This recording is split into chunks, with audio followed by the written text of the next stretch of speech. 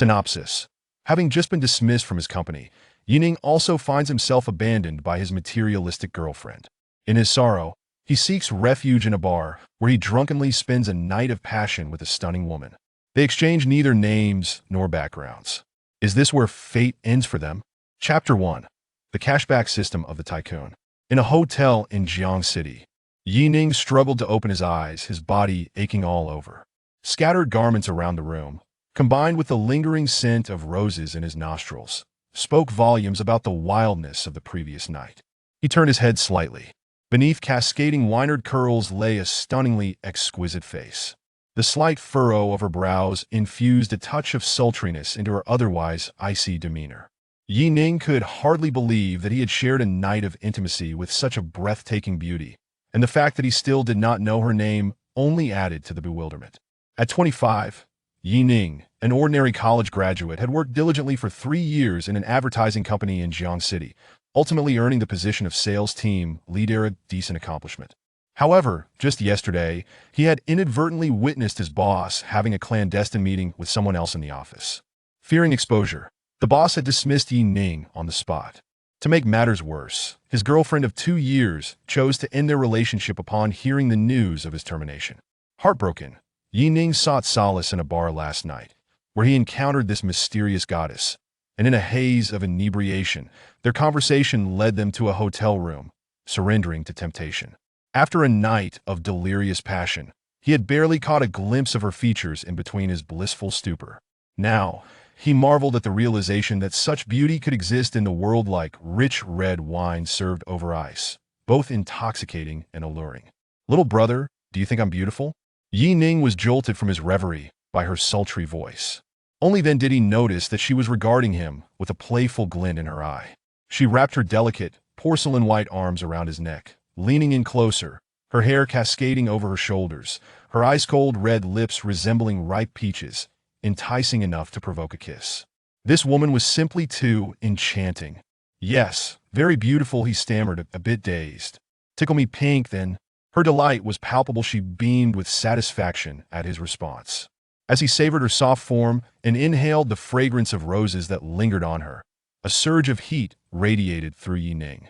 He instinctively wrapped his arms around her slender waist, losing himself in the moment. An hour later, dressed in a flowing red gown, the woman emerged from the bathroom, her gaze locking onto Ning, a slight smile tugging at her lips. "Little brother, I'm leaving, all right?" "Wait," Ning began, trying to speak, but she interrupted him. "Didn't we agree last night not to ask each other's names? After today, let's just pretend none of this ever happened." After finishing her words, she pressed a quick kiss on his cheek, gathered her purse, and departed. Ning lightly brushed his fingers over the moist mark on his cheek, lost in thought. Could it truly be that his connection with this woman had reached its conclusion? Ding! Strong desire detected from the host. The Tycoon system is binding. What? A system? Ning's eyes welled with tears after years of indulging in novels. It was finally his turn to experience this. System.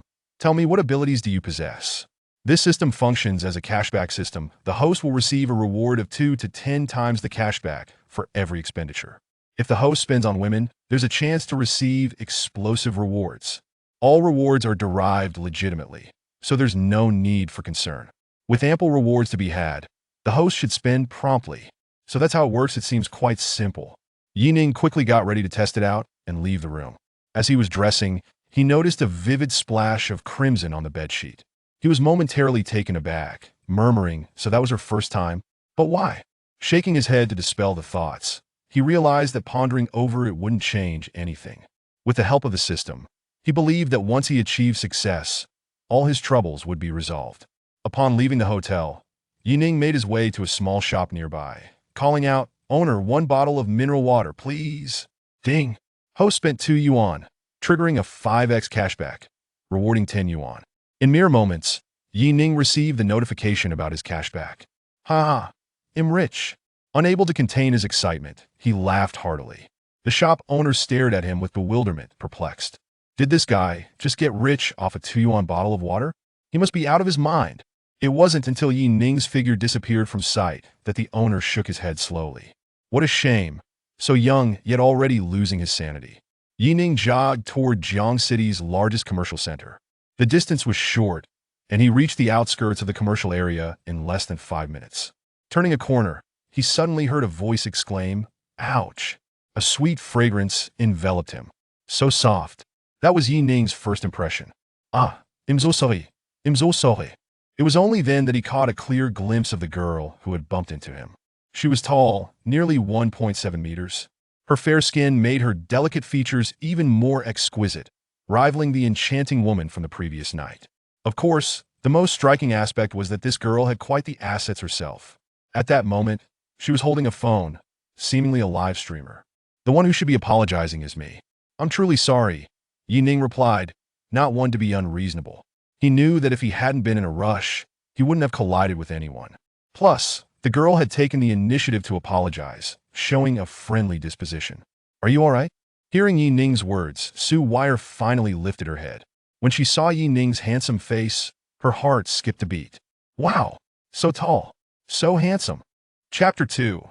Deposits exceeding 2 million. It must be said that as a graduate from a flight attendant university, encountering handsome men and beautiful women has become a commonplace occurrence. However, meeting someone as strikingly attractive as Yi Ning still evokes a flutter of excitement. Did I hope I didn't hurt you?" Yi Ning asked, noticing the girl as silenced. No, noted Su Weier's cheeks flushed as she quickly shook her head. That it was rather embarrassing to be so entranced by a handsome man. "That's good," Yi Ning nodded. "Then I'll take my leave. Alright." At that moment, Su Weier was oblivious to the fact that her live stream had erupted into a frenzy. "Wow, that guy is so handsome. I'm so excited. Don't steal him. I'm excited too." "Oh no," Weier is smitten. "It's over. My wife is going to leave with someone else." "Weier, good looks are commonplace, but an interesting soul is rare. Come look at me instead of staring at that handsome guy." Yi Ning arrived at the first floor of the commercial street and directly entered the Versace boutique. "Sir, may I ask what style of clothing you prefer? I can help you with recommendations." A young female sales associate approached with a smile upon seeing Yi Ning. Although he was dressed rather ordinarily, the sales associates of a world-renowned brand are, of course, trained professionals who conceal any thoughts they may have. "Please help me find a casual outfit. Around 30,000 would be fine." Yi Ning actually wished to purchase more, for the greater the expenditure, the more cashback he would receive. However, he regrettably found that he had only 30,000 in his pocket, which constrained his purchasing power. Upon hearing Yi Ning's request, the sales associate's eyes noticeably brightened. She had not anticipated that this handsome yet simply dressed young man would possess considerable wealth. "Certainly, sir, please follow me." Following the sales associate to the second floor, he noticed that the selection of clothing was significantly more extensive than that on the first floor. Shortly thereafter, the sales associate returned with an outfit. "Sir, how about this one?" Yi Ning nodded, feeling quite satisfied. After receiving the clothing, he stepped into the fitting room. The moment Yi Ning emerged, the sales associate's eyes sparkled with admiration. "That he looks absolutely stunning." Glancing at his reflection in the mirror, Yi Ning felt equally pleased. They say that clothes make the man. Adorned in this attire, his appearance was elevated to a new echelon. How much is this set? The original price is 31,800. Currently available at a 5 discount, totaling 30,210. Fortunately, that leaves me just under budget. "Alright, please remove the tags. I'll take this outfit." "Excellent, sir. Please proceed to the checkout here." The sales associate's heart swelled with joy. A sale exceeding 30,000 would yield her a considerable commission. Ding! Congratulations, host, for spending 30,210. You have triggered an 8-fold cashback, rewarding you with 241,680. An 8-fold cashback? 240,000 in hand. What a delightful windfall. The speed at which money flows in is truly unparalleled. Next, Yi Ning made his way to Vacheron Constantin, that he had long had his eye on a particular watch. But previously, due to financial constraints, he could not afford it. After all, it was a luxury item priced close to 200,000, far beyond what Yi Ning had once envisioned. However, with his current circumstances, he felt no hesitation. If he liked it, he would buy it, and "I'll take this one." "Please wrap it up." Yi Ning pointed to a men's watch priced at 199,800. "Sir, wouldn't you like to try it on first?" The sales associate was somewhat taken aback. It was her first time encountering someone who would simply decide to purchase without even a glance. "This is 199,800, not $19.80. No need. Where do I pay?" As he spoke, Yi Ning pointed to another women's watch. "Wrap this one up as well." Although the women's watch was considerably cheaper, it still cost over 30,000 to over 200,000 spent just like that. All right, I'll print you a receipt. The sales associate struggled to contain her excitement, her hands trembling slightly as she packaged the items. Ding! Congratulations, host, for spending 238,600. You have triggered a tenfold cashback, rewarding you with 2,386,000. As Ning handed over the payment, the sales associate inadvertently caught a glimpse of his phone's text messages. Her pupils dilated. How much is that? So many zeros. Young, wealthy, and handsome. What an alluring combination. Sir, may I have your contact information? In the future, when you come shopping, you can contact me first, and I'll prepare everything for you. The sales associate batted her eyelashes, gathering her courage that if it were the old Ning, he might have considered it. However, having encountered two extraordinary women in the past 2 days, he remained steadfast. Although this sales associate was decent-looking, she paled in comparison to the others. Let us leave it for another time. I have other matters to attend to. Ning departed with a nonchalant air, leaving the sales associate to wallow in her solitude. With over 2 million in his possession, Ning certainly wouldn't indulge himself alone. While pondering what gifts to buy for his parents and sister, a woman's voice interrupted his thoughts. Ning, is that you? Have you come here chasing after our Xiao man? Upon recognizing the newcomer, Ning's expression shifted, becoming somewhat reserved. Zhao Na, it's you. And man, hello. Chapter 3. The ex-girlfriend man was Ning's ex-girlfriend, with whom he had spent 2 years. During those 2 years, he had spared no effort in catering to her every desire. It could be said that he had spent 70% of his salary over 3 years on this woman. Yet, when man learned of his job loss, instead of offering concern, she coldly delivered a breakup devoid of emotion, leaving no opportunity for reconciliation. Zhao Na, on the other hand, was man's close friend. While her looks were average, her cheerful disposition and decent character made her likable. She was the first to learn of man and Ning's breakup, and upon unexpectedly encountering Ning, she assumed he was there to reconcile with man, that man, too, held the same belief. Ignoring Ning's greeting, she disdainfully glanced at him before turning her gaze elsewhere. Noticing the awkward atmosphere, Zhao Na sought to change the subject. Suddenly, her eyes fell upon the Vacheron Constantin shopping bag Ning was carrying. Wow!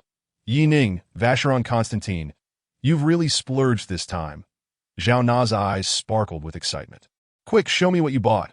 Upon hearing Zhao Na's exclamation, man turned her head in confusion. Ning, Vacheron Constantin. Those words don't belong together, do they? Although she did not own any herself, she was well aware of the exorbitant prices associated with Vacheron Constantin. Each item typically bore a 5-figure price tag, particularly mechanical watches, which could range from tens of thousands to even over $1 million. That how could someone who had lost his job afford such luxury? With that thought, man regarded Ning with disdain, saying, Ning, how did I not see it before? When did you become so pretentious? Pretentious? Me. Ning pointed to himself, bewildered, seeing that he did not refute her. Man lifted her chin, speaking haughtily. Do you really think that just because you have a bag that someone else discarded, it means you can afford to buy something? Do you even know what this is?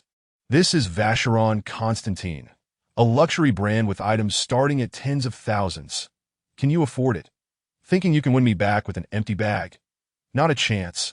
Watching man revel in her perceived victory, Ning reflected on how blind he had been in the past. How had he ever chosen to be with such a girlfriend and endured her for 2 years? His gaze turned icy as he replied, man, spare me your delusions that I have never intended to reconcile with you. Moreover, whether I can afford Vacheron Constantin has nothing to do with you. With that, Ning strode forward, unwilling to engage in further argument. You've been exposed. Haven to you? Ning, don't you know your own standard of living? You have no ambition and still pretend otherwise. How could I have ever liked you? I must have been blind. As man prepared to say more, the female sales associate from Vacheron Constantin rushed over, breathless. Excuse me, sir, wait. You forgot your receipt. If you need to return or exchange the watch, you'll need the invoice. The sudden shift in atmosphere caused man's expression to change dramatically, leaving Zhao Na with her mouth agape in disbelief. The receipt clearly displayed an amount exceeding 200,000. Glaringly obvious, like a sharp blade piercing man's eyes. Excruciatingly painful. "Miss, are you sure you have the right person? How could he possibly afford your Vacheron Constantin watch?" He forced a smile, unable to suppress her question. "How could I be mistaken? This gentleman purchased 2 watches, one for men and one for women, just 5 minutes ago, and I was the one who attended to him," the sales associate explained with a smile. She continued, "Moreover, not counting the Vacheron Constantin watches, the clothes he is wearing must be worth several tens of thousands. That is an employee of Vacheron Constantin. She was well-versed in luxury goods. How could she fail to recognize the Versace logo? What? He gasped in shock. Earlier, she had thought Ning's outfit looked quite appealing, a stark contrast to his previous attire. Now that she looked closely, it was indeed Versace. But where on earth had he acquired such wealth? Yet none of that mattered. All she needed to do was rekindle her relationship with Ning, and all these luxuries would rightfully belong to her. She refused to believe that in just 2 days, Ning could have grown indifferent toward her. Besides, hadn't the sales associate just mentioned it?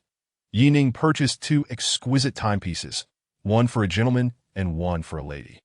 The latter, undoubtedly, was intended to win back the affections of the person he had bought it for. Indeed, such was her conclusion. With this thought in mind, He-Man feigned a sultry tone and said, "Ning, why aren't you admitting that you bought me such a precious gift? How utterly vexing." As she spoke, He-Man extended her right hand, urging him, "Hurry, help me put it on, and I shall forgive you." Ning was taken aback by He-Man's peculiar antics. She was truly self-indulgent. However, in the next moment, he seemed to have an epiphany and directly retrieved the box containing the lady's watch from his bag. Upon witnessing this, He-Man's heart leaped with joy, her face radiating delight. Just as expected, with a mere display of generosity, Ning would come crawling back like a dog, eager to please. Yet, Ning was indifferent to He-Man's musings, promptly handing the watch to Zhao Na, saying, "Here, this is a gift for you in gratitude for all your past assistance." That He-Man was stunned. He was actually gifting the watch to Zhao Na instead of her. Zhao Na, equally bewildered, glanced at He-Man's expression and hesitantly asked, "Is this stuff for me?" "Of course, take it." Ning replied generously that no, this is too extravagant. I cannot accept it. "Nonsense, I've long wished to express my gratitude. I just didn't know what to buy, so this will do." To why Ning insisted, forcing the watch into Zhao Na's hands. That in the next instant, a notification chimed. Ding! The female host has spent 38,800 yuan, triggering a 100-fold critical cashback, returning 3,492,000 yuan. A staggering 100-fold critical hit. But why not 3,880,000 yuan? It turned out that the previous tenfold cashback of over 380,000 yuan had been deducted. The system certainly had no bugs to exploit. Nevertheless, suddenly possessing nearly 6 million in savings was quite exhilarating. This watch was indeed worth it. Just then, a girl holding a phone appeared in the corridor, walking and glancing at her screen while muttering something to herself. Chapter 4. The gift of a watch. This marked the second encounter of the day with Su Wei'er, and Ning was once again struck by her breathtaking beauty. She required no elaborate adornment. Her mere presence was a captivating sight. Numerous onlookers paused in admiration, not necessarily seeking to engage with this enchanting woman, but simply relishing the view from afar. "Could you please fetch me another lady's watch? Around the price of 200,000? Ning suddenly addressed the female sales associate who had yet to depart. "Certainly. Please hold on for a moment, sir." The sales associate was pleasantly surprised. She and T anticipated that a small gesture like handing over a receipt would yield such unexpected rewards.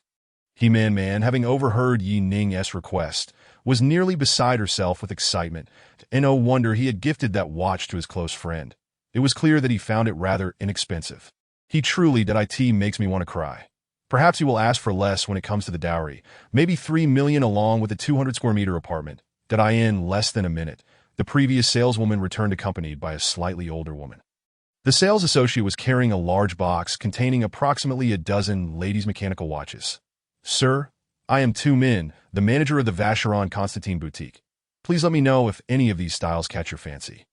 "Which one is the most expensive?" Ning inquired, as they all seemed quite similar, and he figured the highest price would guarantee the best quality. "Then it shall be this one." Tu Min pointed to a watch with a pastel movement. "This is our brand's new release and a limited edition." At that moment, Su Wei'er, still holding her phone, approached within 5 meters of Ning. She recognized him as the dashing young man she had bumped into earlier. She contemplated greeting him, but decided against it due to the crowd. "Little streamer, come here." Just as Su Wei was pretending to pass by nonchalantly, Ning beckoned her over. "Were you calling me?" "I wasn't calling you. I was calling you." Su Wei chuckled, amused. "What do you need?" "Come, let her wear it," Ning instructed the sales manager. "Huh. Oh, all right." Even though she was the manager accustomed to wealthy clientele, she had never witnessed such a spectacle. From the exchange between Ning and the streamer, it was evident that while they were acquaintances, they were far from familiar. Was it truly appropriate to gift such an expensive watch so casually? "If you don't want it, you can give it to me." Su Wei, dazed, only regained her senses upon feeling the chill of the watch on her wrist. It suits you quite well," Ning remarked with satisfaction. This was no jest. The watch looked stunning on Su Wei's wrist. "Sir, your taste is impeccable. This watch complements this young lady beautifully, and with her exquisite appearance. It's a match made in heaven," the sales manager praised. "Ha ha, indeed. Let us proceed with the payment." Ning nonchalantly handed over his bank card. Wait, what is happening?" Su Wei was still in a daze. "What is so difficult to comprehend?" Ning replied with a smile. "It's a gift for you." "Huh, a gift for me?" Observing Su Wei's bewildered expression, Ning couldn't help but chuckle. Meanwhile, Man's face turned a shade of fury. Ning, what do you mean by this?" She could no longer contain her indignation. "What do you mean?" Ning retorted with a cold smirk. "Surely, you didn't think I would gift you something so extravagant. Do you even know what brand this is? It's Vacheron Constantin. A mere trifle would cost tens of thousands. Do you truly think you're worthy?" Ning's words pierced Man's heart like icy needles. Ning, you scoundrel. Man seethed. "Get lost. Don't bother me." Ning, exasperated, had no desire to engage further with such a woman. Ultimately, Zhao Na cast a remorseful glance at Ning before leading the sobbing Man away. Once the two had distanced themselves, two men approached and handed Ning the receipt.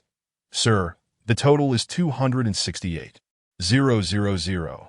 Here's your receipt. Please keep it safe." Ning accepted the receipt and handed it to Su Wei. No, this is far too extravagant." Su Wei shook her head, attempting to remove the watch from her wrist. Despite her fondness for it, it was a sum of over 200,000 yuan. Coming from an ordinary family, she had never encountered such wealth. Over 200,000. A little more could cover a down payment for a home in Jiangxing. Such an item was beyond her reach, especially from someone she had just met today, whose name she didn't even know. After graduating from an aviation school, she had opted not to pursue a flight attendant career, becoming a small streamer instead, due to pressure from the airline's management for her to provide certain favors. Upholding her integrity, she had refused, resulting in the loss of her position. Now, receiving such an extravagant gift from someone felt suspicious. In truth, she was not entirely incorrect in her assumptions. Faced with a woman of nearly perfect stature and beauty, Ning certainly felt a pang of attraction. However, he would never force anything upon her. He needed her to willingly accept before proceeding. "It's all right." Ning reassured Su Wei. "Just wear it, and later, you simply have to agree to one condition." Chapter 5. The Critical Reward, Jiangnan Commercial Street. No, absolutely not. You're definitely up to no good." Su Wei whimpered. Ning recognized her apprehension and quickly clarified. "Don't overthink it. I just need you to help me think of some gifts to buy for my family." "Just like that?" Su Wei regarded him skeptically. "Just like that? Really?" Su Wei still seemed doubtful. Ning smirked. "What? Are you disappointed? Or did you hope for something more?" Realizing he was teasing her, Su Wei's face flushed crimson as she stammered her denial. "And no, I'm not. You're such a bad person." Ding. The female host has made a purchase, triggering a critical hit. "Congratulations, the host has obtained ownership of Jiangnan Commercial Street." Jiangnan Commercial Street. Wasn't he that the very place they were currently exploring? Furthermore, the Jiangnan Tower and Jiangnan Hotel at the end of the street also fell under this category. Altogether, it amounted to nearly 3 billion. Ning gazed at Su Wei with fervent eyes. This woman was indeed his lucky star. "What do you intend to do?" Su Wei asked timidly. Ning chuckled as he stepped closer. "What do you think?" We agreed not to. Su Wei lowered her head, her ears glowing. "Wow, what a thrilling sensation." Ning dared not tease her further. This woman was simply too captivating. What are you daydreaming about? Aren't you supposed to help me brainstorm? Let us go. Oh, right at Su-Wei lifted her head again. I'm Su-Wei. What is your name? The two strolled for nearly 2 hours, with Ning spending about $1 million to complete his shopping. He bought jewelry and cosmetics for his mother, and fine wines for his father, for his younger sister. Yi Xiaogua, who was preparing for her college entrance exams, he purchased a watch for her as it was practical. However, this time he didn't trigger a critical hit, only receiving about $5 million in cash back. Ning's savings now reached an impressive $10 million. This was a substantial sum of cash, and few could boast such liquidity in Jiangxing. Not to mention, Ning also owned the entirety of Jiangnan Commercial Street.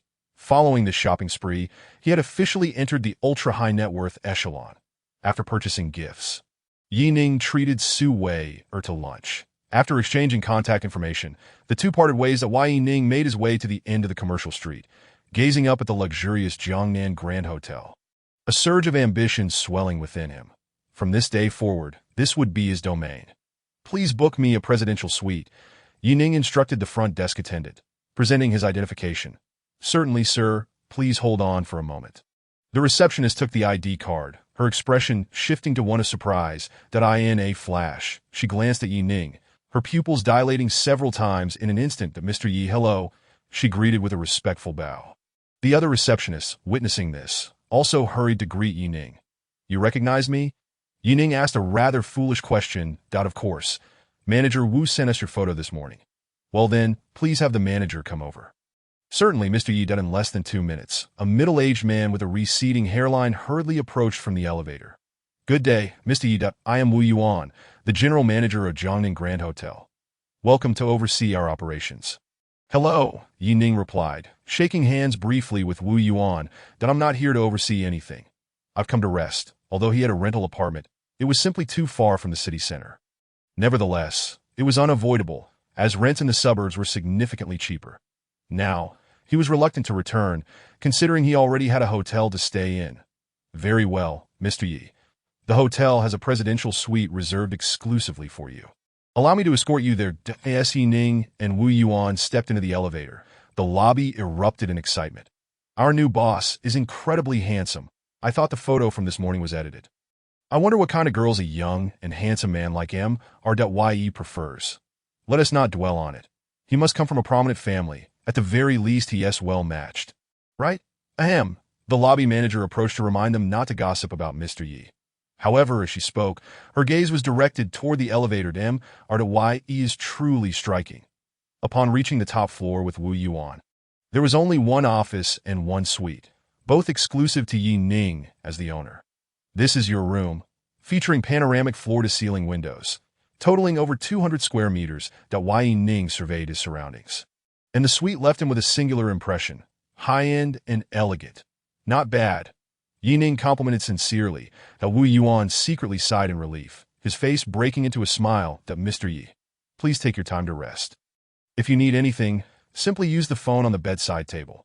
All right, you may go about your duties. Once Wu Yuan left the room, Ning fell heavily onto the spacious bed. This is life. The days of working day and night, while barely having 2 coins to rub together, were finally over.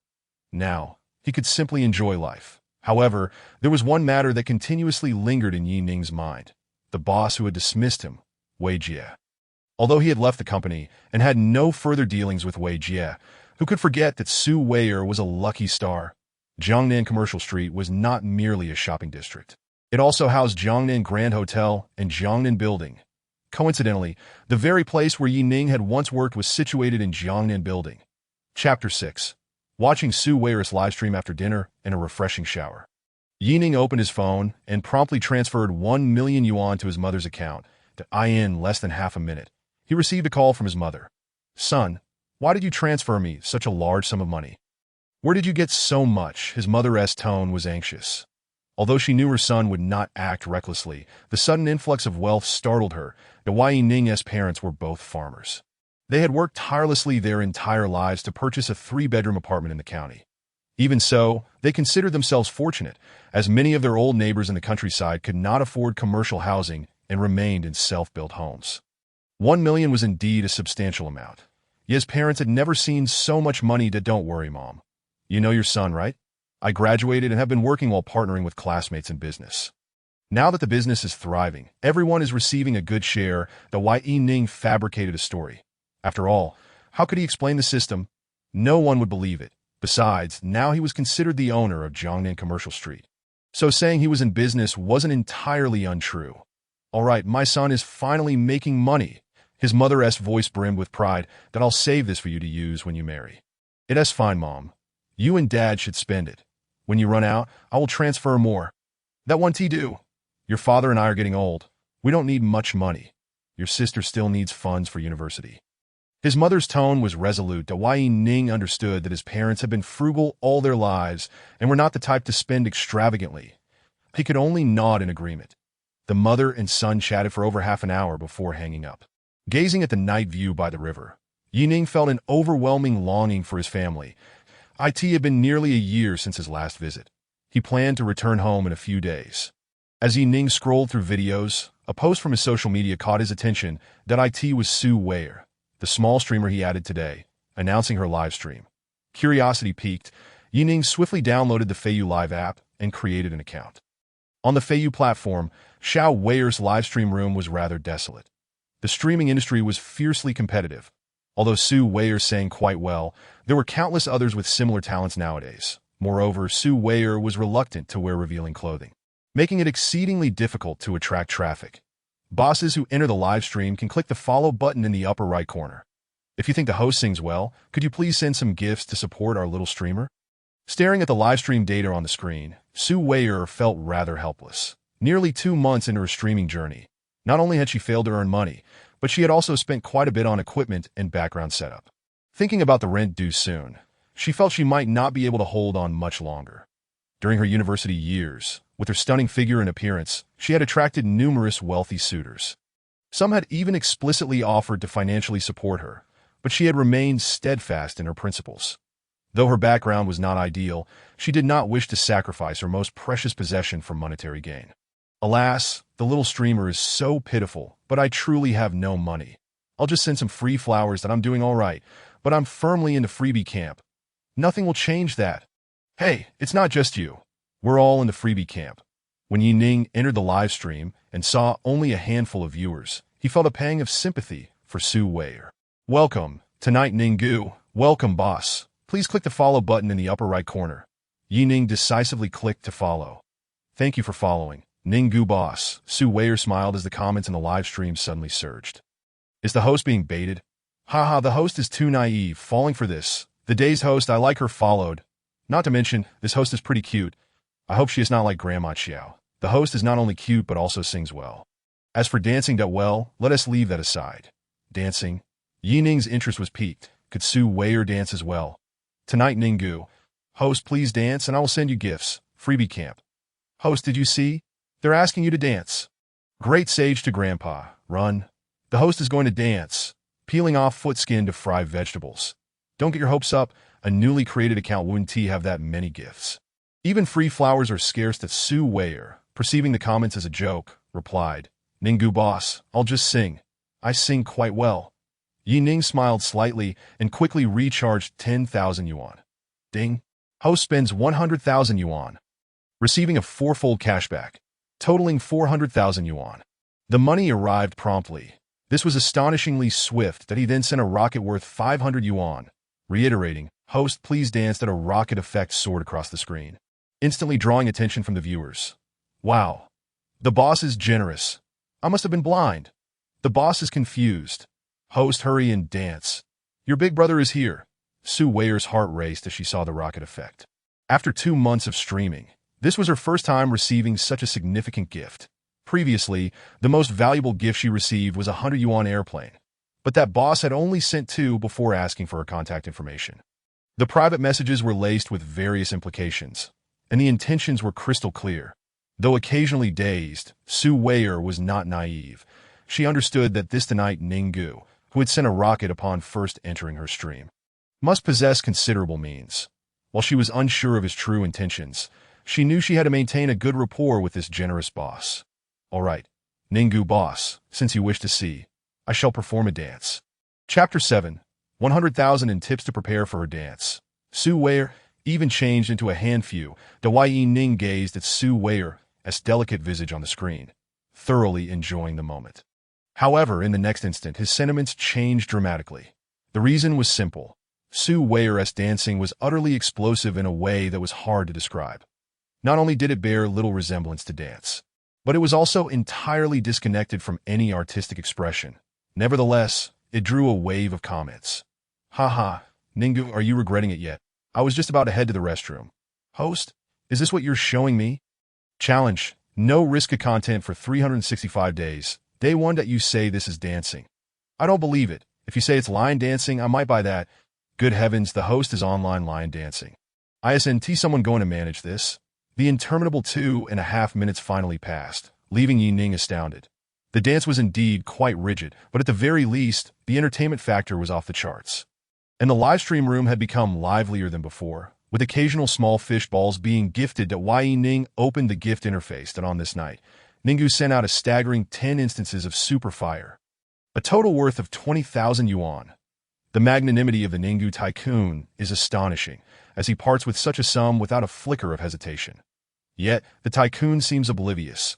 How could the dance of a small streamer possibly be valued at 20,000?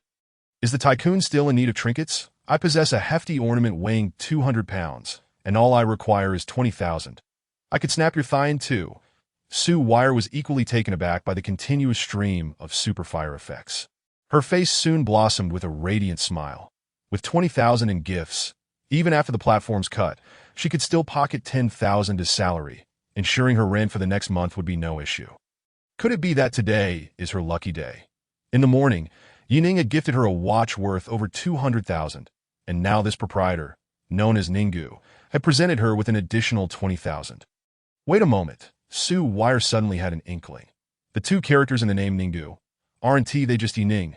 Swiftly, she pulled out her phone and inquired via WeChat. Ning, is that you?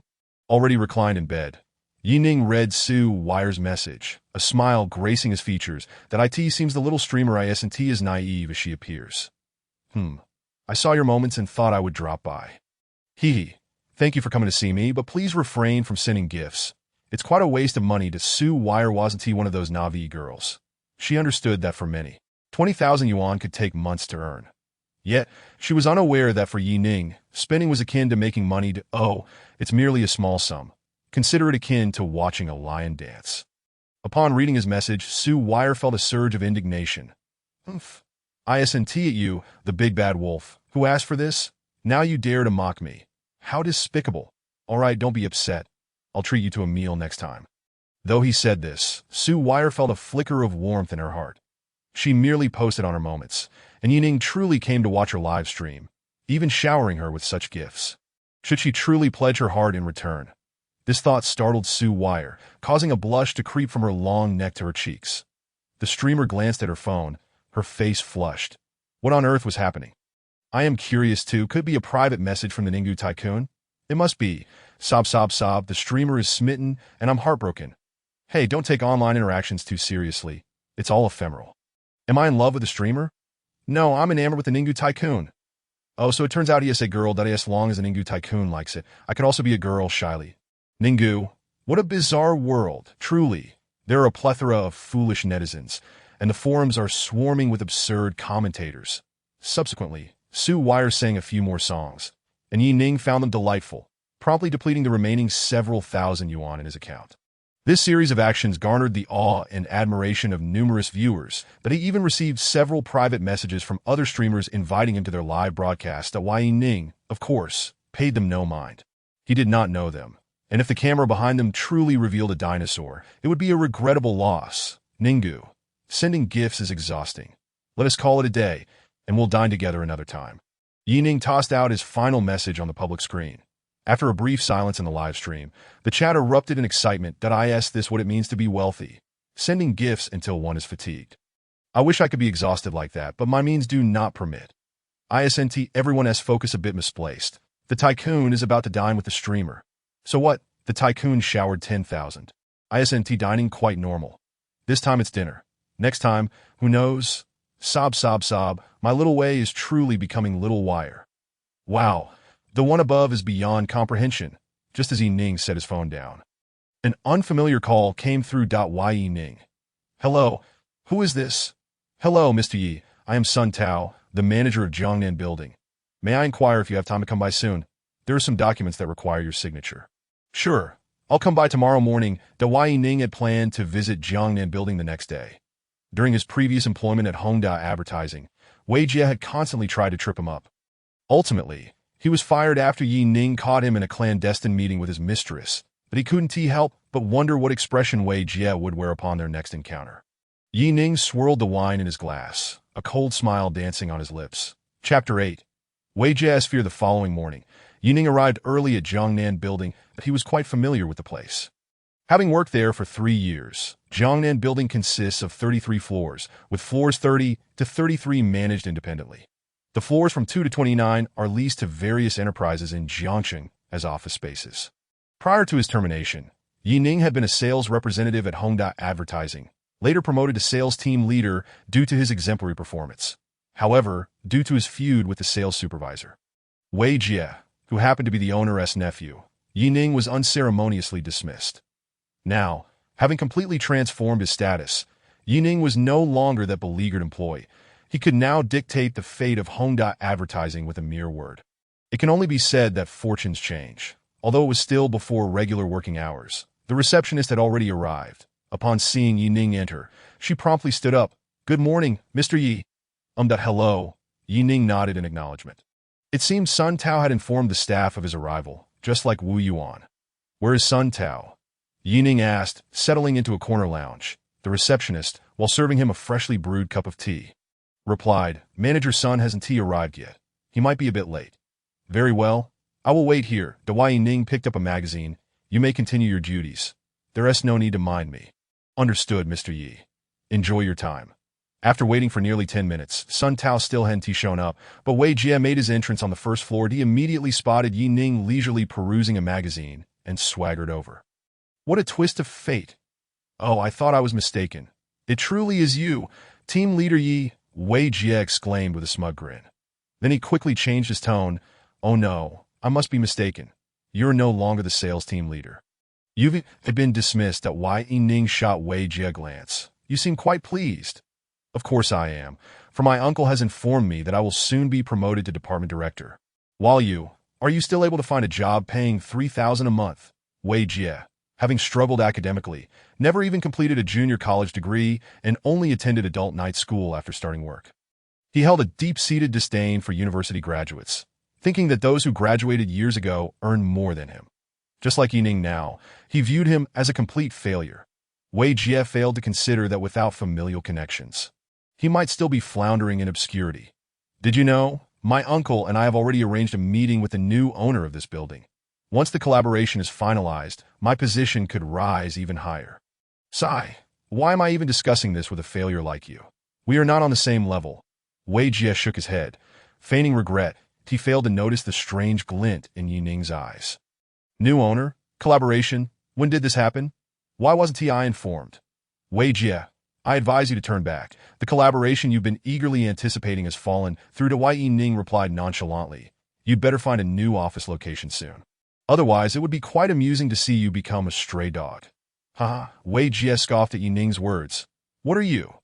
Do you think you can influence Manager Sun's decisions? Can I influence? Why not ask him directly? As he spoke, Ning pointed towards the entrance. Sun Tao, dressed in a sleek black suit and sporting a round belly, entered the building. The receptionist signal. He immediately spotted Ning in the lounge area and hurried over. Upon seeing the building manager, Wei Jie instantly switched to a sycophantic demeanor. He extended his right hand. Hello, Manager Sun. I am Wei Jie, the supervisor from Hongda Advertising. You can call me Xiao Wei. However, Sun Tao completely ignored him and approached Ning directly. Slightly bowing his head, good morning, Mr. Yi. I apologize for my tardiness. The address of M.R.Y.E. struck Wei Jie like a massive stone, leaving him dizzy and bewildered that a storm of confusion surged within him. Why would the general manager of Jiangnan Building respectfully address Ning as Mr. Yi? Trembling, Wei Jie turned his gaze towards the smiling Ning, struggling to breathe. Who exactly are you? Although he had begun to suspect, he clung to a glimmer of hope. Please, please don't let it be what I think. Yi Ning, with an expression of calm indifference, stated, I am the new owner of Jiangnan Building. Yi Ning, that I wonder how satisfied Supervisor Wei is with this revelation. No, no way. I refuse to believe it. Wei Jie shouted in despair. Manager Sun, quickly tell them this is a lie. It's not true. Yes, Manager Sun, we met just yesterday, and we finalized the collaboration. We did. Wei Jie flailed about like a headless fly, desperately grasping at any shred of hope. Yet Sun Tao was no fool. He had long recognized the discord between Yi Ning and Wei Jie, and no matter what, he would not advocate for Wei Jie.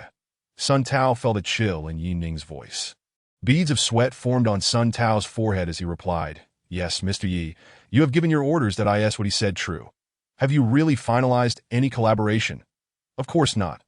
Sun Tao gently wiped his cheek, explaining that the owner of Hongda had approached him yesterday, seeking a partnership, but he had declined, so it fell through then?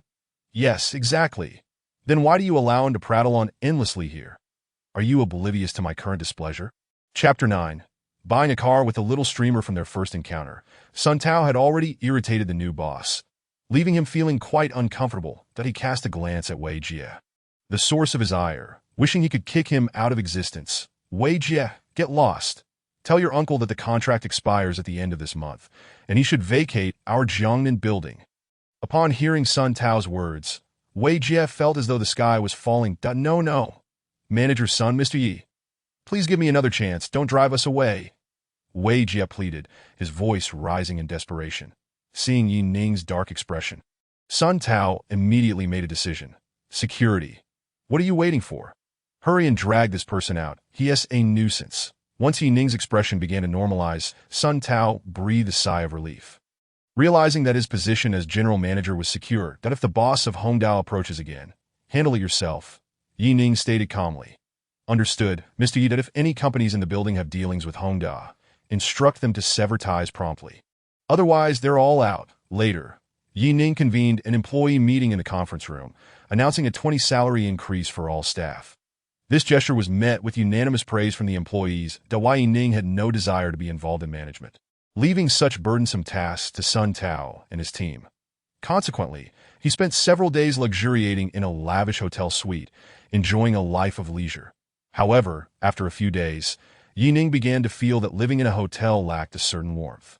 It was time to buy a car and a house. Without hesitation, Yi Ning took out his phone and dialed the little streamer, Su Weier. Over the past few days, Su Weier had been in high spirits. Since meeting Yi Ning, her fortune seemed to have improved.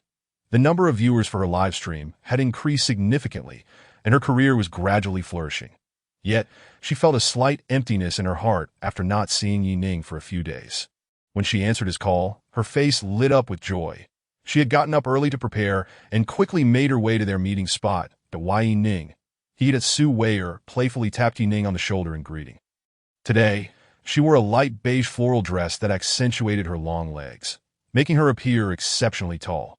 With her exquisite makeup, she looked simply stunning. Yi Ning was momentarily taken aback before regaining his composure.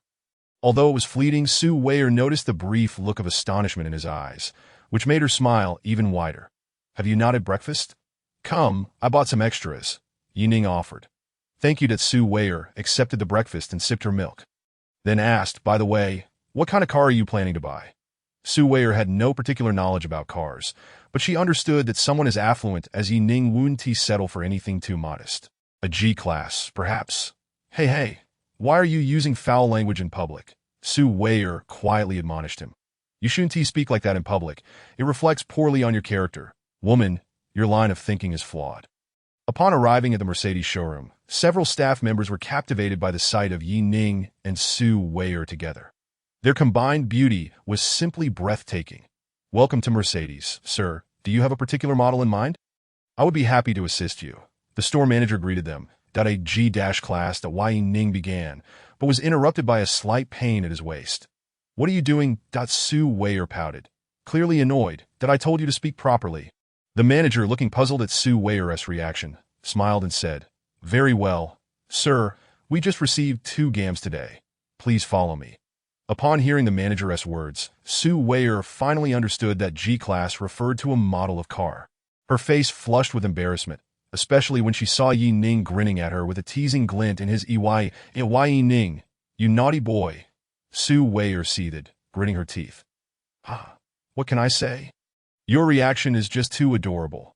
Yi Ning chuckled, playfully ruffling her hair, the scent of her soft strands intoxicating. Su Weier was taken aback by Yi Ning's boldness, yet she found herself surprisingly unperturbed. Even thinking, his hand feels so nice. Wouldn't it be even better if he touched my face? She was startled by her own thoughts and discreetly glanced at Yi Ning, who was engaged in conversation with the manager.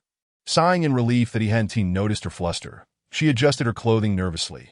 The trio arrived at the G-Class showroom, where two luxurious vehicles awaited, one in khaki and the other in black. Mr. Yi, these are the gams that just arrived today. What do you think? The manager inquired. Not bad. Can I drive it away now? Yi Ning responded. Of course, we can assist you with the registration. Without hesitation, Yi Ning replied, let us sign a contract for the black one. Seeing Yi Ning's swift decision, the manager exclaimed with excitement. Excellent choice, sir. I will prepare the contract right away. Ding. The host has spent $3 million, receiving a sevenfold return, totaling $21 million. Another $20 million had been deposited. The thrill was exhilarating. This was Yi Ning's first time driving a luxury car worth millions, and he couldn't deny the excitement bubbling within him. However, as an experienced driver, he maintained a calm demeanor. Su Weier, on the other hand, was filled with exhilaration, eagerly exploring the various features of the passenger seat. Are you that happy? Yi Ning asked. Of course. Do you think everyone is as wealthy as you?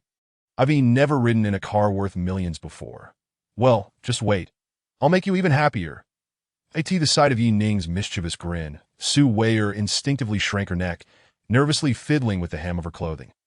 Even happier? He wouldn't. Chapter 10. Reward. A villa. Yi Ning drove Su Weier to the Porsche dealership. Welcome to Porsche. As they stepped out of the car, a strikingly attractive female salesperson in professional attire approached them briskly. Despite the manager's repeated emphasis during training not to judge customers by their appearance, the sales staff inevitably assessed purchasing power based on attire that a wealthy young man like Yi Ning, dressed in designer labels and accompanied by a beautiful woman, was naturally regarded as a prime customer. However, seeing that he already had a girlfriend, and one whose looks and demeanor far surpassed hers, she quickly suppressed any ambitions of pursuing him. Sir, do you have any particular models in mind? The female salesperson inquired in a soothing tone. Yi Ning, are you buying another car? Didn't you just purchase one? Su Weier tugged at his sleeve and whispered that in her view, cars were merely for transportation. Owning too many was a waste of money. If Yi Ning knew her thoughts, he would certainly refute her. To him, the more fine cars, the better. This one is for you, he declared. Yi Ning had resolved from the outset to buy a car for Su Weier. Firstly, he harbored feelings for her. Secondly, he was not short on funds. Thirdly, spending on a girl might yield rewards, especially with someone as lucky as Su Weier. The female salesperson gazed enviously at Su Weier, realizing that this handsome man was not only generous but also charming. Ah, buy me one? No. Su Weier shook her head vehemently. You already gifted me that expensive watch last time. I can't accept such a lavish gift again. Seeing her reluctance, the salesperson seized the opportunity. What if this handsome guy listened to his girlfriend and decided not to buy? She stepped forward and said, Miss, you are truly fortunate. Your boyfriend is so thoughtful. You should accept it. Su Weier blushed, about to explain herself, but then remembered the need to preserve Yi Ning's dignity in public. She quickly added, I just think it's too expensive. It can wait until we get married. After speaking, Su Weier lowered her gaze, unable to meet Yi Ning's eyes. Nervously scratching the floor with her toes, Yi Ning looked at Su Weier in disbelief, then comprehended her implication. He affectionately ruffled her hair again, reassuring her, no worries, I'll get you something even better when we marry. Su Weier shot him an exasperated glance, recognizing that he was teasing her again. This naughty boy. While she defended his reputation in public, he took the opportunity to escalate the teasing, observing the closeness between the two. The salesperson felt as though she could skip lunch today. Oh, I'm so full. Yi Ning, are you really buying one? Let us take a look first. Perhaps you'll find something you like. They followed the salesperson around. Su Weier was taken aback by the prices. She had initially considered a car that cost only a few thousand, thinking she could repay Yi Ning over time. Yet there wasn't a single car priced under 400,000. Ning, shall we check out other dealerships? These are all too expensive. Ning pondered that allowing Su Weier to choose for herself might take until tonight, so he directly approached the young lady at the counter and inquired, "Is that Porsche 911 available in red?" Upon hearing Ning's words, the shop assistant's eyes sparkled with excitement. Was this man truly purchasing a 911 for his girlfriend? How generous! Indeed, it is available, though it may require you and Miss Su to wait a couple of days as we need to transfer it from our headquarters. She replied. All right, let us proceed with the payment. Ensure the best configuration, Ning stated decisively. Before Su Weier could fully comprehend the situation, Ning had already completed the transaction. Ding. The host has spent $2.48 million on Su Weier, triggering a critical hit, and has been rewarded with the Cloud Above Dragon Scenic Villa. The Cloud Above Dragon Villa. It is the most luxurious residential complex in Jiangxing, with villas starting at no less than $50 million. And some even reaching $70 to $80 million. One could hardly purchase it even with money. Originally, they needed to buy a house, but now that was resolved that Su Weier, truly the luckiest of them all. Mr. De Yi, the paperwork is complete. You can collect the car in 3 days with Miss Su's ID, the shop assistant said respectfully. Thank you. Ning nodded in acknowledgement, noticing that Su Weier was still in a daze. He waved his hand in front of her face. Hey, come back to reality. Let's go. He then led Su Weier out of the Porsche dealership. After purchasing 2 cars, not only had his cash increased to $25 million, but he also received a villa without spending a penny. What a delightful situation. Once in the car, Su Weier finally broke her silence. Ning, why are you so good to me? Her eyes glistened, hinting at tears as she felt a sudden urge to cry. She admitted that this man beside her was indeed captivating. In the past, numerous wealthy suitors had attempted to woo her, yet she had never accepted any of their advances. But now, she clearly understood that she enjoyed being with Ning and thought of him constantly when apart. This must be what love feels like. I genuinely like you, Ning replied candidly. Su Weier's heart raced, her voice trembling. Are you saying that you want to be with me? Observing the girl's bashful demeanor, Ning hesitated. He indeed liked Su Weier, yet his heart was still entangled with another woman, the mysterious lady from that fateful night. Although he did not know her name, he felt compelled to find her. Chapter 11. Su Weier's confession. Seeing Ning fall silent, Su Weier quickly grasped the situation. She was no fool, having witnessed wealthy young men flirting with multiple partners at school. She could tell that Ning was fond of her, but he must also love someone else, right? Ning, I like you, Su Weier said, discreetly wiping away the tears from her eyes and smiling. But could you give me some time? Watching the girl's radiant smile, she resembled a vibrant sea of flowers. Simply stunning. Ning shook his head. No, I should thank you for giving me this opportunity. The two shared a warm smile. Earlier, I mentioned treating you to a meal. Now that it's noon, is there anything you wish to eat? Chinese cuisine, Su Weier replied, taking out her phone. Is it okay to go live? Just don't show my face. That's fine. Ning answered as Su Weier excitedly set up her phone. Don't worry, I'll be doing a food broadcast shortly. Since that night, Ning had gifted her 100,000 in virtual presents. Su Weier's streaming room had gained some popularity. Previously, only a handful of viewers tuned in, but now she often attracted a couple of hundred viewers at night, sometimes even more on lucky days. Occasionally, generous viewers would tip her, but it paled in comparison to Ning's contributions. Hello everyone, good afternoon. Su Weier greeted the camera. Before long, the chat was buzzing. Xiao Wei started streaming this morning. It's time to watch her eat again. Wow, is the hostess wearing a dress today? Let's see her legs. Show us your legs. 1, show us your legs. 2, show us your legs. 10,086. You guys have such strange priorities. Dante, you notice the hostess is sitting in the passenger seat. What is strange about sitting in the passenger seat? The real question is, who is driving? Oh my gosh, Blind Monk, you've discovered something amazing. Host, quickly tell us who is in the driver's seat. Watching a lively chat unfold, Su Weier found it amusing. Haha, everyone can guess who it is. How could we possibly guess? Why don't you turn the camera and let us see? Yeah, show us. Su Weier slightly turned the camera to capture Ning's face, while the rest of the surroundings came into view. Wow, he looks like a handsome young man. Host, don't keep it to yourself.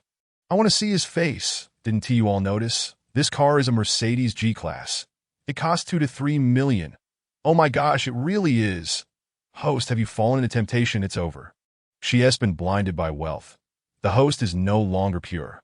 Not to mention, this car looks quite dashing. Of course, it costs millions. Even junk looks good. Host, you still haven't revealed who the handsome driver is. Sue Weyer replied, Didn't I ask you to guess? Can't you figure it out? Are you serious? Who could guess that? No way. Since you mentioned it, it must be someone we know. It has to be one of our viewers. Exactly, a viewer with such wealth that I asked there even a need to guess. Oh my gosh, host. How could you keep this all to yourself? Sue Weyer was utterly bewildered by the chatter. Keep it to myself? What does that even mean? Humph. Ningu is for everyone. Exactly, hand over Ningu, don't be ungrateful. Ning glanced at the chat and found the comments quite amusing. Ah, what a bunch of silly netizens. He chuckled, shaking his head. Wow, Ningu is speaking. His voice is so pleasant. You're still listening to the voice? I've already got my paper ready. That you're still grabbing paper. I'm already smoking. You re-smoking? My hands have turned to ashes. Hey, how can you still type then? Typing with my tongue to prove my innocence. Impressive. Following the navigation, Ning took Sue Weyer to a private dining restaurant. The layout resembled a traditional courtyard, yet it was grander than typical ones, featuring pavilions, bridges, and flowing water, all harmoniously intertwined. The ambience was serene and elegant, with picturesque views. Not to mention the taste. Oh no, even the price suggested it was extraordinary. Sir, how many of you are dining? A waitress in a stylish cheapao approached gracefully. Just the two of us, Ning replied.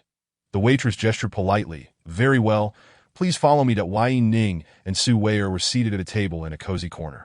And as the waitress pulled back the bamboo curtains, the picturesque pond outside unfolded like a painting. It's beautiful. Sue Weyer exclaimed. Ning noticed the corners of her lips curl into a smile as her eyes sparkled at the sight of the lotus flowers on the water. She resembled a water lily, competing in beauty with the blooming lotuses.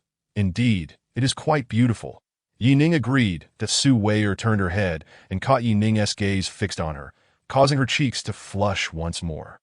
The camera was constantly focused on her, and the viewers in the streaming room could see her expressions clearly. Now I'm convinced. The host is really in love. That I'm feeling so envious. It's like eating lemons. I haven't even seen the host eat yet, and I'm already full. At this moment, the waitress returned with the menu. Sir, may I take your order now? Chapter 12. Sue Weyer's initiative. Yes. Ning nodded, pointing to a dish on the menu. Let us have the 8,888 yuan set meal, 2 portions. The waitress looked slightly surprised but quickly regained her composure, her smile widening. Many patrons frequented their establishment, but few ordered the most expensive set meal without hesitation. This was an 8,888 yuan meal, totaling over 17,000 for 2, a luxury few could afford. Very well. Please hold on a moment, the waitress said as she hurried away.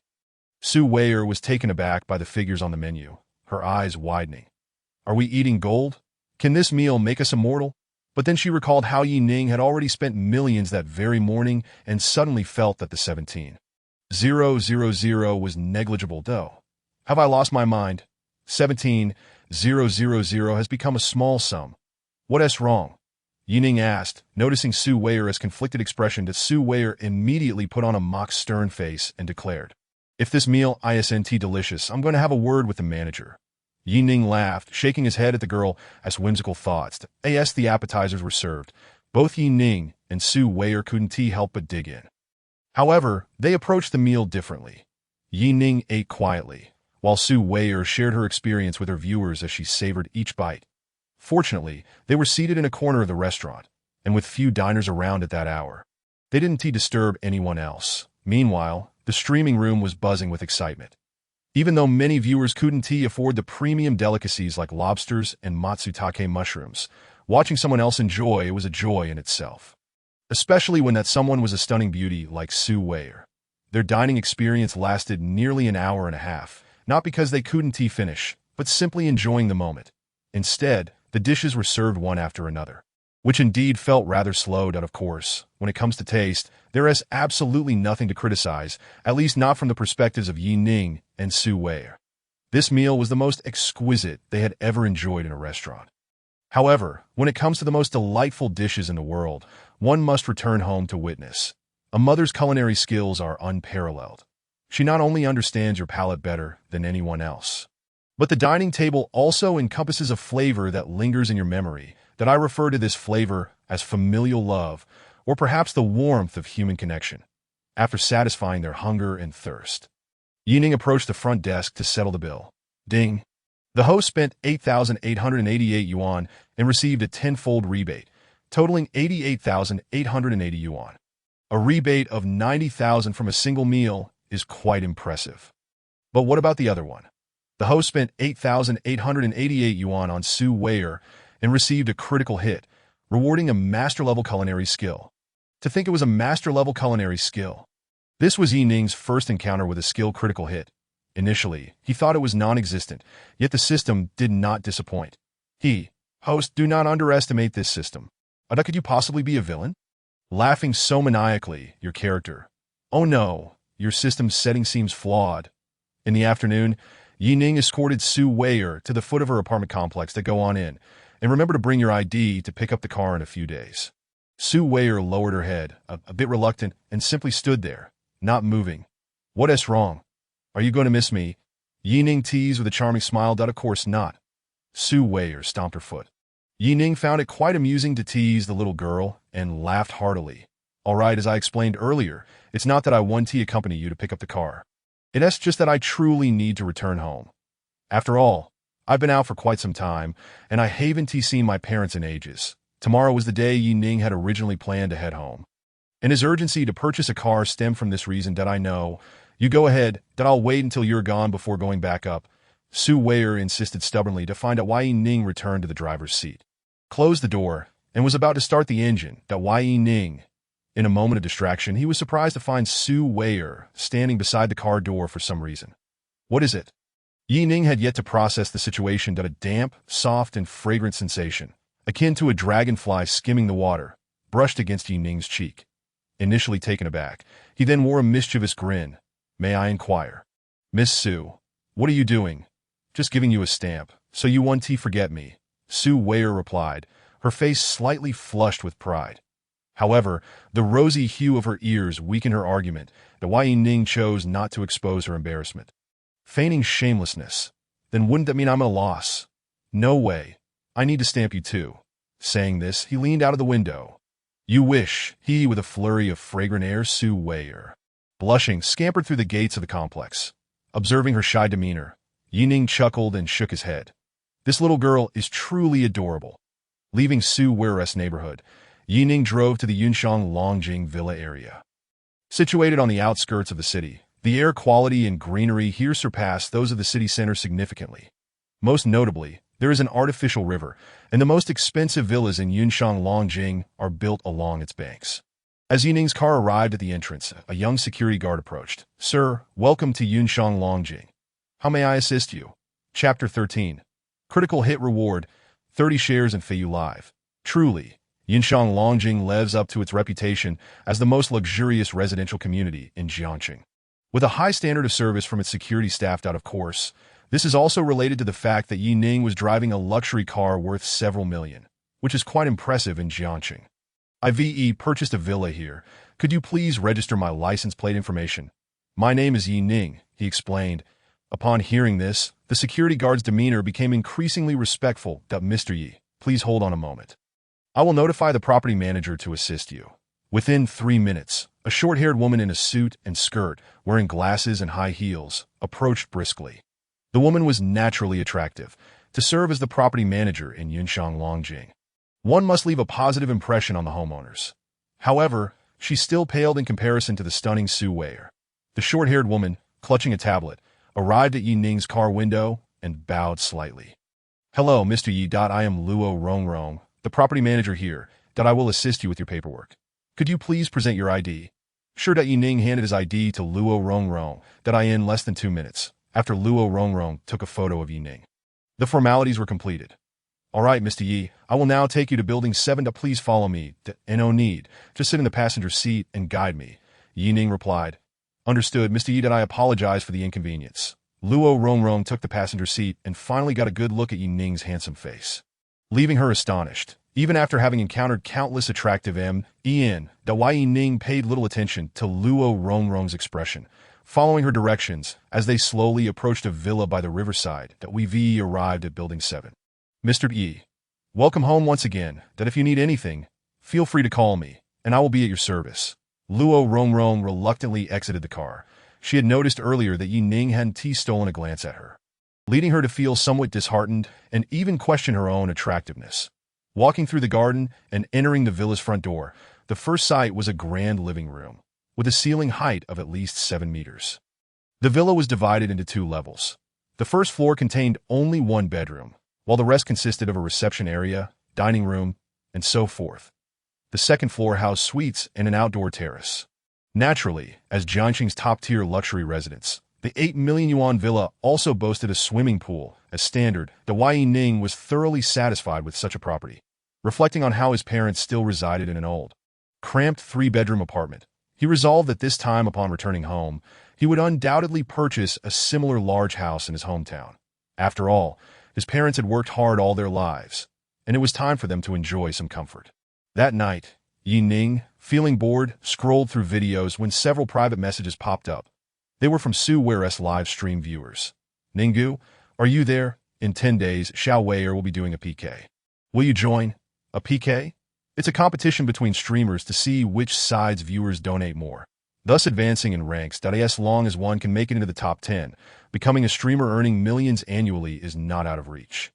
Ning knew that Su Weier must have refrained from informing him to avoid wasting his money, but since he was now aware, he would certainly lend his support. Count me in, Ning replied without hesitation. Subsequently, he directly recharged 10 million in Feiyu Live. The host spent 10 million yuan on Su Weier, receiving a critical hit, rewarding 30 shares in Feiyu Live. What the heck? As one of the most renowned live streaming platforms in the country, Feiyu Live has a market value of around 15 billion. 30% translates to 4.5 billion. Compared to his current holdings in Jiangning Commercial Street, that's even more. Su Weier is truly his chosen lucky star. While Ning was filled with excitement, thousands of miles away in Magic City, at the headquarters of Feiyu Live, the chairman was informed, Chairman, we've just received notice that a significant portion of our scattered shares has been acquired by an individual. What did you say? Yu Xinglong exclaimed in disbelief. Who is this person, and how much did they acquire? A young man named Ning has purchased 30 of the platform shares. Yu Xinglong furrowed his brows. He had not heard of this name before. Yi? Could he be the son of some conglomerate? There's one more piece of information about Mr. Yi. Speak. Mr. Yi recently activated a private account on our platform, recharging 100,000 for the first time, and today he has recharged 1 million. Yu Xinglong was astonished that Tio recharged 1 million in a single go for live streaming, while also spending nearly 5 billion to buy shares. What on earth is he planning? How much money does he even have? I suspect the reason he spent so much money is that of a female streamer named Xiao Weier. How so? Because he has only ever tipped that particular female streamer. And browsing records indicate that Yi has not visited any other streaming rooms. Well then, Yu Xinglong sighed. I once thought I was wealthy, but now, looking at this is what true wealth looks like. He then instructed his assistant, make sure to feature that streamer Xiao Weier prominently on the homepage. Chairman, I checked, and that Xiao Weier is merely a small streamer with a few hundred followers. Placing her on the homepage for a PK could lead to her facing off against major streamers. If she loses, Mr. Yi might not be pleased. The assistant expressed concern. You really have a pig's brain. Yu Xinglong slammed his hand on the table. Do you not think that someone who spends billions would allow that little streamer to lose? Hurry up and make sure to promote her. Su Weier was initially enjoying her stream when suddenly a large number of viewers flooded in, causing her popularity to surge unexpectedly. It wasn't until someone informed her that she was featured on the homepage that she understood what was happening. Naturally, Ning was unaware of all this. He was busy packing his belongings for the next day's journey. Chapter 14. By Alul. The next day, at the break of dawn, Ning set out in his car. Ning's hometown is in Chuan Province, Yangqing, a small inland city much smaller than Jiangxing. Along the way, he would need to traverse provinces and navigate through numerous mountainous tunnels. Ning drove along the highway, continuing his journey until the afternoon, when he finally crossed into the borders of Sichuan Province. Arriving at a service area, he stepped out to refuel and take a brief respite. Not far away, a white Ferrari 488 caught his attention. Naturally, the girl in white standing beside the Ferrari was also a striking sight. Bailoa was on the phone. Beads of sweat glistened on her seemingly calm face, betraying her inner turmoil. She had driven from Jiangxing to Sichuan province as well, but her destination was not Yangsheng, but rather the provincial capital, Jincheng. Unexpectedly, her car had broken down en route, but thankfully, it had happened near a service area. Had it occurred on the highway, it would have posed a significant danger.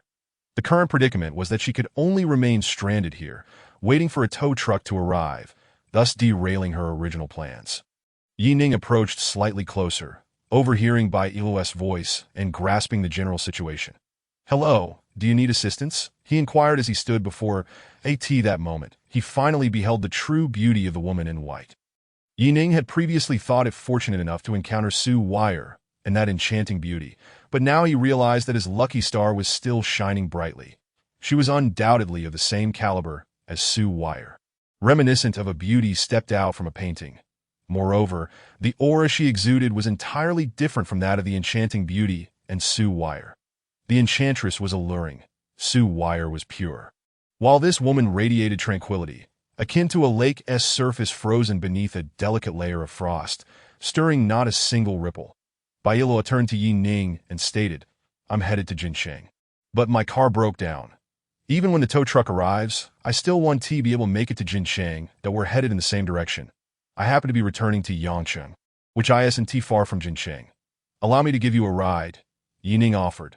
Bai Iluo remained silent, studying Ning for a considerable time, but he felt somewhat unnerved under her gaze and could only ask again. "Is there a problem?" Bai Iluo shook her head, turned, and opened the door of the Ferrari, retrieving a backpack. She then walked directly to Ning's Mercedes-Benz G-Class, skillfully opening the passenger door and settling in. The suddenness of her actions left Ning somewhat bewildered. Was that all it took? As for the notion that this woman was superficial and merely seeking a ride for money, he dismissed it, especially since she had a Ferrari 488 parked nearby. Furthermore, her attire, adorned with luxury brands, indicated that she came from a wealthy background. "When shall we depart?" Bai Iluo inquired, poking her head out as she noticed Ning had not yet followed. "Are you leaving your car here? It's already arranged. Someone will come to tow it shortly." "Then let us set off." Ning took the driver's seat, and the G-Class once again merged onto the highway. Throughout the drive, Ning found Bai Iluo to be rather taciturn. She hardly spoke, occasionally taking out her phone to scroll before putting it away again. Feeling somewhat bored, he attempted to spark a conversation. "Ahem, I just realized I don't know your name." "Bai Iluo," she replied, her gaze fixed ahead. Ning nodded. "I am Ning, right?" Bai Iluo interjected, holding up his ID card that she had taken from the side. Ning found himself at a loss for words. "Tell me, are you really so trusting as to hop into a stranger's car without fearing I might be a bad person?" Ning voiced his concerns. In his view, girls should always prioritize their safety while remaining vigilant. Especially someone as stunning as Bai Iluo. One should be cautious of others, as well as themselves, he thought. Bai Iluo waved her phone near the steering wheel, her expression remaining neutral. Only then did Ning notice that Bai Iluo had been sharing her location with someone and had even sent his license plate number to that account. "I am not foolish enough to randomly get into a stranger's car," Bai Iluo calmly explained. The two engaged in casual banter until the sun dipped below the horizon, at which point they exited the highway. "Let us stop here. I can easily catch a cab from here," Bai Iluo suggested as they neared the outskirts of Jincheng. Ning observed that the sky had completely darkened, with colorful neon lights illuminating the road. He shook his head in refusal, saying, "No, let us see this through. Besides, it's nearly 8 o'clock that I wouldn't feel right letting a girl be out here alone." Bai Iluo regarded Ning with an unusual glint in her eyes. Her large eyes sparkled under the neon lights. "Thank you, Ning," she said softly, her pace of speech noticeably quickening. Half an hour later, Ning dropped Bai Iluo off. "You should head home. It's quite late." "And you still have a journey ahead," Bai Iluo urged. Ning smiled and nodded before driving away. Watching the taillights of the Mercedes-Benz G-Class disappear, Bai Iluo murmured, "Safe travels," upon arriving at the hotel that had been booked in advance. Bai Iluo gently knocked on the door. "Who is it?" A young woman's voice came from within. "Xiao Xian, it's me." With a clang, the door swung open. Ai Xian, already dressed in sleepwear, sighed in relief upon seeing Bai Iluo. "Iluo, you finally made it. I was so worried when I heard your car broke down. Didn't you come to pick me up?" Bai Iluo teased playfully that I just got my license and didn't dare to drive on the highway. Ai Xian admitted sheepishly, sticking her tongue out. But soon, she sensed something was off. That is her best friend. She knew by ilo to be someone who was always calm and composed. Why is she speaking in such a playful tone? He, Ilua, what good fortune have you encountered? Ai Shin asked, her expression curious. Well, that's sort of, by Ilua nodded. Chapter 15. The blind date with a sea king returning to Yangsheng. It was already 10 o'clock at night. After a day of driving, Yi Ning was famished, and upon arriving home, he knew there would be no meal waiting for him. Thus, he parked his car by the roadside and sought out a nearby food stall to indulge his appetite. Even as a culinary master, he had to admit that those who dared to set up stalls at night in Sichuan province surely possessed considerable skill that Michelin-starred establishments might not even compare to a random fried rice stall on the street. Just as he had consumed half of his meal, a loud bang erupted from the adjacent barbecue stall. Yi Ning glanced up to see a bald, tattooed man standing before a young couple's table. His eyes aflame with fury. That I knew something was off about you lately. So it's true, Su Li, you're pulling this stunt on me? The bald man seized a bottle from their table and smashed it to the ground with a resounding crash. Then slapped Su Li across the face. You like this pretty boy, don't you, you wretched woman? He roared, pointing at another man wearing glasses seated at the table. Following that, the tattooed man jabbed a finger into the chest of the bespectacled man, snarling, Do you know she is my girl? You dare to flirt with her? You must be tired of living. The bespectacled man, seeing the tattooed man's rage, panicked and stammered, Big brother, I really didn't know. And Su Li said she had no boyfriend. Upon hearing the bespectacled man's explanation, Yi Ning realized that this woman was a true sea king, adept at fishing for multiple partners. How amusing. He took a hearty bite of his food. Wasn't he this more entertaining than sweet and sour pork? Gradually, a crowd began to gather, for no significant event could deter the public from indulging in gossip. Ultimately, to prevent any physical altercations, someone discreetly called the police, and the individuals involved were taken to the station. By the time Yi Ning returned home, it was nearly 11 o'clock. Clang, he took out his keys and opened the door. Finally back, Yi Ning exclaimed, gazing at the familiar layout of his home. Though the space was small, it brought him a sense of comfort. Son, why didn't you let us know you were coming back? I thought a thief had entered the house. His mother, clad in sleepwear, was pleasantly surprised to see him. Old Yi emerged from the bedroom and patted Yi Ning on the shoulder, saying, You've lost weight. Mom and Dad, I've missed you so much. Yi Ning embraced both of them, feeling happier than he had in a long time. That at your age, you should learn to be a bit more composed. Old Yi chided, pushing Yi Ning away as he spoke. Your son just got back. What are you criticizing him for? His mother interjected, inspecting Yi Ning closely. The my son is truly handsome. Of course, just look at whose genes he carries. Old Yi replied, brimming with pride. This was not unfounded. Both Old Yi and his wife had been renowned beauties in their village during their youth. This superficial society. Oh, just as you returned, your third NS matter can be arranged. His mother seemed to recall something and hurried into the bedroom. Yi Ning, confused, asked Dad, What is going on with Mom? Your third aunt visited recently. She said she wanted to introduce you to a girl since you just broke up. Old Yi explained. What? Yi Ning was taken aback. He never expected to be thrust into a blind date scenario. Wait, Mom, I have a girlfriend. Please don't trouble my third aunt. Yi Ning exclaimed loudly. His mother was unconvinced. Having just heard about his breakup days ago, now he claimed to have a girlfriend. Who would believe that? Clearly, Yi Ning was trying to evade the blind date. Tomorrow, right? It's all settled then. His mother cheerfully ended the call. Turning to Old Yi, she added, Tomorrow buy extra groceries. The whole family is coming over. Mom, do you have to be this eager? Yi Ning sighed in exasperation. There was no changing his mother's mind. She was the undisputed head of the household. And once she made a decision, it was final that you're already 25. If you don't act soon, I'll be a grandmother before you know it. You should marry early, while your dad and I are still able. We can help you with the kids. The elder generation places great importance on the continuation of the family lineage, and Yi Ning's parents are eager to hold their grandson in their arms as soon as possible. Moreover, with Yi Ning's current stable income, his parents have even fewer concerns. Left with no other choice, Yi Ning decides to postpone the discussion until tomorrow. After all, a blind date does not necessarily imply a commitment to a relationship. As dawn breaks the next day, Yi Ning is promptly roused by his mother that he assists her with tidying the house, washing vegetables, and preparing meals, busily attending to various tasks until the morning slips away. Ding dong, They have arrived. Son, hurry and open the door. When Ning opens the door, he is greeted first by his aunt, followed by three unfamiliar faces who appear to be a family of three. The young woman at the back, possessing a hint of beauty, seems to be the focal point of today's gathering. Good afternoon, Aunt. Ning greets her.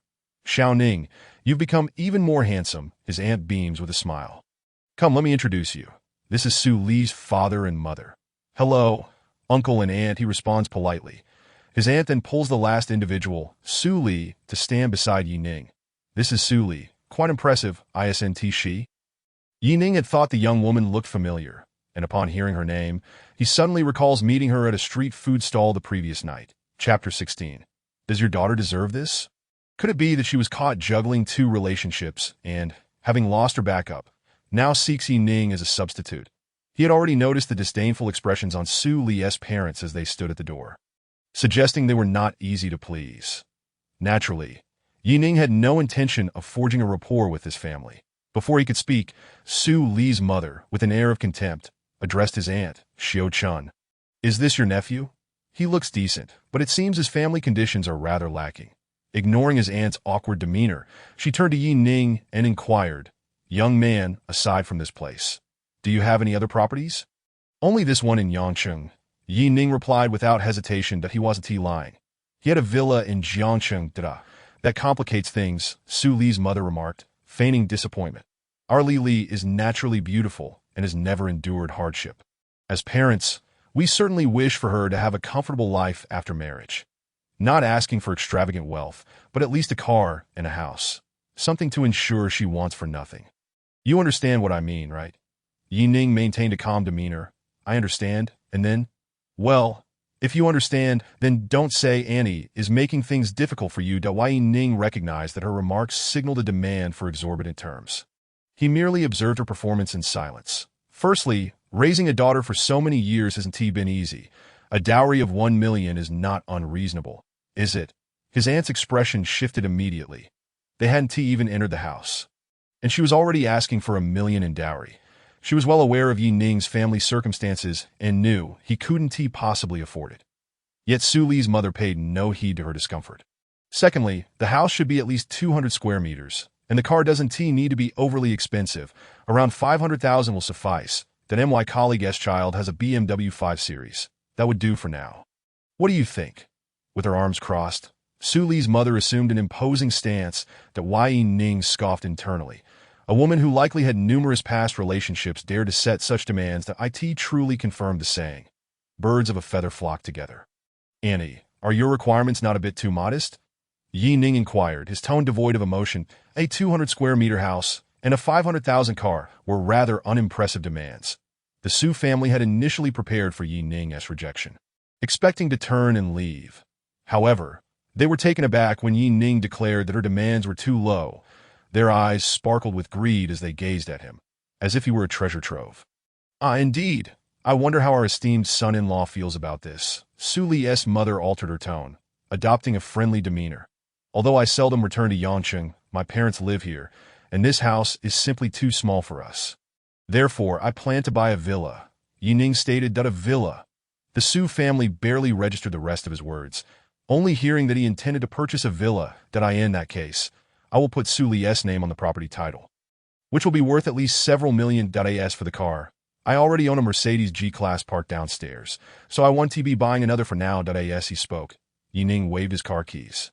The black G-Class they had seen downstairs was indeed Ning's. They had been contemplating how fortunate it would be to have their daughter marry the owner of that luxurious vehicle. Now, it seemed like a stroke of luck had fallen into their laps. Haha, excellent. Su Li's father chimed in. I admire your ambition, young man. Come, let us go inside. I wish to discuss wedding arrangements with your mother-in-law. As he spoke, the family attempted to bypass Ning and enter the house. Bang. However, as soon as his aunt stepped inside, Ning extended his arm and forcefully blocked the doorframe, preventing the Su family from entering. The sudden turn of events startled them. Esteemed son-in-law, what do you mean by this? Su Li's mother laughed awkwardly, her face betraying her discomfort. Who is your esteemed son-in-law? Ning sneered. You arrived with disdain, looking down on me, and now that you've learned of my wealth, You suddenly call me son-in-law. Don't you find that utterly shameless? 1 million in dowry, a 200 square meter house, and a 500,000 car. Do you truly believe your daughter is worthy of such terms? Ning, what do you mean? On what grounds do you look down upon me? Su Li, who had remained silent until now, protested vehemently. She may not be the most stunning beauty, but she was undeniably attractive and held her own among the fairer sex. With her qualities, what was 1 million in dowry to her, if she desired? Marrying into a wealthy family and living as a socialite was entirely within her reach. Ha, Su Li, it seems the police's lesson from last night was not sufficient, Ning retorted, causing Su Li's complexion to drain of color. You were present? Su Li stammered, but Ning cast her a dismissive glance. What do you think? To keep a secret, one must first refrain from wrongdoing. Su Li's parents did not grasp the meaning behind Ning's words. But they clearly understood the implication of the word police. Li. What on earth happened? Su Li's mother pressed. Mom, please don't say anything more. Let us just go home, Su Li pleaded. But what about the blind date? Her mother persisted, unwilling to let go of the opportunity to connect with a wealthy individual like Ning. At this point, what blind date is left? Su Li wished she could vanish into thin air. Longing to escape her parents in this embarrassing situation, Ning, indifferent to their plight, closed the door firmly behind him. Xiao Ning, what is going on? I don't quite understand what you just said, his aunt remarked, sensing the tension in the atmosphere. Yes, son. Do you know Su Li? Yi Ma inquired, bringing a final dish to the table, her expression filled with curiosity. Even Yi Lao, who had been silent on the sofa, turned his attention to Ning. Chapter 17.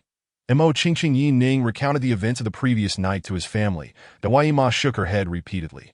Looking at such a beautiful girl. How could she behave like that? It's simply outrageous. His aunt had not anticipated that not only were Su Li's parents peculiar, but that Su Li herself was not as straightforward as she appeared. I am so sorry, shouting that I had no idea that Su Li was like this. It's alright, and that Su Li simply knows how to put on a fade. Did you see how oblivious her parents were to her issues? His aunt nodded, embarrassed. During the meal that followed, they tacitly avoided mentioning Su Li, feeling somewhat repulsed by the encounter. By the way, remember to pick up your sister tomorrow afternoon, Yi Ma reminded Ning, placing a piece of chicken on his plate.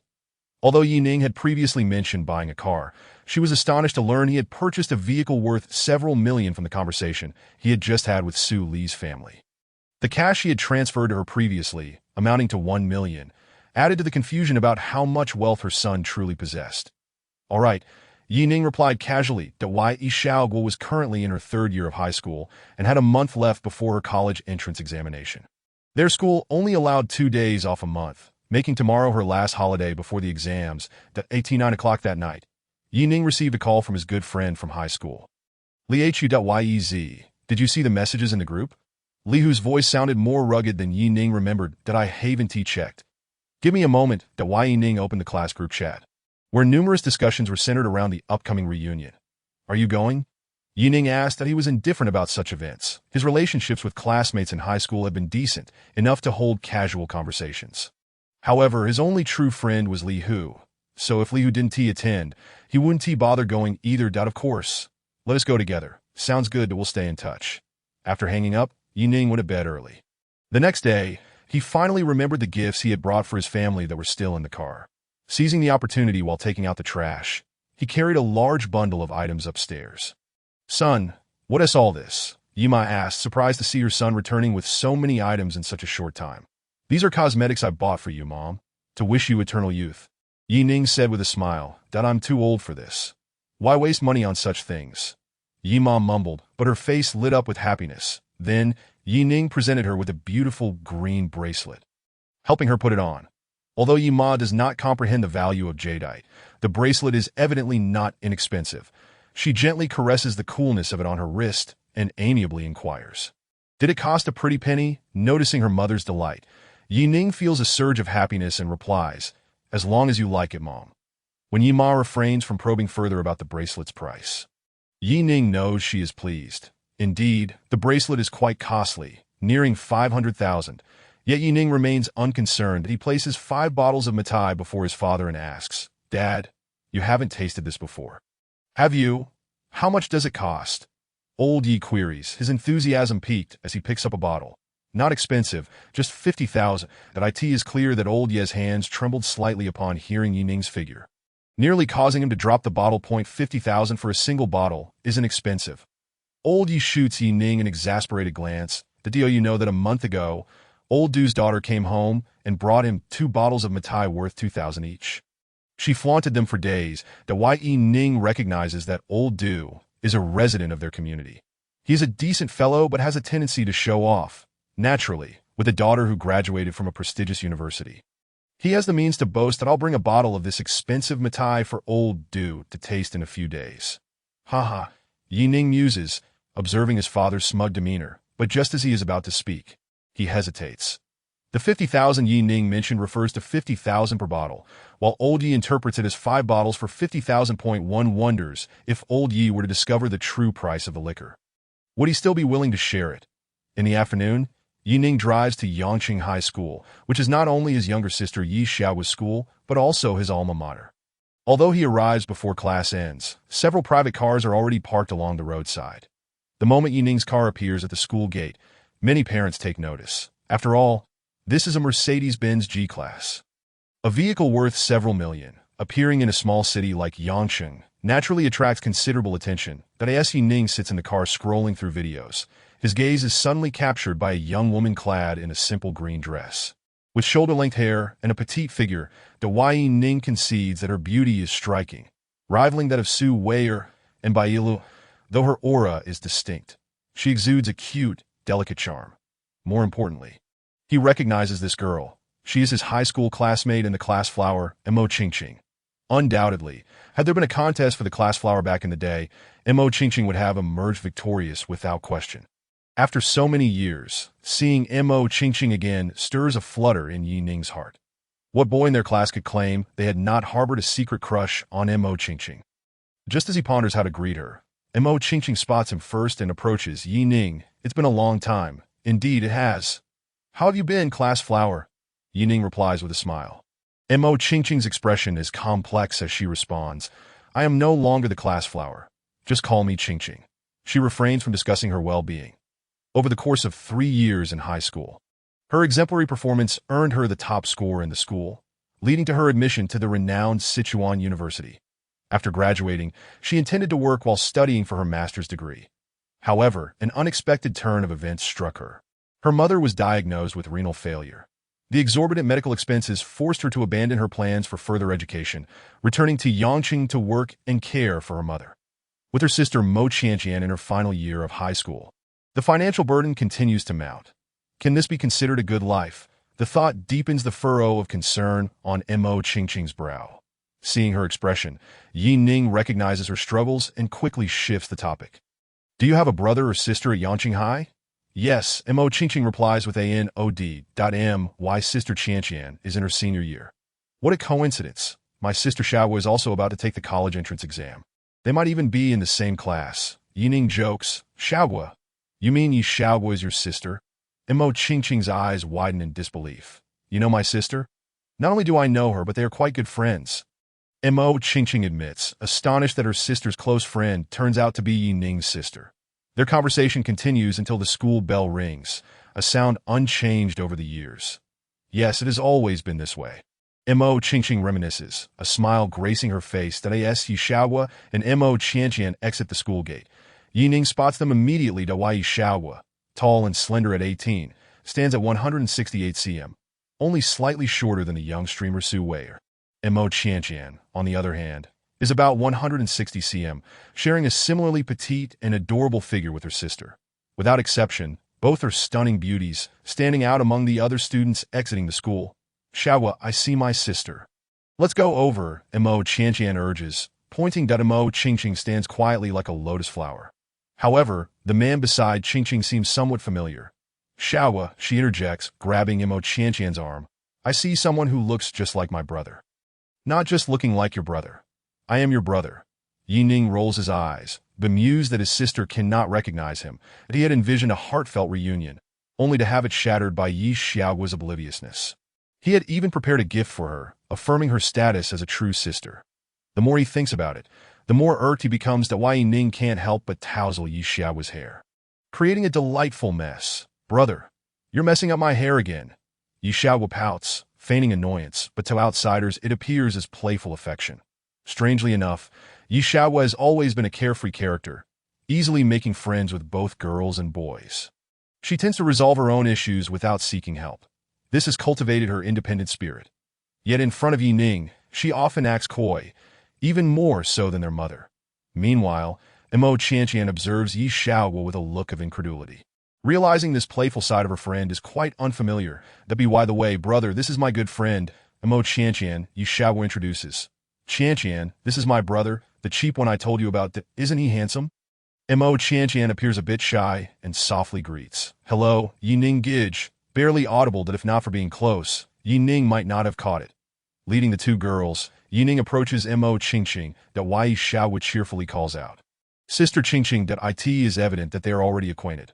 Upon learning that Mo Qingqing arrived by bus, Yi Ning kindly invites her and her sister to ride in his car. Hearing that Yi Ning bought a car has already astonished Yi Xiao. But when they arrive beside the Mercedes-Benz G-Class, her disbelief deepens. "Brother, is this Mercedes yours?" "Yes, what do you think?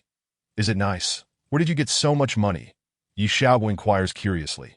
Not only her, but even Mo Qingqing and her sister are intrigued. They know that Yi Xiao's family hails from the countryside, having saved up to buy a house in Yangcheng, which is quite old in comparison to their mother's condition before she fell ill. Their situation is even worse. Given such circumstances, it is astonishing that Yi Ning could afford such an extravagant vehicle in just a few short years. "It's all thanks to your brother's hard work."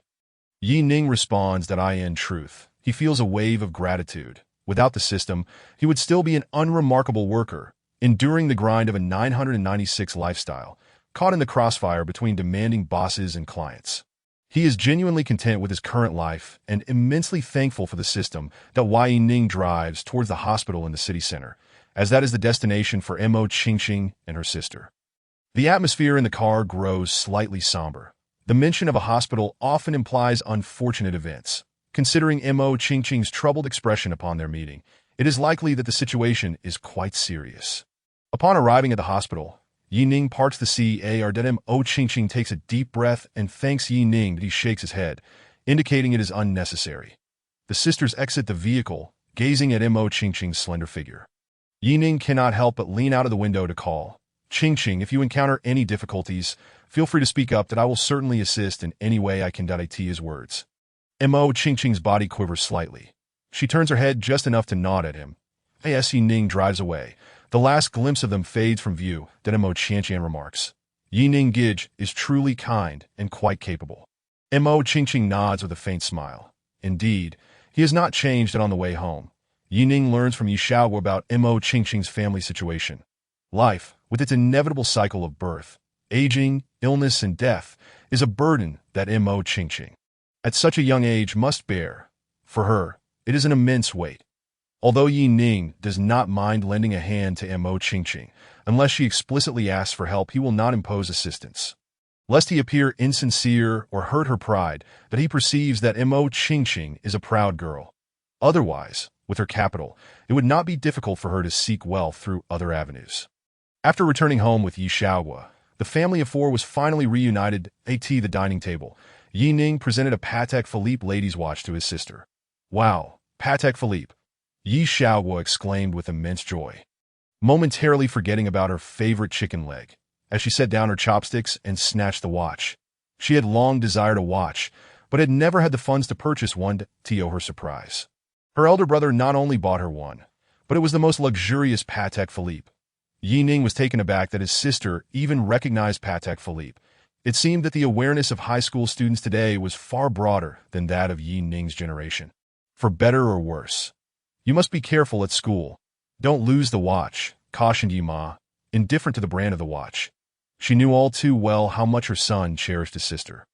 And naturally, the gifts were the finest. This watch undoubtedly cost upwards of 10,000 he. "I know, don't worry," mummed Yi Xiao, still elated, hastily ate a few bites before rushing into her bedroom with the box containing the watch. Just before closing the door, she exclaimed loudly, "I'm full." Upon seeing Yi Xiao's exuberant demeanor, Yi Ma could hardly suppress her irritation. This girl lacks the demeanor of a proper young lady. It's all your fault. Lao Yi Ma pointed an accusing finger at Yi Lao, gritting her teeth. Observing his father's grim expression, Yi Ning stifled a laugh at why Yi Ning. Don't laugh that you're just like your dad, always indulging your sister. That some matters can be evaded initially, but not indefinitely. The father and son exchanged glances, their eyes reflecting the helplessness of manhood. Parents, since Xiao is home, why don't we all go look at some houses tomorrow? After a hearty meal, Yi Ning proposed. The moment he spoke, the eyes of the elders brightened noticeably. Their current home was indeed too small. Living together as a family of 4 was manageable. But during holidays when relatives visited, it felt exceedingly cramped. Moreover, this was an old neighborhood over 20 years old, fraught with various issues. Most importantly, their son and daughter had grown up that in the future, when they started families, they would certainly require a house. Wouldn't they? All right then, we can use the 1 million on mom's card to buy a larger house. Yima decisively stated that in this small city of Yangqing, the average housing price was only around 7,000. So 1 million could indeed secure a decent apartment. However, Yi Ning felt it was still too small. His initial goal had always been a villa. The next morning, Old Yi received a hurried call from the factory and rushed off to work. With no other option, Yi Ning drove, taking Yi Ma and Yi Xiaobo along. Why Yi Ning had a clear objective. He bypassed ordinary developments and headed straight to the most expensive area in Yangqing. Son, why are we here? The houses here are quite pricey. Even Yi Ma, who usually paid little attention to housing prices, had heard of the esteemed Jing Shuibei that if we are buying, we should certainly opt for the best. Otherwise, in 20 or 30 years, we might regret it just like we do with our current home. Why Yi Ma conceded that her son was right. After all, these houses would eventually belong to her son and daughter. So it was better to invest in something of higher quality. Welcome to Jingshui Bay. As soon as Yi Ning parked the car, a sales representative was already standing by, eagerly awaiting their arrival. Was this the privilege of driving a luxury car? Sir, may I ask what type of property you and the 2 ladies are interested in? A villa, Yi Ning replied without hesitation. The sales representative smiled and nodded. Not at all surprised, after all, who could miss the fact that this handsome gentleman was driving a luxurious Mercedes-Benz G-Class? It would indeed be strange if such a wealthy individual did not seek a villa. Our villas at Jingshui Bay are all riverside properties with uniform high-end finishes, ready for immediate occupancy. Following the sales representative, Yi Ning was somewhat unfazed, for he found Jingshui Bay to be somewhat inferior compared to his own Cloud Dragon Villa in Jiangqing. However, Yi Ma and Yi Xiaoguo were utterly dazzled. Especially upon hearing the prices of the villas, it felt as though a heavy stone had settled in their hearts. Before you show us anything else, could you tell us which is the most expensive unit here? Yi Ning believed there was little point in excessive introductions. Sticking to his principle, if they were to buy, it should be the most expensive. Mr. Yi, the price of the number 1 villa at Jingshui Bay is 15 million. Would you like to take a look? The sales representative raised an eyebrow at Yi Ning's words. She had initially shown him the 6 to 7 million villas because that price range sold the best. As not many average wealthy individuals could afford homes exceeding 10 million, that such a hefty cash flow was beyond most unless their family's assets totaled in the hundreds of millions. Therefore, she quoted the price first to give Yi Ning a rough idea. All the while observing his expression, from her perspective, it was clear that this trio was led by Yi Ning. All right, let us go see it. Seeing Yi Ning not even blink, the sales representative felt a surge of happiness. It seemed she had underestimated this handsome gentleman driving a Mercedes-Benz G-Class. Brother, are you really going to buy such an expensive house? Over 10 million. Just how wealthy are you? Yi Xiaoguo whispered, pulling at Yi Ning's arm. Yi Ma was equally astonished by her son's extravagance. Over 10 million? Just how capable was her son? Haha, well, raising you for a lifetime is no problem at all, Yi Ning gently replied, pinching Yi Xiaoguo's cheek. Ugh, who wants you to support me?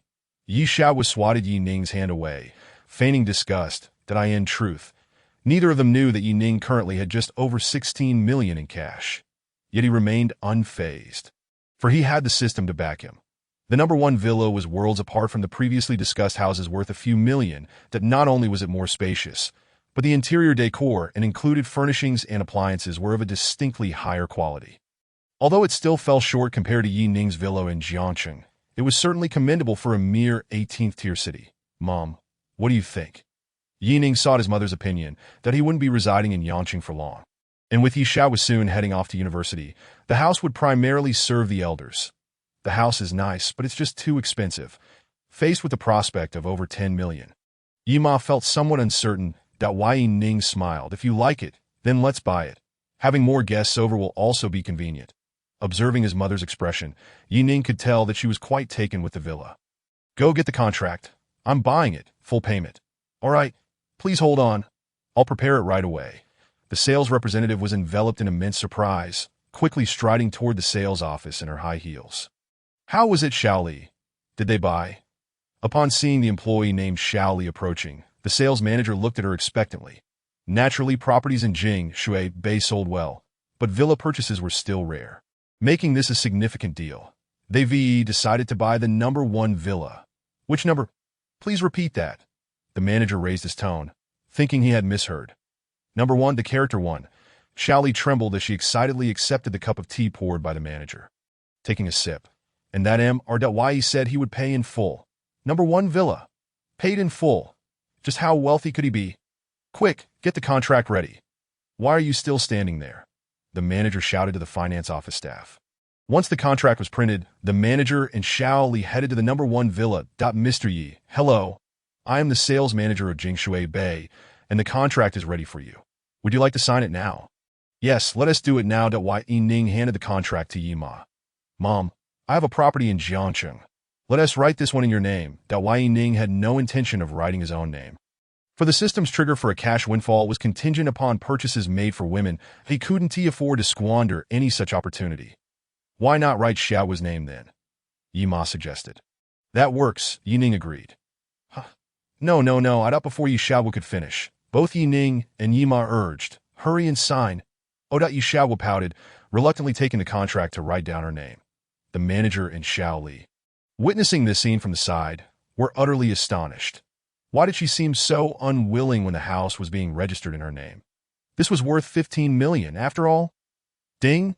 The host spent 15 million for Yi Xiaowa and received a 100-fold cash windfall, rewarding 15 billion. A 100-fold cashback appeared once more. Just after spending over 10 million, he received a staggering 15 billion in return. This was too exhilarating. Fortunately, he hadn't written his own name. Otherwise, the maximum he could have received would have been 1,500 million, that he nearly incurred a loss of over 10 billion. After purchasing the villa, Yi Ning took Yi Ma and Yi Xiaowa shopping at a mall. They bought numerous daily necessities, totaling only a few $1,000s. Without any further windfalls that on the way home, Yi Ning's phone suddenly rang. Brother, it's a call, Yi Xiaowa announced, holding the phone from the back seat and extending it forward. I am driving. Please answer it for me, Yi Ning casually remarked.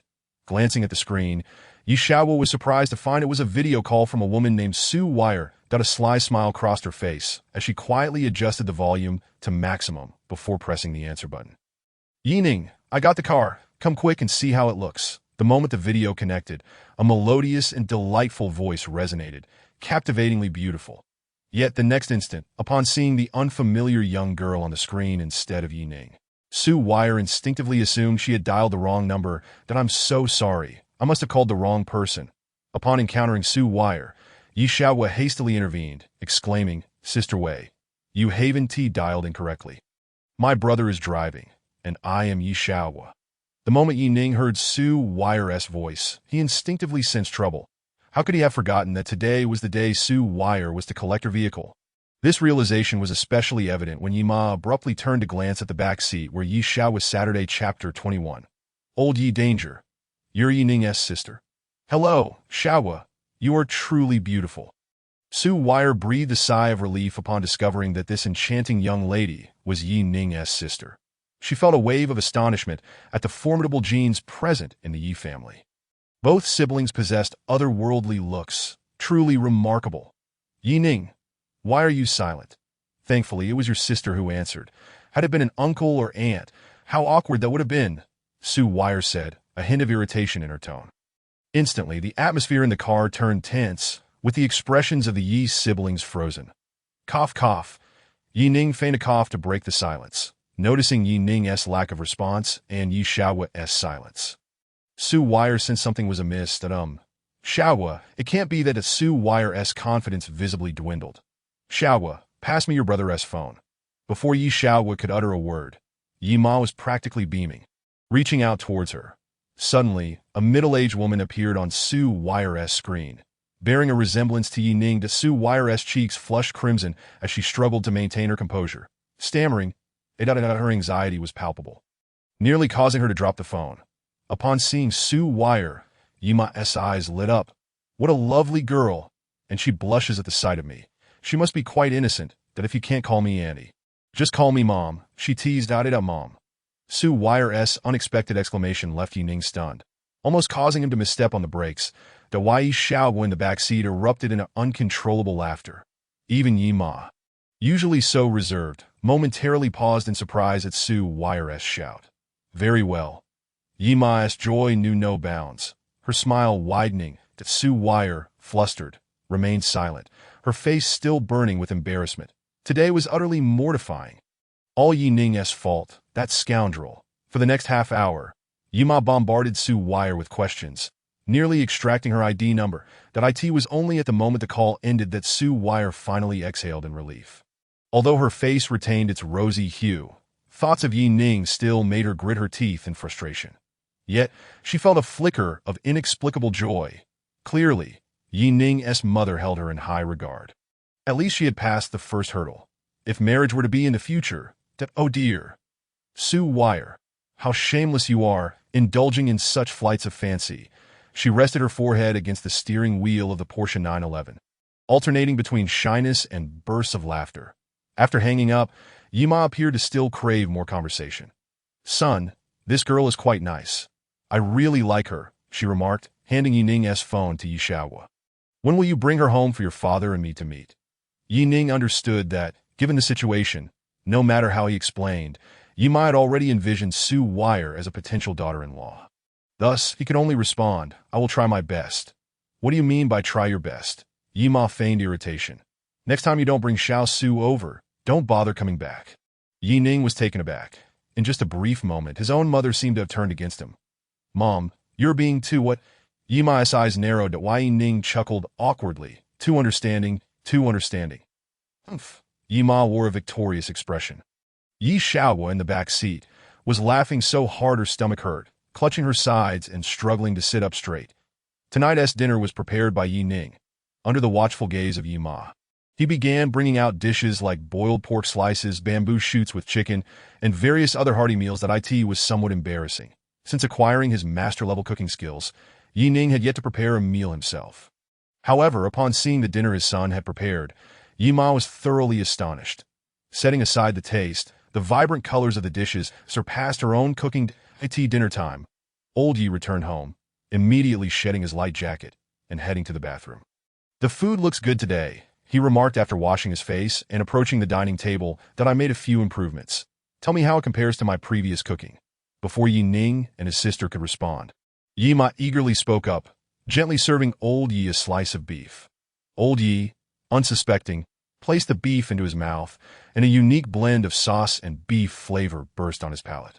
Delicious, he exclaimed, savoring a sip of wine, a satisfied expression crossing his face. So, how does it stack up against what I used to make? Yi Ma's lips curled into a smile, a hint of curiosity in her eyes. Although she found her husband's unusual demeanor today somewhat peculiar, Old Yi didn't dwell on it, especially since tonight's meal had indeed improved significantly, as his wife's culinary skills had evidently advanced. He, as her husband, felt compelled to compliment her. Today's dishes are indeed a cough. Yi Ning covered his mouth with a fist, embarrassed after choking slightly. Simultaneously, Old Yi finally noticed his daughter, Yi Xiaohua, giving him subtle hints. Connecting this with his wife's somewhat strange behavior compared to usual, he instinctively shrank back. Oh, that's how it is. My dear mother, that was close. Do continue. What about today's dishes? Yi Ma inquired, a smile playing on her lips. However, to Old Yi, this smile seemed icy and piercing, a chill creeping up from his feet. Today's dishes are indeed not as good as before, he stated solemnly. Dear, perhaps it's best not to make changes. The usual fare is always the best. Old Yi gazed tenderly into Yi Ma's eyes. Really? She asked, her eyes narrowing in delight. That of course. That has settled then. Let us enjoy the meal and savor our son's culinary skills. Yima busily served old Yi a chicken leg. Didn't you say you prepared this? Old Yi feigned surprise. Did I say that? No, no, no. Old Yi and the siblings shook their heads in unison, speaking in harmony. After dinner, Yi Ning leaned against the balcony railing, sipping tea. Suddenly, his phone rang. Picking it up, he saw the name Mo Qingqing on the screen. Chapter 22. Class Reunion. Initially, Yi Ning assumed Mo Qingqing was reaching out due to her mother's illness, seeking assistance. However, Mo Qingqing merely inquired if he would be attending the class reunion. After confirming his attendance, she expressed a desire to go with him. Yi Ning gladly agreed to this request. The following afternoon, Yi Ning drove Yi Xiaogu to Mo Qingqing's residence, following the navigation directions. The Mo sisters, Mo Qingqing and Mo Qinshan, appear to have been waiting for a while. Yi Xiaogu and Mo Qinshan exchanged knowing glances as they settled into the back seat, leaving the front passenger seat for Mo Qingqing. During the ride, Yi Ning even caught a glimpse of Yi Xiaogu signaling frantically to Mo Qinshan through the rearview mirror. Truly incorrigible, Yi Ning could not fathom why his sister, upon learning about Su Wire, still sought to push Mo Qingqing towards him. Did she genuinely wish for her brother to become a cad? Of course, he did. Mo Qingqing offered Yi Ning a resigned smile before opening the front door of the car. Today, she donned a lovely dress, having switched from green to purple. Yet, regardless of the color she wore, her stunning beauty remained undeniable. Who said that cuteness held no value in the face of sensuality? At least in Mo Qingqing's case, cuteness was indeed justice. Brother, after you drop me and Qinshan off at school, will you be going on a date with Sister Qingqing? Yi Xiaogu teased loudly, covering her mouth to stifle her laughter. Yi Ning, accustomed to his sister's antics, remained unperturbed by her jests. This was also largely due to Yi Ning's own thick skin. However, Mo Qingqing, being more reserved, did not show it outwardly. Yet upon close inspection, one could discern her ears tinting a shade of red. Firstly, Qingqing and I are attending the class reunion. Secondly, I still have to pick someone up, Yi Ning explained at a leisurely pace. Mindful not to forget his good friend Li Hu, Yi Ning was not the type to prioritize romance over friendship. Arriving at the school gate, Yi Ning parked the car by the roadside. Brother, I'm off. Don't you have anything to say to me?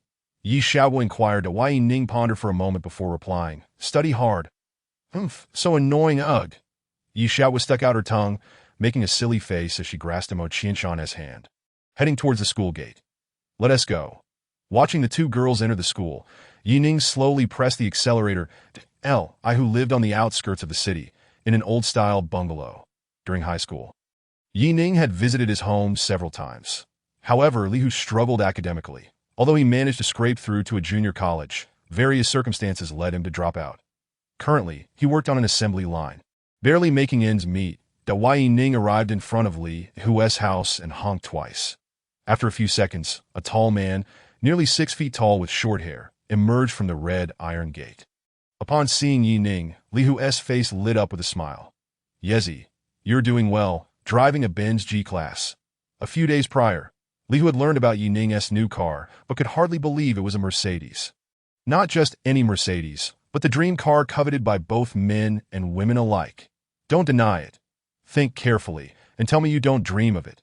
Just as Li Hu was about to head to the passenger seat, he heard a familiar and melodious voice from the car. Li Hu, good afternoon. Do you still remember me? Upon recognizing the stunning beauty in the passenger seat, Li Hu struggled to recall. Isn't this the class flower? Mo Qingqing? He chuckled, scratching the back of his head, and climbed into the back seat. That of course I remember. She is the class flower. Yezi, you're impressive. Li Hu lightly patted Yi Ning's shoulder, quietly giving him a thumbs up. It is well known that during high school, not only were there many suitors within her class, but even from other grades and schools, all of whom pursued Mo Qingqing. Yet without exception, their attempts ended in failure. At that time, most of the classmates believed that the class beauty's rejections were likely due to Yi Ning. Indeed, Yi Ning harbored a secret crush on Mo Qingqing, but he never revealed his feelings. Not even until their graduation did Hu lamented for his brother for quite a while, not expecting that they would eventually end up together. Could this be what they call fate, ineffable and mysterious? Yi Ning was aware that Li Hu must have misunderstood the nature of his relationship with Mo Qingqing, yet he chose not to elaborate further. What if, indeed, it turned out to be true? As the G-Class rolled into the Jinyang Hotel, numerous gazes converged upon it, especially the group of flamboyantly dressed women at the entrance, who regarded the luxurious vehicle with envy, wishing they could be seated in the passenger seat. Li Hu in the back seat and Mo Qingqing in the front eagerly opened the car doors. "Look, isn't that Mo Qingqing? And that guy must be Li Hu." The gathering crowd at the entrance instantly recognized the two. Who, then, was the owner of the car? A woman with curly hair and a crystal handbag murmured to herself, forming a few conjectures in her mind. Her name was Yu Yao, and she could be rated a 7 or 8 for looks. Enhanced by her knack for dressing well that I in her school days, she had also attracted a number of admirers, though her heart had belonged to the handsome Ning. Recalling the time she confessed her feelings to him, only to receive a rejection, she nearly shed tears in her youth. Now, looking back, a tinge of sorrow still lingered in her heart that, of course, now that they were all adults, Yu Yao had recently held her own wedding, making those memories feel like mere wisps of smoke. When she saw Ning step out of the car, her expression turned to one of realization. "Look, it's Ning," her friend Bei Shuyuan exclaimed. "He still looks so handsome, and he's doing so well." With this thought, Bei Shuyuan wore a look of regret, wishing she had made more of an effort back in the day. Who knows, if she had, she might be a wealthy lady by now. Naturally, this fleeting thought vanished quickly. The moment Mo Qingqing exited the passenger seat beside Ning, all the girls understood that they had no chance whatsoever. Chapter 23. Rumors. Jinyang Hotel. Coincidentally, upon seeing the seemingly perfect couple of Ning and Mo Qingqing, the hearts of all the men present echoed with a shattering sound, although many among them were already settled with families. Who could truly forget the matters of first love? As for Li Hu, who had come along, he was long overlooked by them. "What is going on? Why is everyone gathered at the entrance?" Ning approached, greeting them with a smile. "Its not every day we see such handsome men and beautiful women. We were so stunned we could hardly move," Yu Yao replied, a hint of complexity flashing across her face. Jokingly, "Exactly. You two are so inconsiderate, sneaking off to be together without letting us know." Bei Shuyuan chimed in, "At least you should have made an official announcement. What else with the secretive approach?" Even Li Hu nodded in agreement towards Ning. Ning chuckled inwardly. Even if he did have feelings for Mo Qingqing, at least for now, they were still innocent. However, standing up to clarify would be pointless, as it was unlikely anyone would believe him. Sensing Ning's turmoil, Mo Qingqing leaned slightly closer, their arms brushing against each other. Just as Ning wondered about this, a soft, delicate sensation traveled through his arm, accompanied by a refreshing, sweet fragrance emanating from Mo Qingqing. Unfazed by Ning's astonished gaze, Mo Qingqing naturally linked her arm with his. "It's not too late to announce it now. Let us not make it difficult for Ning," she playfully smiled. "I feel full. We can skip this meal. You two are really something, sneaking around behind our backs and still flaunting your affection," a chorus of male classmates declared, their teeth grinding in jest. Ning, "You better not think you can leave standing. Right, let us get him drunk." A group of male classmates harbored a burning desire to settle the score with Ning, feeling that it would be a disservice to their lost youth if they did not make an effort today. As laughter echoed, mealtime arrived at the dinner table. Everyone tacitly avoided discussing work or income, knowing such topics might embarrass some present. Moreover, who could compare to Ning when it came to income? The majority of their conversation revolved around amusing anecdotes from high school, like who had a crush on whom, and how one couple had dated. However, when the topic of romance arose, Yu Yao raised her glass and boldly asked, "Wasn't the reason the class beauty never dated because of Ning?" "Yes, class beauty. Do tell us. We are all quite curious," that a male classmate feigned heartbreak, recalling how he once confessed to the class beauty only to be rejected on the spot. Another brother chimed in, "You're lucky. I once wrote a love letter to the class beauty, but before I could deliver it, the wind carried it away. Ever since, I gave up. It was as if fate itself was preventing me." Facing everyone's inquiries, Mo Qingqing smiled gently before casting a glance at Ning, her expression inscrutable to why Ning felt a bit flustered under her gaze. He had secretly reveled in the rumors back then. Not to mention, he too was eager to know the truth. "During high school, I was solely focused on my studies and had little interest in romance," Mo Qingqing explained with a smile. Just when everyone thought that was the end of it, Mo Qingqing's ears turned slightly red as she continued softly. However, I was shy about those rumors back then, and even now that ITS the same. After speaking, Mo Qingqing turned her face away, raising her glass to leave Yi Ning with a beautiful silhouette. Oh, so that's how it is. The rumors are confirmed. Yi Ning, I'm so envious of you. A crowd erupted in cheers, showering blessings upon the couple. Only Yi Ning remained rooted in place, extending his hand toward Mo Qingqing as if to grasp something. Just as he was about to touch the collar of her outfit, his fingers curled, ultimately falling back down. That I'm sorry. Qingqing, Yi Ning murmured softly. At the moment Yi Ning spoke these words, Mo Qingqing's delicate form trembled slightly.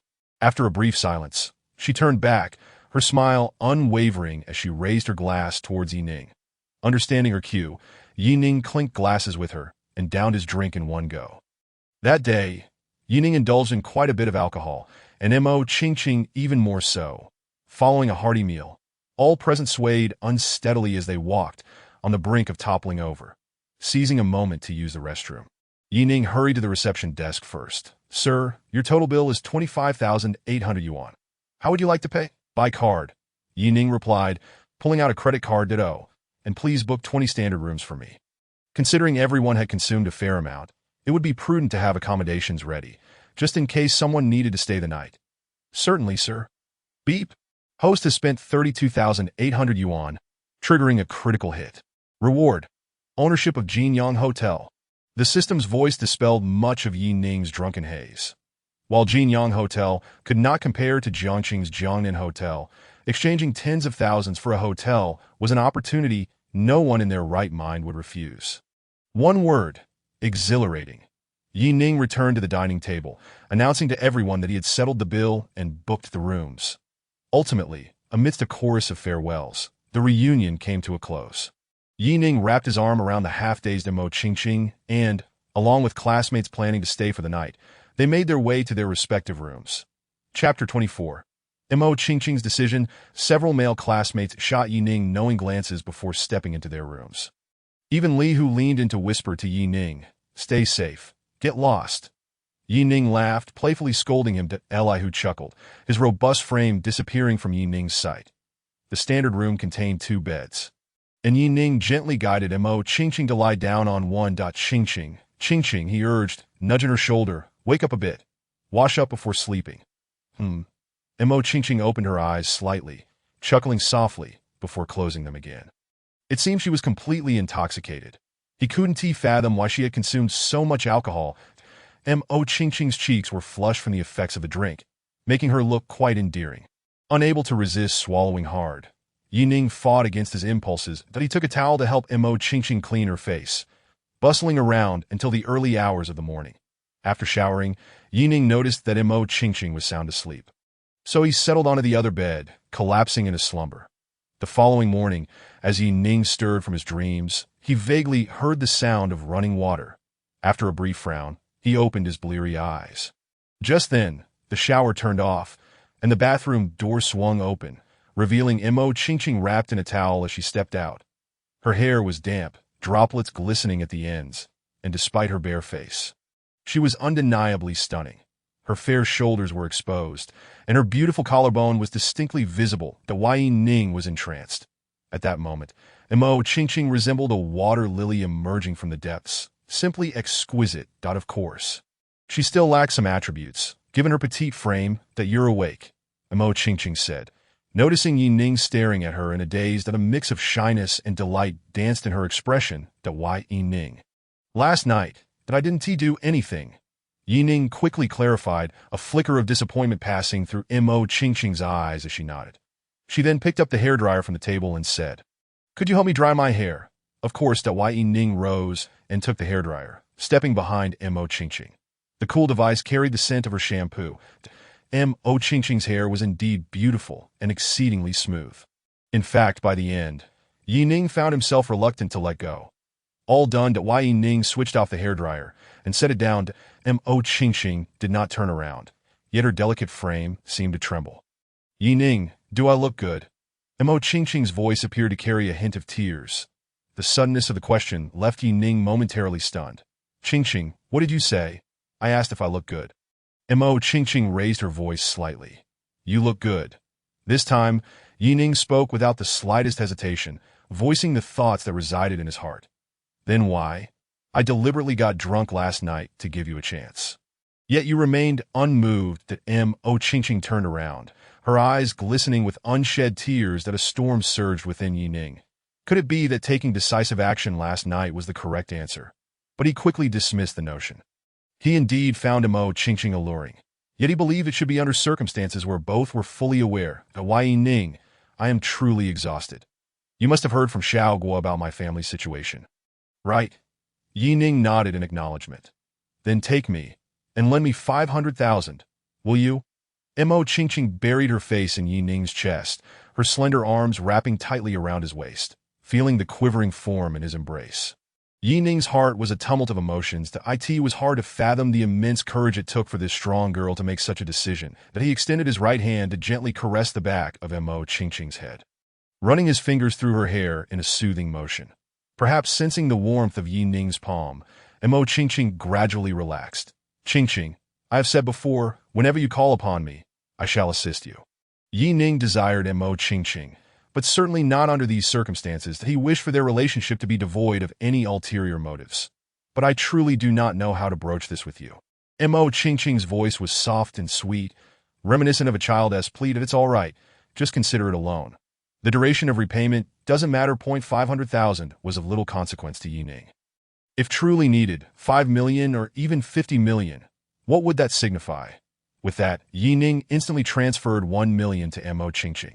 Upon receiving the notification, Mo Qingqing exclaimed in surprise, "That's too much. I only said 500,000. Why did you send so much? It's not too much. Your mother will need some nutritional supplements once she recovers, and those do require funds," Ning replied. "But this is 1 million. How am I supposed to repay that?" A flicker of worry crossed Mo Qingqing's face. The Ning grinned mischievously. "If you can't repay it, then just don't." "What do you mean? Just consider it a bride price." Ha ha ha. After a moment's contemplation, Mo Qingqing pouted and playfully said, "You're annoying. I see you're just using this to charm other girls." Earlier that morning, she had inadvertently spotted a message on Ning's phone resting on the bedside table. Sent by a girl, and she immediately understood. However, she would not bring it up. Moreover, who asked for a bride price of 1 million? Ning shot her a peculiar glance. "Young lady, you simply haven't encountered it yet." Just days prior, Ning had been embroiled in a 1 million bride price incident. Some even demanded 50,000 for a car and 200 square meters for a house. That as time passed, both of them dressed. Naturally, Mo Qingqing did so in the bathroom. Suddenly, loud banging sounded from outside the door. Chapter 25. Do you dare, Mo Qingqing? Open the door. I know you are inside. Damn it, you filthy little. A man's furious voice echoed in the hallway. Ning furrowed his brow, while Mo Qingqing appeared somewhat frightened. Ning, this person is a classmate from university who has been pursuing me. But I never agreed, Mo Qingqing explained anxiously. Ning looked at her in surprise and chuckled. Why are you so nervous? Are you afraid I might misunderstand? You annoying. Even at a time like this, all you can do is joke. Mo Qingqing glared at Ning. Don't be afraid. Just stay inside and I'll go check it out. With that, Ning stood up to open the door. I'll go with you. I want to see what he intends to do. Mo Qingqing said, joining him, her eyes cold. Upon opening the door, they found a gathering of people in the hallway, mostly Ning's classmates, who had all drunk a bit too much last night and were still recovering. Among them was a man in a suit with polished shoes, who looked rather average but appeared worn out, as if he had indulged excessively. Upon seeing Ning and Mo Qingqing emerge, He Wei's expression turned sinister. Mo Qingqing, I thought you were pure. Turns out you're just another. He Wei's words were cut short as Ning swiftly slapped him twice across the face. Mind your language. For every insult, I'll return it with a slap. His cheeks instantly reddened, a sharp sting coursing through them, causing He Wei's mouth to twitch slightly. You dare hit me? I'll make you pay. He Wei glared at Ning, who had never been struck before. And you, Mo Qingqing, is this the man you choose? I offered you 50,000, yet you still went with this pretty boy. You wretched girl. He Wei shouted furiously, seeing He Wei's continued barrage of insults. Ning delivered a swift kick to He Wei's abdomen, sending him sprawling 2 meters away. Having been drained by women, He Wei could hardly withstand Ning's force, clutching his stomach and rolling on the ground in pain. Yi, what's going on? Li, who had just arrived at Yi Ning's side, having been awakened by the commotion and still trying to comprehend the situation, Yi Ning provided a brief explanation, and Li Hu's anger flared instantly. Damn it! How can we tolerate this? He strode over to He Wei and delivered 2 solid kicks. Perhaps this was why Yi Ning and Li Hu could be brothers. Li Hu never hesitated in such matters. Kid, you've got guts. My dad is the manager of this Jinyang hotel. That if you walk out of here today, consider it my loss. With that, He Wei pulled out his phone. Dad, your son is being beaten in your hotel. Will you do something about it? On the other end, He Gongcheng was overwhelmed with the sudden change of ownership at the hotel and was in a foul mood. Hearing that his son was beaten at the Jinyang hotel only irritated him further. Did you tell them who your father is? I did, but they are numerous and very arrogant. Dad, you need to come quickly. All right, I'm on my way. After hanging up, He Wei regained his earlier bravado. You all finished. Easy, this situation seems off. Should we withdraw? Li Hu whispered, suggesting caution. As the saying goes, a wise man does not suffer unnecessary losses. After all, this was their territory. It would be unwise to escalate the situation. Mo Qingqing gripped Yi Ning's hand a little tighter, her expression filled with concern. Several old classmates also advised, Yi Ning, perhaps we should heed Li Hu's advice and leave the hotel first. Only Yi Ning remained calm. You all need not fear. Just wait and see the drama unfold. He then patted Li Hu on the shoulder. Huz. Do you want to be in charge? Of course. I dream of it. What do you mean? Yi. Li Hu was puzzled that if he wanted, prepare for the role. Everyone was confused by Yi Ning's words, except for Mo Qingqing, whose eyes flickered as if she had guessed something. I am curious to see who dares to strike my son on my territory. Today, I will ensure he pays. Before the man even arrived, a middle-aged man's voice rang out from the end of the corridor. Not only had He Gongcheng arrived, but several high-ranking hotel officials and security personnel had also gathered. Dad, you finally made it, He Wei exclaimed, delighted to see his father and the entourage behind him. Upon seeing the clear marks of slaps and shoe prints on his son's face, He Gongcheng's fury ignited. Who struck my son? Step forward. I did. Yi Ning stepped forward, a mocking expression on his face. What, you wish to seek revenge? He Gongcheng was taken aback by the audacity, especially when he recognized Yi Ning's face. His pupils constricted in shock. This person was none other than the new owner of Jinyang Hotel, Yi Ning. Not only did he recognize Yi Ning, but the hotel executives behind him also acknowledged him as their boss. Casting a discreet glance at Yi Gongcheng, they took a cautious step back, instinctively distancing themselves. Revenge? He Wei ain't aware that his father bears a grim expression, boasting. Did you not hear what my father said? Today, I'll have you taken to the police station. You're finished, ha ha ha. Take me in. Do you dare? Yi Ning's expression shifted, simmering with a quiet rage. He pointed at Yi Gongcheng. Ask your father if he dares. Only then did He Wei notice the beads of sweat forming on his father's forehead. His face pale and lips trembling, but he was no fool. He suddenly realized that the man before him was someone even his father did not dare to provoke. He had landed himself in deep trouble. Chapter 26.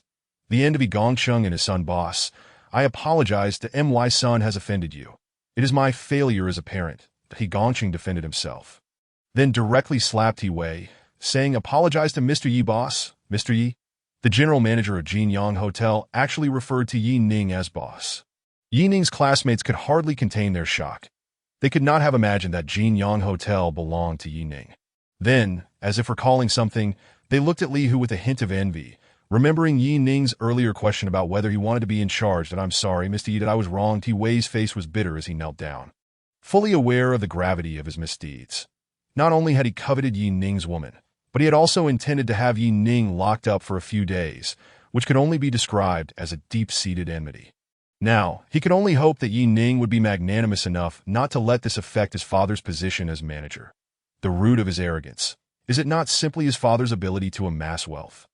Yi Ning chose to disregard him, not even casting a glance at Yi Gongcheng, that he directed his gaze toward the personnel director behind, Yi Gongcheng, and inquired, is the HR director present? Yes, that a middle-aged man with a receding hairline answered affirmatively. From this day forth, I hereby relieve Yi Gongcheng of his position as general manager, and I expect all individuals associated with him to be dismissed as well. Do you understand? Understood, boss. Upon hearing Yi Ning's command, He Gongqing fell to his knees, lamenting, "Please, boss. Even if I lack merit, I have worked hard." Yi Ning gave him a fleeting glance and continued, "Financial director?" "Boss," a woman dressed in formal attire, exuding competence, responded. "Scrutinize He Gongqing's accounts meticulously, and any evidence you uncover should be promptly delivered to the police station." Acknowledged. Yi Ning was incredulous. How could he afford to spend 500,000 on wooing women, while He Gongqing was not lining his pockets? What a farce! Yi Ning's words struck like a thunderclap, leaving the father and son as if struck by lightning, that he knew all too well whether he had embezzled funds or not. Those fraudulent accounts would not withstand scrutiny. It was over, the first thought that crossed He Gongqing's mind. Security chief, during this financial audit, ensure that these two are kept under close watch, that if one escapes, you need not return to D.O. You comprehend? Yes, I will ensure the task is completed. The security chief was sweating profusely. Although the new boss appeared youthful, his manner was swift and decisive, creating immense pressure.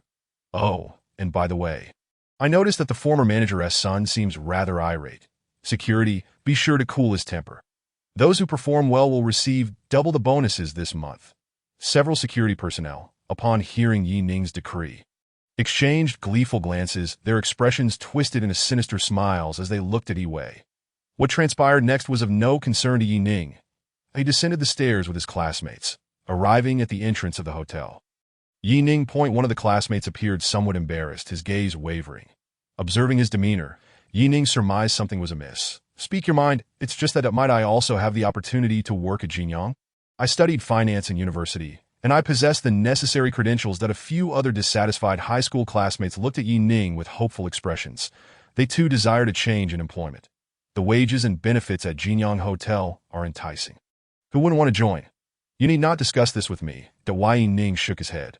Upon seeing this, the group displayed expressions of disappointment, yet they had no recourse.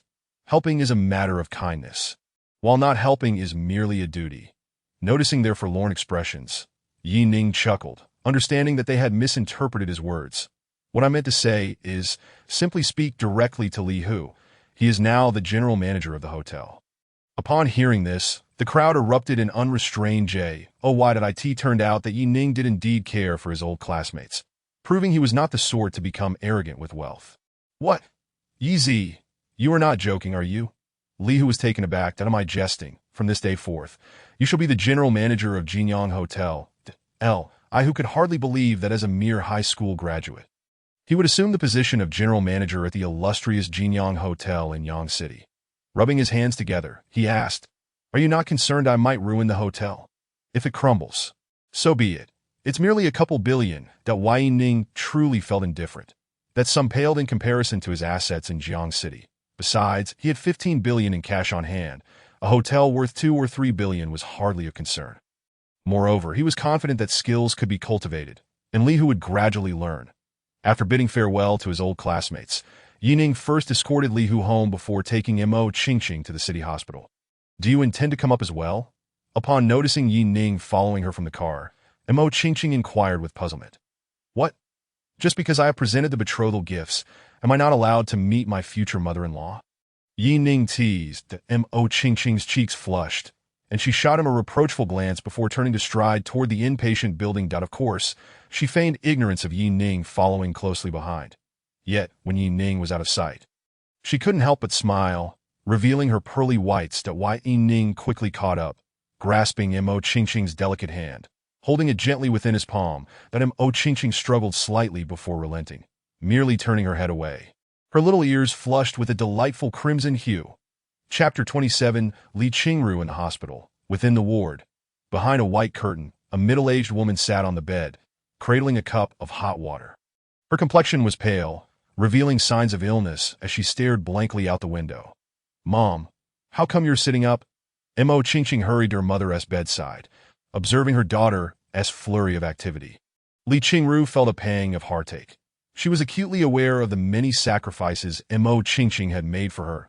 At times, she longed to simply depart from this world, but each time she gazed upon her daughters, Mo Qingqing and Mo Qianqian, she realized that life was indeed precious. "Qingqing, who is this?" Li Qingru, of course, noticed Yi Ning, who had accompanied Mo Qingqing into the ward. "Mom, this is Ning, my high school classmate." As Mo Qingqing introduced him, Ning also extended his greetings, placing a basket of fruit on the bedside table. "Hello," Li Qingru nodded in acknowledgement. "Hello." Her gaze remained appraising as she scrutinized Ning. His appearance was commendable, and he possessed an impressive height. When he smiled, he radiated warmth, prompting Li Qingru to inwardly commend her daughter's taste. She understood that Ning was not merely a classmate. Otherwise, why would her daughter bring only him to the hospital? Furthermore, Mo Qingqing's demeanor during the introduction suggested a certain affection. Naturally, her expectations for a son-in-law were modest, as long as he treated her daughter well. That sufficed. Did I ask any family member of Li Qingru present? A nurse approached the ward, holding a notebook. Mo Qingqing promptly stepped forward. They exchanged a few hushed words before Mo Qingqing followed the nurse out of the ward. Li Qingru observed this scene with concern. How could she be unaware that this was about her daughter settling various hospitalization fees? After 2 months in the hospital, Mo Qingqing would almost weekly make payments for medical expenses. Although Mo Qingqing had never disclosed how much she had spent, it was undoubtedly a significant sum. Moreover, she understood that the subsequent surgical fees would be the true financial burden. Ning noticed the expression on Mo Qingqing's mother and smiled to reassure her. "Andy, please focus on your recovery. Do not worry about the expenses." Li Qingru forced a smile and shook her head. How could she not worry? A serious illness drains finances like a torrent, especially in her case of renal failure. Undergoing surgery coupled with a kidney transplant would require no less than several $100,000 at Yangyi. "Are you also from Yang City?" Li Qingru suddenly asked. "Yes," Ning nodded, explaining that most of his business was based in Jiang City. Hence his infrequent visits to Li Qingru raised an eyebrow. It seemed Ning implied he was a business owner. "You run a company?" Li Qingru questioned, perplexed. "Not quite. I have merely made several investments." Li Qingru was somewhat taken aback. A young man in his 20s claiming to be an investor. Could Ning possibly be from a wealthy family? This thought caused her expression to shift. What if he was not merely her daughter's classmate, but someone her daughter had fabricated a story about to mask a deeper arrangement for medical expenses? If that were the case, she would prefer to depart from this world. Just then, Mo Qingqing returned to the ward alongside her mother's attending physician. "Your mother's condition is as such. Fortunately, you have prepared the surgical fees, or the consequences of further delay would be dire," the doctor stated gravely. That he then turned to Li Qingru, advising, "In the coming days, ensure your mother remains relaxed and eats light meals. Surgery can proceed in 3 days." "Understood. Thank you, Dr. Jiang." Mo Qingqing's expression brightened. Her mother would finally receive the help she needed. This was all thanks to Ning, who had provided her with hope and saved their family. "Qingqing, come here." After the doctor left, Li Qingru's expression turned serious. Once Mo Qingqing approached her bedside, Li Qingru fixed her gaze intently upon her daughter's eyes. "Speak honestly with me. What is your relationship with Ning?" "Mom, why do you ask this?" Mo Qingqing felt a bit embarrassed. That if you were merely classmates, then how do you afford the surgical fees? Mo Qingqing found herself at a loss for words. The truth was, she too was uncertain about Ning's feelings. She harbored feelings for Ning, and as long as he held her in his heart, she would not mind being one of his partners. "Young Yi, I understand Qingqing's character well. Though she may appear delicate, she is incredibly resolute. I can see she harbors affection for you. That I simply wish to ask, do you like my daughter?" Throughout this exchange, Li Qingru's gaze never strayed from Ning's face. Initially, Ning's feelings for Mo Qingqing were tinged with nostalgia for a first love and a certain physical attraction. However, through these past few days, he had come to realize just how resilient Mo Qingqing truly was. Especially after their candid conversation that morning, he understood that he had developed genuine feelings for her. Why Ning's expression grew serious. "Andy, I like Qingqing, and I hope you will support our relationship." "Wonderful, wonderful." Li Qingru discerned Ning's sincerity, and thus had nothing more to say. Since the two harbored mutual feelings, why should she engage in thwarting their union? Li Qingru gently took Mo Qingqing's hand. "My dear, since Young Yi has expressed his intentions, what is your stance?" "Mom, you've already said it all. Why ask again?" Mo Qingqing's cheeks flushed with embarrassment, and she retorted indignantly. "Just moments ago, I heard Ning explicitly confess his feelings for her." Although a sense of shyness enveloped her heart, she finally felt a weight lift off her shoulders. At the very least, her affections had found reciprocation in the following days. Ning would frequently accompany Mo Qingqing to the hospital. Soon, the day of Li Qingru's surgery arrived. Chapter 28. The moonlight is truly beautiful, gazing at the three words surgery illuminated in red. It was impossible for Mo Qingqing to claim she was untroubled, while Ning gently wrapped his arm around her delicate frame, continually offering her reassurance, "Do not worry. The doctors have assured us that the chances of a successful surgery are quite high. Everything will be fine." With her cheek pressed against Ning's chest, she felt an overwhelming urge to weep, that if it weren't for this man, she truly did not know how she would gather the necessary funds for her mother's medical expenses. Perhaps in her desperation, she would have compromised her dignity for money. Ning, "I genuinely thank you," Mo Qingqing murmured softly with her eyes closed as he tenderly patted the slender back of the girl in his embrace. Ning felt an immense sense of compassion for her. Perhaps it was only at this moment that she could genuinely let down the facade of strength she had been maintaining, willing to reveal her authentic self before him. After 3 hours, the operating room door finally swung open. "Doctor, how did it go?" Ning inquired immediately. Mo Qingqing stood up as well, her hand in Ning's, her palm clammy with sweat. The doctor removed his mask and, with weariness in his voice, stated, "Rest assured, the surgery was a success. She will only need to be observed in the hospital for half a month. And if there are no complications, she can be discharged." A sigh of relief escaped them, their anxious hearts finally at ease. Ding! The host has spent 500,000 on Li Qingru, receiving a critical hit reward: ownership of Jiangxing Kanda Hospital. Ning had previously wondered why the system had not notified him. It turned out that it was only after the surgery was completed. Jiangxing Kanda Hospital is the finest private hospital in Jiangxing. Renowned for both its medical staff qualifications and its reputation, it even enjoys a remarkable standing in several surrounding provinces. Now, Ning possessed not only 15 billion in cash, but also Jiangnan Commercial Street, Jiangnan Building, Jiangnan Grand Hotel, a 30-stake in Feiyu Live, Yinshang Longjing Villa, Jinyang Grand Hotel, and now the Jiangxing Kanda Hospital, bringing his total assets to a staggering 100 billion. He had officially become a billionaire tycoon. When Ning and Mo Qingqing next visited Li Qingru, she was already in the intensive care unit. They could only gaze at her through the window, waiting for the danger period to pass so she could be transferred to a VIP room. Indeed, Ning had upgraded her room, offering him peace of mind. A day later, as the danger period had passed, Li Qingru appeared rosy and was recovering well. Mo Qingqing was filled with joy, having not felt so relaxed in a long time. After leaving the hospital, the two ventured to Yangqing High School and, from outside the gates, shared the good news with Mo Qianqian. Overcome with emotion, Mo Qianqian wept with joy, now able to devote herself entirely to preparing for the college entrance examination. After dinner, as the clock struck 9, the two strolled along the riverbank, enjoying the evening breeze. Ning, "The moonlight is truly beautiful tonight. Indeed, Ning. Today has been the happiest day I've had in a long time. From now on, you will be this happy every day. Ning. Could you lower your head a little?" Mo Qingqing's voice was but a whisper. "What?" Ning, unable to hear clearly, instinctively leaned closer. "I'm calling you. Come closer." Suddenly, a soft, cool sensation brushed against Ning's lips, followed by a sweet fragrance. And just as quickly, they parted. After a long silence, Mo Qingqing bashfully said, "You should say something. Are you really at a loss for words at this moment? Just because you're an undergraduate?" Ning pondered for a moment. "I can't bear to be apart from you." "How kitsch." Mo Qingqing turned her head away, displeased. "That I love you. Too direct. My heart is eternal."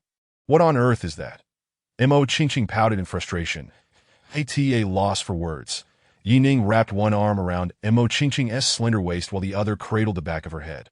They kissed once more, the coolness of their tongues deepening their immersion in the moment. After what felt like an eternity, their lips finally parted. Ning leaned down to whisper in Mo Qingqing's ear, "It's too noisy here. If you want words, shouldn't it be in a quieter environment?" Mo Qingqing, with playful eyes, replied, "Then why don't you find a quiet place to think slowly?" An hour later, in a luxurious suite at a riverside hotel, Mo Qingqing had fallen into a deep slumber, her face flushed and a slight smile gracing her lips. Sleeping peacefully, Ning gently caressed her smooth back. His eyes filled with tenderness. Turning to gaze out the window, he noted that the night had deepened, the moonlight shining brilliantly. Indeed, tonight was breathtakingly beautiful. The next day, as the sun rose high, both Yi Ning and Mo Qingqing awakened. Mo Qingqing looked up to meet Yi Ning's gaze, then buried her head again, her shyness unmistakable. Observing Mo Qingqing in this moment, Yi Ning could not help but swallow hard that he reached out to caress her. No, Mo Qingqing frowned slightly, her voice soft as a whisper that hurts. Sensing her discomfort, Yi Ning reined in his ardor, choosing not to proceed further. It appeared that everyone's constitution was different, although that enchanting girl had also been a novice. She had seemed completely unfazed at the time that the two exited the hotel. It was already lunchtime, then on their way to the parking lot. Yi Ning supported Mo Qingqing, their steps deliberately slow, occasionally hearing her intake of breath in pain. Although he felt a pang of sympathy for her, as the instigator, he couldn't suppress a smirk. Upon seeing Yi Ning's smug expression, Mo Qingqing was incensed. "You wicked man, how utterly detestable." During lunch, a phone call interrupted their conversation. "Hello, Mr. Yi. This is Wu Jishir, the director of Jiangqing Kongda Hospital. May I ask if you are available at the moment?" An elderly voice came through the line, clear and robust. "Director Wu, hello. Please, go ahead with your matter." Yi Ning maintained a profound respect for the medical profession. Chapter 29. The eve of departure, Mr. Yi. I have some documents that require your personal signature. May I inquire if you have time in the near future? Yi Ning pondered briefly. "I am currently in Chuan province, but will return to Jiangqing the day after tomorrow. Is that acceptable?" "That works, Mr. Yi. I will reach out to you then." After hanging up, Yi Ning glanced at Mo Qingqing with a hint of remorse. Remaining silent. Just as they had finally come together, he was now compelled to leave. The villain was indeed confirmed. Mo Qingqing sensed Yi Ning's apology. Though reluctant, she was not a woman prone to melodrama. "It is all right. You go to Jiangqing first. Once my mother recovers, I will come find you," she said gently to Yi Ning grasped Mo Qingqing's delicate hand, feeling deeply moved. What a sensible woman she was. He too aspired to be a considerate man. Notably, on the eve of his departure, Yi Ning assisted his parents in moving the last package into their new villa. From this day forth, they would bid farewell to the house they had lived in for 20 years. Of course, both Yi's mother and father were sentimental, and after much discussion, they decided not to sell their old home. Yi Ning was indifferent, considering it a keepsake. After enjoying their first dinner in the new home, Yi Ning felt an immense sense of satisfaction. His long-held dream had finally been realized, allowing his parents to move into a grand villa they had once only dared to imagine. Following dinner, to his surprise, Ilua actively messaged him. "Yi Ning, are you still in Yangqing?" "Yes, but I will be heading to Jiangqing tomorrow." "What a coincidence. I plan to return to Jiangqing tomorrow as well. May I ride with you?" Although Yi Ning was puzzled as to why Ilua wouldn't take a plane or high-speed train, having company on the journey was certainly preferable to traveling alone. Despite her reserved demeanor, she was a stunning beauty. Yi Ning promptly replied, "Sure, see you tomorrow." As dusk fell, he loaded his belongings into the car for the next day's journey. While taking a sip of water, Mo Qingqing called. "Yi Ning, I miss you." Her voice was soft and gentle, like a refreshing breeze brushing against Yi Ning's ear. Instantly, he felt parched. "I'm coming to find you." "Where are you now?" "I'm at home." "Are you coming? Wait for me." After hanging up, Yi Ning informed his parents and drove his Mercedes-Benz G-Class straight to Mo Qingqing's home. "What on earth could you be doing at this hour?" Old Yi inquired, perplexed. Yi's mother wore a knowing smile. "What else could it be? Your son has many secrets." Excited, Yi Ning covered the usual 30-minute journey in just over 20 minutes, even making a stop at a convenience store along the way. Arriving outside Mo Qingqing's home, he rang the doorbell. Upon hearing the chime, Mo Qingqing trembled slightly. "Who is it?" "It's me, Qingqing." "Hurry and open the door." The door swung open. The two could no longer contain their yearning and embraced tightly. "No, not here. Let us go to my room." 30 minutes later, Yi Ning lay on the bed while Mo Qingqing rested her head on his chest, lost in thought. She had never imagined she would be so audacious as to sneak Yi Ning into her home. Reflecting on it now made her feel utterly embarrassed. Noticing Mo Qingqing's unusual demeanor, Yi Ning smiled and asked, "What's wrong?" "Nothing." Mo Qingqing turned her head away, determined not to let Yi Ning see her bashful expression. However, her flushed ears betrayed her. This moment. Noticing the profound shyness enveloping Mo Qingqing, Ning felt a playful urge to tease her. You were so proactive just now. Why are you suddenly feeling bashful? Ning, please, don't say that, Mo Qingqing exclaimed, her voice a delicate whisper of embarrassment. This man was utterly insufferable. He was fully aware that she was too shy to respond, yet he continued to jest with her. Mo Qingqing's reaction brought forth a hearty laugh from Ning, who embraced the girl in his arms even tighter. Qingqing. Once your aunt recovers, you should come to Jiangcheng. I will help you find a place so you can focus on your graduate studies. Ning had learned that Mo Qingqing had given up further education due to her mother's illness, that he resolved to support her in continuing her studies. She was indeed a promising student, and it would be a pity for her to abandon her academic pursuits. Ning, thank you. Mo Qingqing was genuinely touched. She yearned to continue her education, but her current circumstances did not allow for it. She did not wish to refuse Ning's kindness, nor did she have any reason to do so. Silly girl, Ning affectionately stroked Mo Qingqing's silky hair. There is no need for such formalities between us. Whether it's for graduate school, or even if you aspire to pursue a doctorate in the future, I will always support you. Ning. You are truly wonderful. Mo Qingqing pressed her cheek against Ning's chest. Nuzzling against him. In an instant, Ning felt a surge of warmth. Mo Qingqing noticed his peculiar reaction, her face flushing crimson. Yet, she did not withdraw. Instead, she quietly wrapped her arms around Ning's neck. The next moment, the moon concealed itself behind clouds, and the flickering candlelight danced in the dimness. The following morning, Mo Qingqing appeared weary, having slept deeply. In contrast, Ning had awakened before dawn, his eyes sparkling with vitality. After carefully dressing and washing up, he prepared breakfast himself. After they had eaten, Ning wrapped Mo Qingqing's portion in plastic wrap. Observing that she showed no signs of waking, he felt reluctant to disturb her. With a gentle touch on her face, he quietly departed from her home. Chapter 30. Returning to Jiangcheng with Bai Yiluo after bidding farewell to his parents, Ning embarked on his journey back to Jiangcheng. At 9 in the morning, he arrived punctually at the hotel where Bai Yiluo had checked in. Upon receiving Ning's message, Bai Yiluo, already prepared, descended the stairs and immediately recognized Ning's grand vehicle. Striding towards him. The moment Bai Yiluo appeared at the hotel entrance, Ning recognized her at once. Her beauty and grace were simply exceptional. Standing there in silence, she was the most breathtaking figure in the world. Today, she wore a pristine white dress, her black hair cascading like a waterfall, her features exquisitely delicate, radiating an ethereal beauty. You still look stunning after a few days apart, Ning remarked playfully as Bai Yiluo settled into the passenger seat. Bai Yiluo assessed Ning with her beautiful eyes before nodding. Thank you. You look quite handsome as well. Her tone was earnest, as if each word had been carefully contemplated. Ning, who was not meeting her for the first time, understood her nature well, that I didn't expect you to compliment anyone. That I am not blind. I simply speak the truth, Bai Yiluo replied with a deadpan expression. This breathtaking beauty is perfect in every way. Except conversing with her is rather dull. One might say her emotional intelligence was lacking, yet she could engage in conversation. Conversely, when faced with Ning's topics, she always responded in a bland monotone. By the way, I still don't know what you do for a living. As they were now somewhat acquainted as fellow travelers, Ning was eager to learn more about this quiet woman. I am a junior at Jiangcheng University. Ning was slightly surprised. He had not realized that Bai Yiluo had yet to graduate. To be honest, he could not discern a trace of studenthood in her. As if she were not of this world at all, that if someone had told Ning that Bai Yiluo was a celestial being who had descended to Earth, he might have believed it without hesitation.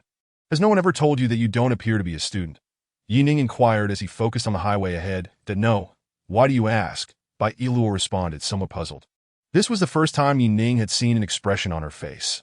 It turned out she was not entirely devoid of emotion. Moreover, that expression was undeniably charming, that there's an air of maturity about you. Lacking the youthful essence typical of students. Not at all. Bai Yiluo shook her head in denial, then seriously added, I'm still the campus belle at our university. They all say I represent their youth. My dear girl, are we even speaking of the same concept of youth? Of course. Ning was not surprised by Bai Yiluo's declaration of being the campus belle. It would have been strange if someone with such celestial beauty was not recognized as one. Although everyone has their own definition of beauty, 1,000 readers can yield 1,000 interpretations of Hamlet.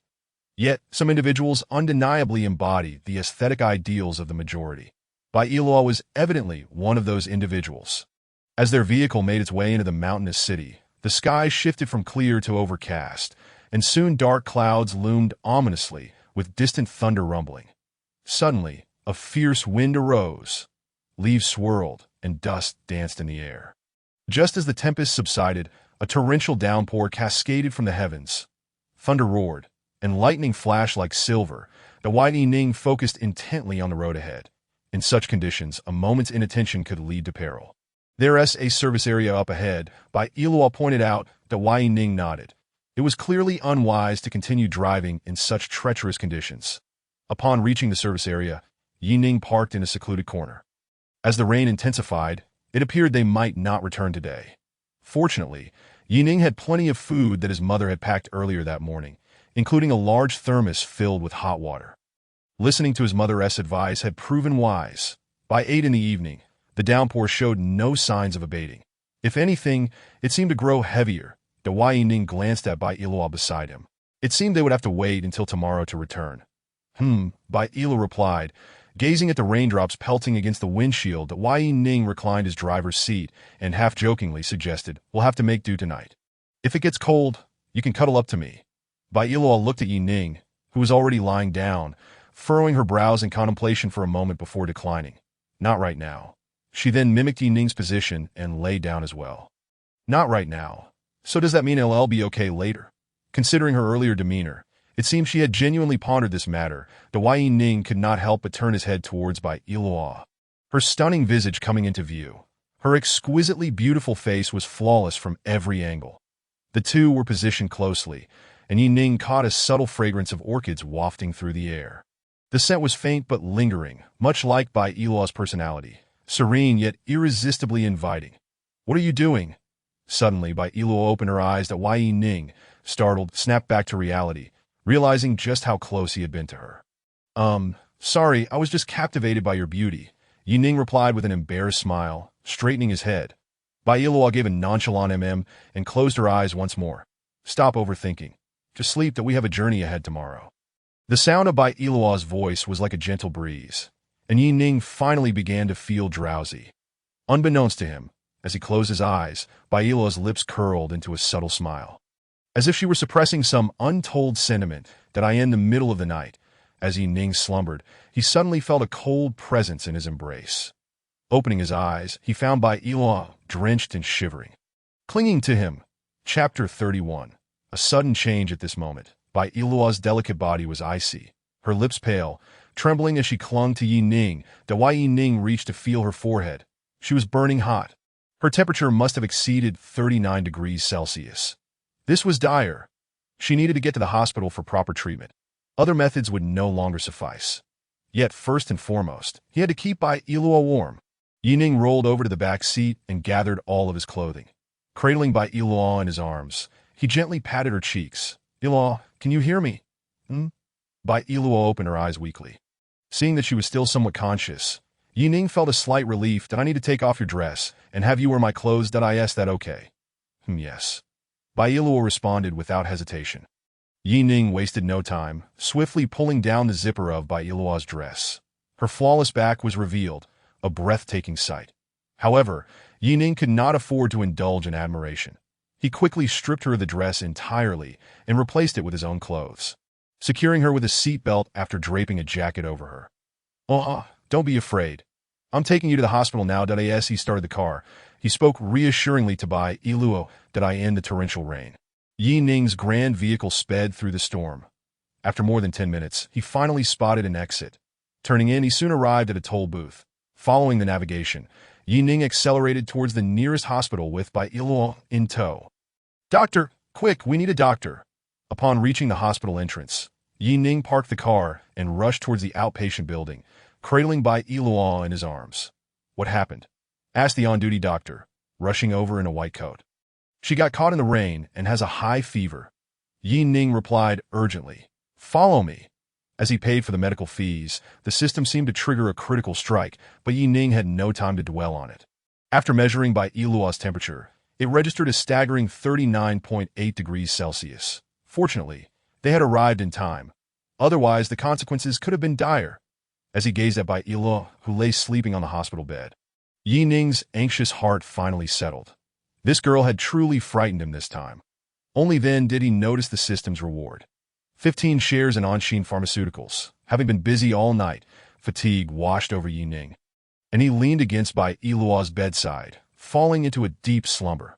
When he finally opened his eyes, he found that Bai Iluo had already been awake for some time. "Why didn't you wake me?" Bai Iluo's gaze was gentle as she watched you sleep soundly. Although she had a high fever last night, the drowsy Bai Iluo was still aware of what had transpired, including Yi Ning changing her clothes and carrying her into the hospital. The thought of Yi Ning having seen her in such a vulnerable state stirred an unusual feeling within her. Yet, recalling his anxious demeanor as he rushed her to the hospital filled her heart with warmth. "Yi Ning, what kind of person are you? Are you feeling any better now, or are you still unwell?" Yi Ning rose, instinctively placing his palm against Bai Iluo's forehead, that it seemed her fever had subsided. As he spoke, Yi Ning suddenly noticed Bai Iluo staring at him, her eyes flickering. Realizing this, he quickly withdrew his hand, touched his nose, and said, "Adet, I'm sorry, I was just worried about you. It wasn't intentional." Bai Iluo shook her head, calmly replying, "It's all right. After all, how many times did you touch me last night?" "Ah, that was a special circumstance, and I did seek your consent." Yi Ning thought Bai Iluo was still muddled from her fever. But she was quite clear-headed. Moreover, could she not at least pretend to be shy about saying such things? Yi Ning rolled his eyes, unable to resist a bit of sarcasm, that he realized just how thick-skinned this woman was. Such a situation should have been rather embarrassing, shouldn't it? "Whether you believe it or not, I'm actually quite shy right now," Bai Iluo replied languidly, though Yi Ning was taken aback. Could this woman truly feel embarrassed? He looked at Bai Iluo in surprise, only to find her expression calm, her cheeks devoid of any blush. He couldn't help but pout. His mother had been right. The more beautiful the woman, the more she could fib. "What's wrong?" Seeing Yi Ning's reaction, Bai Iluo frowned slightly. "It's nothing. Is this what you call being shy?" What a farce. Later, Bai Iluo explained that she had gotten caught in the rain because she had gone out to use the restroom in the middle of the night. However, the wind was so strong that even with an umbrella, she got drenched. She had intended to wait for her clothes to dry gradually, but fell asleep and caught a cold, resulting in a high fever. Although Bai Iluo's fever had subsided, she still appeared somewhat weak, though Yi Ning decided they should stay at the hospital for another night before returning home. Remembering his agreement with Director Wu of Jiangxing Kanda Hospital, Yi Ning called to update him on the situation. Director Wu expressed understanding, assuring Yi Ning that there was no need to rush. Bai Iluo, lying in the hospital bed, overheard this exchange and felt a bit astonished. Director Wu of Jiangxing Kanda Hospital was not someone one could easily meet. Yet, here was Yi Ning, casually conversing with such a prominent figure. What kind of identity did Yi Ning possess that she had never heard of him in their circles before? Though curious, she wasn't the type to pry into others' backgrounds that if Yi Ning chose not to disclose it, she wouldn't ask. Subsequently, Yi Ning received messages from Mo Qingqing and Su Wire. Mo Qingqing expressed her longing for him, while Su Wire merely inquired when he would return to Jiangxing. Her words laced with affection, Yi Ning replied to each. Sigh. Being handsome means being remembered by others. It's just an unavoidable fact. The next day, Yi Ning awoke on the sofa in the VIP ward. Seeing that Bai Iluo had completely recovered, the two of them had breakfast together before setting off once more. After a bumpy journey, they finally returned to Jiangxing around 3 in the afternoon. Soon after, a Mercedes G-Class pulled into Jiangxing University, drawing the attention of numerous students as it passed through the academic buildings toward the female dormitory. Chapter 32. Returning Bai Iluo to school, the vehicle stopped outside the girls' dormitory. We finally arrived. Yi Ning stretched his neck, feeling thoroughly exhausted from the past few days. Thank you for all your help this time. Yi Ning, Bai Iluo said, her beautiful eyes fixed on him in heartfelt gratitude. Had it not been for their chance encounter on the road, she would have had no choice but to turn back. Not to mention, Yi Ning had taken her to the hospital and cared for her for so long. Despite the numerous unexpected events along the way, she found the entire experience rather enjoyable. It's no trouble. We are friends, after all. Yi Ning replied generously. Friends? Bai Iluo mused, as if recalling something. She turned to Yi Ning with a mysterious glint in her eye and said, as friends, I have a gift for you. Please close your eyes. That a gift? I have to close my eyes too, Could it be that Ning felt a surge of excitement as he complied, his face brimming with anticipation? Then came the sound of a zipper and the rustling of objects. Ning felt a twinge of disappointment. It seemed it was not what he had hoped for, that he had thought that perhaps this seemingly emotionless woman had finally come to her senses. But it appeared not yet. "All right, you can open your eyes now to IT by Elaw's prompt." Ning opened his eyes to find her presenting him with a drawing that IT was a sketch of him, sleeping peacefully by the bedside. This is that Ning was pleasantly surprised. It was his first time receiving such a gift. "That day, while you were sleeping in the hospital, I secretly drew you. What do you think? Do you like it?" Ning nodded. "I do, thank you." By the way, by Ela suddenly met his gaze, speaking slowly. "Did you just think I was going to kiss you?" Cough, cough. Ning was at a loss for words. He had no idea how by Elaw's mind worked. One moment they were discussing the drawing, and the next she had switched to this topic. Although he had indeed thought that initially, now that she was aware, couldn't she refrain from mentioning it? It was quite embarrassing. Thankfully, Ning had a thick skin. Otherwise, her question might have left him speechless. He decided to feign disappointment, saying, "Yes, I was all prepared, so. Are you going to kiss me?" By Elawa lowered her head slightly, appearing to genuinely contemplate the feasibility of this question. After a considerable pause, she finally looked back at Ning and said, "Next time, perhaps it feels a bit awkward with so many people watching me right now." Next time. So there really was a possibility? Ning had only intended to tease her, but it seemed by Elawa was genuinely considering it. What a remarkably earnest girl. By Elawa opened the car door. "I'll head in first. Be careful on your way."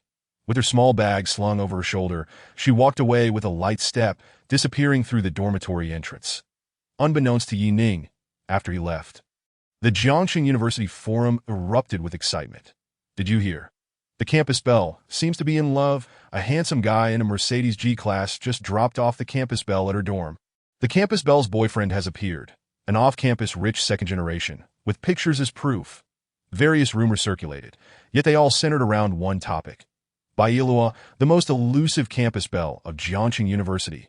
The rumor that Bai Elua's boyfriend was a rich second generation was quickly noticed by her close friend Ai Xian. With her discerning eye, she immediately recognized that the girl in the photo was indeed Bai Elua, and that car. It was none other than the Mercedes G-Class that had picked her up when her Ferrari broke down on the highway. No wonder she didn't return to school with me, claiming she wanted to go somewhere else to sketch. That's what was happening. Ai Xian muttered, though her eyes sparkled with delight. Her icy cold friend was finally beginning to thaw. At that moment, one of Bai Elua's roommates also saw the picture. Looking at the Mercedes G-Class, a fleeting expression of jealousy crossed her face. She herself had a rather decent appearance, having been a campus belle in high school. Countless suitors had pursued her then. However, once she entered university, no one seemed to notice her as long as Bai Elua was around. The men who approached her did so only to get closer to Bai Elua. Bai Elua, why is it that all the good things go to you? Why can you win the favor of wealthy men, while I cannot?" She too wanted to ride in a Mercedes G-Class. She absolutely had to become one of those people at the top. As the rumor spread, Ning, the main character, remained blissfully unaware. Following the riverside, he returned to Yunxiang Longjing, to Mr. Yi, "Welcome home." The security guard saluted as the Mercedes G-Class appeared at the gate. After exchanging a few pleasantries with the guard, Ning drove into the residential complex. Once home, Ning collapsed onto his bed, utterly exhausted from the journey. However, the outcome was favorable, especially as his relationship with Bai Elua had progressed further. Yet, was Bai Elua's statement about next time genuine? Would there truly be an opportunity for a kiss when they next met? A smile crept across Ning's face as he drifted into a pleasant dream. Not wanting to be disturbed, Ning silenced his phone. Thus, he remained oblivious to the notifications flashing on his phone, which was almost bursting with messages. When he finally awoke and glanced at his phone, he was momentarily taken aback by the 99 notifications. What on earth is happening? Is the world about to end just because I took a nap? Should I call myself the Dream Terminator? Opening the messages, Ning soon realized they were from Feiyu Live. Although the wording varied, they all pointed to the same event. The PK of the small streamer Su Wire had begun. Ning slapped his forehead. How could he have forgotten about this? He hurriedly clicked on Feiyu Live, hoping Su Wire hadn't already lost. That would be quite the embarrassment, that of course, if she did lose. It wouldn't matter much. After all, he still held a stake in Feiyu Live. He could always arrange another match. Chapter 33. Opening 10 Emperors, $1 million rewards in Modu. at the headquarters of Feiyu Live. The higher-ups were closely monitoring this major PK event, while Yu Xinglong nodded repeatedly at the data on the screen, acknowledging that the planning and operation of this large-scale PK had gone rather well. Given the current trends, they were on track to meet their preliminary goals. That IT was quite satisfactory. That moment, he suddenly recalled something and turned to his assistant beside him, asking, why isn't that streamer named Xiao Wire on the rankings? He had a fairly vivid impression of Su Wire, though not because of her personally, but due to the fact that Ning had spent nearly 5 billion to acquire a 30% stake in Feiyu Live. This individual is most likely a true magnate. Otherwise, who would squander such an enormous sum of cash for a woman? Chairman, I've been keeping an eye on Su Weier, as you mentioned, but her current statistics are rather dismal. What is going on? Yu Xinglong expressed his confusion. With the tycoon spending billions in support, could there possibly be any unforeseen circumstances? Mr. Yi might have been preoccupied with something, which is why he has not been online. Not only at the headquarters of Feiyu, but even within Su Weier's live stream, fans are fervently discussing, why hasn't Ning Gu, the magnate, arrived yet? Did he forget? We have sent private messages in droves. Yet we do not know if Ning Gu has seen them. Thankfully, Xiao Weier has passed the first round. Otherwise, the defeat would have been too thorough. Do you think it is possible that Ning Gu has grown weary and lost interest in Xiao Weier? Quite likely, it is possible that Ning Gu has found a new muse that Su Weier, upon seeing the barrage of comments in the live stream, did not harbor any particular thoughts. Although she has not had the chance to meet Ning recently, they still maintain daily contact through texts and phone calls. Moreover, she is well aware that Ning is certainly not the type to fall for new charms easily. His absence now must be due to some pressing matter. As for the PK, Su Weier's initial goal was merely to surpass the first round, which he has now accomplished. The second round of the PK has already passed the halfway mark. Su Weier's progress bar is barely a fraction of her opponent's. The opposing streamer, Shuang, looked disdainfully at Su Weier and sarcastically remarked, Sister, why hasn't your big brother sent any gifts your way? Shall I help you with a plane to bolster your presence? Before Su Weier could respond, she indeed sent a plane gift. Shuang's fans expressed their admiration for her kindness, as yet another wave of plane and rocket effects filled the screen. Thank you so much for the gifts, dear gentlemen. Shuang loves you all dearly, sending hearts your way. The gentlemen on the opposite side were also invited to come and see her, promising them a unique experience. Shuang pouted, subtly hinting at something. Even with only 2 minutes left in the PK progress bar, she condescendingly lectured Su Weier, Sister, I don't think you are suited to be a streamer. You can message me later. And I will teach you that, of course. She dismissed the idea for today, as she still had to engage in the next round of PK. She envied Su Weier for having the leisure time. Unlike herself, who was exceedingly busy, Shuang's smug demeanor infuriated Su Weier's loyal fans in the live stream. Ugh. Looking at her, I just want to kick her.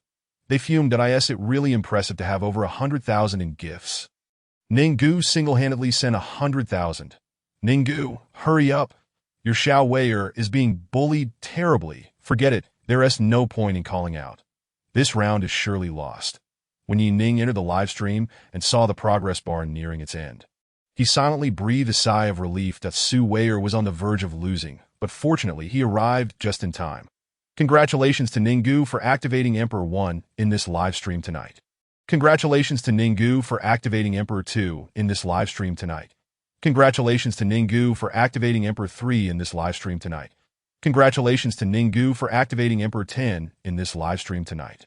Suddenly, a torrent of effects flooded the screen, leaving everyone in the live stream momentarily stunned. 10 emperors.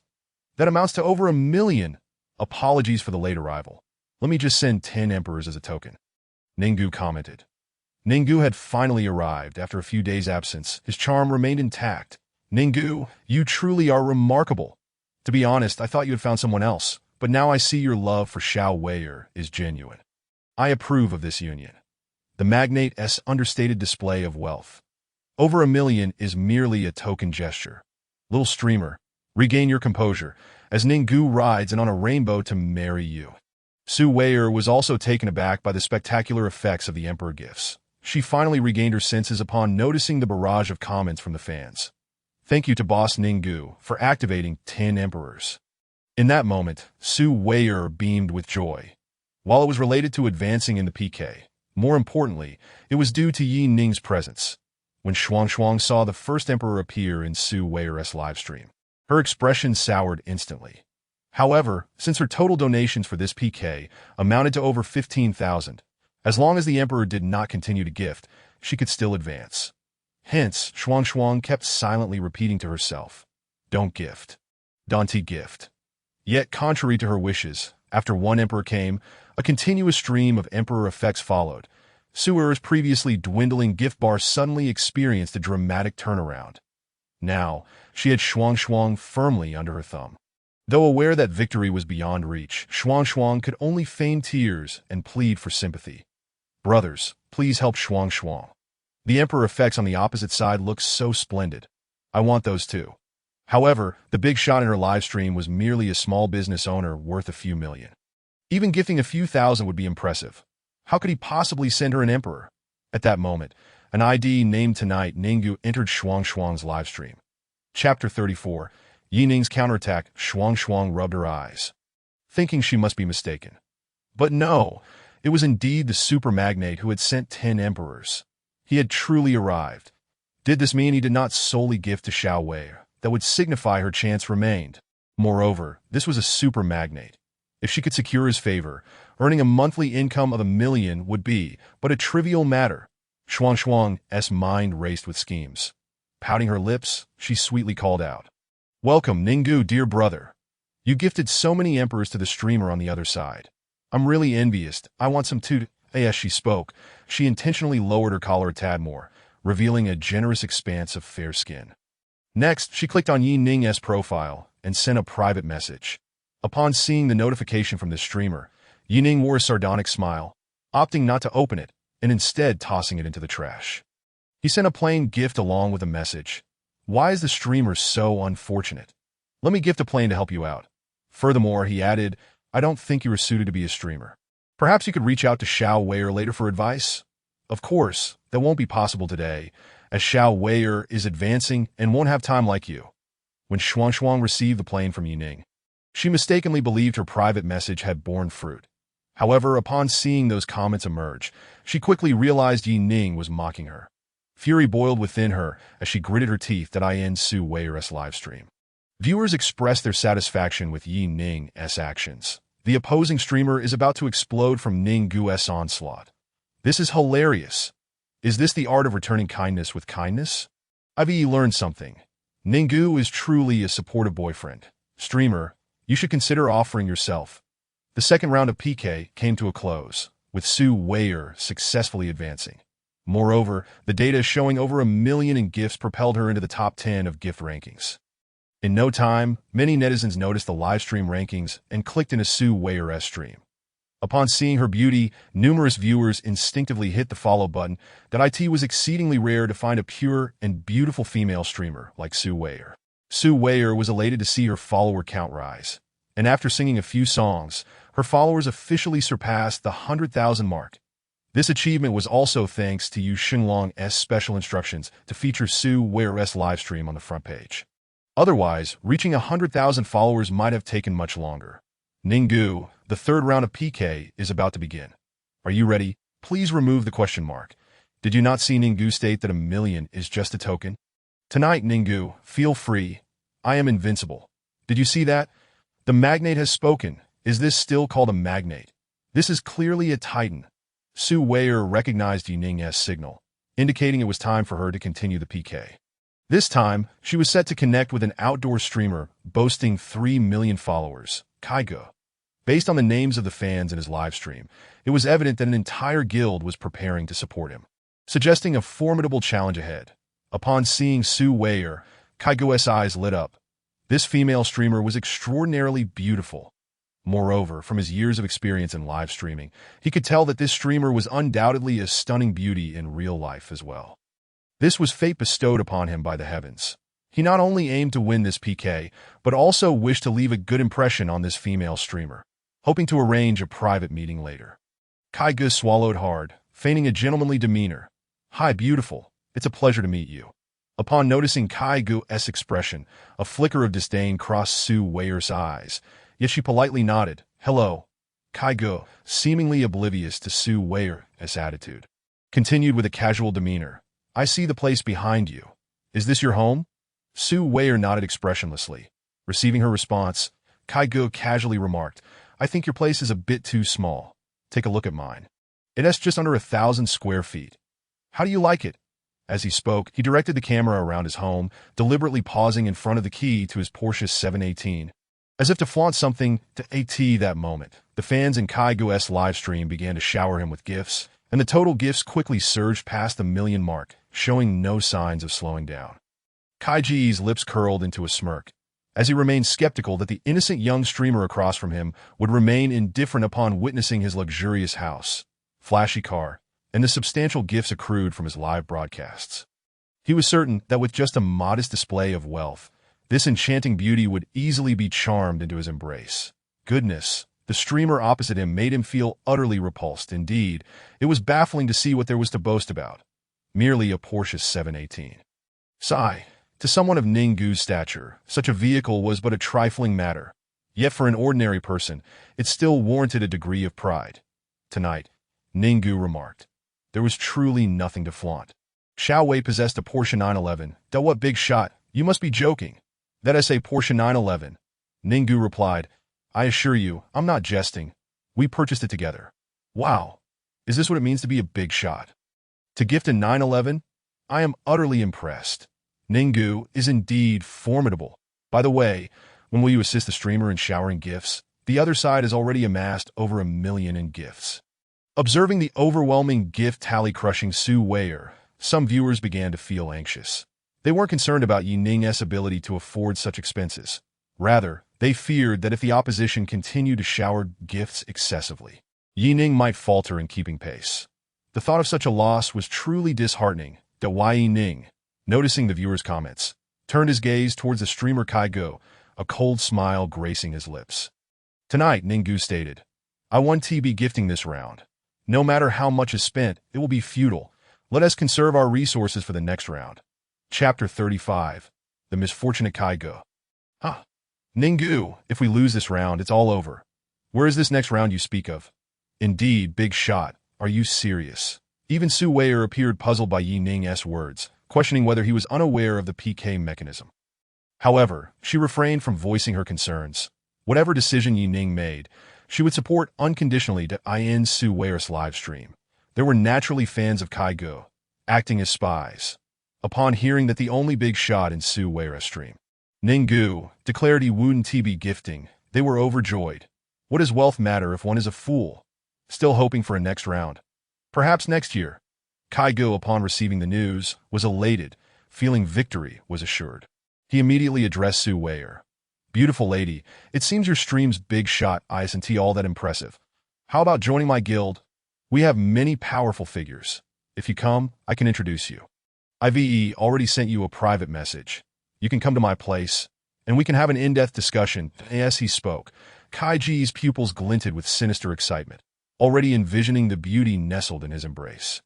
Hearing Kaigo's words, Ning's expression turned icy, and he typed on the public screen, Who's in charge of Feiyu platform?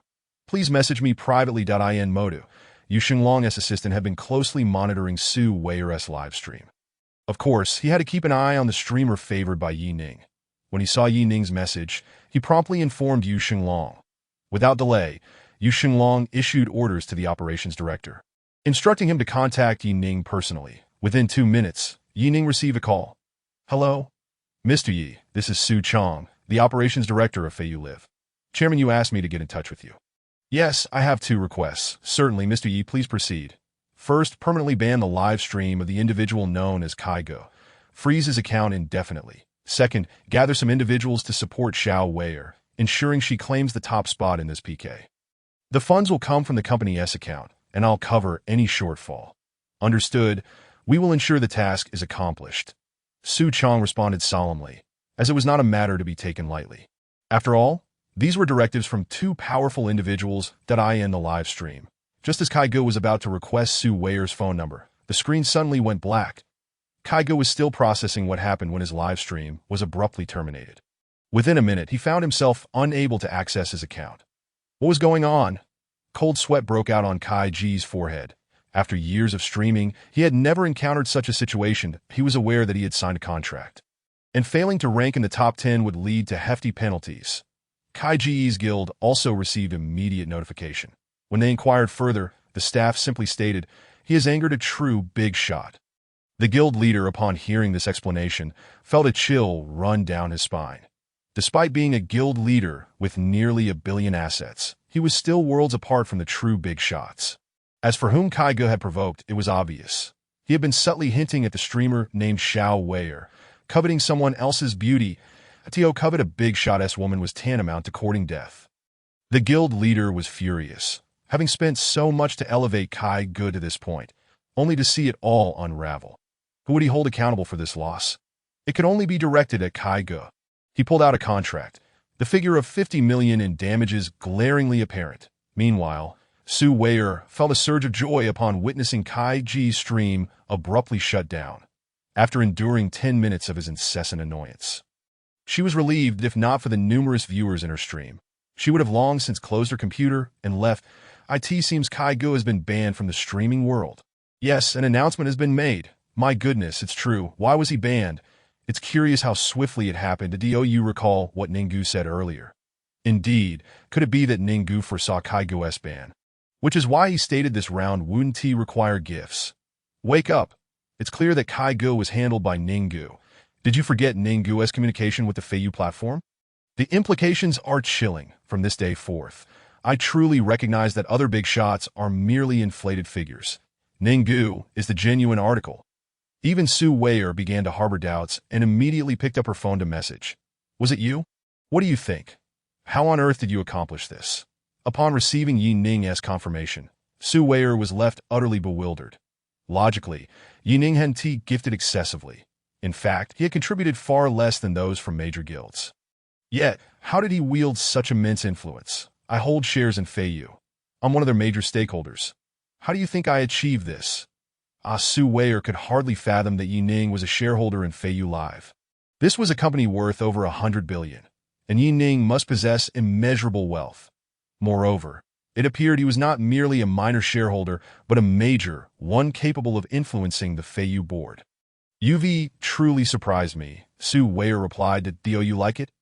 Not Ning, upon reading Su Weier's message, felt his spirits soared exceedingly well, and he promptly opened Mo Qingqing's chat window, engaging in a colorful exchange that left her blushing furiously. A scoundrel must naturally cater to all, the PK continued, but with Ning's directives in place, numerous internal personnel were utilizing alternate accounts to shower Su Weier with gifts, regardless of the opposition's efforts.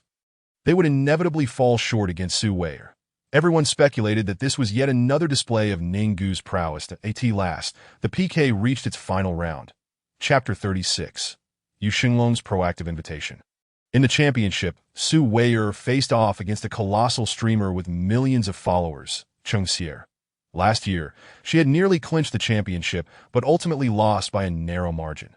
This year, she encountered the very streamer who had bested her in the previous round, securing a decisive victory. Now, Cheng Xier brimmed with confidence, believing the championship was all but assured, especially upon seeing her opponent, a newcomer with followers that barely scratched the surface of her own. Although she found it peculiar how Su Weier had made it to the finals. Facing such a weak contender was more advantageous for her. A crushing victory would be all the sweeter. With this thought, Cheng Xier feigned vulnerability in her live stream, saying, "Brothers in the stream. It seems there's a formidable boss on the opposing side. I'm quite frightened. Please lend me your support."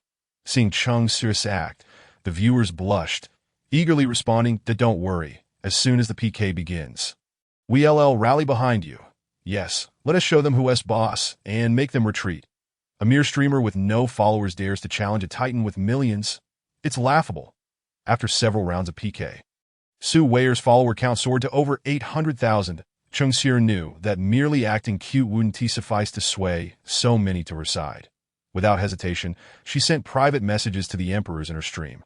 "Zhang, I hope you'll support me more later. We can dine together afterward. Zhao, help me secure the championship. I can wear that outfit you mentioned last time. Qian, I've bought a new sleepwear set. Could you check its quality for me in a few days?" The other viewers in the stream were oblivious. During this brief moment, their goddess, Cheng Xier, had contacted no fewer than 20 big shots. If Ning were aware, he couldn't help but feel a sense of admiration for Cheng Xier. She was indeed a model of the industry, making tremendous sacrifices for her career, while Cheng Xier began to envision her championship speech. The gift channel finally opened. In an instant, the gift tally displayed a staggering 9-to-1 disparity, demonstrating a crushing advantage.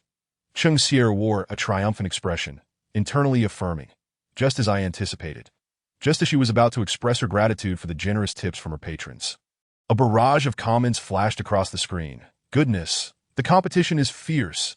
We've spent 3 million, and yet we are utterly outmatched. What, outmatched? Cheng Xier rubbed her eyes and focused her gaze to her astonishment. The gift progress bar indeed reflected a staggering 9-to-1 ratio. However, it was not as she had imagined. It was not her 9 against Su Wire's 1, but rather the exact opposite. How could this be? How could a small streamer with merely a few 100,000 followers possibly attract such a multitude of wealthy benefactors? Cheng Xier nearly lost her grip on the mouse, silently clicking into Su Wire's live stream for a closer look. What she saw left her utterly dumbfounded. Is this even human? There are hundreds of emperors among the gifts, not to mention countless other esteemed patrons. Without several tens of millions, one cannot hope to compete. What kind of terrifying figure is behind her? On Su Wire's leaderboard, the name Jinyi Ninggu stood prominently in first place, with an astonishing gift amount reaching tens of millions. And this was just for today. Gazing at the name Jinyi Ninggu, Cheng Xier felt an overwhelming surge of jealousy. 10 million, and all in one day.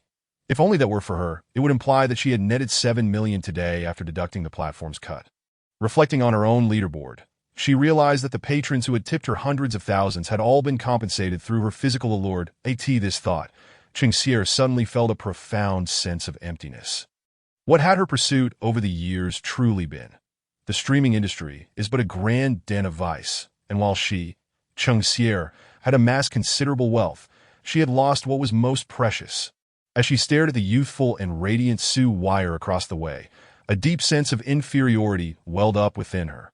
For the first time, she felt utterly sullied, like rotten eggs left to fester. Reeking foully, as the live stream concluded, Su Wire's gift tally soared to over 39 million, a sum that Cheng Xier could not even begin to match.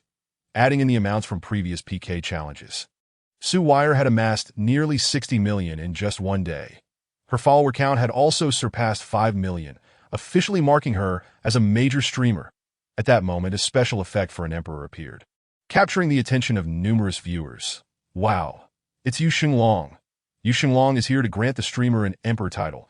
Su Wire must be quite the sensation. What do you mean Su Wire is a sensation? It has clearly the influence of the Ninggu tycoon. Who is this Yu Xinglong you speak of? Just an emperor, right? Have there not been enough emperors granted to streamers tonight? You don't even know who Yu Xinglong is? He is the chairman of Feiyu Live. Indeed, a gift from the head of Feiyu Live carries weight. Wouldn't you agree? Some uninformed viewers finally realized that the chairman of Feiyu Live had arrived. And it was an official account. Although Su Wire knew that Yi Ning was a shareholder of Feiyu Live, Yu Xinglong's appearance still took her by surprise. Su Wire was utterly thrilled. All of this was thanks to Yi Ning. Since meeting Yi Ning, she had been remarkably fortunate. In fact, she felt a tinge of gratitude, had it not been for those troublesome matters that compelled her to give up her flight attendant position. She might never have met Yi Ning, nor would she have risen to prominence in the streaming world as she did today. Yu Xinglong typed directly on the public screen, complimenting the streamer on her singing and encouraging her to keep it up. Su Wire responded, expressing her gratitude for the chairman's affirmation and promising to work hard. Yu Xinglong then remarked, "Mr. Yi, when will you come to Magic City? We should share a drink then." Jinyi Ninggu replied affirmatively. "Certainly, I will make sure to come." Yu Xinglong laughed heartily. That settled then. The two exchanged messages directly in the live stream without private chats. Other viewers, witnessing the interaction between Yi Ning and Yu Xinglong, were in awe of the tycoons. Yi Ning's phone was inundated with private messages, many from streamers on Feiyu Live. They all wished to get to know such a powerful figure, that if they were fortunate enough to earn his favor, they could, at the very least, expect a smooth-sailing career in streaming, if not instant fame like Su Wire. However, Yi Ning remained indifferent, shutting off his private messages, leaving the male streamers in exasperation and the female streamers in solitude. Of course, once the PK ended, Yi Ning proactively contacted the operations director, Su Chong. After all, he had utilized company funds today, and he would not forget that. Chapter 37. Meeting Wu Jishir, Suchong had anticipated that Ning would need a few days to return the nearly 50 million in cash. To his surprise, just after hanging up, the finance department reported that Ning had already deposited the funds back into the company account. It was astonishing how quickly he could produce such a sum. Ding! The host has spent 46.5 million on Su Wire, triggering a critical hit, and receiving a reward of a school district property worth 600 million. A school district property, a whole building. This is simply delightful. Previously, Ning had always envied those wealthy women with dozens of properties, juggling keys to collect rent in the morning and play mahjong in the afternoon. Now he could do the same. He knew that he not only had one school district property to rent out, but also a commercial street and office buildings. The annual rental income would be astronomical. The following morning, as Ning awoke, he received an internal call from the property manager. Luo Rong Rong, Mr. Yi.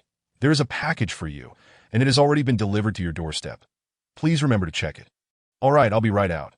Opening the door, Ning saw Luo Rong Rong driving a small sightseeing vehicle with several packages of varying sizes in the back that, of course, the most eye-catching was the enormous cardboard box addressed to Ning. Good morning, Mr. Yi. As Ning opened the door, Luo Rong Rong's eyes lit up. She wasn't sure if Ning was the wealthiest in Yunshang Longjing, but he was undoubtedly the most handsome. Moreover, he was so young. If she could establish a connection with him, she would be more than willing. However, Ning merely smiled, wrote his name, and turned to carry the large box back inside, not sparing even a second to gaze at Luo Rong Rong's face. Did she really lack such allure? Luo Rong Rong touched her smooth face, staring blankly at the grand door of Ning's villa. Upon opening the box, Ning found dozens of red property deeds inside. All for the same building. It was a rather exhilarating thought. The life of a landlord had begun. After much effort, Ning finally loaded the box onto his Mercedes-Benz G-Class. Today, he still had to visit Jiangqing Kanda Hospital. And after completing his business there, he would list the property with a rental agency. Arriving at the hospital, Ning dialed Wu Jishir's number. Director Wu, where is your office? I'm on my way. Wu Jishir, who had just taken a break when he received Ning's call, responded, Mr. Yi. Are you here? I'll come down to meet you. Ning replied nonchalantly, Director Wu, just tell me the location. I prefer to keep it simple. As if we were meeting privately, Wu Jishir felt a sense of goodwill towards Ning upon hearing his words. His impression of Ning had been quite positive during their previous conversations. And after several interactions, he sensed that Ning was not the type to put on airs. Although Wu Jishir did not come to the hospital entrance, when Ning arrived at the office building, he spotted a small, rosy-cheeked, elderly gentleman in a white coat, appearing to be in his 70s. Director Wu. Noticing that Wu Jishir seemed oblivious to his presence, Ning took the initiative to greet him. Upon hearing Ning's voice, Wu Jishir's eyes widened in surprise. You must be Mr. Yi. Indeed, that's me. Ning extended his hand for a shake. Wu Jishir was taken aback to see Ning. It was impossible for him not to be astonished. Ning was simply too young. Although he had guessed from their phone conversation that Ning was not very old, he certainly did not expect him to be a young man in his 20s. As they entered the office building, other hospital staff couldn't help but cast curious glances their way. They may not have known who Ning was, but everyone in Jiangqing knew Wu Jishir. Or rather, anyone involved in the medical field in Jiangqing was familiar with Wu Jishir. Initially, as Wu Jishir stood at the entrance of the office building, they assumed he was waiting for an important figure. Little did they know, it was merely a young man in his 20s. Moreover, it appeared that Wu Jishir held this young man in high regard. They scrutinized Ning's face, imprinting his features in their minds, ensuring that they would recognize him in the future. Not to say they would befriend him, but they would certainly avoid crossing paths with him. In the director's office, Ning and Wu Jishir engaged in conversation for over an hour. Ning had no intention of involving himself in the management side of things. Thus, they merely discussed the basic direction of the hospital's future development, leaving most of the authority in the capable hands of this elderly gentleman. Wu Jishir felt a sense of relief as he gradually relaxed. He had not misjudged Ning. The young man was not the type to be swayed by profit or greed, just like the special medical fund established for impoverished children, which was financed by the owner of Kanda Hospital, essentially Ning's money. Yet, without a moment's hesitation, Ning had resolutely decided to preserve the project, even increasing the funding assistance by half. This decision deeply moved Wu Jishir. A man who had devoted decades to medicine, that it is often said that a doctor possesses a benevolent heart. Although Ning was not a physician, he nonetheless endeavored to help others to the best of his ability. After concluding his discussion with Wu Jishu, Ning made his way to the first floor, and on his way to the restroom, he suddenly noticed a middle-aged woman in her 30s, curvaceous and striking, storming out of an office at the end of the corridor. The woman wore an expression of indignation, angrily berating the individual inside the room. "Lu Heng, you accept bribes and line your own pockets. Aren't you afraid of being reported?" "Reported? Huh. You might as well ask who here would dare to report me," came the arrogant retort from within the office. Moments later, a man with a rotund face and a lecherous grin emerged from the office, leering at the beautiful woman. "Xiao Tong, as I've said before, getting my signature is quite simple. First, find a place tonight where we can enjoy some drinks and discuss things leisurely. Or perhaps have your general and come to speak with me directly." Upon mentioning this, Lu Heng seemed to recollect something, his eyes gleaming with a lascivious light. Chapter 38. The arrogant Lu Heng Ning did not anticipate witnessing such a scene even in a hospital. Truly, in a vast forest, one encounters all kinds of birds. Character and education are not necessarily correlated. In fact, individuals with poor character and high education can pose even greater threats to society. Take, for instance, the female graduate who recently went viral online for falsely accusing an older man of secretly filming her. The revelation of this incident was utterly shocking. Upon hearing Lu Heng's insinuations, Xiao Tong felt a wave of nausea. After all, she was the sales manager at Anshin Pharmaceutical and found herself threatened by Lu Heng in such a manner. What was even more infuriating was that Lu Heng, ignorant of his own limitations, dared to covet the current chairman of Anshin Pharmaceutical. Truly, a toad aspiring to eat swan meat. Lu Heng, suppress your sordid thoughts. Do not even dare to entertain them, Xiao Tong exclaimed angrily. Lu Heng sneered. Xiao Tong, do not think for a moment that I am unaware of the challenges your company currently faces. When it steps down from the chairman's position, I wonder if you, as the sales director, will still have a job. By then, do not come begging me. Ha ha ha. Unfazed by Xiao Tong's rejection, Lu Heng was confident. After all, he was the head of the procurement department at Kanda Hospital. Not to mention having a father who served as the deputy director. If Xiao Tong wished to sell medical equipment to Kanda Hospital, she would have no choice but to seek his favor. Given the current sharp conflicts among the senior management at Anshin Pharmaceutical, he did not believe Xiao Tong was oblivious to the significance of this deal with Kanda Hospital. Xiao Tong, let me make this clear. As long as I, Lu Heng, do not give my approval, no one will dare to accept this order. You might as well give up. Oh, from your tone, does Kanda Hospital belong to you? At that moment, a young man dressed in designer clothes, looking somewhat nonchalant yet handsome, approached the two. He grinned at Lu Heng with a teasing expression. The newcomer was, of course, Ning. Initially intending to observe the situation, upon hearing the name Anshin Pharmaceutical, he felt a stir of interest. Although he was not very familiar with the company, just 2 days prior he had acquired a 15% stake, making him a shareholder of Anshin Pharmaceutical. Listening to their conversation, it seemed that Anshin Pharmaceutical was far from simple. The depths of its waters were indeed profound. Others might not care, but Ning was intrigued. He was determined to explore this den of dragons and tigers, come what may. Hey kid, do you know who I am? Lu Heng had long noticed Ning watching the spectacle, that if one is to watch, one should do so quietly without trying to play the big shot. Did he not see that everyone else around was discreetly silent? Could he not discern this atmosphere? Given Ning's youth, Lu Heng instinctively assumed he was merely a recent medical graduate seeking employment at Kanda Hospital. Such a person, Lu Heng believed, was easily manipulable, especially since he had a father who was the deputy director. Without answering Lu Heng's question, Ning merely stepped forward with a faint smile. That I do not know who you are, nor do I wish to. However, from your words, it is evident that you are unworthy of working in a hospital, let alone being a doctor. As he spoke, Ning raised his voice slightly, pointing toward the entrance of the office building. Now pack your things and get out. Ning's voice was loud enough to attract considerable attention. Even people on the upper floors came down to see the commotion. Witnessing Lu Heng on the brink of fury, the bystanders silently mourned for the young man. Why did you provoke him of all people? Yet, a few recognized Ning as the young man whom Director Wu had personally welcomed earlier. They smirked. They had long harbored disdain for Lu Heng, the arrogant son of the deputy director. Now, this young master's arrival might just be the remedy they needed to deal with Lu Heng. Of course, no one truly believed Lu Heng would be dismissed. At most, he would receive a slight reprimand. After all, he had a father who was the deputy director, did he not? Oh, today is quite the novelty. Lu Heng scoffed that, to be honest, after working here for so long, no one has ever dared to tell me to get lost. Kid, do you think you outranked my father, the deputy director? Lu Heng struck a proud pose. Having a deputy director for a father was his trump card. Seeing Ning remain silent only fueled Lu Heng's hubris to ha, daring to tell me to leave. How's that working out for you now? Too scared to speak. Just a naive brat.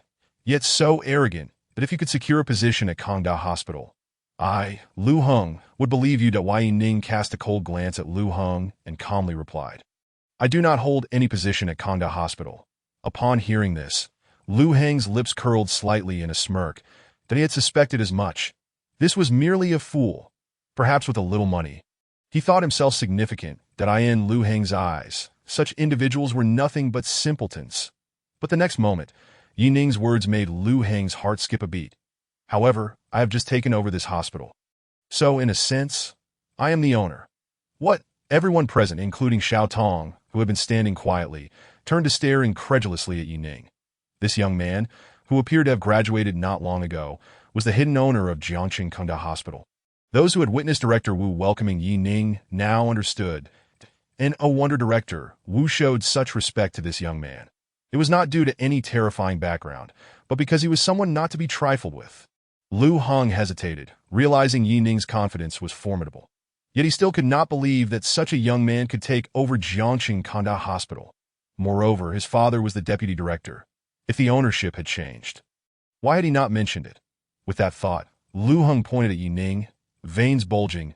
You have some nerve, daring to sow discord in the hospital. Do you think I want to deal with you? Chapter 39. Displeasure. I see you are the one with audacity to openly challenge Mr. Yi. Do you truly believe your father can protect you? Lu Heng's words had barely left his mouth when an elderly voice echoed from the staircase. Apart from Ning, everyone present narrowed their eyes in recognition of that voice, which they knew all too well, that it was the voice of Director Wu Jisher, and he even addressed Ning as Mr. Yi, are you well? Amidst the astonished gazes of the crowd, Wu Jisher approached Ning. His demeanor validated Ning's words. This man truly was the owner of Kangda Hospital, capable of sending them packing with a single word. Lu Heng was now drenched in cold sweat, unable to fathom how he had managed to provoke the owner. In fact, he had even considered resorting to violence when the owner revealed his identity. Why you, Mr. Yi? I was wrong. I spoke without thinking. Please forgive me. Lu Heng's face was a mask of panic as he bowed repeatedly to Ning in apology. Forgive you? Ning scoffed. I told you, you are unworthy of practicing medicine. Now, get out. Director Wu, and your father, the deputy director, should thoroughly investigate this matter, that if there are issues, deal with them accordingly. To why Ning lamented, recognizing that such pests exist in every profession. They bask in the fruits of the people's labor while wielding the power bestowed upon them to bully others. Such individuals were unforgivable in Ning's eyes. By the way, Xiao Tong, right? Please wait here for a moment. I need to have a word with Director Wu. I'll need your assistance later. Hearing Ning's words, Xiao Tong was slightly taken aback. She did not understand why a powerful boss like Ning would want to speak with her privately. Did he perhaps have some peculiar inclination?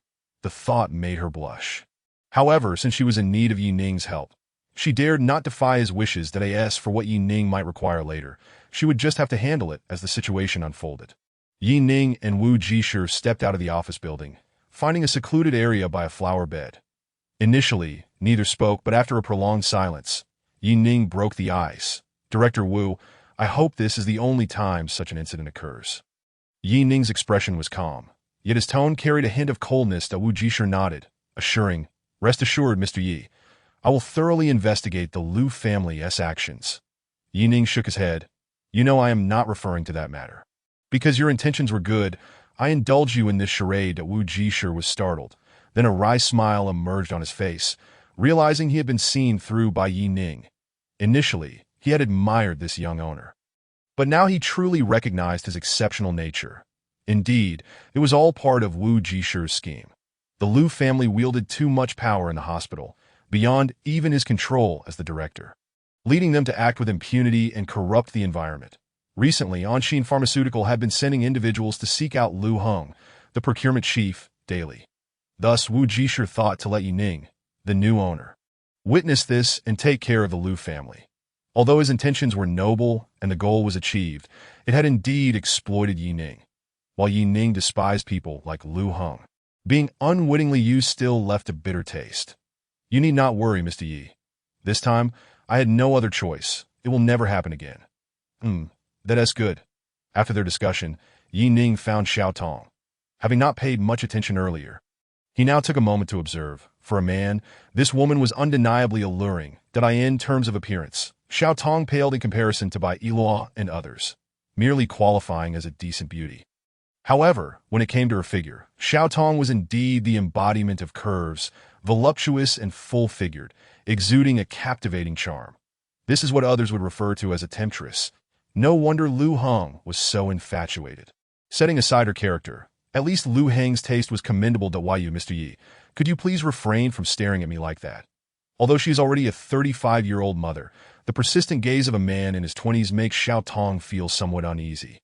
Of course, this discomfort stems from Yi Ning's striking handsomeness. Had he been less attractive, she would have felt nothing but disdain. Alas, in a society that values appearances, being handsome undoubtedly offers numerous advantages. This phenomenon is not exclusive to modern times. Even in ancient societies, beauty often dictated relationships, where a strikingly handsome man could easily win a woman's heart, while those less fortunate in looks were left to toil in servitude as a means of repayment. Coughing softly, Yi Ning inwardly chastised himself for lacking propriety. After all, with Mo Qingqing and others already in his life, it was inappropriate to fixate on another woman. Feeling somewhat embarrassed, Yi Ning offered an apology and suggested, "How about this? Lunch is approaching. Let me treat you, and we can discuss matters further." "Lunch? Discuss what? Are you sure this isn't just flirting?" Xiao Tong's face flushed crimson, her gaze towards Yi Ning tinged with perplexity. Here was a dashing young man, and it appeared he indeed harbored peculiar interests. Yet, considering the importance of retaining Kangda Hospital as a significant client, Xiao Tong could only nod in agreement, hoping his intentions were not as she feared. If they were, she would have to adapt accordingly. "All right then, let's go. After lunch, I need to stop by the real estate agency. My day is quite packed."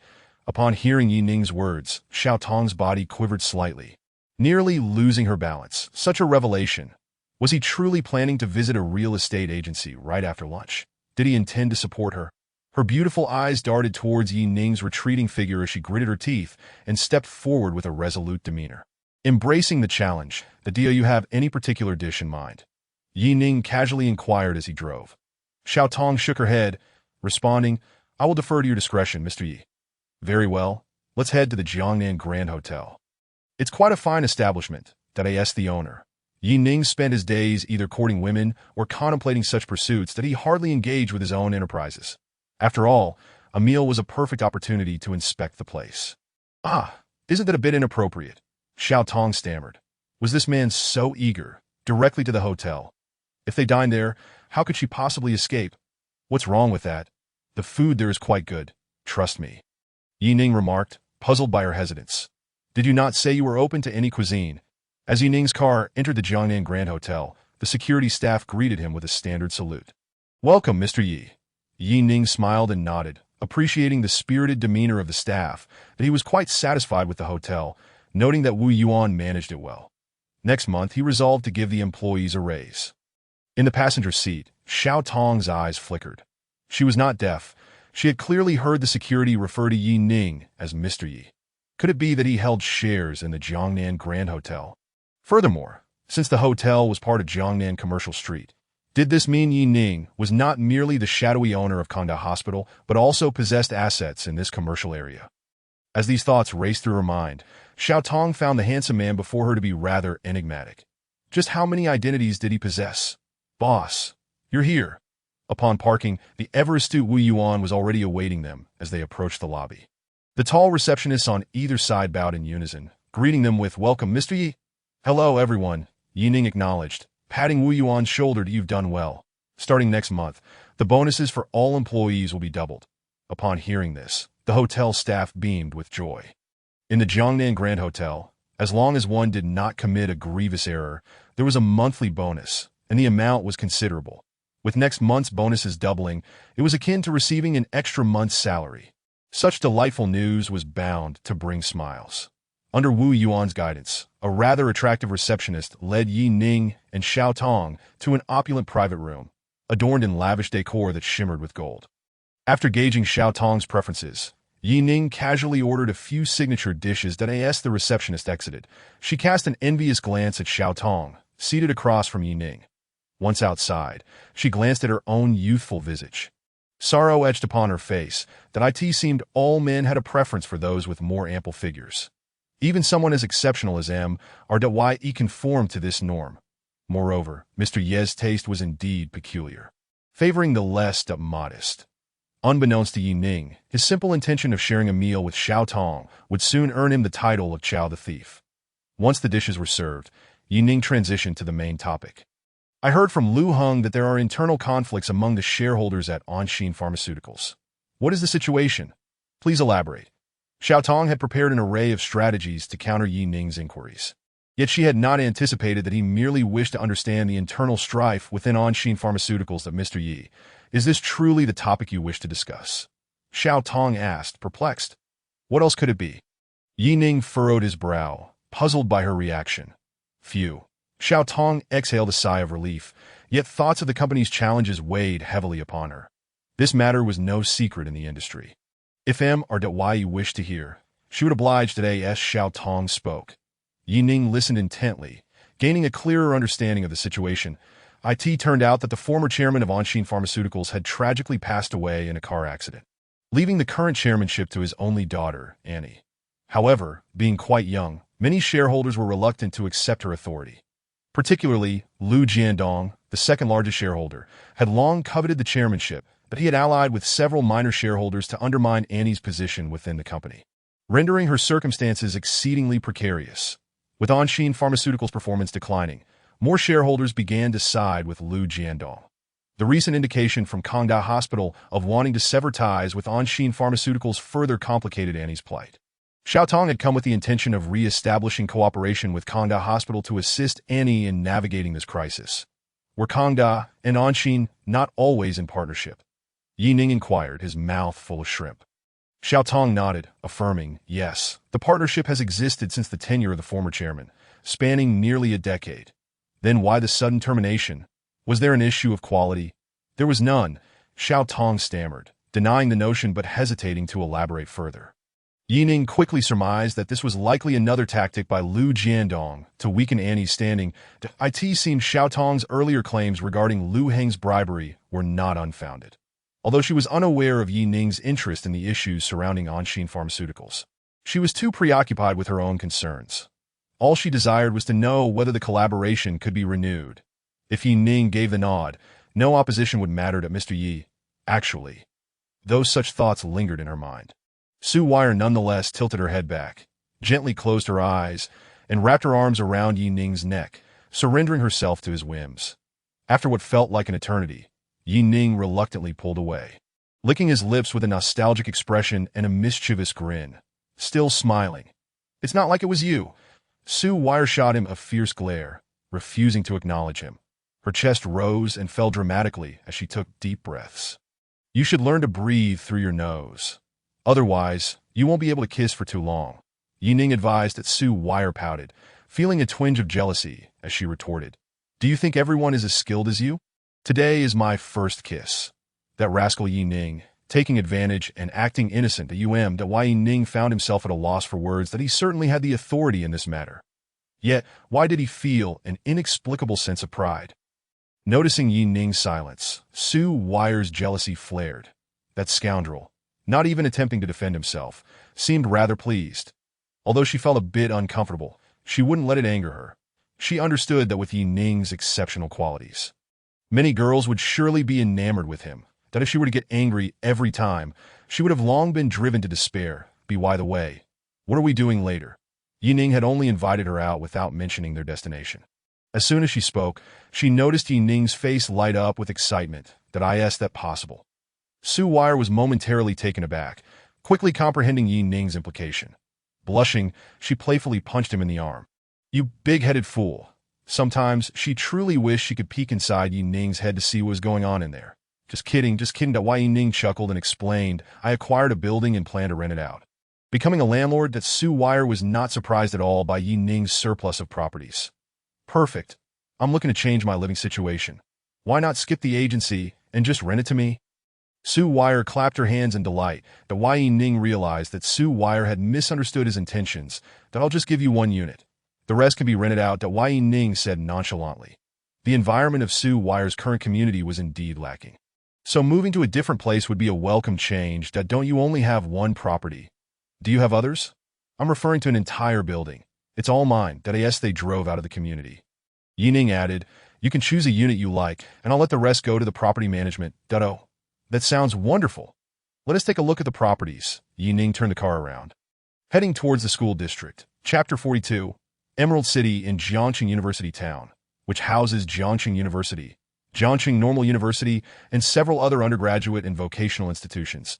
The bustling student population has naturally led to a thriving commercial scene, resulting in high property prices. The Emerald City, owned by Yi Ning, boasts the highest prices in the university town. Each unit in the building, designed with 2 households per floor, spans around 400 square meters, with prices nearing 10 million. "Sir, to enter Emerald City, you require the owner's consent. We can assist you in contacting them," said the guard at the entrance, halting Yi Ning and Su Wire, who were driving a Mercedes-Benz G-Class. Yi Ning casually rummaged through a box and produced a property deed, stating, "I am the owner. By the way, please send your property management over. I need to speak with them." The guard had never encountered someone who placed a property deed in a cardboard box, and seeing such a large box made him wonder if it contained multiple deeds. Was this person treating real estate like clothing? Surely, one doesn't wholesale properties like this. Today, he witnessed a genuine wealthy individual. With a smile, he allowed Yi Ning to enter the community and promptly contacted the property manager. Upon receiving the call, the property management team immediately recalled the news of the individual who had purchased an entire building. When they learned of this yesterday, everyone was astounded. They had longed to meet the person who made such a remarkable purchase, and now he had come in person.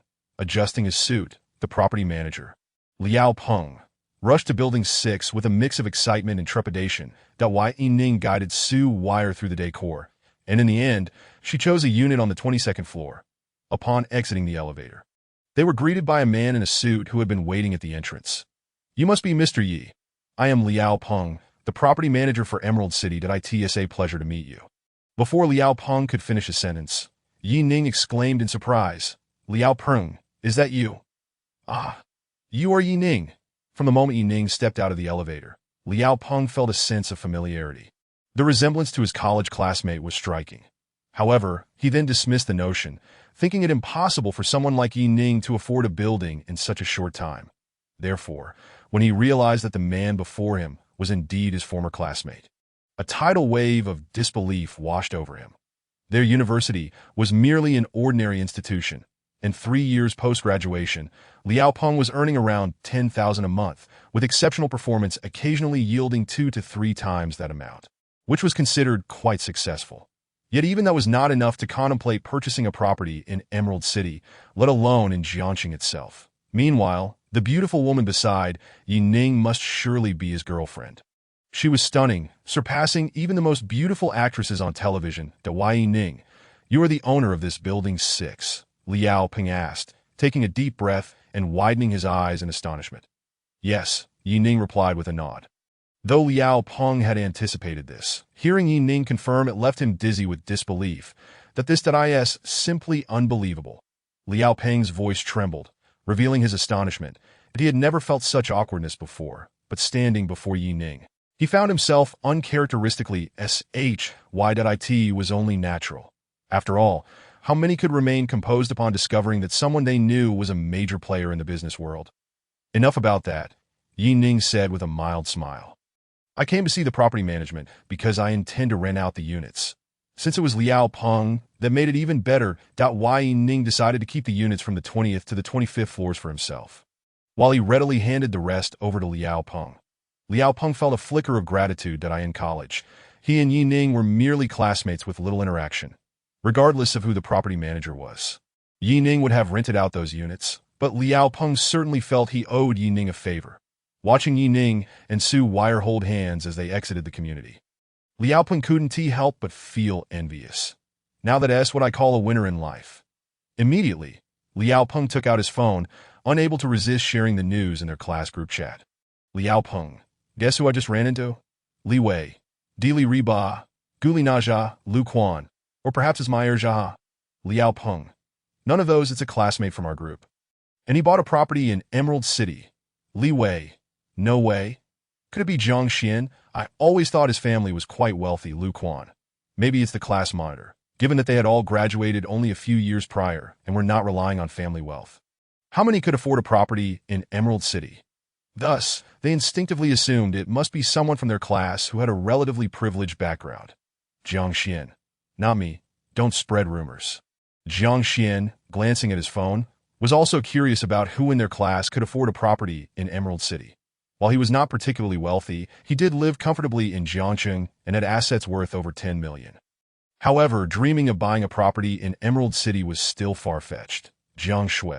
I'm still abroad, so it's not me that asked. Zhang Xian and class monitor Jiang Shui both denied it.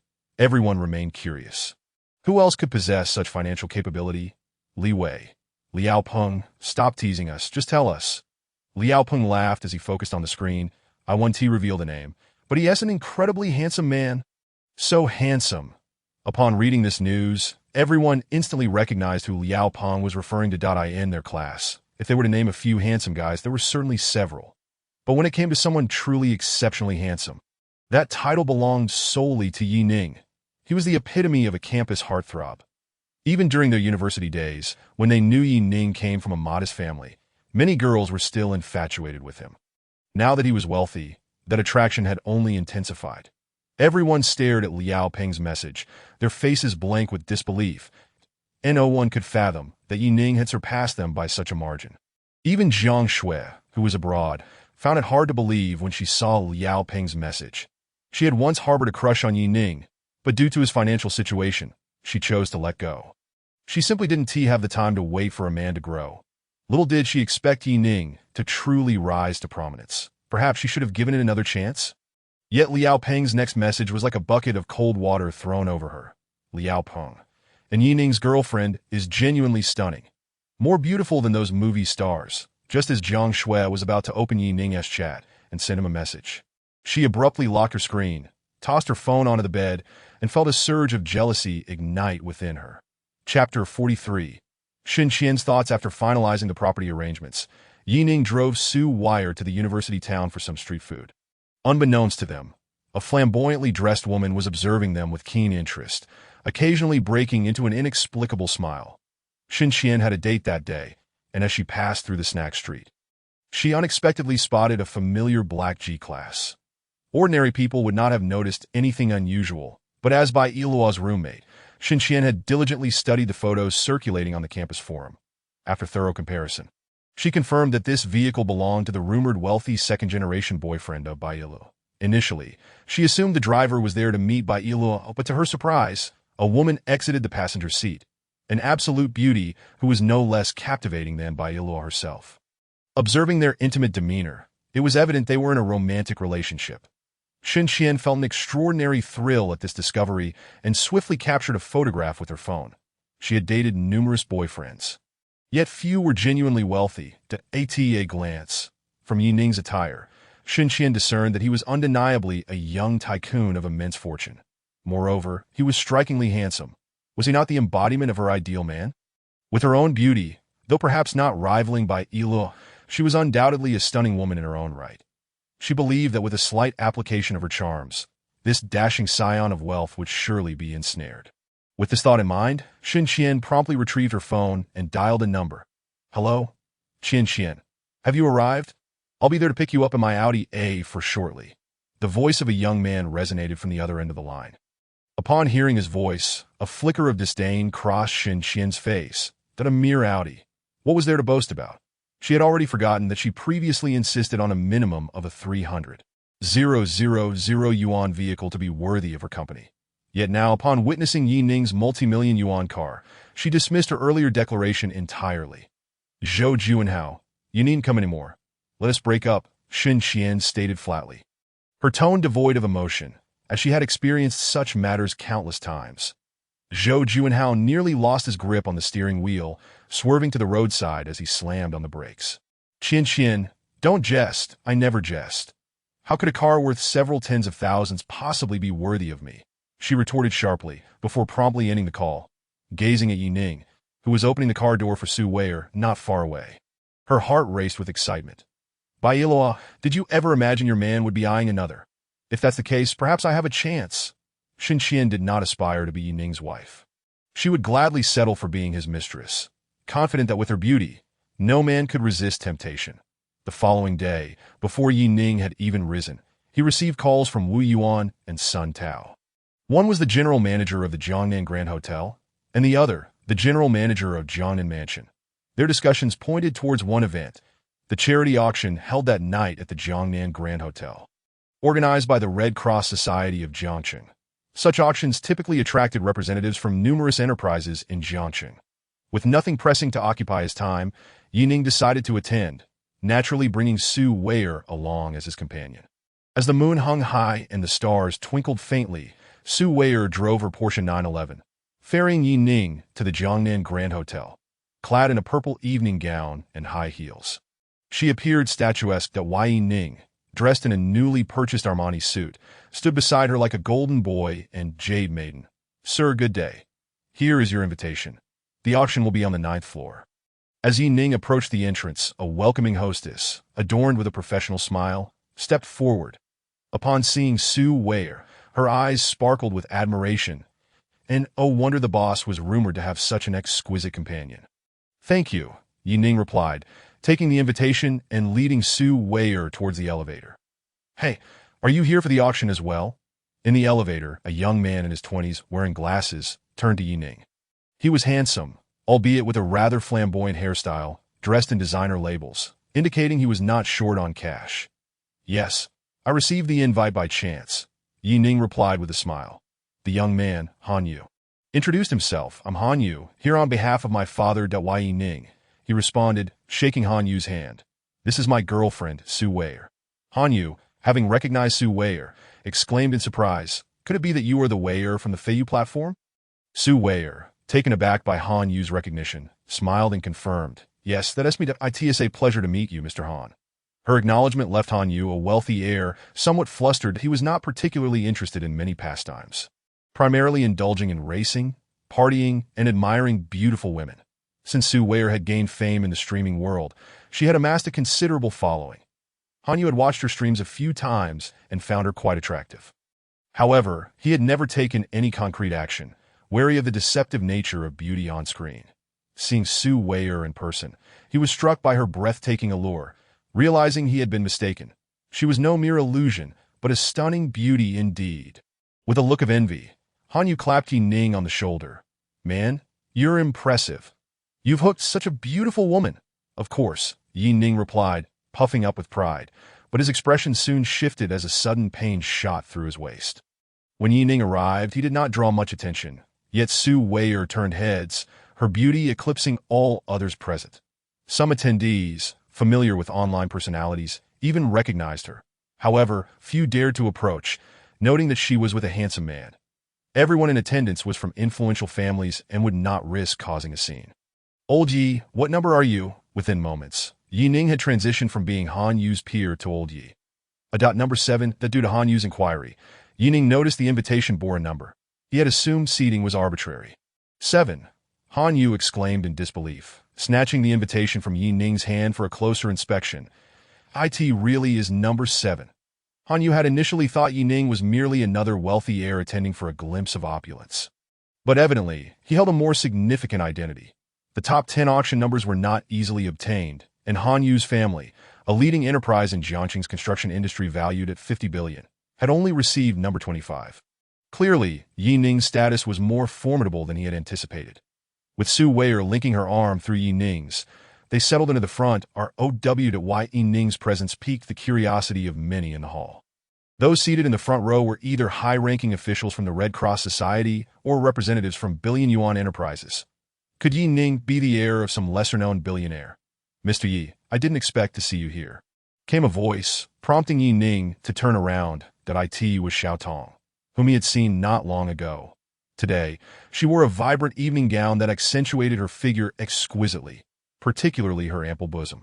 "Hello, Director Xiao. Did you receive an invitation as well?"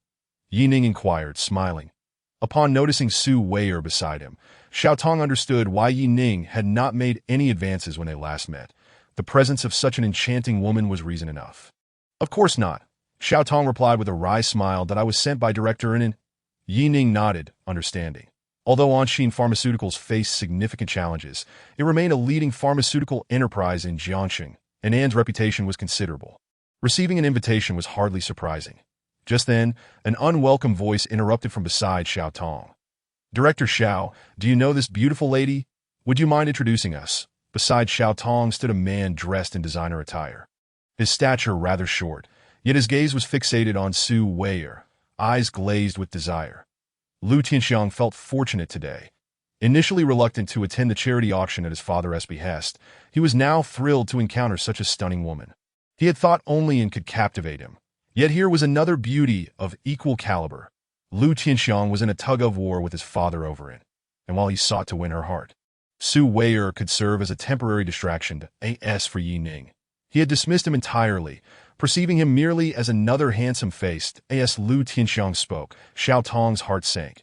She had forgotten this lecherous heir was accompanying her. Lu Tianxiang's reputation was far from stellar. He was known for his fleeting affections, pursuing innocent young women only to discard them afterward. "Hello, beautiful I am Lu Tianxiang from Anshin Pharmaceuticals. That my father is the general manager there." Noticing Xiao Tong's silence, Lu Tianxiang eagerly introduced himself to Su Weier, convinced that revealing his status would sway her, regardless of her aloofness.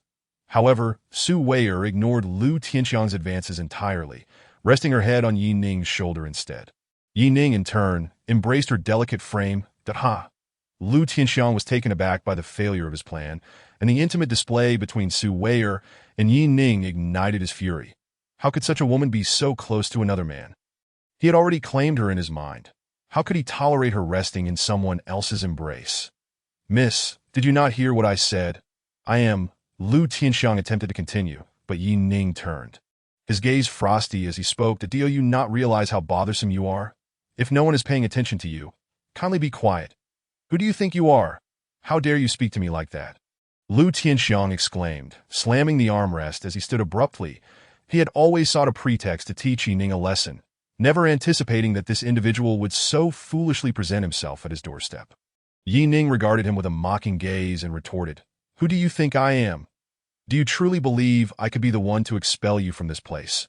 Were it not for Xiao Tong's presence, he would have relished the opportunity to cast this second-generation heir out without a second thought." Xiao Tong anxiously tugged at Lu Tianxiang's arm, saying, "Young Master Lu, please take a seat. This is Mr. Yi Ning, the owner of Conda Hospital. That it would be best not to stir up trouble." She then turned to Yi Ning, her expression one of sincere apology. "That Mr. Yi, I deeply apologize on behalf of young Master Lu for the disturbance today."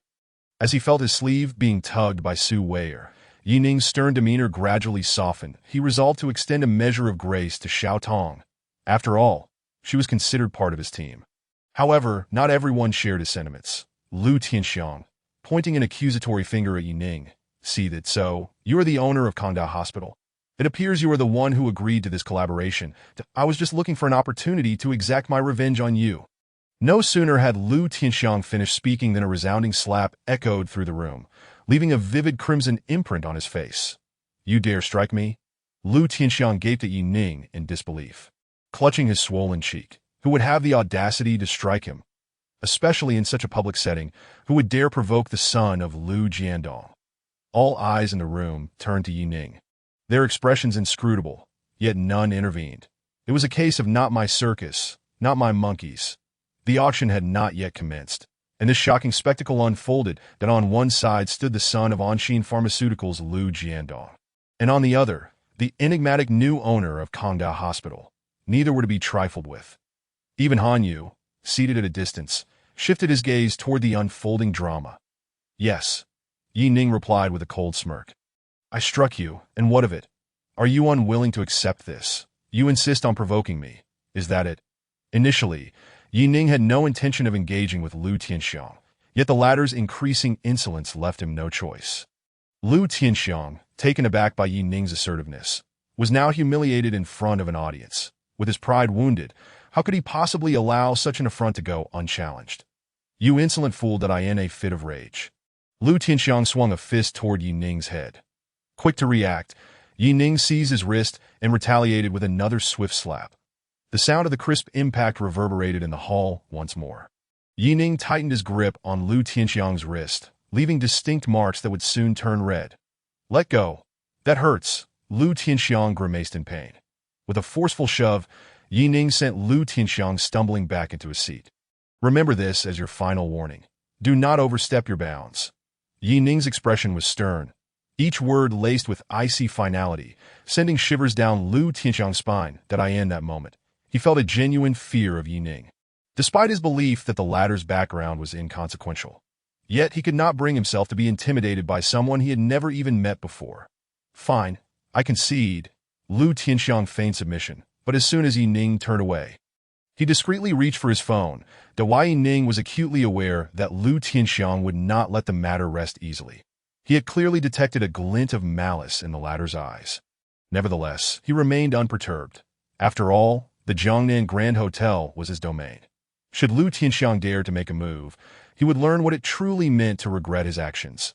This farce temporarily came to a halt with Lu Tianxiang's reluctant apology. No one had anticipated that Lu Tianxiang, reputed as one of the most elite scions of Jiangcheng, would ever stoop to such a level. Regardless of how events unfolded thereafter, this young man who had managed to humble Lu Tianxiang had certainly made a name for himself. Of course, many in the crowd shook their heads in quiet disapproval. They understood that Lu Tianxiang was not one to easily yield, and this young man would soon face repercussions. It was not until a middle-aged woman clad in a qipao graced the stage that the audience's attention shifted away from Yi Ning and the others. With a warm smile and a gentle tone, she addressed the guests. "Good evening, everyone. I am Wen Yao, the host for tonight's charity auction." Following her introduction, the auction commenced. "Now, let us present our first item, the Tiffany Millennium Necklace. Starting bid at 500,000. It was evident that none present were financially constrained, as the final price soared to 2.3 million, far exceeding the necklace's original value. Yet someone ultimately purchased it. Yi Ning, however, exhibited little interest in such items, observing for a while without making a bid. Lu Tianxiang, noticing this, smirked inwardly, convinced that Yi Ning was merely a pretender without substantial means. All style and no substance, unable to part with even a few million for such a beautiful companion. To call him a pretty boy would be too generous. He thought that it wasn't until the attendant retrieved a hairpin from backstage that Yi Ning's expression brightened, casting a sidelong glance at Su Weier's flowing tresses. He couldn't help but smile. "Now, this is a genuine treasure." When Yao projected her voice, introducing the hairpin, "This is an exquisite ice lotus and Hetian jade hairpin, meticulously crafted by Master Lu Qianxing. Both the artistry and the quality of the jade are exceptional, with a starting bid set at 2 million, and each subsequent bid must increase by no less than 100,000. Gasps of astonishment erupted from the audience.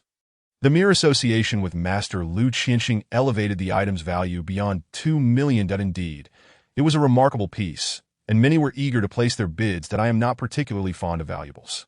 I simply appreciate charity. 3 million. It's my wife's birthday, so please don't compete with me. 3.5 million.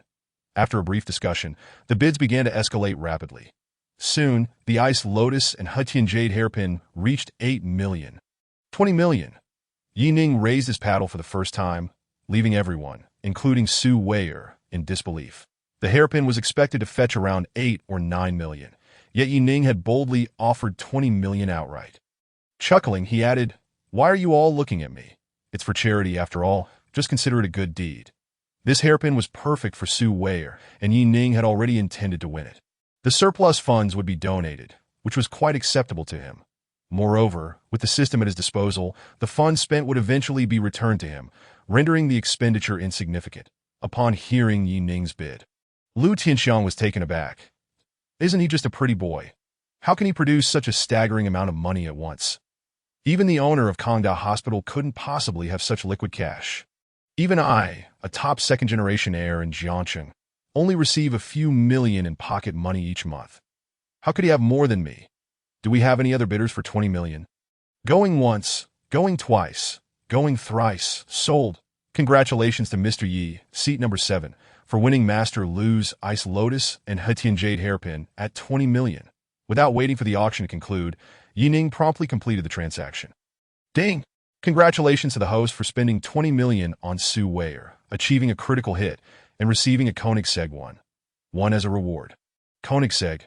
Although Ning did not place high demands on vehicles, the prospect of acquiring such a rare and expensive car, limited to just 6 units worldwide, elicited a thrill within him.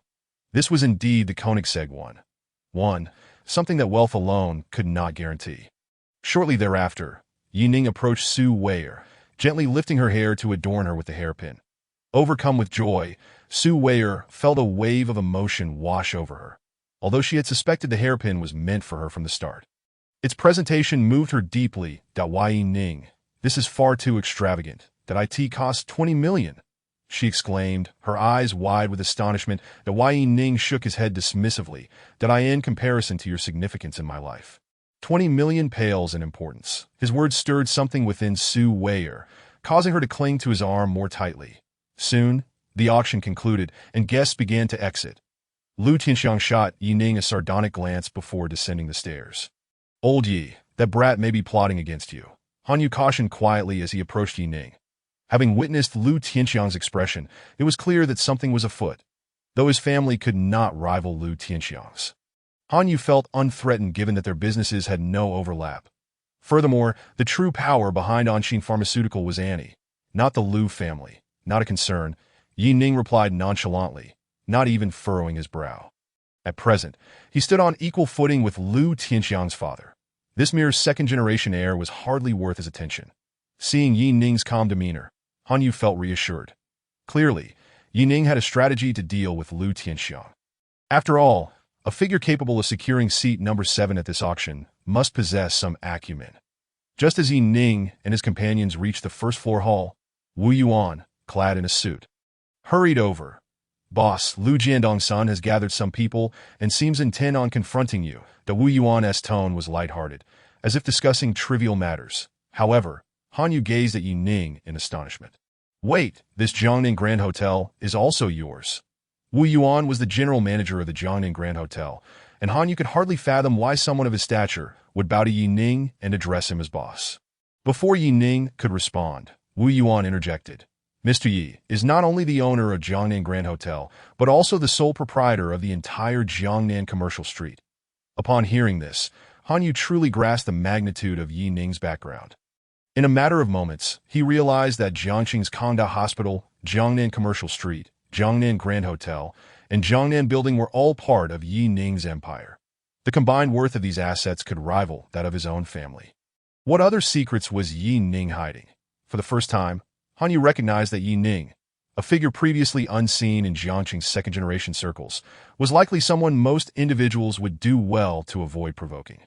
Brother Yi, you're simply remarkable, Han Yu sincerely exclaimed. Even he had not realized how naturally his address for Ning had evolved from brother to old Yi, and now to brother Yi that he chuckled. I apologize for interrupting you, Ning, that if you wish to avoid suffering, why not come out on your own? At that moment, Lu Tianxiang lounged casually at the door, a mocking expression directed at Ning. Today, Ning had humiliated him, even delivering 2 slaps to his face. Lu Tianxiang was determined to settle that score. Moreover, he had his sights set on the beautiful woman beside Ning, intending to take her home and enjoy her company at his leisure. With that thought in mind, Lu Tianxiang turned to Su Weier and said, Miss, if you behave well, I can ensure that Ning suffers less. What do you say? He could discern Su Weier's genuine affection for Ning, which only fueled his arrogance about the situation. As long as Su Weier was sensible, he had no doubt she would comply. However, Su Weier did not even glance at him, merely coldly uttering a single word, get lost. Lu Tianxiang, furious yet amused, clapped his hands together and said, all right, then I will make sure you understand what regret truly means. He then addressed Wu Yuan, who stood beside Yi Ning, stating, "Manager Wu, you see, it's not that I lack respect for you, but rather that some people are simply asking for trouble. I won't stir up trouble in your establishment. All I ask is for Yi Ning to come out, and I will handle the rest." Lu Tianxiang was not foolish. Although Wu Yuan was merely the general manager of the Jiangnan Grand Hotel, the true power behind the Jiangnan Commercial Street was not someone to be trifled with. To operate a business in the most prosperous area of Jiangcheng, one must have significant backing. Thus, he was wise enough not to create a scene within the Jiangnan Grand Hotel. Such words also served to give Wu Yuan a face-saving measure. "Oh!" Yi Ning turned to Wu Yuan with a smile that was neither a smile nor a frown. "Manager Wu, what is your stance?" Wu Yuan hurriedly wiped the cold sweat from his forehead. Lu Tianxiang was digging his own grave, and to think he wanted to drag him into it was an overestimation of his intelligence. "Boss, rest assured, I will handle this appropriately." Wu Yuan bowed slightly towards Yi Ning. This scene was utterly astonishing in Lu Tianxiang's eyes. Who was Wu Yuan? The general manager of the Jiangnan Grand Hotel. Yet he was bowing to Yi Ning, although he stood at a distance and could not hear what Wu Yuan whispered to Yi Ning. The respect in Wu Yuan's demeanor was unmistakable. Yi Ning's status was evidently above Wu Yuan's. How could this be? Alarmed, Wu Yuan looked coldly at Lu Tianxiang and pointed at him, commanding, "Everyone, restrain this fellow for me. I want to see just how Lu Jiandong raised his son to dare lay a hand on our boss." "Boss!" Lu Tianxiang gaped at Yi Ning, who was now fixing his gaze upon him. The mocking smile on Yi Ning's face appeared terrifying to Lu Tianxiang. How could this be? The man he had dismissed as a mere pretty boy was not only the owner of Kongda Hospital, but also Wu Yuan's superior. How ironic was that? Lu Tianxiang was restrained by several security guards, and after struggling a bit, he glared fiercely, shouting, "Yi Ning, don't think that being the boss of Jiangnan Grand Hotel makes you impressive. Let me tell you, I'm not afraid of you." Yi Ning shook his head, stepped in front of Lu Tianxiang, and delivered a kick to his abdomen, his gaze as sharp as ice. "Whether you're afraid or not is another matter. But remember this, that don't provoke me." Upon hearing this, every person present, including Wu Yuan, felt a chill run down their spines. That it was hard to imagine that a young man like Yi Ning, so seemingly sunny and handsome, could display such decisiveness. Everyone understood that Yi Ning was indeed not someone to be trifled with. If he was provoked, he would not hesitate to take action. "Manager Wu," Yi Ning turned his attention back to Wu Yuan. Wu Yuan took a deep breath. "Boss, you speak. Treat young Master Lu and that group outside well. As for the medical expenses, I can afford it." Yi Ning had already spotted the group of ruffians outside. Likely the hired thugs Lu Tianxiang had brought along. "Boss, rest assured, I will ensure the task is completed." With that, Wu Yuan signaled to the head of security. After dealing with Lu Tianxiang, Yi Ning unexpectedly received a phone call. Chapter 47. Lu Jiandong. "Hello, Mr. Yi. This is Lu Jiandong." A deep voice from a middle-aged man came through the line. "Haha, it is an honor to hear from you, Mr. Lu." Yi Ning chuckled lightly. The Lu family certainly had its ear to the ground. Within half an hour, Lu Jiandong had managed to find his contact information. After a brief pause, Lu Jiandong spoke earnestly. "It is a privilege to meet you, Mr. Yi. I wonder if there is an opportunity for me to invite you to a meal?" Lu Jiandong's invitation raised Yi Ning's eyebrows. That if Lu Jiandong was reaching out concerning his son's incident today, there would be no need for a meeting, as long as the other party offered a sincere apology. Yi Ning was not the type to hold a grudge. However, Lu Jiandong's formal invitation suggested he might have other intentions. Why Yi Ning understood. It seemed Lu Jiandong had discovered his stake in Anshin Pharmaceuticals. With that thought, Yi Ning's expression shifted slightly to "Mr. Lu, there is no need for a banquet, to be frank. As long as you manage your son well, I have no interest in how Anshin Pharmaceuticals develops." In truth, Yi Ning was indifferent about who held power over Anshin Pharmaceuticals in the future. Whether it was Lu Jiandong or Annie, it was of no concern to him, as long as Anshin Pharmaceuticals did not go bankrupt. His 15 stake would continue to generate income for him. Yi Ning's words seemed to reassure Lu Jiandong considerably. Today, upon learning that his son had offended someone who owned 15 of Anshin Pharmaceuticals, Lu Jiandong had nearly been driven to the brink. He had nearly rushed to the Jiangnan Grand Hotel to give Lu Tianxiang a good beating. Thankfully, Yi Ning had no interest in managing the company. Otherwise, all his efforts to secure the chairman position would have been in vain. "Mr. Yi, you truly deserve your status as a young tycoon. I admire you, Lu Jiandong." Lu Jiandong appeared somewhat relaxed, after exchanging pleasantries. They hung up, sitting in the passenger seat. Yi Ning wore an inscrutable expression that today's encounter had revealed to him that Lu Jiandong was undoubtedly a man of deep cunning. Throughout the call, he had never mentioned his son, Lu Tianxiang, as if this individual were non-existent. Yet it was precisely this silence that made Lu Jiandong all the more formidable. Such a person could sacrifice everything for the sake of profit. Upon returning to the villa, Yi Ning helped Su Weier tidy up a guest room, and they decided to sleep separately. The following day, Yi Ning slept until the afternoon, while having lunch with Su Weier. He received a call from the manager of Koenigsegg.as, the property manager of Yunshang Longjing Villa. Luo Rongrong was conducting her routine inspection of the surrounding area when suddenly, the roar of an engine pierced the air. Looking up, she saw a sleek black supercar appear at the entrance of the community. Luo Rongrong's eyes widened in disbelief. This was a Koenigsegg. Moreover, it was the globally limited edition one, valued at a staggering $1.5 million. Such an exceptional supercar appearing in Jiangcheng, a second-tier city, was unheard of. Even a metropolis like Shanghai, with a population exceeding 20 million, did not have one. But the most astonishing part was that this car was now parked right before her eyes. At the entrance of Yunshang Longjing Villa. Who could it be? Who in their community could possibly afford such a vehicle? Luo Rongrong fixated on the entrance, her eyes unblinking. She had to meet this hidden super tycoon. Upon receiving the call, Yi Ning set down his utensils, his face alight with excitement. What man does not adore sports cars? Although, given his current wealth, purchasing a multi-million-dollar car would pose no burden. He thought better of it. With a Mercedes-Benz G-Class already in his possession, Yi Ning was quite content with his life as it was. Nevertheless, the arrival of the Koenigsegg one at his doorstep could not suppress his joy. "What has got you so happy?" Su Weier asked. "Come on, let us go take a look at your husband's new ride." Yi Ning, disregarding the tableware, took Su Weier by the hand and headed toward the entrance of the community. After a brisk 7 or 8 minutes, they arrived at the entrance together. "Mr. Yi, I am Yin Shihao, the regional manager of Koenigsegg Asia. It's a pleasure to meet you." Dressed in a suit and sporting glasses, Yin Shihao exuded an air of sophistication that he was aware of Yi Ning's youth, but upon seeing him in person, he was still taken aback by his age. This was the super tycoon who had purchased the Koenigsegg one. In his 20s, his wealth must be in the hundreds of billions. And the beautiful woman beside Yi Ning was the most stunning he had encountered in all his years of work. Only someone like Yi Ning, young, wealthy, and exceptionally handsome, could be worthy of such a companion. Yi Ning and Yin Shihao exchanged pleasantries. Luo Rongrong, standing in the corner, felt a pang of disappointment. She had just seen Yi Ning arrive at the entrance. Her heart racing. She now knew for certain that Yi Ning was undoubtedly the wealthiest tycoon in Yunshang Longjing. Without question that if anyone disagreed, they should bring forth a vehicle that could rival the Koenigsegg one.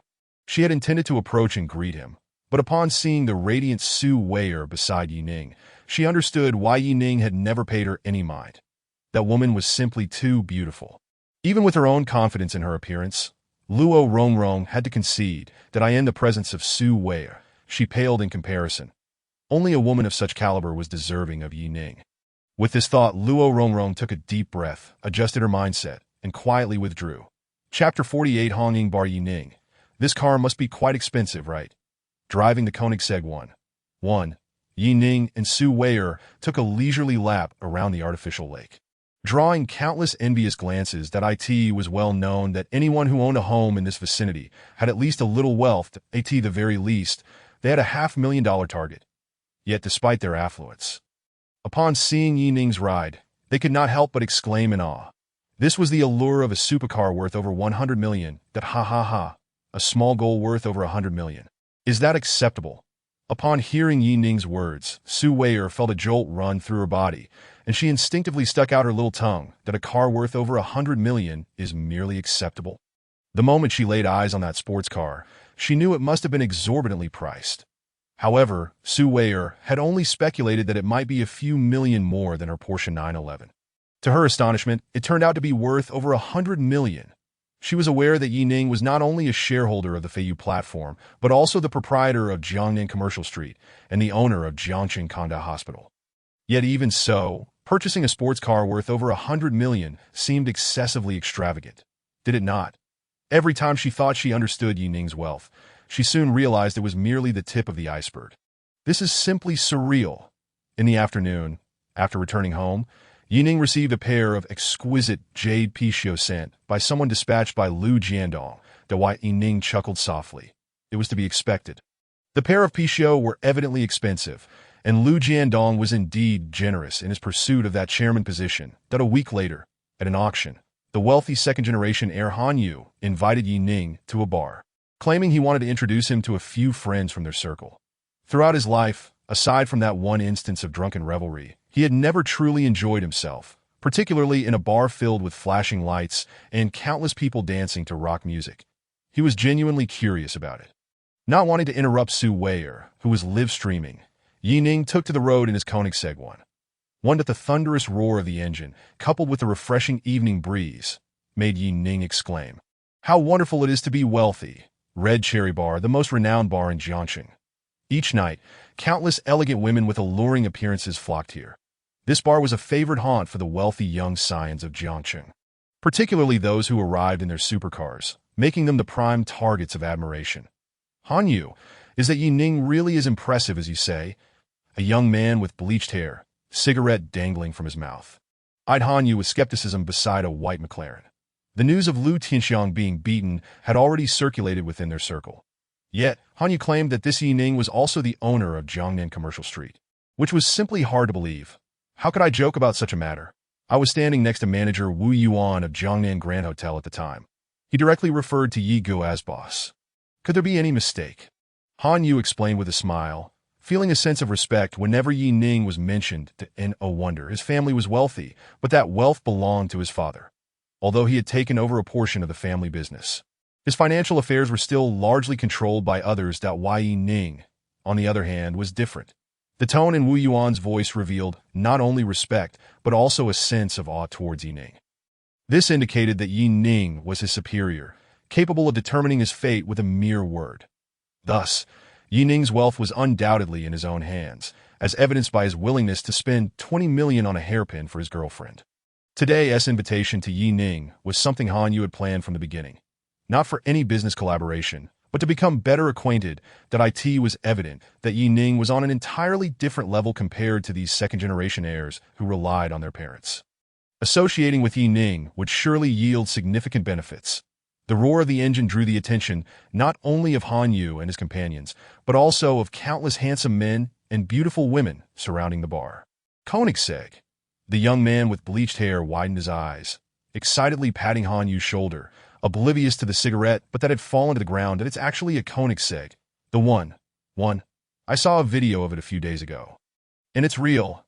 Even the usually composed Han Yu trembled as he watched the approaching sports car. Someone in Jiangxing can actually afford a Koenigsegg one. Previously, Han Yu had seen a video online claiming there was a Koenigsegg one in Jiangxing, and he had scoffed at it, completely disbelieving that it was only at their level that he realized how challenging it was to acquire such a limited edition supercar worth over 100 million. Not to mention Jiangxing. Even in the grand metropolis, such purchases were scarcely possible. The notion that someone from this small city could afford it seemed utterly absurd. Yet now, the car was visibly before them, slowly coming to a halt by the roadside. Some who were unfamiliar with the Koenigsegg one were puzzled, wondering why the onlookers were so excited. It's just a sports car. There are plenty of those around. But for those who recognized it, their eyes gleamed with envy and excitement. That one felt jealousy, for jealousy only arises when the gap is narrow. When one is already leagues ahead, jealousy fades away. Clearly, the owner of the Koenigsegg one stood in stark contrast to them, making any feelings of envy utterly unwarranted. Amidst Han Yu's astonishment, Yining parked the car, opened the door, and approached them with a smile. Han Yu, he's coming over. The owner of the Koenigsegg one is actually approaching us. The young man with bleached hair shook Han Yu, whose expression had turned dazed, his excitement akin to that of a fan meeting a celebrity. As Yining halted in front of Han Yu, the group stood frozen, afraid to breathe. Young Master Han, are you not going to introduce me to your friends? Yining waved his hand in front of Han Yu's eyes, smiling as he spoke. That moment, Han Yu's friends turned to him in shock, their lips trembling. Han Yu, is this the Yi Gu you mentioned? Chapter 49. Yi Xiao Han Yu snapped back to reality. Though the astonishment on his face remained, Fu exhaled deeply to Yi Go. You are truly astonishing. If previously Han Yu was merely impressed by Yi Ning's status, now he was genuinely intimidated that in his eyes, Yi Ning had transformed into an imposing and enigmatic figure. The ability to purchase a Koenigsegg one indicated that the resources behind him were far beyond what they, the second-generation heirs of Jiangqing, could fathom. Even among the elite heirs from the Grand Metropolis or even the imperial capital, they could only hope to be on par with Yi Ning, but he could not begin to imagine Yi Ning's true identity.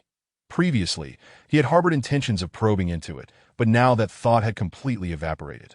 Yi Go, let me introduce you. Yi Ning waved his hand, interrupting Han Yu, appearing nonchalant. There is no need for formalities between us. Let us keep it as it was. Han Yu's attitude made Yi Ning feel somewhat uncomfortable. After all, they were of similar ages and could easily be friends. Yi Ning's words instantly endeared him to Han Yu and the other second-generation heirs. It's worth noting that many would flaunt their wealth, looking down on others, even for a mere 10 million sports car. Yet Yi Ning was an exception. All right, Yi Go. Han Yu's tense demeanor relaxed slightly as he smiled. This blonde is Zhou Chun. His family is in the clothing business. The dapper fellow in the suit is Liao Xian. His family runs Lijing Xian. This is Ai Yang, who deals in furniture. Just call him Glasses. After exchanging pleasantries, Yi Ning followed the group into the Red Cherry Bar. Upon entering the lobby, a chubby man in a suit approached with a broad smile, rubbing his hands together in a manner that suggested eagerness to please. Young Master Han, it has been quite a while since you last visited. He then turned to greet Zhou Chun and the others one by one, indicating that Han Yu and his companions were regular patrons. Xiao Wang, let me introduce you. This is Yi Ning, Yi Go. Please do not treat him with disrespect, Han Yu said, placing a hand on the chubby man's shoulder. Wang Quan's heart raced. He had assumed Yi Ning was merely a follower of Han Yu. Little did he know that someone whom even the likes of Han Yu called brother could not simply be an ordinary person. Yi Go. I apologize for any previous oversight. Wang Quan bowed in apology. Yi Ning smiled and shook his head, completely unfazed. Wang Quan then led the group to the number 1 VIP booth, the largest and most expensive in the entire Red Cherry Bar. Young Master Han, shall we stick to our usual arrangement? Wang Quan inquired, leaning in. Yi Go. Han Yu looked to Yi Ning, seeking his approval. Yi Ning simply shook his head. I don't understand these things, you decide. All right, Han Yu nodded. Let us go with the usual in no time. Wang Quan returned with 4 elegantly dressed women, followed by staff bringing an array of drinks to the table. 3 of the women were evidently familiar companions of Han Yu and his friends, comfortably taking their seats and chatting away. The last young woman approached Yi Ning, sitting beside him, her head lowered in shyness, suggesting she was new to the job. What is your name? Yi Ning asked, taking a small sip from his glass. Just call me Ying, she replied, somewhat bashful. Wang Quan had introduced her to Yi Ning earlier, reminding her to attend to him well. Yi Ning nodded, smiling. You need not feel shy. I am simply here to experience it all. Watching Han Yu and the others already engaged with the women. Even Liao Xian, dressed in his suit, was getting cozy. Yi Ning found it amusing, as expected. He was quite the show-off. The young woman named Ying was indeed attractive, but she paled in comparison to Su Weier, leaving Yi Ning disinterested.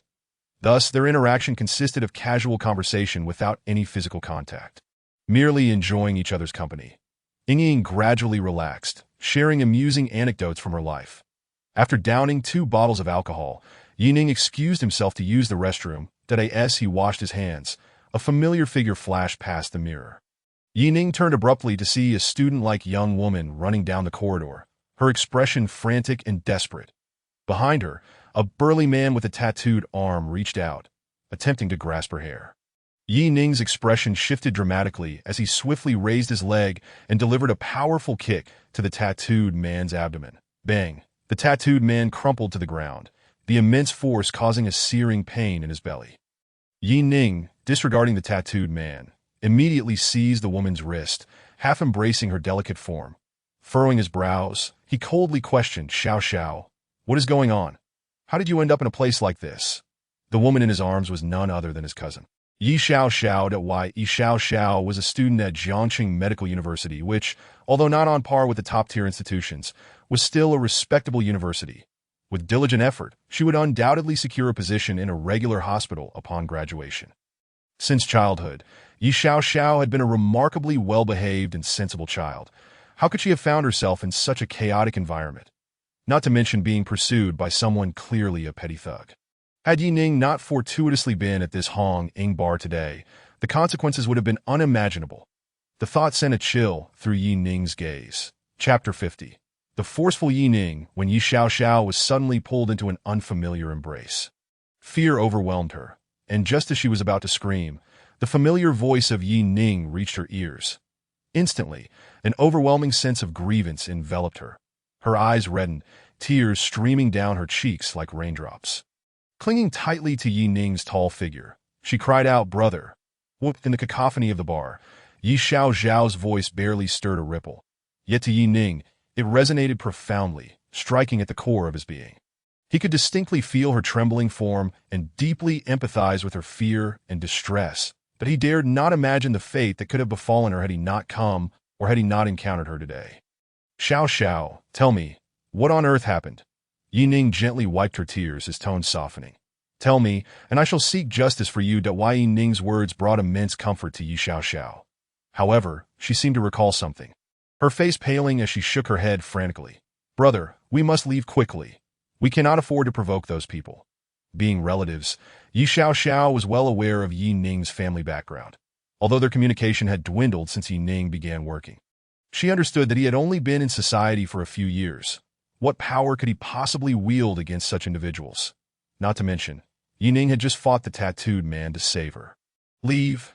If I let you go today, wouldn't my beating have been in vain? The tattooed man groaned, clutching his abdomen as he struggled to rise, his expression filled with malice. From their conversation, he had discerned that Yi Ning was Yi Xiao's brother.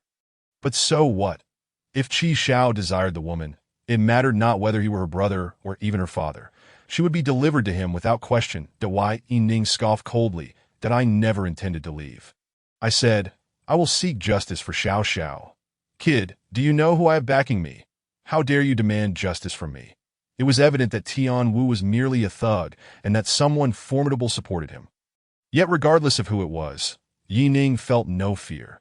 He had no intention of letting this matter slide. He beckoned to a waiter, whispered a few words in his ear, then turned his gaze back to Tian Wu. Lead the way. I wish to meet your boss. Tian Wu stared in disbelief. What did you say? He had never anticipated that Yi Ning would dare to directly request a meeting with Qi Xiao. Was this man seeking death? Slap. Yi Ning delivered a sharp slap to Tian Wu's face, coldly stating, Are you deaf? I told you to lead the way. Tian Wu, clutching his face, glared at Yi Ning in fury. Yet deep within his eyes, a flicker of fear emerged. He had initially thought Yi Ning was merely posturing, but now it was clear that he held no fear of the powerful Qi Xiao, let alone Tian Wu himself. Seeing Tian Wu still daring to glare at him, Yi Ning raised his hand once more. No, don't hit. Tian Wu deflated like a punctured balloon, entirely stripped of his earlier bravado. I'll take you. I'll take you. In his mind, Yi Ning appeared utterly deranged, utterly unreasonable, and liable to resort to violence at any moment. Such a person, regardless of Qi Xiao, was someone Tian Wu could not afford to provoke. As Yi Ning embraced Yi Xiao and followed Tian Wu towards the private room, Wang Quan anxiously approached booth number 1, whispering something urgently into Han Yu's ear. What? Han Yu pushed away the woman in his arms and sprang to his feet. Old Han, what is happening? Zhou Chen inquired, noticing Han Yu's unusual expression. Brother Yi has clashed with that Qi Yuan kid and is heading towards his private room, Han Yu explained. Haha, Qi Yuan thinks he is so impressive, even daring to provoke Brother Yi. Come, let us go see for ourselves. Liao Xian and Ai Yang also stood up. It was essential to show support at such a moment. They all knew that Qi Yuan's family owned several large hot spring resorts in Jiangxing. With assets exceeding $1 billion in Jiangxing, he was considered a significant second-generation wealthy individual. However, compared to their own family backgrounds, the Qi family was evidently lacking, especially when juxtaposed with Yi Ning, who possessed the Koenigsegg 1. Upon arriving at the private room door, Yi Xiao's fear intensified, and she clutched Yi Ning's arm even tighter. Just moments ago, she had barely escaped from there. Don't be afraid. I'm here, Yi Ning reassured her. His gentle smile enveloped Yi Xiao in warmth, making her feel as if she were basking in spring. Having a brother truly was a blessing. Unbeknownst to Yi Xiao, once Yi Ning turned his head. His expression morphed into one of ferocity, his gaze sharp as a blade. Creak. The door swung open, and the thick scent of smoke wafted out, causing Yi Ning to furrow his brow slightly. While he did not mind smoke, the dense haze in the private room was somewhat uncomfortable. Tianwu. Where's that girl? A man in a white suit lounged on the central sofa, eyeing Tianwu at the door. He was currently embracing a provocatively dressed woman, his hands roaming over her. Qi Xiao. I brought her back, but Tianwu stammered, cold sweat beading on his forehead. Qi Yuan licked his lips, a wicked grin spreading across his face. But what? Get lost, before Tianwu could respond. Yi Ning kicked him aside and stepped into the room. Approaching Qi Yuan, he looked down at him, his expression hardening. That is at you who has been bullying my Xiao. Chapter 51. How to apologize. Who are you? Facing Yi Ning's imposing presence, Qi Yuan was naturally furious. Yet despite his anger, he was not a fool like Tianwu. He could see that Yi Ning was clad in high-end brands. This man was evidently wealthy. Though he couldn't quite place which affluent family he belonged to. I am Yi Ning, he replied calmly. Why Yi Ning? Qi Yuan furrowed his brow. He felt he had heard that name somewhere, but couldn't quite recall. It didn't matter. As long as he wasn't one of the top-tier young masters, there was room for negotiation. Why Yi Xiao? I, Qi Yuan, am not unreasonable. Qi Yuan pushed the woman he had been holding aside. I paid for that girl. If you want her, just hand over 50,000 and she's yours. For someone like Qi Yuan, women were not in short supply. While Yi Xiao was beautiful, it was clearly unwise to offend a mysterious and potentially powerful young master over a woman. 50,000? By her? Yi Ning let out a mocking laugh. Qi Yuan's expression turned. I see why. Yi Xiao. What do you mean by that? In Qi Yuan's eyes, he had already shown considerable leniency towards Yi Ning. Yet, Yi Ning seemed unimpressed. Even if he had some influence, Qi Yuan was not afraid of him. How about you bring your mother over, and I'll give you 50,000. What do you say? Yi Ning replied leisurely. You seeking death. Qi Yuan slammed his hand on the table, enraged by such humiliation. As a result, several of his subordinates stood up alongside him, their eyes menacingly fixed on Yi Ning. One particularly brash, bald youth shouted, Kid, you'd better kneel and apologize to Qi Xiao and send this girl over to him for a good time, or today will be your last. Before the bald youth had even finished speaking, Yi Ning's fist had already connected with his face. Bang! With that single punch, the bald youth's nose shattered, blood gushing from his nostrils. Damn it, hit him! Without needing Qi Yuan's command, the other subordinates were already prepared to spring into action. Qi Yuan, if you dare touch Brother Yi, you might as well be signing your own death warrant. Outside, Han Yu and the others, hands in their pockets, kicked the door open. Seeing Yi Ning standing unharmed in the center, they finally breathed a sigh of relief. Who dares to stop me? Do you believe I will? Qi Yuan was also blinded by rage, but upon seeing Han Yu and the others, his mind cleared instantly. Whether it was Han Yu, Zhou Chun, or Liao Xian and Ai Yang, none of these young masters were ones he could afford to provoke. Even his father sought to curry favor with Han Yu's father. With that realization, Qi Yuan had no further thoughts of defiance. Brother Yi, are you all right? Brother Yi, Brother Yi.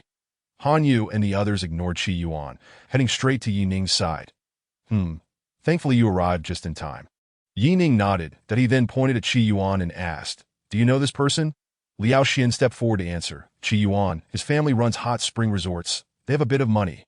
Yi Ning glanced at Qi Yuan, pulling Yi Xiao close. This is my sister.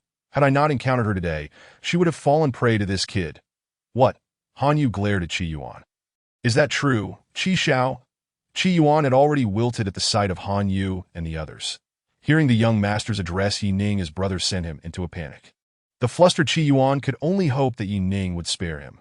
Inside the room, Tianwu, the bald youth, and the other subordinates were too intimidated to speak.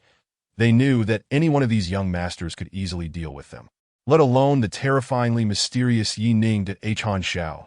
I was merely caught up in this too. I hope Brother Yi will forgive me. Qi Yuan stammered an explanation. Bang! Yi Ning delivered a kick to Qi Yuan's waist. Qi Yuan, unable to withstand the force, collapsed sideways. Yi Ning stepped forward, raising his foot to deliver a fierce kick to Qi Yuan's abdomen. That if one wishes to beg for mercy, one must at least exhibit the demeanor of submission. Can one not even kneel? Even Han Yu, who had witnessed Yi Ning's prowess against Lu Tianxiang, was taken aback by Yi Ning's current ferocity. This was even more true for Zhou Chun and the others, who had only just met Yi Ning today. The approachable image Yi Ning had initially presented at the bar's entrance now seemed a distant memory, overshadowed by his shocking brutality. As for the bald men who had been in the private room from the start, they were already paralyzed with fear. Seeing his elder brother Qi Yuan being beaten mercilessly, Tian Wu suddenly felt fortunate to be in a better position. No, Yi Go, I was wrong. Yi Go, I kneel before you. Yi Go, I am sorry. Miss Yi, I apologize. No one rushed forward to stop Yi Ning. The private room was overwhelmingly silent, the only sounds being the thuds of Yi Ning's strikes and Qi Yuan's pleas for mercy. Brother, why not let this go? Eventually, it was Yi Xiaoxiao who stepped forward, gently tugging at Yi Ning's sleeve. Upon seeing Qi Yuan's battered face, blood trickling from his forehead, she feared that her brother might inadvertently kill or maim him. Only then did Yi Ning relent. Yet Qi Yuan remained too terrified to rise, kneeling on the ground, fervently bowing his head in supplication. At this moment, Yi Ning coldly inquired, "You claim to be a victim of circumstance. What exactly transpired?" Coughing, Qi Yuan spat out a bloodied tooth and hurriedly explained, "Yi Go, it was her. This woman brought Miss Yi here and charged me 10,000 yuan. He pointed accusingly at a woman in the corner. Her hair dyed blonde and dressed provocatively, his tone malicious. Chapter 52. The reason the blonde woman, upon meeting Yi Ning's gaze, instantly turned pale with fright, especially when confronted with Yi Ning's abyss-like eyes. She felt an icy chill. "Brother, this is my classmate Jiayena," Yi Xiaoxiao whispered as she stood beside Yi Ning. "What exactly happened?" Yi Ning asked that I intended to find a part-time job, and she said she knew of a quick-paying opportunity. I never imagined she would bring me to a bar. I wanted to leave, but she forcibly dragged me here and wouldn't let me go. Yi Xiaoxiao's words ignited Yi Ning's fury. He had always believed that Yi Xiaoxiao would never be found in such a place. It turned out she had been deceived, and by a fellow student no less. Is this true? Yi Ning's eyes narrowed slightly, and Zhao Yan, huddled in the corner, was struck with panic, hastily retorting, "I only came to accompany her for drinks. I never intended to." Slap. Enraged, Yi Ning swung his hand back, delivering a sharp slap to Zhao Yan's face. "Do you take me for a fool?" The makeup on Zhao Yan's face was instantly smeared, and within moments her cheek was swollen. Tears streamed down her face, but she dared not retort, her gaze shifting toward Yi Xiaoxiao, hoping she would intercede on her behalf due to their classmate bond. However, Yi Xiaoxiao not only ignored her, but also moved to the side. She was not foolish. She recognized that the current predicament was entirely instigated by Zhao Yan. Although she appreciated Zhao Yan for introducing her to a part-time job, it was certainly not this. Moreover, Qi Yuan had mentioned that Zhao Yan had taken 10,000 yuan from him. 10,000 yuan for selling out her. Yi Xiaoxiao thought. This so-called friendship was utterly worthless. Yi Ning paid no heed to Zhao Yan's emotions. He directly pulled out his phone and called Wu Jishir to Mr. Yi. "What business do you have with the old man?" Wu Jishir's voice came from the other end. "Director Wu, do you have connections at Jiangxing Medical University?"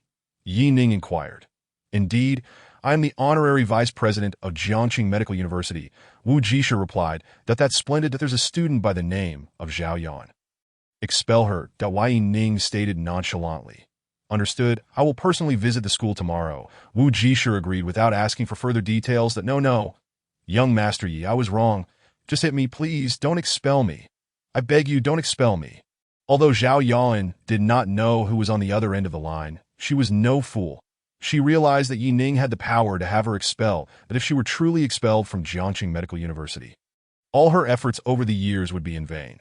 She would rather be taught a lesson by Yi Ning than face expulsion. Xiao, we are friends, classmates. Please help me persuade your brother. I beg you." Zhao Yan knelt, inching closer to Yi Xiaoxiao, clutching her leg and weeping in desperation. Yet, Yi Ning seized Zhao Yan by the hair and pushed her away. "Get out now. This matter ends here. If you dare utter another word. Do you believe I won't report you to the authorities?" Zhao Yan trembled, stifling her sobs. She understood that with Yi Ning's methods, coupled with her deceit toward Yi Xiaoxiao, a police report would surely result in dire consequences. Observing Yi Xiaoxiao's indifferent expression, Zhao Yan's countenance fell. and she could only retrieve the 10,000 yuan in cash from her handbag, placing it on the table before leaving in despair. Why go? Do you want me to teach her a lesson? Han Yu inquired. Why Ning shook his head. Let it be that he then turned his attention back to Qi Yuan to Qi Xiao. Consider today a minor lesson. Next time, it may not be so simple. Hearing Yi Ning's words, Qi Yuan secretly sighed in relief, grateful that Yi Ning intended to let him off. Young Master Yi, rest assured, there will be no next time. Yi Ning extended his arm, embracing Yi Xiao as he addressed Han Yu and the others. Let us depart. As Yi Ning and his companions exited the private room, Qi Yuan slumped onto the sofa, overcome with trepidation.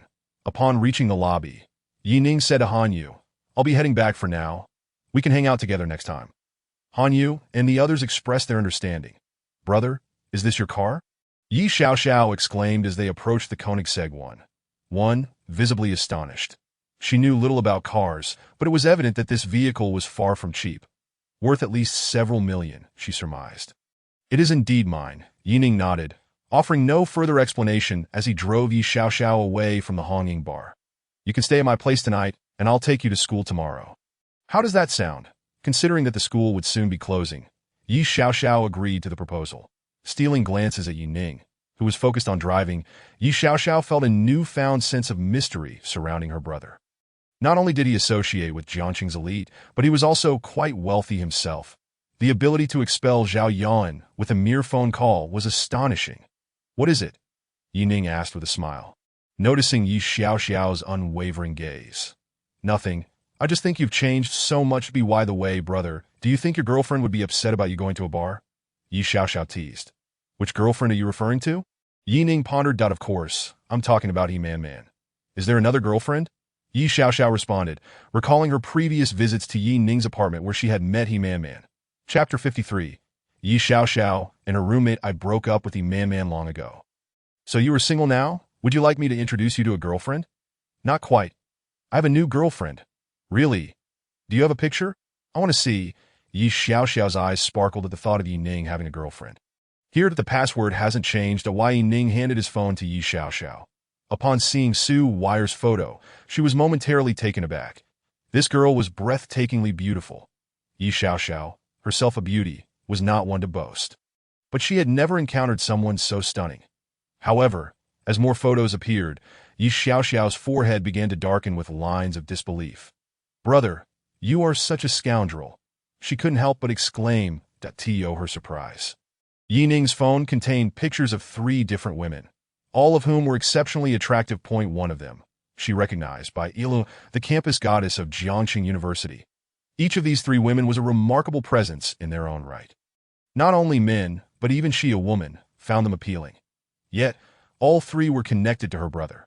While Bai Ilua's photos were unremarkable, merely showcasing her daily life, the pictures of Su Wire and Mo Qingqing with Yi Ning were clearly taken in a couple's context.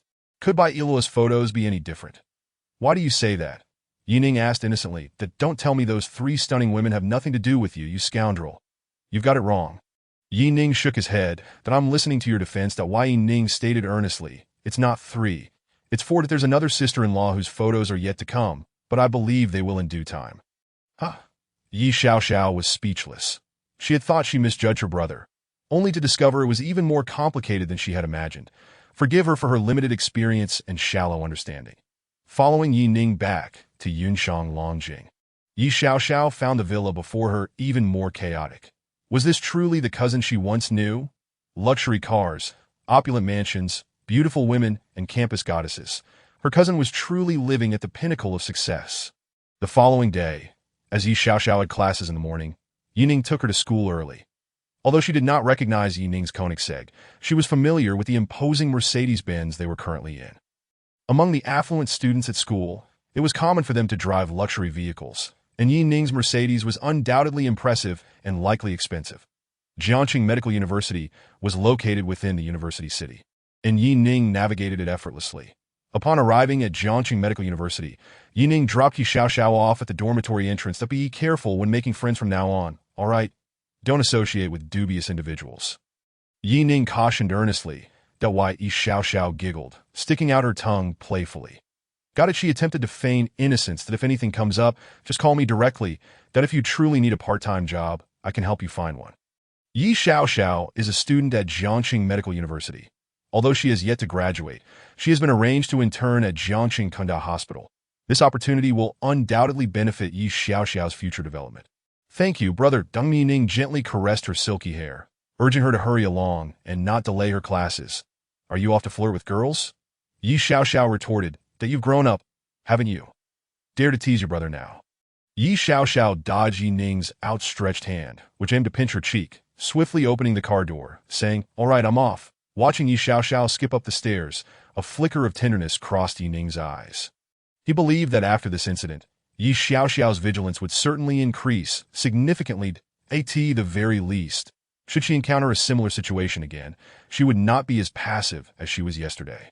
Upon returning to her dormitory, Yi Xiaoxiao discovered that her 3 roommates had yet to rise. That is the lifestyle of college students.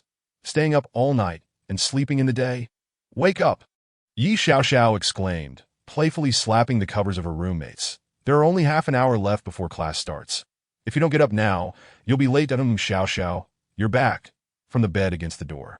A girl with short hair opened her sleepy eyes. Yes, Yi Xiaoxiao nodded. Xiaozi, hurry up and get out of bed. You're always the slowest. Xiaozi turned over and got out of bed, asking while changing clothes. So, how did it go? How much did you earn from the part-time job with Zhao Yan yesterday? Let's talk about that later. All I can say is Zhao Yan has been expelled. What? The other 2 roommates in the dorm sat up in shock. She went out for a part-time job and ended up expelled. What about you? How did it go? Xiaozi asked with a worried expression. Yi Xiaoxiao shook her head, reassuring them. Don't worry, I'm fine after class. Yi Xiaoxiao recounted the events of the previous night to her roommates. They finally understood the full story, especially since Zhao Yan had been summoned to the dean's office earlier that morning before class. That's so thrilling, Xiaozi remarked, still looking worried. But Xiaoxiao, is your cousin the handsome guy from the photo you showed us before? One of Yi Xiaoxiao's roommates asked with hope in her eyes. They had all seen the photo of Yi Xiaoxiao and Yi Ning together, and his strikingly handsome face and tall figure were indeed impressive, even surpassing the so-called school heartthrob at their university. It's him, Yi Xiaoxiao, noticing her roommate's sparkling eyes, raised a hand to stop them. That it's not that I don't want to introduce him, but there's no hope. Why no hope? Xiaozi tugged at Yi Xiaoxiao's sleeve playfully. Xiaoxiao, please introduce us. What if it works out right? Your brother is handsome and wealthy, that he is so protective of his sister. What man wouldn't be appealing?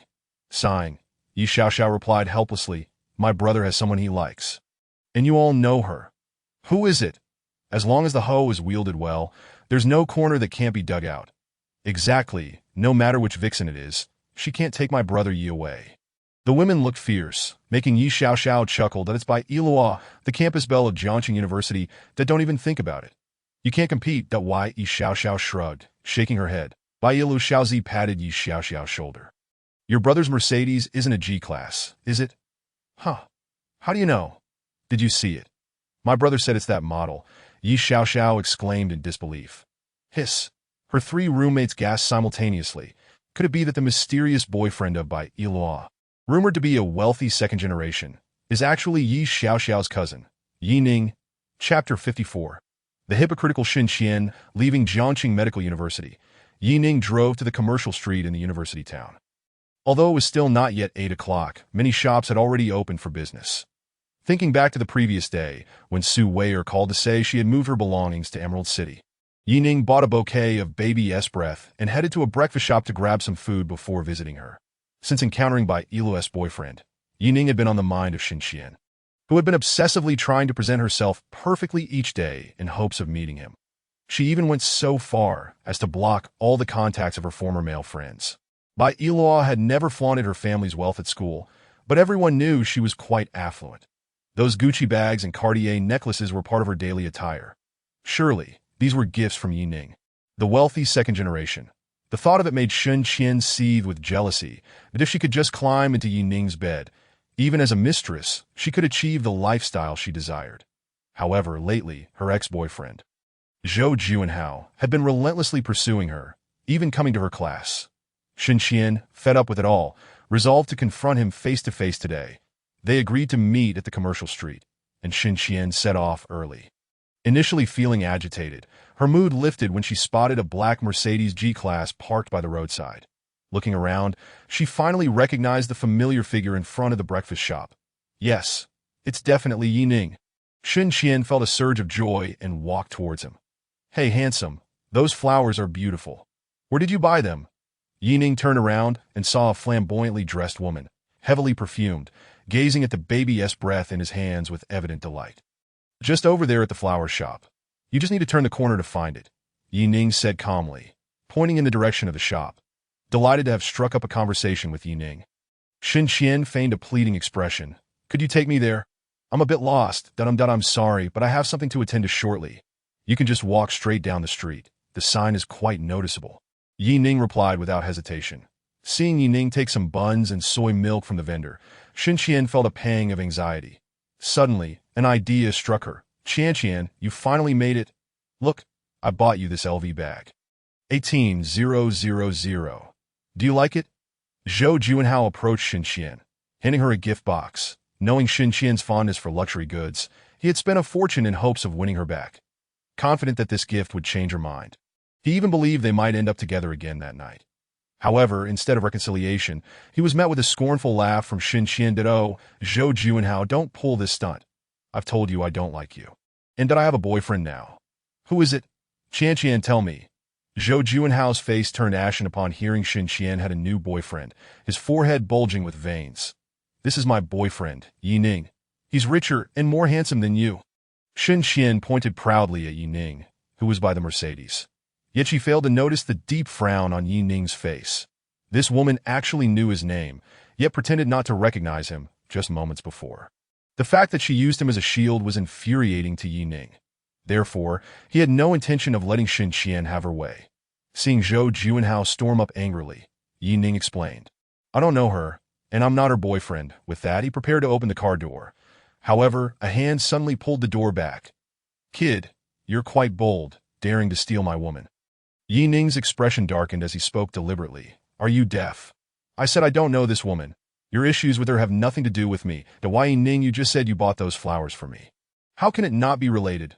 Xin Qian, taking advantage of Ning's momentary distraction, wrapped her arm around his. Zhou Juanhao's face turned stormy as he threatened. Kid, I advise you to stay away from Qian. Or else, get lost. Ning, already quite restrained, found Zhou Juanhao insufferable. Unable to hold back, he snapped. Zhou Juanhao was taken aback by Ning's sudden aggression. Knowing he wouldn't stand a chance against the taller Ning in a physical confrontation, he could only back away, pointing at Ning and saying, All right, kid, we'll see. Perhaps fearing Ning would retaliate, he turned and disappeared into the crowd. Why Ning? I'm sorry for causing a conflict with Zhou Juanhao. Xin Qian feigned an apologetic expression, tucking her hair behind her ear. How about I treat you to lunch as a thank you for today? Her tone was laced with seduction, reminiscent of those girls who fish for rich men at nightclubs. This woman's hypocrisy made Ning feel nauseous. Suppressing his disgust, he shook off her hand. You can leave too. Casting a disdainful glance at Xin Qian, he got into the Mercedes G-Class and drove away. Chapter 55.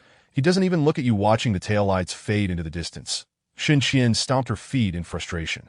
Then, suddenly inspired, she took out her phone and started typing on the campus forum. Hey folks, who understands? Today I ran into a shrimp-headed GUI to AT the end. She attached a photo of the Mercedes G-Class.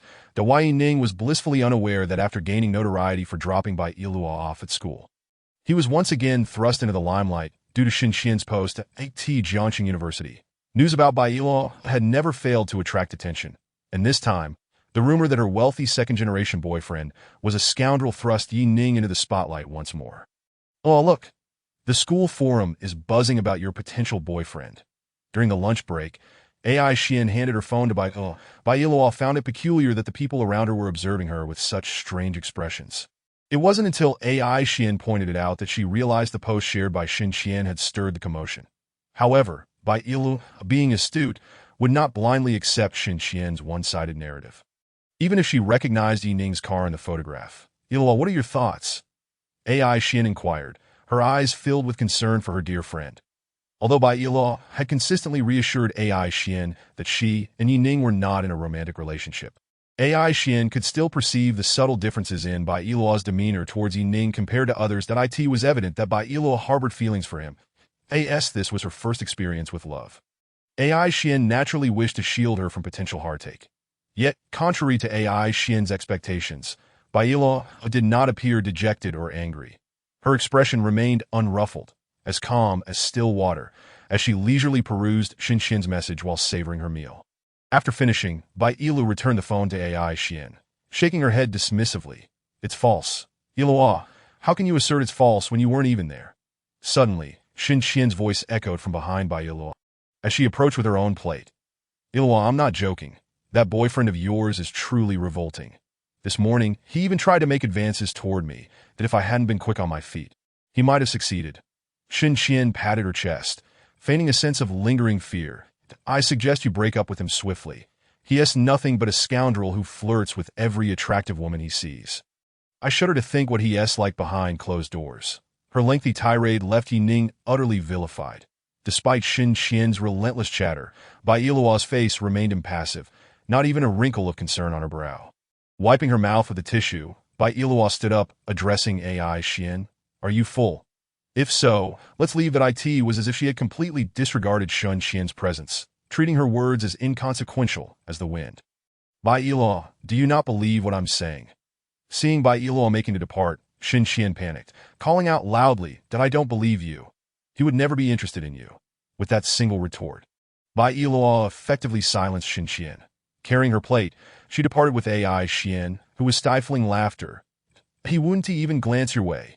Xin Xian could not shake off Bai Yiluo's words, which echoed repeatedly in her mind.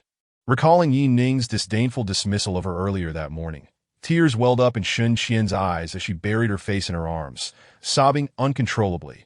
Oh, you're incredible. Xin Xian must be furious. Once outside the cafeteria, AI Xian burst into laughter. This was her friend. When unprovoked, she was like a serene fairy, but when angered, she could leave you in tears. The gravity with which she spoke made it hard not to be swayed by her words. When Yi Ning arrived at the base of Building 6 in Emerald City, he unexpectedly encountered Liao Peng showing two young women around. Upon seeing Yi Ning, a delighted Liao Peng exclaimed, Yi Ning, I was just about to call you to transfer the funds. And here you are. Having delegated the rental rights of Building 6 to Liao Peng, his earnings this month would at least double. Earning Yi Ning his genuine gratitude that I no need. Just transfer it directly into my account. Yi Ning replied with a smile, confident that such a prominent establishment as Emerald Bay would not engage in dishonorable dealings with landlords. All right, then I'll take these two lovely ladies to the property management office now, Liao Peng said, feeling quite pleased with Yi Ning's trust that Yi Ning gave an okay gesture before stepping into the elevator. He was eager to leave, not only to see Su Weier, but also to avoid any further conversation with Liao Peng, who seemed to be drawing the attention of the two young women. After Yi Ning ascended, the two ladies expressed their disappointment. This handsome guy is simply too charming, but he is clearly taken, considering he was holding flowers. Otherwise, he would have approached us for our contact details. Ladies, if you rent here, you should frequently encounter Mr. Yi, Liao Peng remarked, sensing their intrigue. Ditto? He lives here too? One of the women inquired eagerly. The other girl also cast her gaze toward Liao Peng, clearing his throat. Liao Peng hesitated. Well, Mr. Yi doesn't reside here, but the entire building belongs to him. Hence, he is the landlord. Before he could finish, the two ladies had already stepped ahead of him. Hey, hurry up. Are you not eager to sign a contract? Liao Peng thought to himself. Is it really that simple to use good looks to charm? Chapter 56. Yuchio knock knock knock, Xiao Weier, are you home? Open the door. Moments later, the sound of slippers shuffling could be heard from inside. Yi Ning had almost decided to call Su Weier when he was pleasantly surprised to find her awake so early. The door creaked open. Why are you up so early today? Are you missing me? Yi Ning flashed a playful grin as he extended the flowers in his hand. However, the person who opened the door was not Su Weier, but rather a middle-aged woman in her 40s. Dressed plainly my apologies. I think I've come to the wrong place, Yi Ning said apologetically. Just as he was about to turn away, the woman asked, Are you looking for Su Weier? Yes, ma'am. May I ask who you are? Yi Ning replied, slightly curious. Upon hearing Yi Ning's affirmation, the woman smiled and gently said, I'm Su Weir's mother. Please come in. Yi Ning understood and stepped back slightly, bowing slightly. Hello, Annie, my name is Ning, and I'm Su Weier's boyfriend. You can call me Xiao Yi or Xiao Ning." Upon hearing Ning voluntarily introduce himself, Yu Qiu felt a wave of joy. During her daughter's university days, she had often urged her to find a boyfriend, yet despite many admirers, none had materialized. Even those introduced by friends were politely declined by Su Weier, which left Yu Qiu feeling quite helpless. She even began to wonder if her daughter had issues with her sexual orientation. Today, seeing Ning, she finally found reassurance. It wasn't that Su Weier was unwilling to date, but rather that she had yet to meet someone she truly liked. As Ning settled onto the sofa, he noticed Yu Qiu approaching with a teapot and quickly stood up. "Annie, allow me to assist you." "Yes, please grab the tea leaves from the cabinet," she replied. Although Yu Qiu was not very tall, Su Weier had inherited her father's height. Standing at 1.7 meters, Yu Qiu placed the brewed tea on the table and had barely sat down when the door at the far end of the hallway swung open. Out stepped a girl in a thin nightgown, revealing a hint of her curves, her hair tousled and her eyes still half closed. "Mom, what are you doing up so early? Making all that noise?" Su Weier rubbed her eyes, pouting, her voice sweet and childlike. From the moment Ning first met Su Weier, he recognized her potential. Yet, it was only now that he truly grasped its magnitude. The Mariana Trench seemed shallow in comparison. Moreover, Su Weier's skin was flawless and radiant, glowing even without lotion, a bit dazzling, a bit overwhelming. Ning thought to himself, clearing his throat. "Mom, are you catching a cold?" that Su Weier began, but upon noticing Ning seated on the sofa, her face flushed a deep crimson. Clutching her teddy bear, she dashed back to her room, slamming the door behind her, leaving only the brown teddy bear swaying against the door. "Sigh, this girl," Yu Qiu sighed, rubbing her forehead in exasperation. Half an hour later, Su Weier finally emerged, dressed properly, taking small steps into the living room. "Ning, why didn't you say you were coming?" she said, a hint of reproach in her tone. The nightgown she wore was shorter in the front and longer in the back, and quite thin. Had she known, she would have chosen something else. If it had just been Yu Qiu, Su Weier wouldn't have minded. But being in front of both her mother and Ning at the same time was mortifying. Now, her cheeks burned with embarrassment, especially when she caught sight of Ning's smirk, as if he had struck gold. "Dear, why didn't you tell me you were dating? If it weren't for Xiao Ning coming today, do you plan to keep this a secret forever?" Yu Qiu chided that Su Weier was well aware that her mother was most concerned about this matter. And to still be hiding a boyfriend was quite absurd. Moreover, with Ning's striking looks, they made a perfect pair. Did she truly fear her mother's disapproval? "Mom, we haven't reached that stage yet," Su Weier retorted defensively. While it was true that they had not formally begun a relationship, they had shared intimate moments, and even the very house Su Weier lived in was owned by Ning. How could that possibly be overlooked? Not at that stage. "What do you mean by that?" Yu Qiu challenged. "From the look on your face, it's as if it's written all over that you're destined to marry Xiao Ning. What more do you wish for?" Yu Qiu's words left Su Weier even more flustered. "Mom, what are you talking about?" She then turned her gaze to Ning. "Can't you help me out here? Do you think it's amusing to see my mother constantly berate me?" Ning nodded solemnly, expressing his agreement with Annie's words in fact, he even contemplated pouring her a cup of cappuccino. Su Weier remarked, "Look, even Xiao Ning acknowledges the truth in my words. I can't be bothered with you." Yu Qiu then stood up, saying, "Xiao Ning, you chat with this girl? I'll go buy some groceries. And we'll have lunch here." Ning suggested, "Annie, why don't we dine out for lunch today? I'll treat. Those things outside are quite expensive and not very hygienic. You two continue your conversation." Yu Qiu retorted before grabbing her small handbag from the sofa and hurriedly descending the stairs. The room was left with just Ning and Su Weier. Upon seeing the delicate Su Weier, resembling a tender flower bud, Ning felt a flutter in his heart. "What are you doing?" Su Weier shifted slightly backward, lowering her head and tucking her hair behind her ear, her fair face flushed like a ripe peach.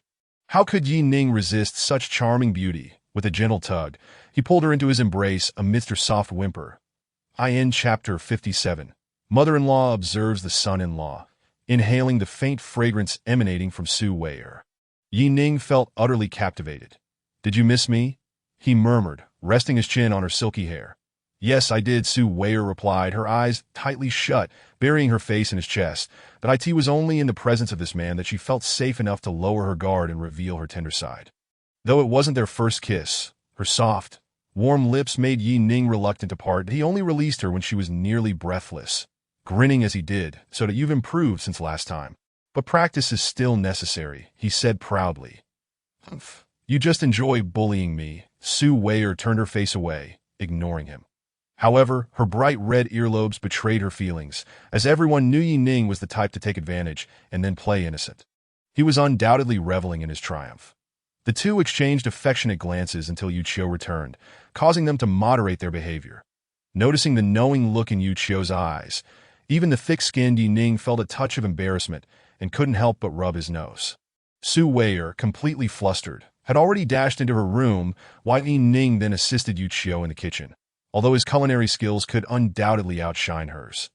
Nevertheless, he graciously allowed her to take the lead in the kitchen, merely playing a supporting role.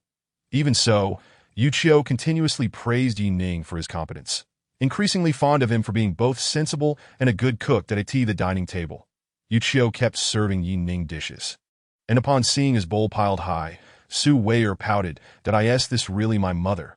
It seemed as though she were an outsider, while Yi Ning was treated like her own son. "Xiao Ning, how did you meet my daughter?" Yu Qiu inquired. "That we met while Xiao Weier was live streaming on the commercial street." Yi Ning replied with a smile. "How about we all go shopping together on the commercial street this afternoon?" "Sure, I haven't had the chance to explore since I arrived a few days ago in the afternoon." Yi Ning drove the mother-daughter duo to the Jiangnan commercial street. Once in the car, Yu Qiu discovered that Yi Ning was quite wealthy. The car he drove was worth several million. Moreover, the stylish two-seater that belonged to her daughter was also purchased by Yi Ning, the Xiao Ning's family quite affluent. Yu Qiu asked her daughter in a hushed tone. Concerned that her, aside from her daughter's beauty, she felt Su Weier fell short compared to Yi Ning. Moreover, she had heard that wealthy families often had deep-rooted prejudices. What if her daughter were looked down upon if she married into such a family? "Mom, it's fine that Yi Ning's mother is very nice, and he earned all his money himself." Su Weier reassured her that Yi Ning had shared his background with her, which was quite similar to theirs.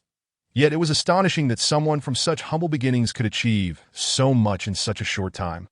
Besides, Su Weier had risen to her current status in the streaming world largely due to Yi Ning's support. Hearing her daughter's words, Yu Qiu felt a bit relieved that Yi Ning had made a great impression on her. Yet she still worried about the disparity between their families and feared her daughter would be mistreated. Learning that Yi Ning's wealth was self-earned made her believe even more in his capabilities. Good-looking, talented, and kind to her daughter, such a son-in-law was indeed hard to come by. "Darling, you must cherish this opportunity to don't be willful. Make some concessions with him, all right?" Su Weier could only nod in agreement to her mother's advice. What else could she do? Her mother had already begun to regard Yi Ning as a potential son-in-law without realizing he had other girlfriends, but she would keep that a secret upon arriving at Jiangnan Commercial Street. As soon as Yi Ning approached the entrance of the pedestrian street, the security guard recognized him instantly. "Hello, Mr. Yi." He greeted respectfully. Yi Ning smiled and nodded, replying, "Hello, it's so hot. You should come inside to enjoy the air conditioning." As Yi Ning chatted with the guard, Yu Qiu felt a twinge of curiosity. Noticing her mother-esque expression, Su Weier chuckled and explained, "Mom, this commercial street actually belongs to Yi Ning, Yi Ning's property." If the sight of Yi Ning's luxury car had impressed Yu Qiu, this revelation was staggering. Owning an entire commercial street was not something achievable by mere talent alone. This was a substantial asset. Even she, with her limited understanding, recognized that such a property must be worth over 100 million. But how much is that, piled up? Realizing this, Yu Qiu glanced at Yi Ning, then at her daughter, her expression inscrutable. "Mom, what kind of look is that?" Su Weier noticed the complex emotions reflected in her mother-esque gaze, tinged with a hint of disdain. Yes, it was indeed disdain. She felt her mother was looking down on her. Who could she complain to about this? "I'm just curious how such an impressive CEO like Yi Ning would take an interest in you," Yu Qiu mused, resting her chin on her hand. Her brows furrowed in contemplation. That Su Weier thought to herself, "Oh no, have I become a mere substitute?" After all, she was still her mother-esque daughter. Was it really necessary to say such things? Was there no justice in the world? The three of them continued to chat and laugh, strolling along the pedestrian street, creating a vibrant scene. As they entered the Chanel boutique, Su Weier's expression suddenly changed. "What is wrong?" Yi Ning immediately noticed her demeanor. Su Weier shook her head, "Nothing." Let us just go to another store. Ning speculated that she might have encountered someone she preferred not to see, but since she didn't elaborate, he chose not to pry. They left the Chanel store and entered the Gucci next door. Chio had never shopped in such luxury stores before. When she picked up a piece of clothing, she was astonished to find the price reaching 5 figures. Upon glancing at other items, she realized that even the cheapest ones cost several $1,000. The things in the store are so expensive, she remarked, astonished that a single piece of clothing could command such a high price. Especially that little camisole, which, despite having barely a yard of fabric, cost an astounding $50,000. People are quite generous. They could have just robbed you, yet they still sell you a piece of clothing. Su Weier explained softly. For instance, the outfit Ning is wearing is worth at least $300,000. Chio finally grasped why the wealthy remained wealthy. Take Ning, for instance. He looked like a dashing young man, yet the cost of his casual attire could equate to the total income of an average family over several years, or even a decade. Mom, this outfit looks nice. You should try it on, Su Weier suggested, holding up a purple short-sleeve top that no. At my age, I can't wear such flamboyant clothes like you young ones do. Chio quickly waved her hands in refusal. Su Weier understood that it wasn't that her mother was unwilling to dress up. Rather, she found the prices too exorbitant. Even though she had shared her current income with her mother, spending tens of thousands on clothing was still beyond Chio's comfort zone. This was money she couldn't make in a year. As a result, she felt she could only buy the most ordinary of clothes here. Xiao Weier, take any to try it on, Ning interjected. For him, spending several thousand on clothing was trivial, and even Su Weier could easily afford it now. With Ning, Su Weier, and the enthusiastic sales assistant encouraging her, Chio finally agreed to try on some outfits. Soon, Ning selected a few more appealing styles for both Chio and Su Weier to T. It was evident that clothes could enhance one's appearance. The mother-daughter duo looked even more radiant in their new attire. Mom, you look amazing, Su Weier exclaimed sincerely. Chio gazed at her reflection in the mirror, hardly able to believe her eyes. That really me. She felt as if she had transformed into a completely different person. Ning approached Su Weier, leaning close to her ear and whispering, "Wife, you look beautiful too." Ning's fresh, sunny aura, combined with his warm breath against her ear, sent shivers down Su Weier's spine. Her face flushed even deeper. Though shy, Ning's compliment filled her with joy, her heart racing uncontrollably. This mischievous boy was always flirting with her. Their little interaction naturally caught the attention of the sales assistant, who looked at Su Weier enviously. To have such a wealthy, handsome man who dotes on his girlfriend was truly a blessing. Wrap it all up. Please calculate the total price for us, Ning instructed.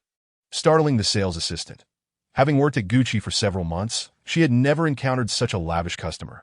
The total for these garments would surely amount to several million. Sir, are you saying to wrap it all up? She could hardly believe her ears and stepped forward to reconfirm her inquiry. Even the shop assistant, accustomed to dealing with wealthy clients, was taken aback, let alone Chio, who was visiting a luxury store for the first time. Ning's words rendered Chio motionless, her fingers digging tightly into her palm. Even Su Weier, who was used to witnessing Ning's extravagant spending, couldn't help but sway slightly in astonishment. Indeed, Ning remained the same Ning. One might have thought that his looks were his most striking feature, but it was, in fact, the commanding aura he exuded when spending money that truly captivated. Ning nodded, stating, "All of it, it won't cost much." Won't cost much? How could tens of millions be considered a trivial sum? Only a prodigious figure like Ning could make such a statement. Even Su Weier, a prominent streamer earning tens of millions monthly, lacked the means to be so extravagant. "All right, please wait a moment, sir." The shop assistant was enveloped in immense excitement, instinctively knowing that her commission this month would be at least doubled compared to before. A few minutes later, the shop assistant approached Ning with a receipt in hand. "Sir, the total comes to 1.18 million. How would you like to proceed with the payment?" "Ning, let me handle it." Su Weier stepped forward. Most of the items were for her and her mother. Ning had only purchased a belt. "It's fine. Consider it a gift for your aunt." Ning insisted on paying, joking that his spending could yield cashback. Moreover, with Su Weier as his lucky star, the odds of a windfall were significantly heightened. Ding. The host spends 80,000, receiving a 5-fold cashback, totaling 400,000. Ding. The host spends 650. 000 on Yuchio, achieving a 20-fold critical hit, resulting in a cashback of 13 million. Not bad. He had just earned over 10 million from a shopping trip. Was this not a quicker route to wealth than expanding a company? Of course, the grand prize was yet to come. Ning's gaze intensified as he looked at Su Wei. This girl was the true embodiment of fortune, as expected. Ding. The host spends 450,000 on Su Wei, achieving a critical hit, awarding 66 of Star Sea Airlines, valued at 12 billion. Chapter 59. The father and daughter duo 66 of Star Sea Airlines. Even though Ning was already worth billions, with cash holdings of 15 billion, suddenly acquiring absolute control over an airline was exhilarating. That he tilted his head, scrutinizing Su Wei, making her feel somewhat uneasy. Each time Ning bought her something, he would gaze at her with such fervor. Little did Su Wei know the thoughts swirling in Ning's mind. Ning mused, could this enchanting beauty be the daughter of fortune?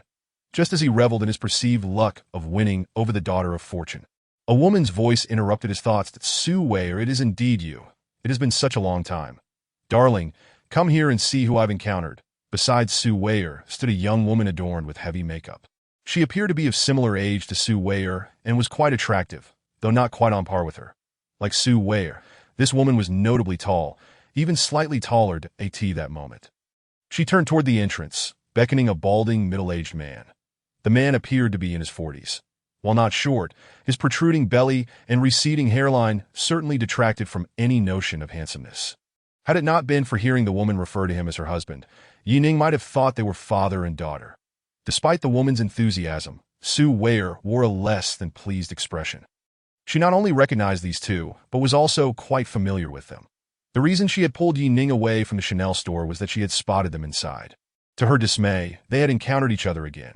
The young woman, named Lu Xian, was Su Wei's university classmate, both of them studying for careers as flight attendants. The man she referred to as her husband was Zheng Wanyin, the business director of Star Sea Airlines, wielding considerable power. That a few months prior, it was he who recruited flight attendants from Su Wei's school. Zheng Wanyin was known for his unscrupulous behavior, having taken advantage of numerous young flight attendants, particularly those naive enough to comply with his advances to avoid being dismissed. From the moment Zheng Wanyin laid eyes on Su Wei, he had pursued her with fervor. Never having encountered a woman as stunning as she, Su Wei was pure of visage, tall, and voluptuous, every aspect captivating Zheng Wanyin, that he vowed he must possess her. However, to his astonishment, Su Wei flatly rejected his advances without a second thought, even eventually leaving the airline industry altogether. This incident remained a point of regret for Zheng Wanyin. To unexpectedly cross paths with Su Wei today was a delightful surprise. Zheng Wanyin's long-dormant desires were rekindled. Su classmate, or should I say Miss Su now, what a pleasure it is to meet you. Zheng Wanyin approached Lu Xian, a look of delight on his face as he extended his right hand towards Su Wei. Upon seeing Su Wei's delicate, fair hand, he struggled to suppress his salivation. Yet Su Wei paid him no mind, taking the shopping bag from the assistant. Coldly, she stated, I'm sorry, I don't know you. Nor do I have the time to get acquainted. With that, she turned her attention to Ning and Yuchio. Mom, darling, let us go. Darling? Had Su Wei married? Only then did Zheng Wanyin notice the casually dressed Ning. Ning was so handsome that, despite his silence, Zheng Wanyin had initially mistaken him for a male model from the Gucci store. To his surprise, he was Su Wei's husband. As for Lu Xian, upon learning that Su Wei was married to such a dashing man, she felt an overwhelming surge of jealousy. Why was her partner a balding, portly man while Su Wei had a young, elegant, and charming husband? What was the reason? Moreover, seeing Su Wei purchase so many items clearly indicated her wealth, most of which likely came from this handsome young man. For Zheng Wanyin and Lu Xian, Su Wei calling him darling felt like a dagger. Yet for Ning, her endearing address was akin to a gentle spring breeze, soft, warm, and sweet, that if only she would call him that a few more times. Ning donned a tender expression as he gently accepted the items from Su Wei, holding on her hand. All right, my dear, as Yuchio, Su Wei's mother, watched the young couple's display quietly. Zheng Wanyin suddenly stepped forward as they prepared to leave. You're quite fortunate, young man, to marry someone as ethereal as Miss Su. You are indeed blessed. Ning smiled blandly and replied, You are fortunate too. With your appearance, it's quite miraculous to have such a daughter. Ning was fully aware that Zheng Huanyin's remark was laced with sarcasm, and he retorted without hesitation, "You." Zheng Huanyin pointed at Ning, disdainfully stating, sharp-tongued, "Miss Su, your taste seems lacking. Your husband is rather frivolous. You certainly seem grounded, but I wonder if your daughter can handle it." Ning scoffed. "Ha, splendid. I, Zheng Huanyin, have served as the business director of Star Sea Airlines for so long, yet I have never encountered a young person as arrogant as you. I have never met someone like you," Ning began, his expression turning incredulous. "Wait, did you just say you were the business director of where?" Chapter 60. "I am the chairman Star Sea Airlines." Zheng Huanyin raised his head proudly, declaring, "I am the business director of Star Sea Airlines."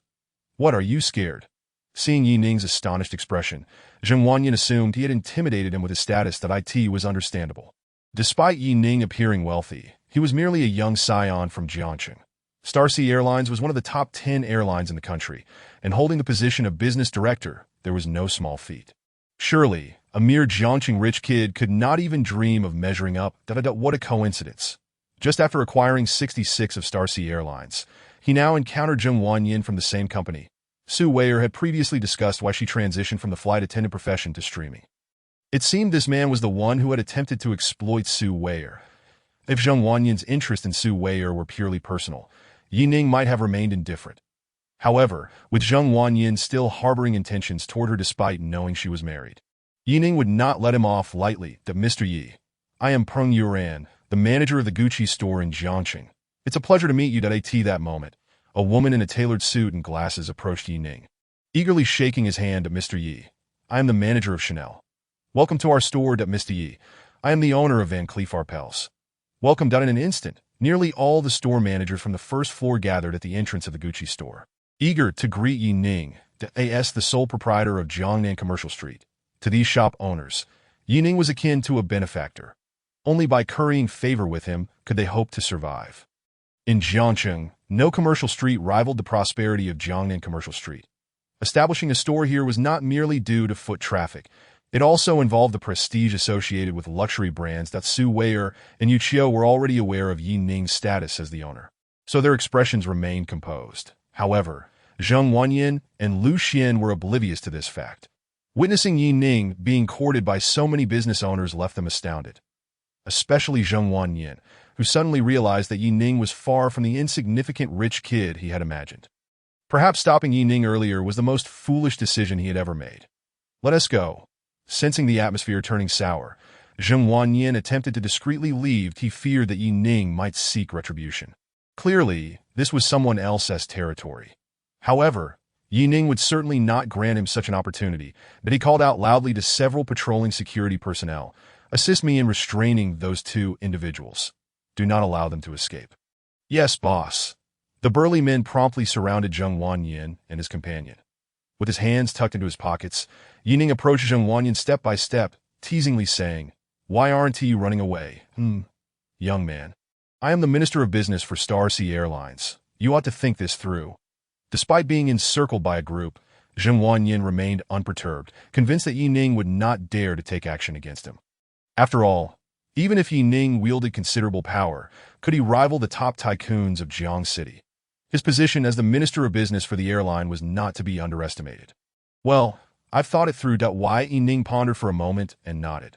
Upon witnessing Ning's apparent concession, Zheng Huanyin sighed in relief, even harboring disdain for Ning, who appeared impressive but turned out to be a coward. At most, he had some money. It was nothing extraordinary. Take Minister Zheng to the security room and give him a bit of a workout that if you do well, this month's bonus will be doubled. Hearing about the bonus, the security personnel's eyes lit up, and they grinned broadly at Zheng Huanyin. "Kid, do you believe me? If you dare to touch a single hair on my head, I, Zheng Huanyin, will sue you through the company's legal department." Yet, Ning was not intimidated as Zheng Huanyin had envisioned. Instead, he smiled and replied, "I don't believe you, for you have already been dismissed from Star Sea Airlines." As he spoke, Ning waved his phone in front of Zheng Huanyin's eyes. The number displayed was none other than that of Mo Ku, the top executive and second-largest shareholder of Star Sea Airlines. On the other end of the line, Mo Ku's furious voice erupted. "Zheng Huanyin, how audacious of you to threaten even the chairman. You are fired." Our starseed cannot accommodate such a colossal figure as you. Zheng Wanyan was utterly astonished. What had he just heard? The chairman, Mo Ku, actually referred to Yi Ning as the chairman. Was there anything more terrifying than this? For a long time, there had been a rumor within Starsea Airlines that beyond Mo Ku, there existed a mysterious bigwig. Many believed it, yet even more dismissed it with scorn. Zheng Wanyan was among the latter. He never believed in such a mysterious figure. How could someone neglect their own enterprise? Especially one worth nearly 20 billion. What a joke! But now he realized how profoundly mistaken he was. The young man standing before him, who looked almost impossibly youthful, was indeed the sole mogul of Starsea Airlines. The billionaire who held absolute control over its shares. Chairman, forgive me. Zheng Wanyan's words trailed off as he caught the mocking glint in Yi Ning's eyes, his expression dimming that he understood that no amount of pleading would avail him. As a mere business minister, how could he covet the chairman's woman and expect to find a way out? Without sparing him a glance, Yi Ning held the still-connected phone to his ear and ordered, "Have the HR department investigate. Terminate everyone that Zheng Wanyan has arranged to be hired. Furthermore, gather evidence regarding Zheng Wanyan's misconduct. The legal department will sue him when the time comes." That Mo Ku's heart tightened. Was this the elusive bigwig who controlled the vast majority of the company's shares? The first order was so resolute. He was indeed extraordinary. "Understood. I'll take care of it immediately," Mo Ku replied solemnly. Zheng Wanyan's eyes were filled with despair. He knew his fate was sealed. Yet beside him, Lu Xian's expression was unusual. This was the man she desired, the kind of man who could provide the life she yearned for. Gathering her courage, she asked, "Handsome, do you think I'm beautiful?" Yi Ning cast a calm glance in her direction and replied, "Even if you had no mother, it wouldn't justify your self-deprecation. The profession of a flight attendant does not suit you. Write your resignation letter." Su Wire nearly burst into laughter, her cheeks flushed with embarrassment as she struggled to contain herself. "That you're truly incorrigible." After the three departed, Su Wire leaned closer to Yi Ning and whispered, "I have even worse ideas." Yi Ning chuckled. "Wife, would you like to give it a try?" Su Wire was taken aback by his boldness and cautiously glanced at the unresponsive Yuchio walking ahead. Only when she noticed no reaction did she feel a slight sense of relief. Chapter 61. Meng Du is getting married a week later, at the stroke of midnight, with the moon bright and stars sparse. Yi Ning drove to the riverbank to AT this hour. Apart from the roadside barbecue stalls, only the 24-hour convenience store remained open. "Old Four, come sit." Upon seeing Yi Ning approach, a burly man at a small dining table enthusiastically beckoned. The table was already laden with freshly grilled skewers, indicating he had been waiting for quite some time. Yi Ning walked over, a smile gracing his face as he greeted, "Boss, it's been ages." The burly man was Yi Ning's college roommate, named Meng Du, not a local of Jiang City. Meng Du was a genuine northeastern lad. Besides him and Yi Ning, there were also Lao Li Bin and Lao San Qian Wentao. Both Li Bin and Qian Wentao had taken graduate entrance exams post-graduation and had landed spots, leaving Jiang City. Thus, communication among the group had gradually dwindled. Only Meng Du and Yi Ning still occasionally gathered. "Boss, the last few times I invited you, you kept saying you were busy. Why the sudden eagerness to meet today?" Meng Du worked as a planner at an advertising company and also served as a part-time coach at a gym, leaving him with little downtime, as he was almost always working. However, he earned a decent income, bringing in over 15,000 a month, a respectable sum anywhere. "That I called you here for two reasons. First, it has been a long time since we brothers gathered for a meal. Second, I want to formally announce that I'm getting married." "Really? Congratulations," Yi Ning exclaimed, raising his glass to toast Meng Du. Despite initially intending not to drink because he was driving, he was genuinely happy for Meng Du back in college. Meng Du had been quite the introvert, often blushing when speaking to girls.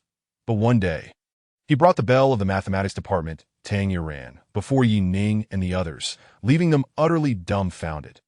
They racked their brains to figure out how this introvert managed to woo a girlfriend, let alone the department's beauty. Later, during a dormitory tribunal, they learned that it was actually Tang Yuran who pursued Meng Du, which made them green with envy. Initially, many doubted the viability of their relationship, believing the disparity was too great. Although Meng Du was reasonably attractive, he hailed from a rural background with modest financial means, often working part-time during college. In contrast, Tang Yuran was a local from Jiang City, whose family owned property in the city center. While not fabulously wealthy, they enjoyed a comfortable lifestyle. Furthermore, Tang Yuan had numerous suitors, including some affluent young men. Many in their class speculated that their graduation would signal the end of their relationship. Yet, years later, their love remained steadfast, and they were on the cusp of marriage. Ning had witnessed their journey, and now that they were finally achieving their happy ending, he couldn't help but extend his heartfelt blessings. So, after all these years, you've finally managed to win over your mother-in-law? Ning raised an eyebrow at Meng Du, grinning widely. He had known all along that if it weren't for Tang Yuan's mother opposing their union, they might have been together much earlier. After all, Meng Du was not a local, and his family's financial situation was modest, so it was only natural for the girl's family to have some reasonable requests. Fortunately, Meng Du was diligent and ambitious, carving out a niche for himself in Jiang City. Upon hearing Ning's comment, Meng Du's expression momentarily faltered, the hand holding the glass pausing slightly. A complex look crossed his face as he shook his head and replied, "No, it was Iran who secretly took the household registration book and ran away. She had a fight with her family and then came to me saying she wants to marry me. But I know she wishes to gain her parents' blessing." At this, Meng Du raised his glass and downed it in one gulp, slamming the empty cup onto the table with a resounding clang. Ning nodded, silently observing the dejected man before him. In Meng Du, he saw a mixture of resignation and determination. This was a proud, tenacious northeastern man, yet he could also be overwhelmed by immense pressure. Nonetheless, he was happy, at least with a woman who would always stand by him, willingly choosing to be with him. They spoke for quite some time, and as the effects of the alcohol began to take hold, their conversation became more casual. I remember there were rumors that class monitor Jiang Shui liked you back in the day. Why didn't you consider her at that time?" Ning chuckled wryly and shook his head. Jiang Shui was quite attractive, but she had an exceptionally materialistic mindset. That he recalled how, just before graduation, Jiang Shui had approached him alone, asking a single question. "What do your parents do?" At that time, Ning had been baffled but replied that his parents were farmers. Jiang Shui's face had fallen in disappointment, and without so much as a word, she had turned and left. It was only later, upon hearing others say that Jiang Shui had harbored feelings for him, that he realized what she had meant back then, that I couldn't dare entertain any thoughts. The disparity between her family background and mine was simply insurmountable. It was bound to lead nowhere. Ning spoke with conviction on this matter. "And what about now? I heard Jiang Shui is returning to the country." Chapter 62, "You actually have a Koenigsegg one. When I've heard she is coming back to treat us old classmates to a meal. And teacher Wang will be there too. What about you? Didn't you receive any notice?" Ning shook his head, genuinely unaware of this development. During college, he maintained a decent relationship with Jiang Shui. But to say they were particularly close would be an overstatement. When he heard the rumors of her liking him, it seemed it might have merely been a fleeting fondness for his looks. "In those days, I was the embodiment of beauty at school, you know. Now so many years have passed, and it's quite possible that I've been forgotten at the very least. If Meng Du doesn't mention Jiang Shui today, Ning surely wouldn't remember. Whatever, I'm not concerned about other matters. You must attend my wedding. Naturally, let us drink." Ning chuckled as he raised his glass. Thus, the two continued to drink until the clock struck 2 in the morning. Ning called for a designated driver and brought Meng Du directly to his villa, also sending a message to Tang Yuan to inform her. The following day, as the sun climbed high in the sky, Ning brewed tea and leisurely watched Pleasant Goat and Big Wolf in the living room. He nearly spat out his tea when he heard Mei Yangyang say, "I don't want to share a pot with Fei Yangyang." Suddenly, he was alerted by the sound of a door opening upstairs and looked up to see Meng Du, rubbing his eyes, his face contorted in discomfort after a night of drinking. "Oh, you're up. Ugh, I'm never drinking this late again. I've been to the bathroom twice, and I still feel awful," Meng Du lamented, clutching his stomach in pain. "But you're quite surprising. They say you've struck it rich. And I didn't expect you to be living in such a grand villa. I heard Liao Peng mention that Ning bought a house in Jade City. But now it seems that the large flat there pales in comparison to this villa, which is surely worth at least 50 million. The decor, the layout. Alas, I lack the education to fully appreciate it." Meng Du marveled as he touched the intricately carved railing in the corridor. Such a house would be envied by even the CEO of their company. "I truly wonder how Ning earned all this.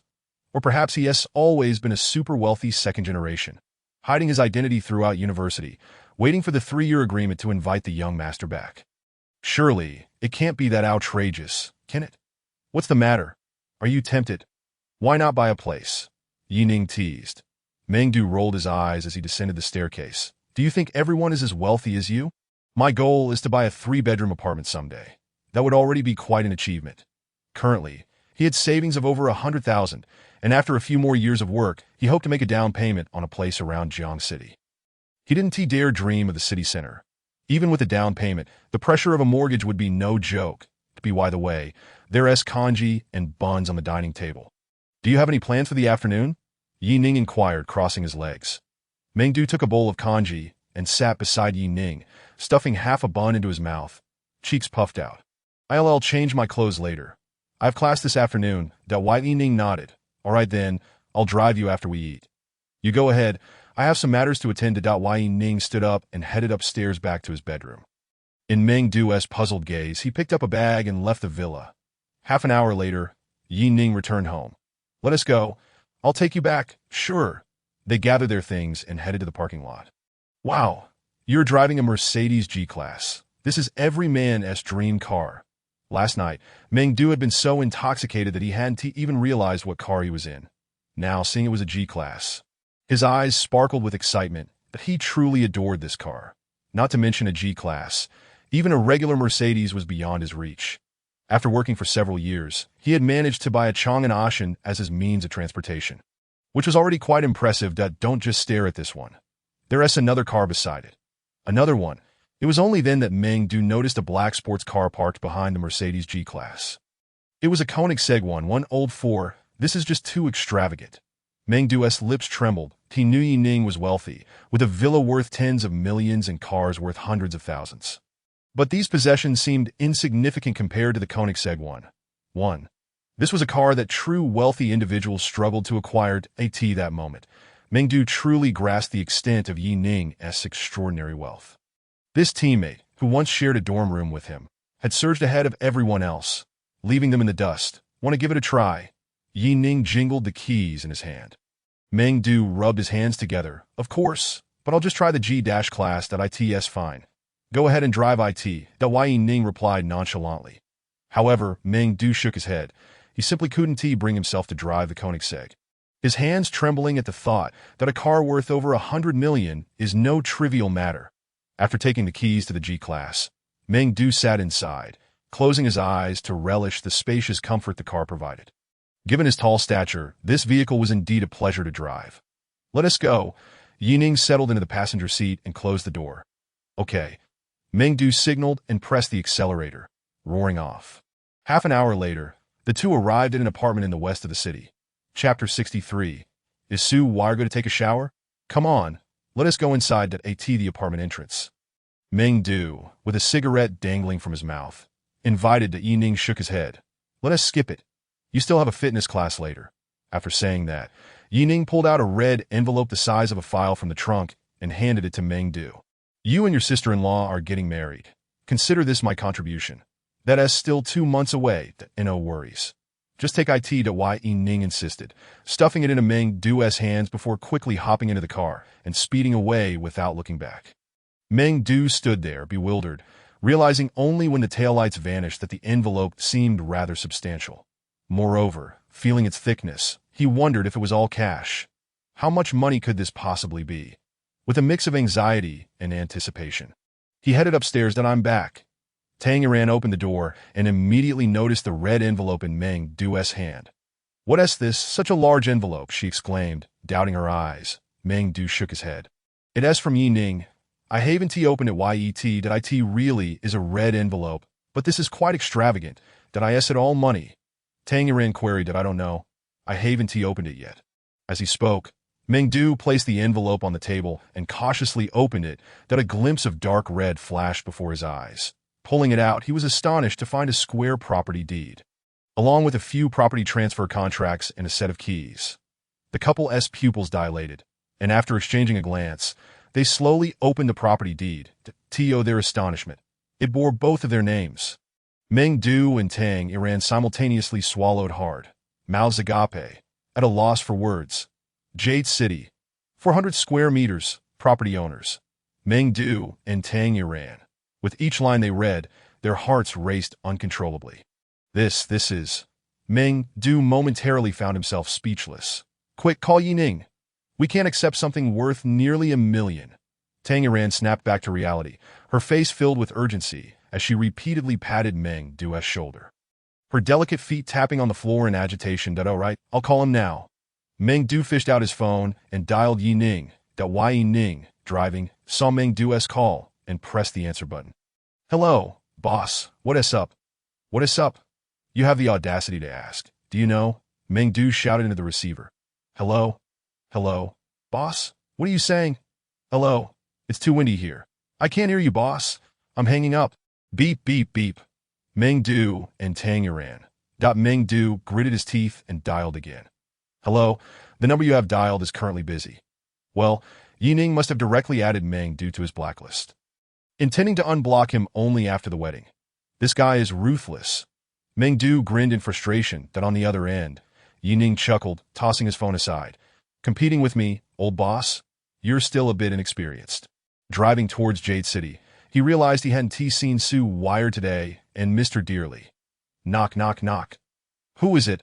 A melodious voice like a silver bell rang from inside. Your husband has arrived. My dear, aren't you going to welcome me? With a clang, Su Wire caught sight of Ning's cheeky grin and rolled her eyes.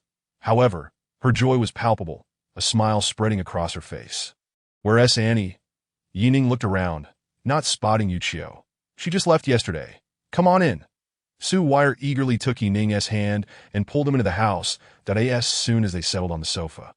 Su Wire wrapped her arms around his waist, resting her head on Ning's chest. Why are you so affectionate today? Ning asked in surprise. After a long pause, Su Wire's soft voice, like a whispering mosquito, finally emerged. I missed you, gasp. This girl was truly overwhelming. Unable to resist, Ning kissed her forehead, holding her slender waist.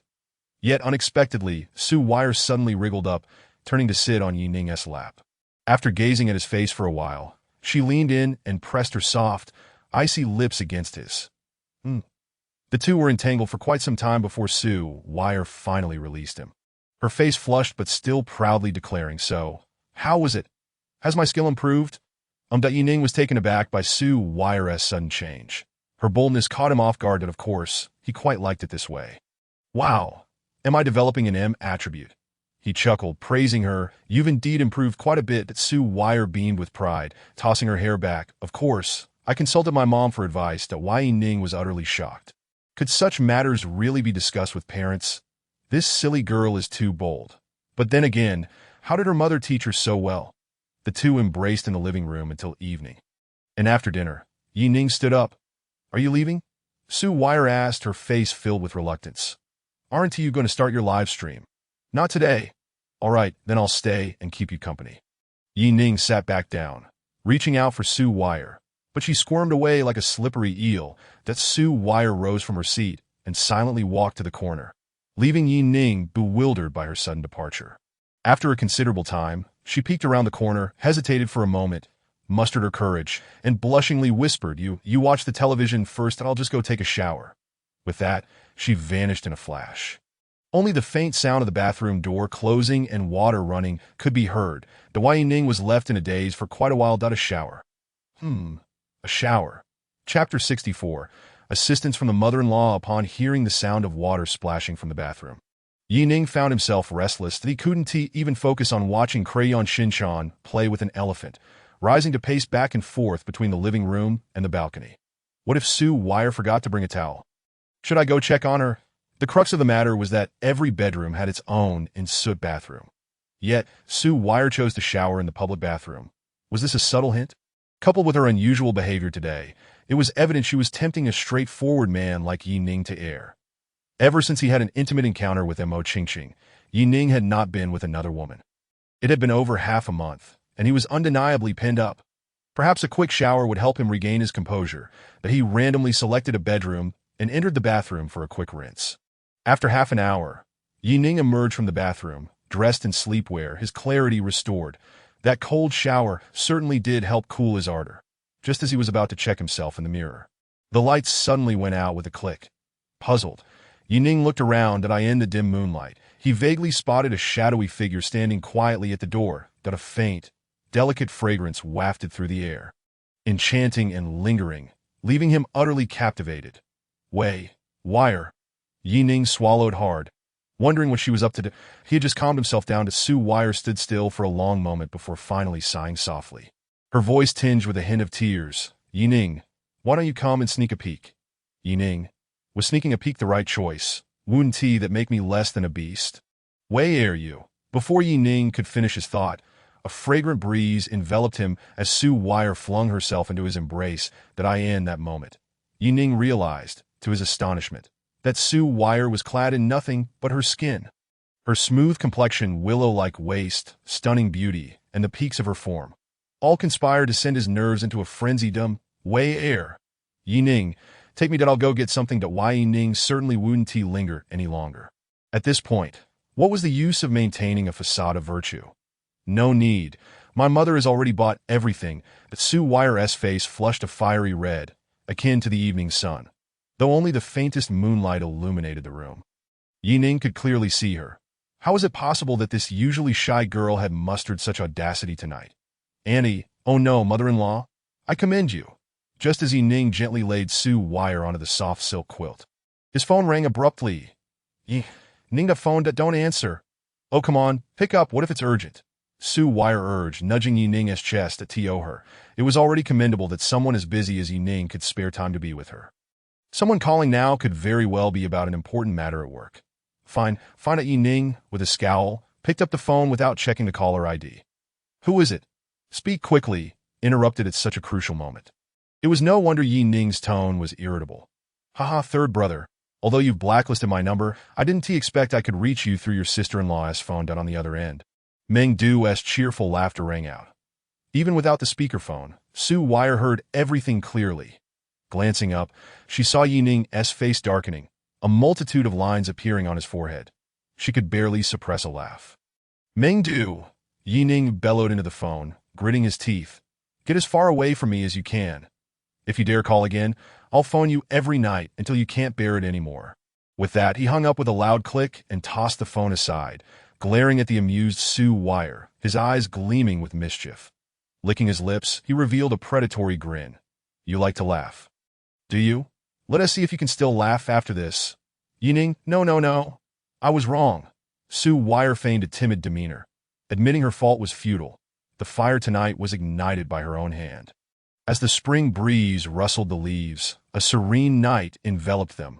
Only a few distant meows from kittens breaking the silence. On the other end of the line, Meng Du was utterly confused by the outburst. What on earth was happening? Even if he didn't want to return the property deed, there was no need to be so furious, right? He could tell Ning was genuinely angry. Was a mere joke enough to warrant such a response? No way. I need to call him back and clarify. Our brotherhood must not fade. Meanwhile, Tang Yuran, sitting nearby, deciphered Ning's words. Snatching the phone away, she glared at Meng Du. Why are you so dense? If you call now, you might genuinely end your friendship. Huh? Why? Tang Yuran shook her head in exasperation, unwilling to explain further to this foolish man. The next morning, as dawn broke, Ning opened his eyes. Stretching luxuriously, feeling utterly delightful. After half a month, he had finally savored the taste of intimacy once more. It was blissful that Sue Wire lay beside him, still asleep, her beautiful eyes tightly shut, long eyelashes curling adorably. Ning watched her for a considerable time, unable to resist leaning in to kiss her smooth forehead. Chapter 65. An unexpected encounter with Zhao Na. At that moment, Ning noticed Sue Wire's closed eyelids fluttering, a smile creeping onto her lips, making her face glow with delight. It turned out she had been awake for some time, too shy to open her eyes. Ning smirked mischievously, filled with playful intent. He slipped his hands beneath the covers and began to tickle Sue Wire's waist. Ha! Ning, stop. Let go, please. Hada, don't tickle me, I'm ticklish. After about a playful antics, Sue Wire almost laughed to tears, her delicate form retreating backwards in a desperate attempt to escape Ning's grasp. Suddenly, she turned, her body lightening as she tumbled off the bed. Ning reacted swiftly, lunging forward to catch her slender waist and hoisting her back into his arms. Are you all right? Ning gently patted her smooth back, soothing her. Su Wire shook her head. I'm fine. Though she claimed to be unhurt, her heart raced uncontrollably, that if her heart rate were measured now, it would surely exceed 120. Of course, it wasn't merely the scare of almost falling off the bed. It was the intimate embrace they shared, which made her feel increasingly bashful. She could distinctly feel every muscle of Ning's body, and it was overwhelmingly embarrassing. Hearing that Su Wire had not sustained any injuries, Ning finally breathed a sigh of relief. Just as he was about to pull away, he found her holding him even tighter. Daunted, Su Wire blushed deeply, her soft, pale arms clinging tightly around Ning's neck, her entire being draped over him, the white Ning's ear brushed against Su Wire's delicate cheek, and he could feel her warmth radiating. How could this bold girl from last night now be too shy to meet his gaze? Ning couldn't help but chuckle, patting her back gently, that he pulled the cool silk blanket over her back and, still cradling her, slowly lay down on his side. When Ning finally finished washing up and entered the bedroom, he found Su Wire still lying on the bed, clutching the blanket tightly, with only her nose and eyes peeking out. Ning sat at the edge of the bed with a smile, gently smoothing a few strands of her disheveled hair. Aren't you getting up? You go out first, I'll get up in a bit. Su Wire's gaze flickered, unable to meet his eyes, that why Ning nodded with a smile. All right, I'll go to the supermarket to buy some groceries and cook for you when I return. Su Wire softly acknowledged, her eyes fixed on Ning, as if she had something to say, but hesitated. Why Ning, realizing her unease, entered her room and retrieved a set of clean clothes from the drawer, placing them on the sofa beside the bed. Bending down to kiss her forehead, Su Wire slightly pulled down the blanket, revealing her rosy lips. That why Ning was momentarily taken aback before breaking into a grin and leaning in. The cool, sweet sensation, combined with the fragrance emanating from Su Wire, stirred Ning's desires anew. Fearing he might lose his resolve and remain, he playfully tapped Su Wire's pert backside through the blanket, chuckling little vixen, and stood to leave. Hearing the front door close, Su Wire slowly rose from the bed. Cautiously opening the door, she peeked into the living room, exhaling a sigh of relief upon seeing no movement. However, her expression quickly shifted to one of discomfort. Ouch, that a twinge of pain made her gasp. Enduring the discomfort, she made her way into the bathroom, in the university town, where many educational properties were located. There were naturally supermarkets nearby, why Ning opted to walk, arriving at the large supermarket in just over 10 minutes. The supermarket spanned 5 floors, each level divided into sections, since Ning only needed fresh produce. He headed directly to the 3rd floor. Considering Su Wire had just experienced her first time, he decided to buy some pork ribs and radishes for soup. As he approached the meat counter, a familiar figure caught his eye. A woman clad in a white shirt and jeans, with a small bag slung at her waist, appeared quite capable. Yet, at that moment, she bore a troubled expression as she accepted a prepared pig trotter from the staff and prepared to leave. Zhao Na, it's been a while. What a surprise to see you here. Why Ning approached her with a smile. Zhao Na was the best friend of his ex-girlfriend, Man. Although Ning held a disdainful view of women like Man, who were excessively materialistic, he had a rather favorable impression of Zhao Na. This girl was cheerful, diligent, and quite ambitious. In the past, when he was with Man, she had lent him considerable assistance. He felt truly grateful to Zhao Na from the depths of his heart. Ning. Zhao Na turned around and for a moment hesitated to recognize him. After a long separation, Ning had changed dramatically. Not only had he become more handsome, but his entire demeanor was also completely different from before. Although she was aware that Ning was quite wealthy, after all, he had once gifted her a watch worth several tens of thousands of yuan. She could now tell that his outfit was worth at least 200,000. Just how much money does he possess? What's the matter? Can't recognize me. Seeing Zhao Na silent, Ning chuckled and waved his hand in front of her eyes. A bit hard to recognize that you're now on a completely different level than us. Zhao Na responded, snapping back to reality and brushing Ning's hand away while shaking her head. Why Ning was speechless. What levels are we talking about? Am I supposed to be a celestial being?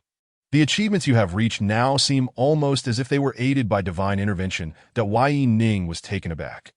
All his accomplishments stemmed from the system's assistance. Upon reflection, it indeed felt as if he had been aided by some divine power. Zhao Na was unaware that her offhand remark had inadvertently hit the mark. By the way, why do you look so troubled? Did your boyfriend dump you? Ning attempted to shift the conversation. Jokingly did I in his memory. Zhao Na had always been the type with a carefree personality, akin to a cheerful nut who could strike up a conversation with anyone. That it was quite unusual to see her wearing such a sorrowful expression. Upon hearing Yi Ning's words, Zhao Na's expression grew complicated. After a lengthy pause, she finally spoke. Yi Ning, could you accompany me to see Man? She is not doing well. Yi Ning, initially curious, would certainly lend a hand if Zhao Na faced difficulties. However, upon hearing that it concerned Man, he felt utterly disinterested, as if he had bitten into something tasteless that all passed. Yi Ning picked up his shopping bag and turned to leave. Unexpectedly, Zhao Na grasped his arm and pleaded. Wait a moment, Yi Ning.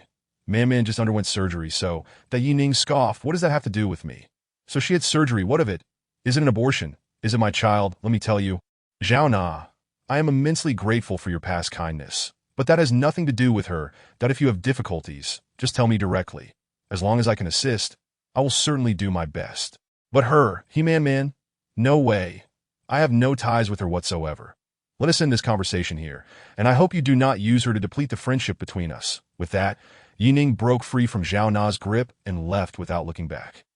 Zhao Na stood there, dazed, watching Yi Ning's departing figure, at a loss for words. After settling his bill and exiting the supermarket, Yi Ning felt a heaviness in his heart. Not because he still harbored feelings for Man, but because he felt he had been too harsh with Zhao Na. She had always maintained a good relationship with Man, and now that Man was unwell, she was simply seeking help in a moment of desperation. With this thought in mind, Yi Ning took out his phone and sent Zhao Na an apology message. Zhao Na, I'm sorry that I got a bit carried away today and said some harsh words. I hope you won't hold it against me. Okay, no problem. 2 minutes later, Yi Ning received Zhao Na's reply, and he smiled slightly as he headed towards the Jade City. Upon returning to Su Wei's home, he found her just emerging from the bath, standing in front of the mirror, arranging her hair with a blow dryer. Yi Ning approached, took the hair dryer from her hands, and began to dry her hair. The scene felt strangely familiar. Suddenly, Yi Ning recalled Mo Qingqing from Yang City.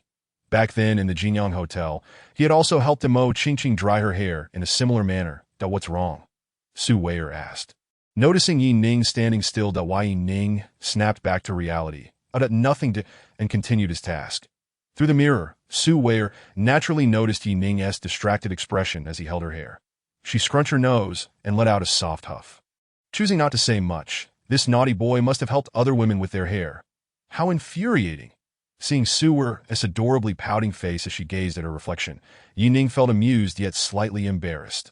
Grasping her hair and recalling Mo Qingqing was quite a peculiar situation.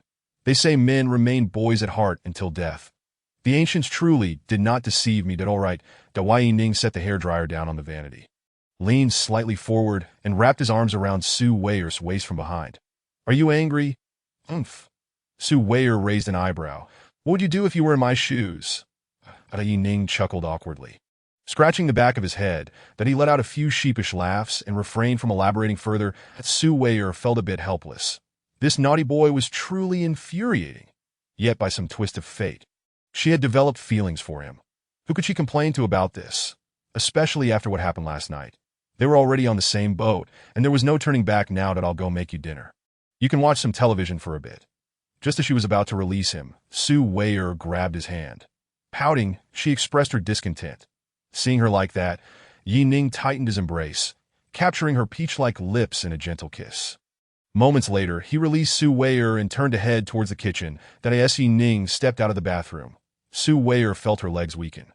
Looking up at her reflection, her pupils shimmered with moisture. Her beautiful collarbone seemed to glow with a rosy hue, extending gracefully to her earlobes. She cupped her face in her hands, momentarily unable to believe that such a bold person was indeed herself. Sigh, it was all her mother's fault for coming over a few days ago and confusing her with a lecture on matters between men and women. She even prepared the little umbrella, just in case. Now, it seemed the big bad wolf had finally devoured Little Red Riding Hood. In the kitchen, Yi Ning noticed freshly washed bedding hanging on the balcony outside the glass door. It was unmistakably the set they had used last night. Under the bright sunlight, a faint dark red mark was discernible in the center of the sheets. As noon approached, it was only at Yi Ning's call that Su Wei shyly emerged from her bedroom. Upon seeing the steaming bowl of rib soup on the table, she wore a look of disbelief. Earlier in the morning, when Ning mentioned he would buy groceries and cook, she had expected something more akin to convenience food. She never imagined that the big boss Ning could actually cook. Moreover, the presentation was quite appealing. The aroma of bone broth mingled with radish wafted through the air, making it hard for Su Weier to resist swallowing. Seeing Su Weier frozen in place, Ning smiled and pulled her to sit beside him, that he then served her a bowl, placing it before her. "What are you waiting for? Hurry and eat." "Do you expect me to feed you?" "Absolutely not." Su Weier knew Ning was teasing her and defiantly refused. She picked up a piece of meat and placed it in her mouth. The tender, savory flavor combined with the sweetness of the broth made her eyes sparkle instantly. "This is so delicious. How can Ning's cooking be this good?" Noticing Su Weier's reaction, Ning knew this meal had hit the mark that he gently tucked a stray strand of hair behind her ear, revealing her delicate profile, her nose perfectly sculpted, creating an exquisite picture of beauty that Su Weier felt a tickling sensation on her face, yet she did not mind. Rather, it felt quite pleasant, filling her with joy. After lunch, Su Weier nestled in Ning's embrace, her unique sweetness wafting through the air, stirring a flutter within Ning that Su Weier sensed the unusual tension radiating from Ning's body. Her cheeks suddenly flushed shyly. She turned her head away, stealing a glance at him. "Ahem."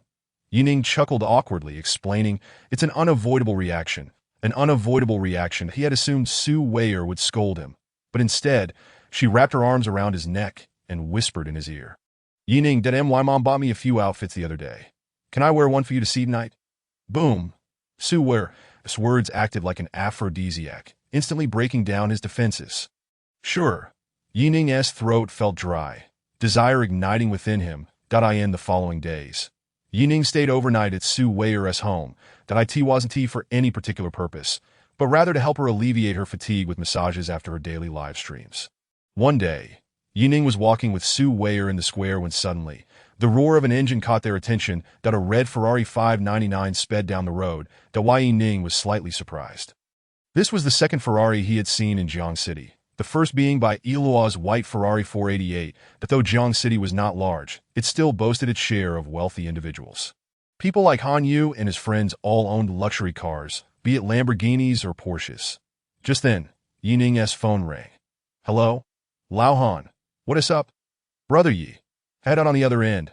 Han Yu's tone sounded somewhat guilty. After a lengthy pause, Ning directly asked, "Just spit it out that you're a grown man. Why do you talk like a girl?" As soon as he finished speaking, he noticed Su Weier glaring at him, her delicate fingers resting on his waist. Ning awkwardly chuckled, silently mouthing, "Wife." "I'm just joking." Upon hearing him call her wife, Su Weier's cheeks flushed, her lips curling into a smile as she finally released her grip on his waist. If you're embarrassed, let me say at that moment." Ning heard Zhou Chen's impatient voice. Zhou Chen snatched Han Yu's phone and said, "Hey, Brother Yi, this is Zhou Chen. We would like to borrow your Koenigsegg for a spin. What do you think? Is this all?" Han Yu really took his sweet time over such a trivial matter. Ning replied, somewhat exasperated, "Just take it and go. When do you need it?"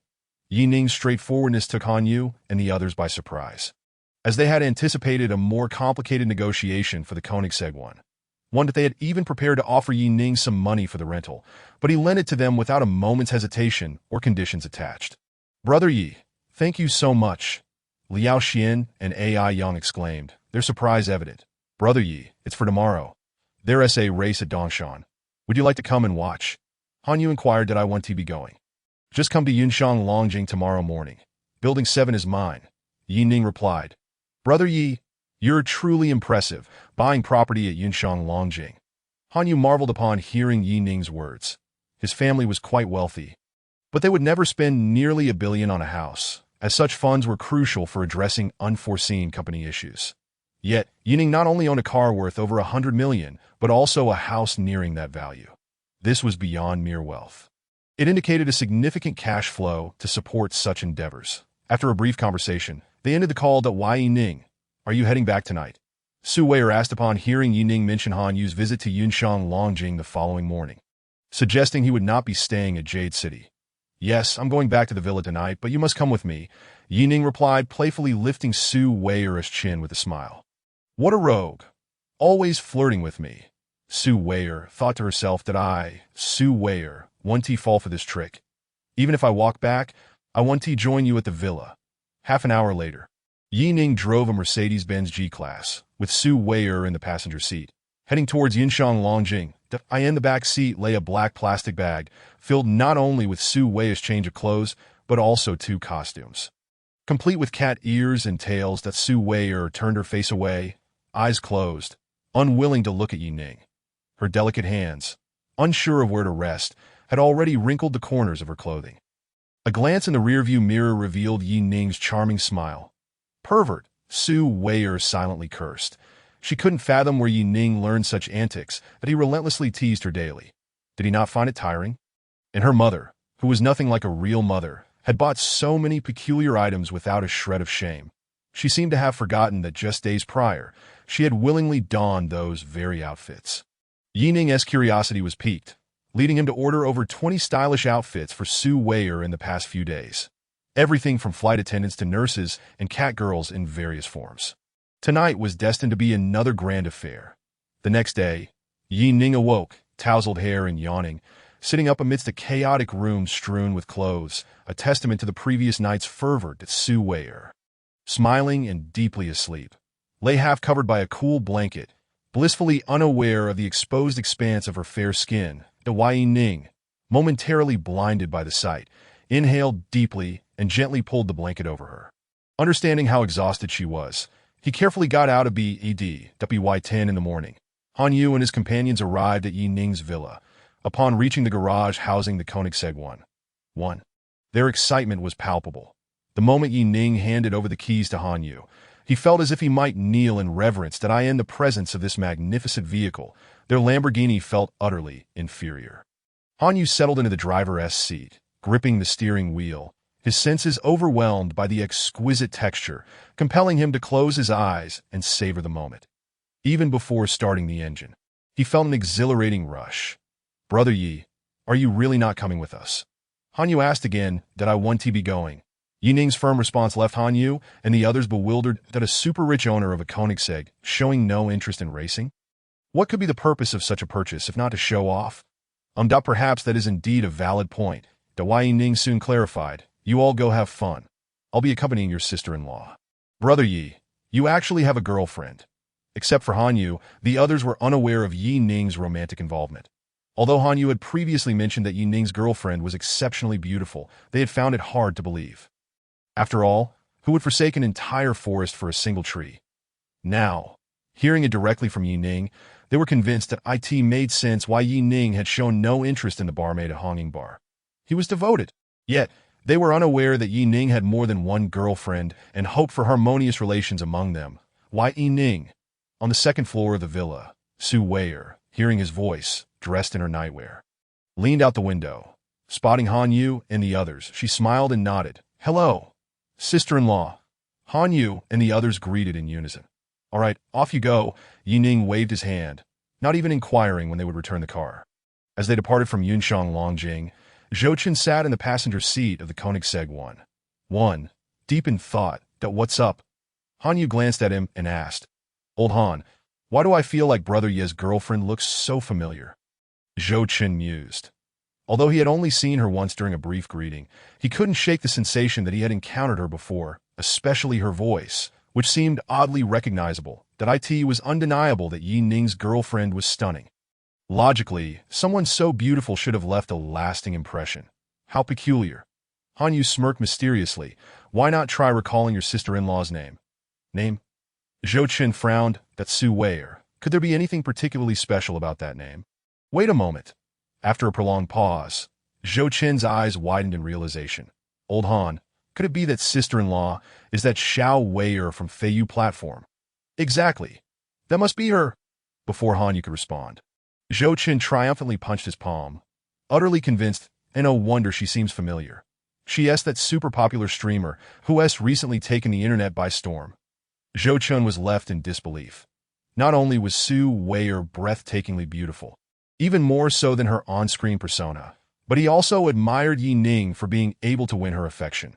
She was truly a goddess, setting aside her social status. In terms of beauty, Zhou Chen had encountered very few women who could compare. The only one who came close was A.I. Yang's sister's friend, the campus beauty from Jiangxing University, or perhaps it was the fiery, car-loving woman they were about to meet tonight. Contemplating the image of that alluring red figure, Zhou Qin instinctively recoiled, as if recalling something frightening. The following day, Ning unexpectedly received a call from Lu Jiandong. It turned out that this old fox wished to invite him to attend the shareholders' meeting the next morning. Ning held 15 of Anxin Pharmaceutical shares. He was the third largest shareholder. Hence the invitation. President Yi, it's settled then. We shall ensure our mutual interests remain untangled. Once I assume the chairmanship, I'll double your dividends. Rest assured, I am a man of my word, Ning replied. After lunch, Han Yu returned the Koenigsegg one to Ning's residence. Ning took the keys. He was about to bid farewell when he suddenly noticed a red handbag lying beneath the passenger seat. Wait, brother Yi, what is wrong? Is there a problem? Han Yu asked, his heart racing, assuming he had accidentally scratched something. After all, any damage to this car would be costly. Don't worry, it's nothing, Ning reassured him, patting his shoulder as he bent down to pick up the handbag. But whose is this? Han Yu broke into a cold sweat. Ning, puzzled, asked, what is the matter? Han Yu sighed, brother Yi, to be honest. This car wasn't just driven by us last night. It turned out that during their late-night racing escapades, they had encountered a woman. Initially driving a Ferrari, she had been captivated by the Koenigsegg one and had begged to take it for a spin. Since they were all acquaintances and she had left a strong impression, they reluctantly obliged her for a couple of laps. Upon hearing it was a Ferrari, Ning's first thought was of Bailu. However, considering her demeanor, he doubted she would be the type to enjoy racing. That left the owner of the Ferrari 599 he had seen at the plaza. All right, Ning decided that as long as you clarify the situation. I want to hold it against you. This bag belongs to that woman? Yes, it belongs to Sister Annie. Han Yu felt relieved, seeing that Ning was not angry. Sister Annie? You mean Annie, the chairwoman of Anxin Pharmaceutical? Ning asked, astonished. Yes, do you know her, brother Yi? I don't know her personally, Ning replied, shaking his head. I've only heard that her father passed away in a car accident, and she has been having a tough time at Anxin Pharmaceutical. Of course, it's challenging. Lu Jiandong just called this morning. It's evident he is planning to convene a shareholders meeting to shift the power dynamic. I can only imagine how frantic and she must be right now. Indeed, Han Yu sighed. If it weren't for the Lu family, Sister Annie wouldn't be in such a predicament. Ning nodded, his mind elsewhere, that it was none of his concern. He would simply observe the unfolding drama from the sidelines. Who emerged victorious was of no consequence to him. Just as he was about to hand the bag back to Han Yu, he noticed a photo sticker attached to the strap. Ning's hands trembled, his eyes sparkling with excitement. With unwavering gaze fixed upon Han Yu, she pointed at the woman in the photograph, her voice trembling. Is this Annie? Yes, Yi go. What's wrong with you? Han Yu replied, having never witnessed such a state in Ning, who seldom displayed her emotions, and no matter how joyous the occasion, she would hardly react in such a manner. Could it be that Ning shared some connection with Annie? It's nothing. Ning suppressed her excitement, exchanged a few words with Han Yu, and bid him farewell. Upon returning to the villa, Ning placed her handbag on the bedside and gazed tenderly at the large photo of her. In the image, she sported cascading wine-red waves and donned a simple red dress. Standing there quietly, she exuded an irresistible allure. Her eyes held a disdainful glimmer, as if she held the world in contempt. This appearance was akin to the enchanting beings from the journey to the west. Fairy, greetings at last. I have found you. Annie was indeed the woman with whom Ning had indulged in a wild night after experiencing setbacks in both love and career. Moreover, she was his first. Though they had exchanged only a few words, every subtle smile and utterance of this fairy was indelibly etched in his mind. Annie was unequivocally Ning's woman. Only he could torment her. No one else was permitted.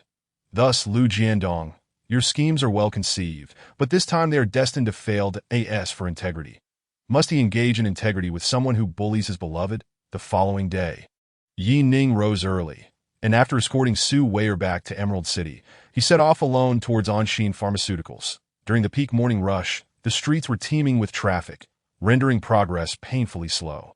The journey, which typically took 40 minutes, stretched to over an hour. Anxin Pharmaceuticals, the largest pharmaceutical company in Jiangxing, collaborates with numerous hospitals in the city and boasts considerable renown in neighboring provinces. Yet over the past year, its stock price has plummeted significantly. Far from its peak, as Ning parked his car, he noticed a small BMW pulling up beside him. Emerging from the vehicle was Xiao Tong, with whom Ning had crossed paths on several occasions. She had applied makeup, yet it could not conceal the fatigue etched upon her face. Not to mention, her pair of troubled eyes conveyed profound worry even from a distance. "Hello, Director Xiao. Good morning," Ning greeted with a smile. Waving at Xiao Tong, it was only then that she noticed the young man in a suit, exuding charm and elegance, approaching her. "Mr. Yi, what brings you here?"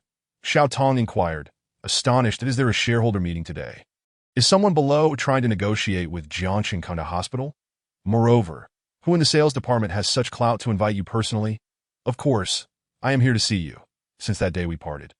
I have thought of you day and night," Ning teased with a grin. Xiao Tong pouted, unwilling to respond. Had this been before the auction, she might have believed Ning's words. However, after witnessing Su Weier at the auction, she had abandoned such notions. Despite Xiao Tong's confidence in her appearance and figure, she was acutely aware of her standing next to Su Weier. The reason was simple. Su Weier was breathtakingly beautiful, particularly with the pure aura she exuded, one that even Xiao Tong hesitated to tarnish. This was a fresh and ethereal beauty, akin to a lotus blooming in a pond, straightforward and unassuming, exuding a fragrance that wafted far and wide. Standing tall and pristine, admired from a distance yet not to be trifled with, such a girl was not to be defiled by others that if in appearance, there was someone who could rival her. It was her superior, Annie. However, the youthful, vibrant purity that Su Weier radiated was unparalleled. One could only question. With a girlfriend like Su Weier, would Ning ever fall for another woman? Clearly, Xiao Tong misunderstood Ning. If it were Ning, he would surely respond affirmatively.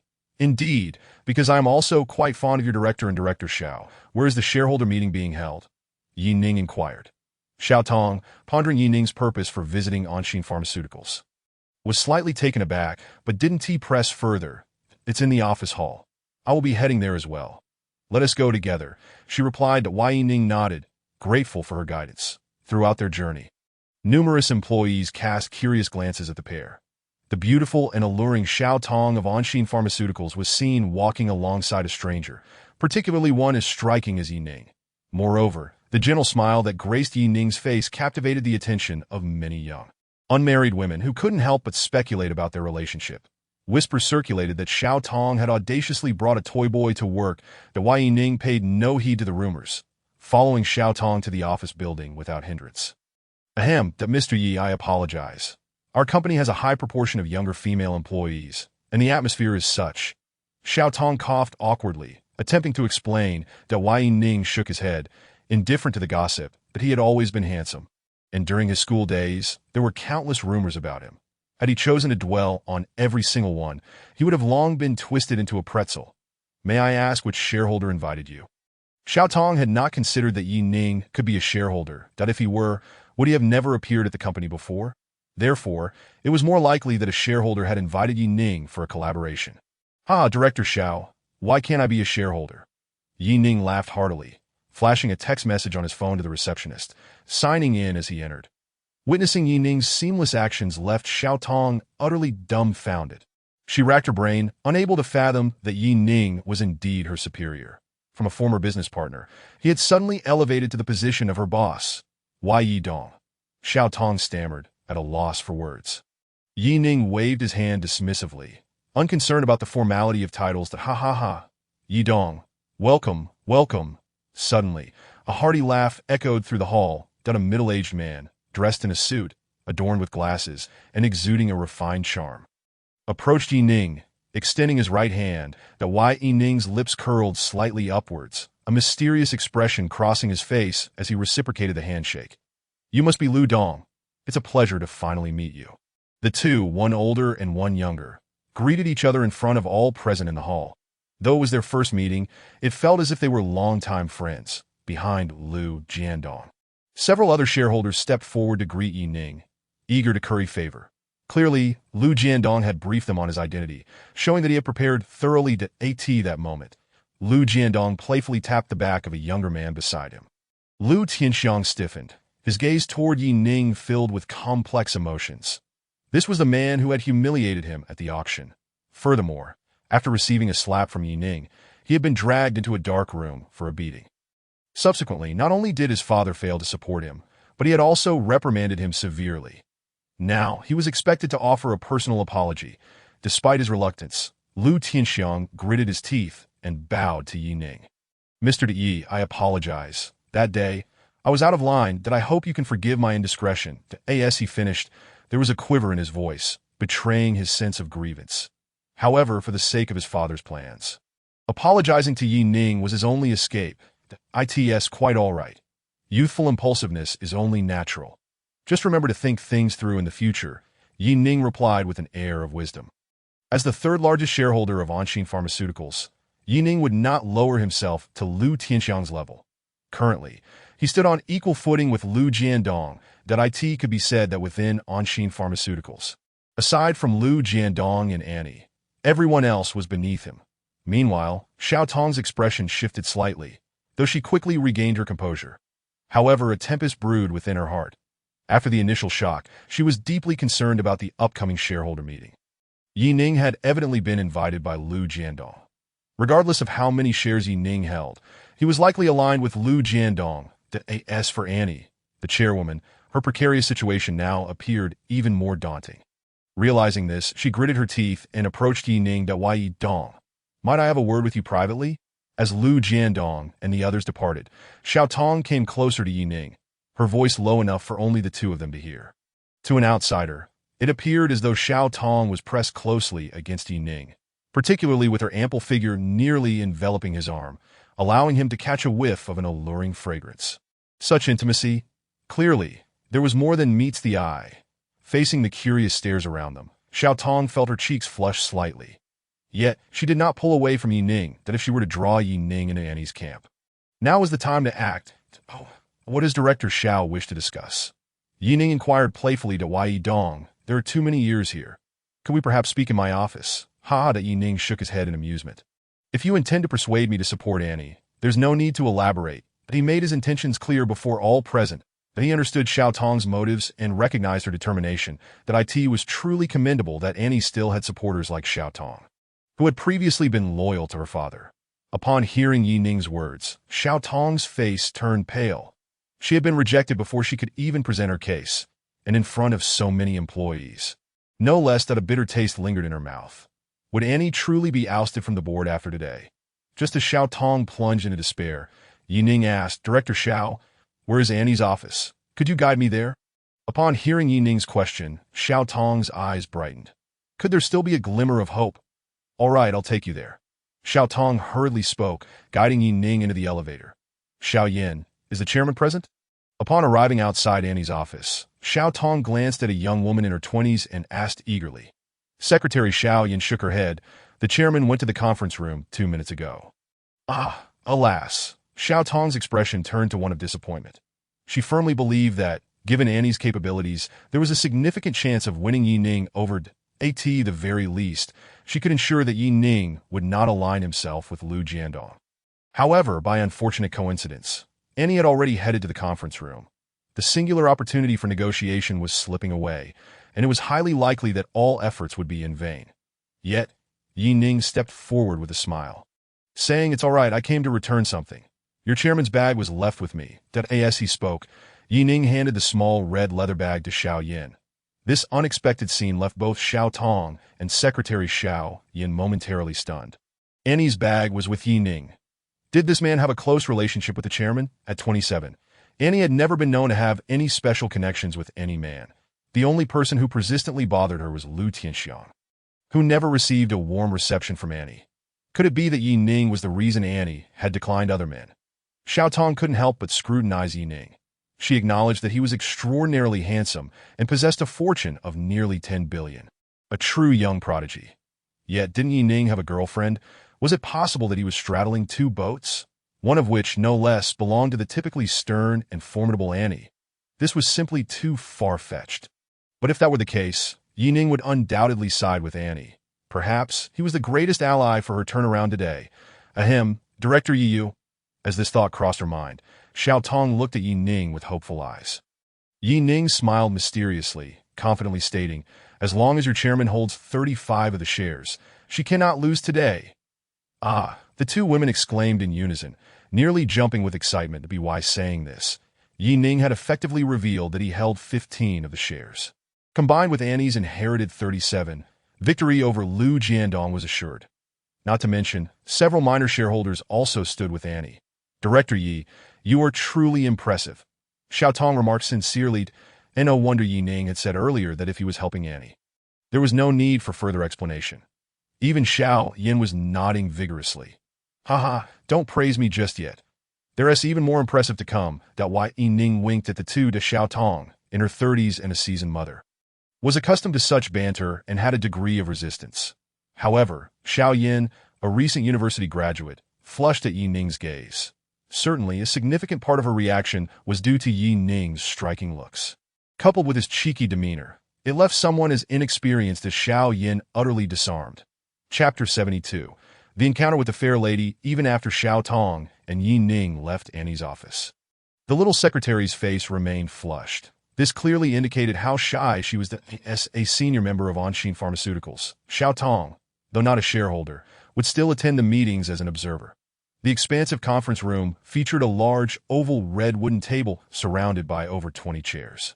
Dozens of smaller tables and chairs formed 3 layers around the room. Clearly, the center was reserved for the shareholders, while the surrounding seats were for the company's management. Ning and Xiao Tong arrived relatively late. Many people stood to greet Xiao Tong, while some remained motionless. Today, the atmosphere in the conference room was charged with tension, as if swords were drawn. For Ning, who walked alongside Xiao Tong. Many regarded him as a newly appointed junior supervisor. However, Ning did not take a seat on the periphery. Instead, he bypassed Xiao Tong's position and directly approached the center. This audacious move naturally caught the attention of many senior executives in the company. Some even began to smirk in secret. Did Xiao Tong's promoted junior supervisor possess such boldness? Truly, the naive are fearless. It was akin to looking for trouble. Sister Xiao quickly stopped that handsome guy. "That area is reserved for shareholders." Several leaders close to Xiao Tong urged nervously, but Xiao Tong merely shook her head with a calm smile. "It's fine." Her tone was utterly composed, betraying no hint of anxiety. In her view, if Ning did not qualify for that position, then the minor shareholders of Anshin Pharmaceuticals certainly did not either. Just as everyone anticipated Ning's embarrassment, Lu Jiandong stood up. "Director Yi, you're quite late, haha." His tone dripped with mockery. Gasp, apart from Xiao Tong. The senior executives of Anshin Pharmaceuticals turned their attention to Ning upon hearing Lu Jiandong's words. What did Lu call this young man? Director Yi. Could it be that he was also one of the directors of Anshin Pharmaceuticals? Yet, Ning seemed not to have heard Lu Jiandong's greeting, instead directing his gaze toward the woman seated at the head of the table, buried in her documents, brows furrowed. She still sported her captivating wine-red hair, cascading in luscious waves. Although her head was lowered, it was evident how exquisite her features were. Her fiery red lips exuded allure with every subtle gesture. Annie was not merely a beauty. She was the most enchanting creature in the world. Ning's actions caused Lu Jiandong to frown slightly, and his heart raced. Could it be that Ning had taken a liking to Annie? It was hardly surprising, for Annie's beauty was unparalleled, rivaled only by a few. But was Ning, so young and wealthy, truly susceptible to the charms before him? "Director Yi, let me introduce you. This is our current chairman of Anshin Pharmaceuticals, Chairwoman Annie Yin." Lu Jiandong's expression darkened, yet he forced a smile as he introduced her. Ning's lips curled into a slight smile as he nodded. Approaching Annie's seat, he extended his hand, saying, "Chairwoman Yin, it is a pleasure to meet you." At that moment, Annie finally lifted her head, and upon locking eyes with Ning, her pupils dilated in disbelief. She instantly recognized him as the man with whom she had shared a wild night. How is this possible? "Chairwoman, are you not welcoming me? Should I take my leave?" Ning quipped, raising an eyebrow playfully. The entire room, including Lu Jiandong, was taken aback. They couldn't help but feel a sense of trepidation for Ning. This man had some audacity, daring to tease Annie. However, upon reflection, Lu Jiandong was quite pleased to witness this scene, that if Annie were to become enraged, it would position her in opposition to Ning. At that point, the chairman position he so coveted would be within his grasp, like fish caught in a net. Annie, upon observing Yi Ning's playful expression, couldn't help but chuckle inwardly that if it were any other man, she might have kicked him out by now. Yet for Yi Ning, she found him somewhat endearing. Amidst the astonishment of everyone present, Annie extended her right hand to grasp Yi Ning's, welcoming him warmly that as she spoke. She discreetly brushed her fingertip against Yi Ning's palm, sending a thrill through him. This enchantress was dangerously captivating. Yi Ning settled into his seat, the sensation of their handshake still lingering in his hand. It must be said, Annie's hands were undeniably soft. The smoothness of her skin combined with its cool touch left him utterly enchanted. 10 minutes later, the shareholders' meeting finally commenced. After Annie summarized the company's performance in the first half of the year, she outlined a series of subsequent strategies. Following this, Lu Jiandong led several executives in addressing the assembly that as the meeting neared its conclusion. Just as Annie prepared to wrap things up, a shareholder with a small mustache suddenly slammed his hand on the table. Chairwoman Annie, you spoke so much just now, but in my opinion, there are no real profits to show for it. We, the shareholders, prefer not to interfere with the company's operations, yet our dividends have barely increased over the past year. This raised a significant concern. It indicated that our plans and strategies were failing. If we cannot profit under your leadership, then we might as well rebuild the leadership team and appoint someone more capable. As soon as this shareholder finished speaking, others began to rise in agreement. Yes, I support Director Lu's proposal. Regardless of other matters, the position of chairman should be held by someone more capable at last. It had begun. Yi Ning slowly opened his eyes, took a sip of tea, and directed a piercing gaze at those self-serving instigators. Chapter 73. The Self-Directed Performance Clap. An elderly shareholder with graying hair and piercing eyes slammed the table emphatically. Pointing at Lu, he exclaimed, Lu Li, the only reason you have reached your current position is due to the support of Xiaoan's father. And what are you doing now? This is nothing but ingratitude. Cough, cough, cough. The old shareholder leaned back in his chair, trying to quell the agitation in his chest. Everyone knew that Lu Jiandong would attack Annie today, but Lu Li stepping up as the scapegoat left the old shareholder deeply disappointed. These individuals were no better than ungrateful wolves. Anshin Pharmaceuticals medical supplies posed no quality issues. Yet, why had collaborations with numerous hospitals been abruptly terminated? This was not due to external factors, but rather internal sabotage. And their blades were naturally aimed at the current chairwoman, the woman who held the highest authority at Anshin Pharmaceuticals, Annie. Lu Li was left red-faced and infuriated by the old shareholder's words. Nevertheless, he stood tall, asserting, this is a matter of principle. We are discussing company profitability. Personal feelings should not be intertwined. I am not just concerned about the livelihoods of the shareholders, but also for the future of all Anshin Pharmaceuticals employees. Lu Li spoke with conviction, chest puffed out, that it appears that he is indeed a person willing to sacrifice himself for the benefit of others. However, everyone understands that he is merely a hypocrite, driven by greed and opportunism. Now, Director Lu, how can you so casually orchestrate the actions of the chairman? No one could have anticipated that the one to put a stop to Lu Li would be Lu Jiandong. Even Yi Ning's expression betrayed a hint of astonishment. Yet upon a moment's reflection, he quickly regained his composure and cast a profound glance at Lu Jiandong. This individual is exceptionally astute and must be acknowledged as a formidable character. He aspires to ascend to that position while simultaneously wishing to avoid any insinuations regarding his ulterior motives. Indeed, he is staging a remarkable performance. Lu Jiandong then rose, his voice resonating. Currently, Anshin Pharmaceuticals is facing numerous challenges. But I believe the chairman is merely young and somewhat lacking in experience, that if we afford her a bit more time, I am confident she will lead Anshin Pharmaceuticals to new heights. While ostensibly defending Annie, his words subtly hinted at her deficiencies in management. Moreover, he discreetly painted a grand vision for all present that in today's society, who is unaware that such grand promises often serve as mere illusions. Some shareholders who wish to remain neutral in the conflict between Lu Jiandong and Annie, merely desiring their dividends, found themselves lost in contemplation. Over the past year, their dividends from Anshin Pharmaceuticals have shown only modest growth compared to previous years. How many more years would it take to reach the level of the former chairman? Consequently, many began to seriously consider Lu Li's suggestion. Why not try replacing the chairman? What if it truly yields unexpected results? Observing several neutral shareholders deep in thought, Lu Jiandong felt a weight lift from his heart. He quickly exchanged a knowing glance with Lu Li. Lu Li understood and feigned a look of grievance. Pleading, "Director Lu, it is not my intention to orchestrate the chairman's removal. Rather, I am genuinely struggling to make ends meet that I ask for your understanding on behalf of us small shareholders." Suddenly inspired, Lu Li clapped his hands, pretending to have an epiphany.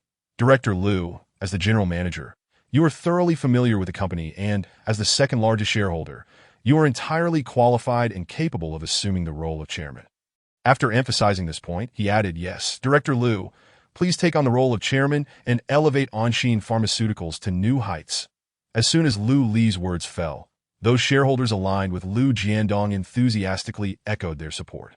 "Please, Director Lu, take on the role of chairman." "Yes, I, Old Qian, am the first to support Director Lu as chairman." Faced with the backing of Lu Li and others, Lu Jiandong wore an expression of distress. After much internal conflict, he turned his gaze toward Annie. "Director, and what do you think?" Annie silently observed Lu Jiandong's performance. Her heart, I see why it was common knowledge among the upper echelons that Lu Jiandong sought to usurp her position. How could she be unaware?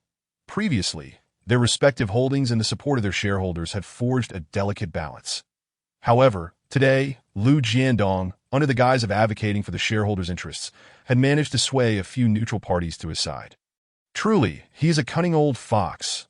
Annie, intrigued, glanced at Lu Jiandong and his supporters before silently slapping a stack of documents onto the table. "Director Lu, before you solicit my opinion, I would like everyone to take a look at these." In the face of Lu Jiandong's pressure, Annie remained calm.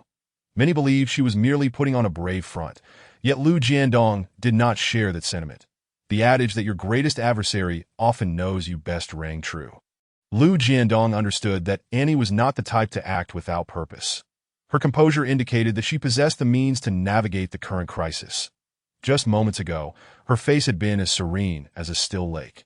Yet now she tossed a hefty stack of documents, causing a jolt of anxiety to surge through him. Chapter 74. Annie strikes back. "Director Lu, why are you standing there in a daze?" "Hurry and take a look," Annie urged, her tone icy and devoid of emotion, sending shivers down the spines of all present as an icy chill seemed to rise from the ground. Lu Jiandong, in particular, found her words to be akin to a death knell, causing cold sweat to bead on his forehead. Swallowing hard, his trembling hand reached for the documents. Finally, he grasped the papers, which felt neither cold nor warm. Yet to him, it was as if he had plunged his hand into an icy abyss. Frostbite gnawing at his bones, he desperately wanted to retract his hand, yet in front of all those eyes, he lacked the courage to do so. Taking a deep breath, he steeled himself and held the documents aloft. Upon closer inspection, a storm of realization erupted in his mind, followed by a deafening roar of disbelief. This is impossible." Lu Jiandong's hands trembled uncontrollably, panic coursing through him as he recognized the evidence of his bribery of hospital executives over the past year. Moreover, with the exception of Jiangxing Kanda Hospital, controlled by Ning, all other hospitals that accepted his bribes had unequivocally terminated their contracts with Anshin Pharmaceuticals. As everyone stared in confusion at Lu Jiandong's reaction, Annie rose, her beautiful eyes glinting like shards of ice and blazing with fury. "Impossible?" Annie's eyes, now bloodshot with rage, bore into him. "Lu Jiandong, what remains impossible for you? Did you not contemplate the consequences when you engaged in such self-destructive actions? Did you not consider the ramifications when you incited your useless son to provoke me? Did you reflect on the possibilities when you manipulated the shareholders to align with you, employing any means necessary to achieve your ends?" With that, Annie snatched the documents from Lu Jiandong's hands and forcefully flung them at his supporters. "Open your eyes and behold. This is what your beloved Director Lu, who is diligent, conscientious, and supposedly devoted to the company and its shareholders, has done." Filled with indignation, Annie's chest heaved, her veins bulging. After delivering her words, she stumbled back unsteadily to Ning, quick to react, sprang up and caught Annie, supporting her as she slowly sat down. Seeing the bloodshot eyes and her captivating face, pale and weary, a flicker of guilt crossed Ning's features. This woman must have endured immense fatigue to gather such evidence, that if only he had sought to understand Annie better sooner, Perhaps she would not be in such a precarious situation today. Ning did not notice that chaos had erupted among the onlookers. The room was filled with gasps of disbelief. Two reasons fueled this uproar. First, the stack of documents Annie presented meticulously detailed Lu Jiandong's misdeeds. Second, Ning had audaciously embraced the icy beauty of Chairman Annie. Even more astonishing was Annie's lack of resistance. Their actions appeared so natural, as if they were longtime lovers. Only in the distance did Xiaotong reveal a knowing expression. It seemed she had not been mistaken. There was indeed a romantic connection between the chairman and Ning. Annie, a few years younger than Xiaotong, had always been regarded as a superior in the workplace. While in life, she was like a younger sister. Now that a man willing to care for Annie had appeared, Xiaotong felt genuine happiness for her. However, concerns soon crept in. Ning had other romantic entanglements. And the woman named Su Weier, in terms of beauty, was no less striking than Annie. Ning, with his handsome visage, why must he indulge in such immoral behavior? Sighing, Xiaotong could only shake her head in resignation. Recognizing that some matters were beyond her control, Lu Jiandong, you are truly ambitious beyond measure, a veteran shareholder who had initially supported Annie remarked, pointing a gnarled finger at Lu Jiandong. Director Lu, is this true? Lu Jiandong, how dare you deceive us? While I understand your desire for the chairman's position, how could you engage in such duplicitous actions? In an instant, the chorus of support for Lu Jiandong transformed into a cacophony of condemnation. The shareholders, like reeds swaying in the wind, rallied against him, especially when it concerned their finances. Faced with a barrage of accusations, Lu Jiandong slumped into his chair, his previously refined demeanor crumbling into helplessness. Finally, as if recalling something, he turned his gaze toward Ning. Yes, Ning. He was the third-largest shareholder of Onshin Pharmaceuticals. That a pragmatic businessman, Ning could be swayed with sufficient incentives that if Ning were to throw his support behind him, there remained a glimmer of hope for a comeback. Mr. Yi, as the third-largest shareholder, what is your perspective? Lu Jiandong incessantly signaled to Ning, trying to convey something. Ning stared at Lu Jiandong in bewilderment for a long moment. Could this man truly be so foolish? Even a towering figure like Lu Jiandong, faced with adversity, resorted to desperate measures. A twinge of pity stirred within Ning, though he had no intention of showing sympathy. Some matters could be set aside, but how could he overlook Lu Jiandong's instigation of his son to provoke his wife? He would not become a cuckold. Chapter 75. Truly bewitching Lu Jiandong.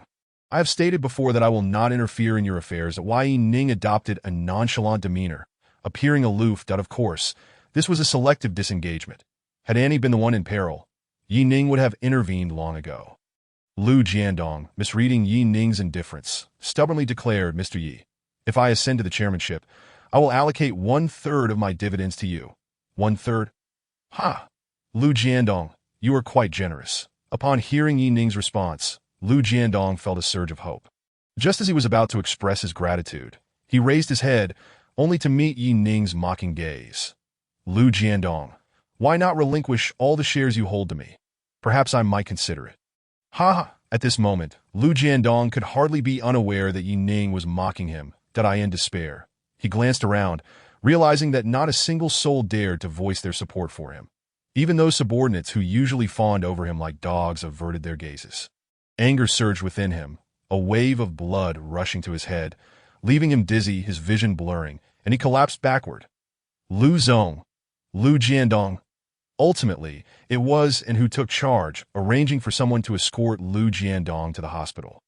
Subsequently, the shareholders who had followed Lu Jiandong approached, and one by one, bowing their heads in apology, Ning stood by, watching them with indifference, refraining from uttering a word. He believed that, with Anne's capabilities, managing these fickle individuals would be a trivial matter. His presence there, merely accompanying her, sufficed. Once everyone had departed, leaving the spacious conference room with only Anne and Ning, he finally approached her and looked at Ning. Her fatigue evident, yet she managed a strained smile and asked, So, what do you think, little brother? Is it to your sister impressive? Ning nodded silently, opening his arms to embrace the enchanting woman. Although, and could not quite compare to Su Weier, she was not without her own allure. In her high heels, she stood just slightly shorter than Ning.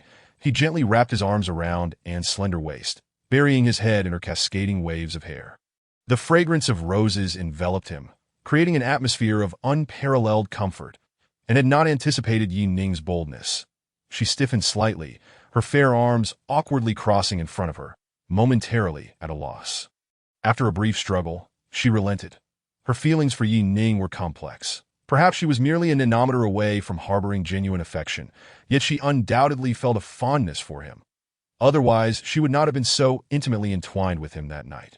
Following that evening, while she could not claim to feel regret, there was certainly a lingering sense of melancholy. Just when she believed she would never see this man again, today, Yi Ning had suddenly appeared before her. Even as the third largest shareholder of Anshin Pharmaceuticals, that IT was nothing short of miraculous. Even more astonishing was the fact that this young man was now holding her tightly, as if he intended to meld her into his very being. But wait, this is a conference room, and there are cameras, and playfully chided, gently patting Yi Ning's back. Through the thin fabric of his short sleeve, she felt the muscles beneath. The first image that flashed through her mind was that night when she had caressed Yi Ning's physique. In an instant, she felt her cheeks warm. Who do you think you are, engaging in mischief and trying to walk away? You should know you have responsibilities. Yi Ning slowly released the enchanting woman from his embrace. Tenderly caressing Anne's cheek, his eyes glistening with a hint of emotion. Fairy, you owe me compensation for my emotional distress. Fairy, this was the first time and had ever been addressed in such a manner. In the days when her father was alive, outsiders referred to her as Miss and peers simply called her Big Sister. The Yi Ning's term of endearment intrigued her, and she found herself surprisingly pleased by it. Little brother, how would you like me to compensate you? Anne asked with a gentle smile, her delicate tongue darting out to moisten her lips, exuding an irresistible allure. If outsiders were to witness Anne's expression, they might think they were dreaming and had yet to awaken. The chairwoman of Anshin Pharmaceuticals had always been an enigmatic figure, her demeanor perpetually icy, her actions decisive and commanding. Even when she walked, her heels clicked assertively against the floor. Such a frosty visage could hardly be expected to reveal a smile, especially towards a man. They were unaware that it possessed dual facets. When she adopted a serious demeanor, her presence alone could instill fear in her subordinates. Yet when she was in high spirits, she resembled a vibrant red rose, exquisitely beautiful and utterly captivating. Witnessing Anne's expression and actions, hearing her seductive voice, even Yi Ning, seasoned as he was, could not help but feel a shiver of excitement. The temperature within him rose, the air around them grew warmer. Yi Ning took a deep breath, his gaze fixed on her exquisite face. Unable to resist inching closer to know and pressed her fingers against Yi Ning's lips, her scent wafting around them. Yi Ning, feeling helpless, replied, "But didn't you say I should be compensated?" with a playful smirk, and shook her head. "Not under surveillance. I wanted that." Upon hearing this, Yi Ning's eyes lit up, then, humph, and turned, a swirl of fragrance trailing behind her. Just as she was about to exit the conference room, a sultry voice called out, "If you want to compensate me, follow me upstairs." Chapter 76. Sweet bitter coffee. Yi Ning followed closely behind, and encountering several employees of Anshin Pharmaceuticals along the way. Most of them had not attended today's shareholder meeting. Thus, upon spotting a young stranger accompanying Anne, they could not help but speculate about Yi Ning's identity. "Look, isn't that the chairwoman? Who is the handsome man following her? He is so attractive. They look like a perfect match together. What if he is the chairwoman's brother? Brother, my foot. Did you not see the shy look on her face? Even if he is her brother, he must be quite special. Well, I didn't notice the chairwoman looking shy." Your analysis does seem somewhat plausible.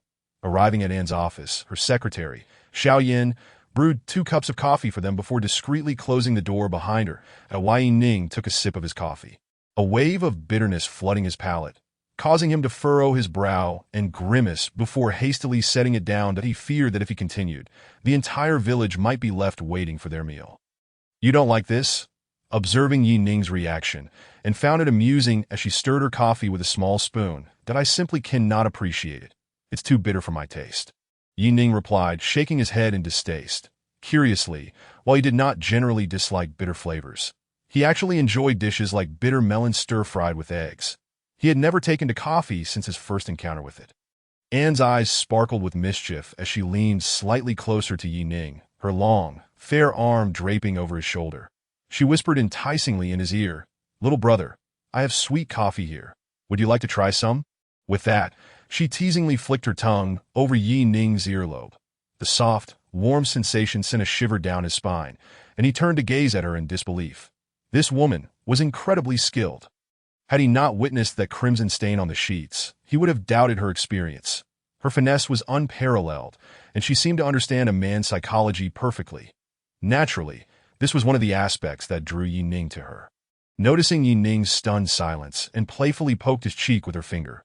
Licking her lips, she blew a soft whistle and tossed her hair back. Now, tell me, do you want to drink it or not? This gesture was so alluring that Yi Ning felt an overwhelming urge to transform into Sun Wukong and vanquish the enchantress. Absolutely, he declared without hesitation, and smiled, nodding in agreement. That's good with that.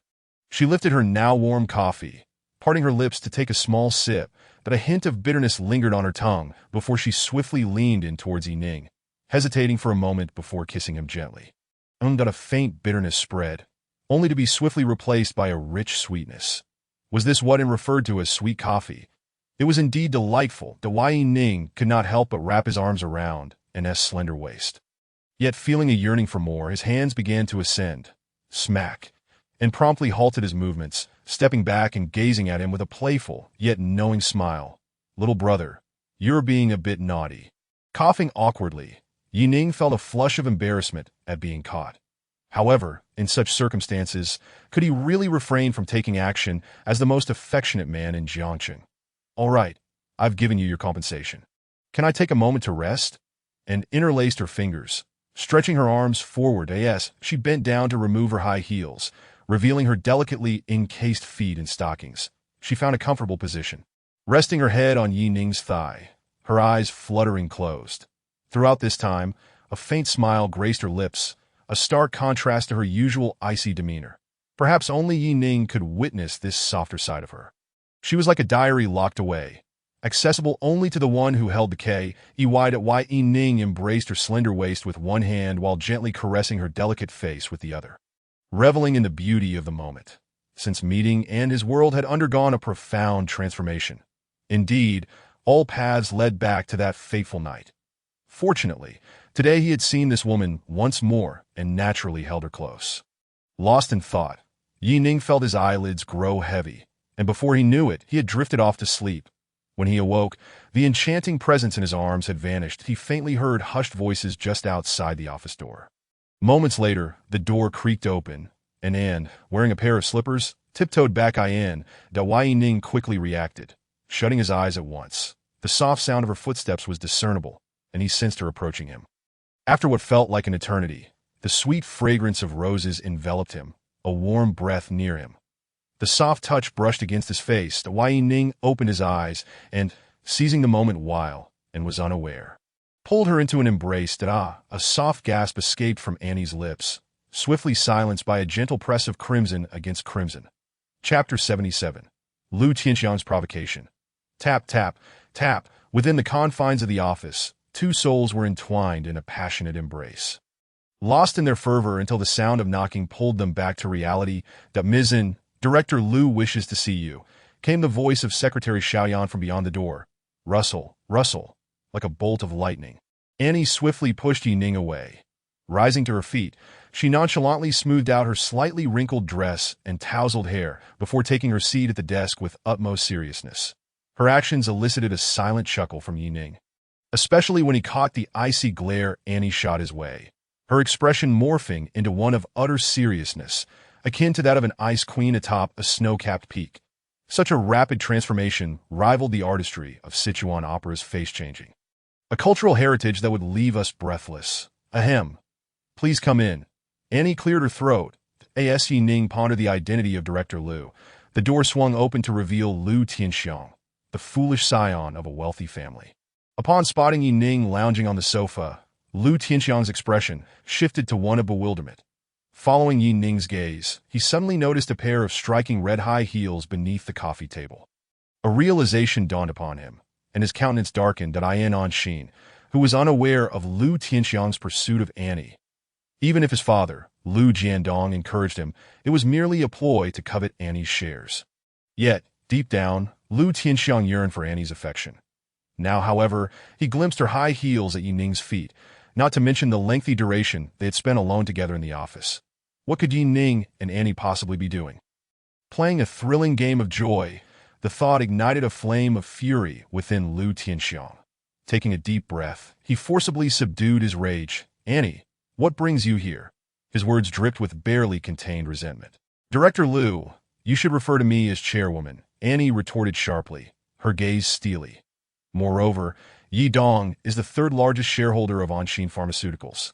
Is it so peculiar for him to be in my office? Yi Ning felt somewhat at a loss upon hearing Lu Tianxiang's initial words. Truly, he was the foolish scion of a wealthy family. How could a subordinate enter and question their superior without discernment? Even Lu Jiandong would only voice his doubts to Annie, not wear a face as cold as death. Lu Tianxiang found himself rendered speechless by Annie's retorts. Noting that Annie showed no intention of dismissing Yi Ning, he opted to shift the topic that Ms. and my cousin's wife just contacted me, claiming she has been dismissed. Did I ask that true? Ah, that matter, Annie replied, her interest waning. She remained fixated on her computer screen as she continued. Indeed, I personally terminated her employment. The finance department has already begun processing her final paycheck. Hearing Annie's indifferent response, Lu Tianxiang's anxiety heightened. But why? Mizzen, she is my relative, and what of it? Does your relative have the right to lounge around all day, contributing nothing, yet still be appointed a junior supervisor? If everyone in this company acted like you, favoring kin, chaos would ensue. What would that say to those who genuinely contribute to the company's success? Annie admonished. However, Lu Tianxiang opened his mouth to protest, but was met with Annie's dismissive wave.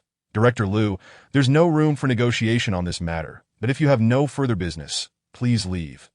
Faced with Annie's unwavering stance, which afforded him no dignity, Lu Tianxiang could only sigh in resignation that he understood that Annie was wielding her influence over the Lu family. Today, it was merely the dismissal of a junior supervisor. Who knew what tomorrow would bring? Yet at this moment he felt utterly powerless. His greatest support lay in a hospital bed, while he could only watch helplessly as Annie systematically dismantled the power his father had cultivated. As he turned to leave, Lu Tianxiang cast a glance at Yi Ning, only to find Yi Ning's gaze firmly fixed on Annie, completely disregarding him as if he were invisible. Embers of humiliation ignited within him. Suddenly, an idea sparked in his mind, and he donned a smile. Addressing Yi Ning, Yi Dong, I apologize for my previous disrespect towards my sister-in-law. He bowed deeply before turning to exit, his demeanor notably sincere. Upon hearing those words, Yi Ning felt a sense of foreboding. Once the office door closed again, only he and Annie remained. Stealing a glance at Annie, he found her scrutinizing him with an intriguing expression. Her strikingly beautiful eyes, when directed at him, evoked an unsettling chill, as though he were standing in a frigid wasteland. Dear wife, what splendid weather we have today, Yi Ning chuckled awkwardly. Wife, Annie echoed, her tone laden with meaning. Surely you are missing something? Perhaps you ought to precede that with a little? Add a little. Little wife. No, no, no. Yi Ning vehemently shook his head, utterly incredulous, refusing to admit it. Are we? Annie's enchanting gaze narrowed, extending a slender finger to form a one. I will pose but a single question.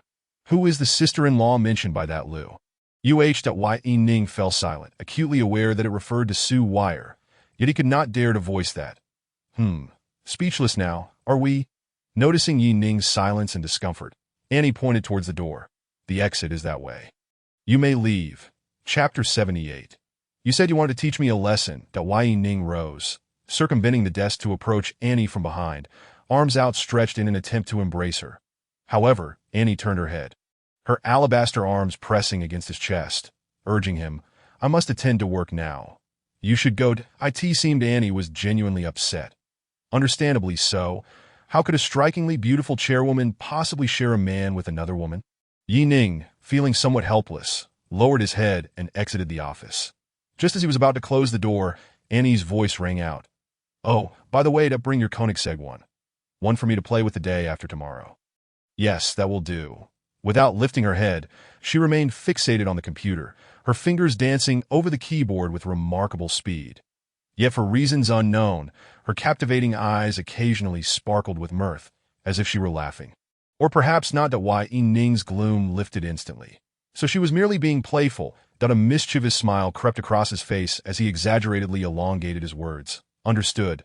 My enchanting wife Annie's hand froze momentarily as she struggled to suppress the involuntary smile threatening to surface. Closing her eyes, she inhaled deeply and exhaled a cold huff before plunging back into her work. Descending the elevator, Ning hummed a tune, cheerfully striding towards the entrance. Lu Tianxiang had been waiting at the door for quite some time, hoping to catch a glimpse of Ning's disheartened expression. However, contrary to his expectations, Ning appeared elated, humming a melody, his steps light and buoyant, as if he might leap into a dance at any moment. Lu Tianxiang gaped in disbelief, astonished at Ning's demeanor, trying to discern the facade on his face. Impossible. How could a woman of Annie's caliber remain indifferent upon learning that Ning already had a girlfriend? He must be putting on a brave front. Yes, that had to be it. Lost in thought, Ning reached the entrance, and as they brushed past each other, Lu Tianxiang's eyes glinted with mockery as he whispered, Ning, you must feel quite resentful after being expelled by Annie. What? You intend to teach me a lesson? Ning's expression darkened, deliberately raising his voice. Lu Tianxiang was taken aback. Had he ever uttered such a phrase? Before he could process it, he felt a forceful impact strike his abdomen. Lu Tianxiang staggered back 2 steps, unceremoniously knocked to the ground by Ning's kick. Da! He cried out in pain, clutching his stomach. Ning, with a grim expression, raised his hand. Slap, slap. 2 resounding slaps echoed across Lu Tianxiang's face. Did I let you off last time? Yet you still wish to teach me a lesson. Are you not shameless? Lu Tianxiang's head spun from the blows, his cheeks swelling painfully, a burning sensation radiating deep within him. The commotion naturally drew the attention of everyone present. Director Lu has been struck. Hurry, assist him. Are you a fool? The one who hit him is one of our bosses. I heard he has a connection with Mizzen. Many witnessed him embracing her today. So impressive. What should we do? Just pretend we didn't see anything. Carry on with our business. Exactly. I've long been fed up with the Lu family's antics. Witnessing Lu Tianxiang getting beaten is quite satisfying, to be honest. Even in the security room, the guards on duty, upon realizing the victim was Lu Tianxiang, discreetly redirected the cameras elsewhere. Lu Tianxiang had anticipated that his esteemed reputation within the company would ensure someone would come to his aid. Yet, until Ning finally released him. Exhausted from throwing punches, no one had intervened. Even in the lobby, besides the 2 of them, not a single soul was in sight. Lu Tianxiang, perhaps you should refrain from trying to teach others a lesson. Sometimes, one might just receive a slap in the face. Ning pulled out a tissue, wiping his hands nonchalantly. Indeed, quite the slap, albeit of a physical nature. Discarding the tissue into the trash, he twirled the keychain of his Mercedes-Benz G-Class with his index finger. Casting a dispassionate glance at Lu Tianxiang before striding away, Ning's figure gradually faded from view. Lu Tianxiang finally caught his breath. That madman had finally left. That a bitter smile crept across Lu Tianxiang's face. Could it be that Ning was truly his nemesis? Ever since crossing paths with Ning, nothing had gone smoothly. He had not only failed to become the heir apparent of Anshin Pharmaceuticals, but now his father's managerial position was also hanging by a thread. Moments ago, he had been publicly humiliated by Ning. How could Lu Tianxiang ever hold his head high within Anshin Pharmaceuticals again? Shortly thereafter, Xiaoyan entered Annie's office. Chairwoman, here are the documents you requested. Xiaoyan placed a folder on Annie's desk and proactively poured a cup of coffee for her. By the way, Chairman, Director Lu was just attacked downstairs. Annie raised her head, her expression one of astonishment. After a moment's contemplation, she arrived at a conclusion. Was it Ning who did it? I heard that Director Lu threatened him, intending to teach Chairman Yi a lesson, and Chairman Yi responded with decisive action. Xiao Yan explained that I see Ning all right. Annie hastily inquired, her tone tinged with urgency. Chairman Yi is fine. However, Director Lu received a kick from him and several slaps across the face that as long as Ning is unharmed. That's all that matters. Annie sighed in relief, nodding in acknowledgement as she opened the folder to review its contents. Observing Annie's reaction, Xiao Yan silently mused.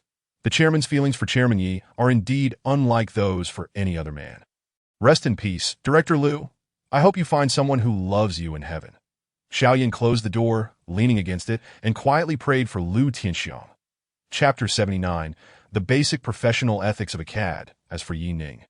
He was already on his way to Su Wei's residence. Today, he was thoroughly unsettled by that enchanting woman. The Ning was in desperate need of cooling off ASAP. It was imperative that the woman he was about to meet could not detect the scent of another woman on him. This was a fundamental principle of professional ethics, one that Ning fully understood. He arrived at a flower shop and spent money to purchase a bouquet of roses, identical to the fragrance worn by Annie. With roses as a gift, there was no way Annie could suspect anything. There was no chance of a mishap. Ding, the host has spent 999 yuan on Su Wei and received a critical hit. Earning a villa in the Rose Garden of Magic City. Another villa? And in Magic City, no less. Not bad at all. Exchanging a few hundred for a villa in Magic City is quite the profit.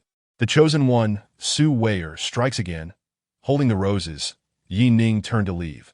The flower shop owner watched for a long time, her admiration evident in her eyes. This young man is simply too handsome. Yet alas, those roses are not meant for me. Sister, stop staring. He has already gone, a 14 or 15-year-old boy beside the owner quipped. Besides, didn't you like that artistic brother? Why are you looking at another handsome guy now? Xiao Yu, don't speak nonsense. I'm merely appreciating him. What do you know, you little brat? Ning, are you back? Upon hearing the door unlock, Su Wei emerged from her small study. As she spoke, she removed her hairpin. Dressed in traditional Han attire, she had just finished her live stream. Tada!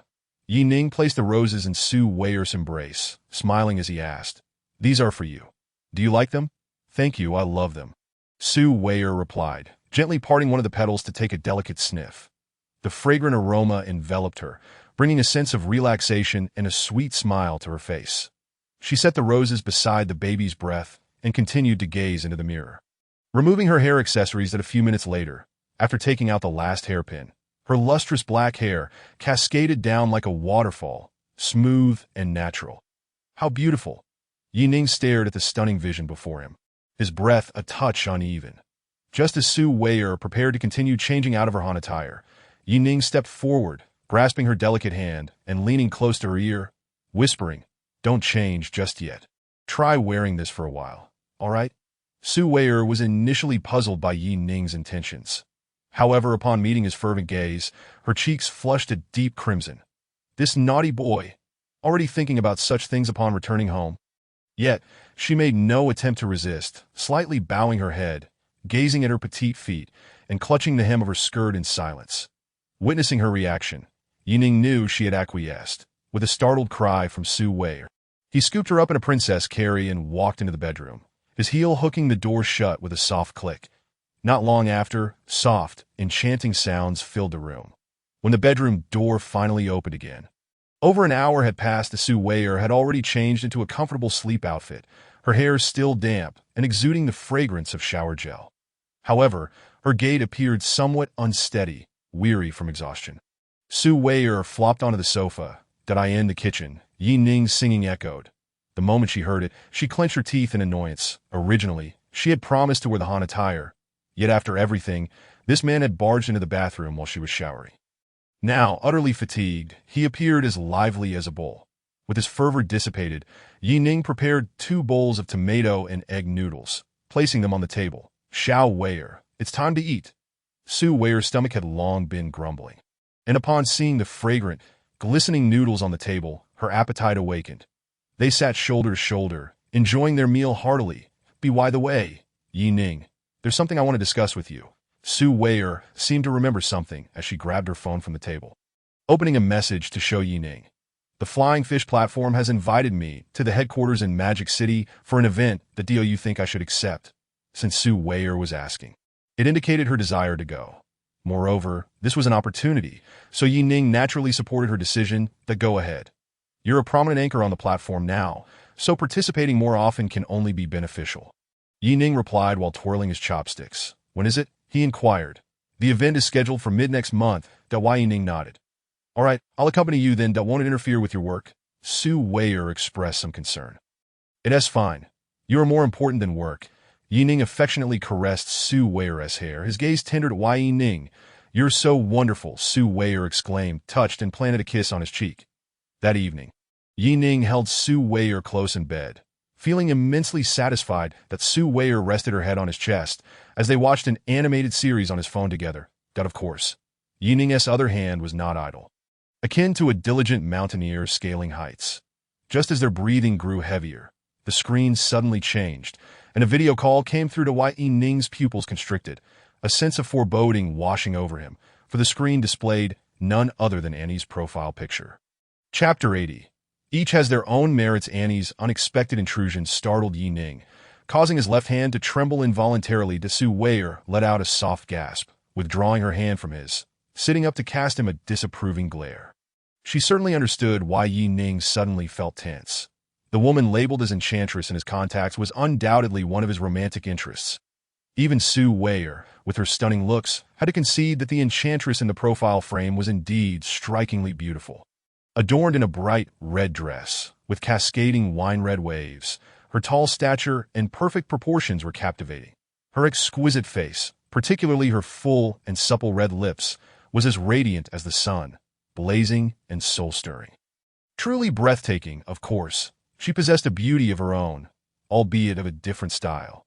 Moreover, she realized that while Annie had her merits, she still paled in comparison to herself.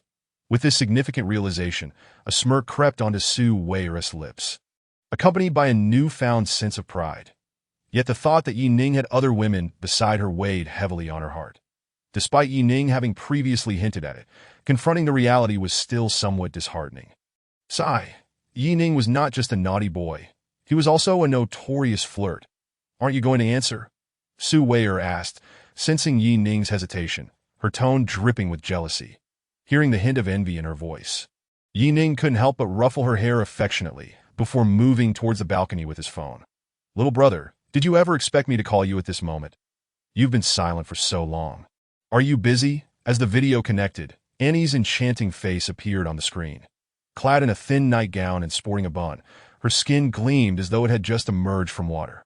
Resembling a pristine lotus blossom, with a playful tone and a bright smile, she teased him about his delayed response to Yi Ning, clad in sleepwear, couldn't help but admire. Enchantress, you look stunning. That, of course, his compliments served to shift the topic. In such a situation, even he found it challenging to maintain composure.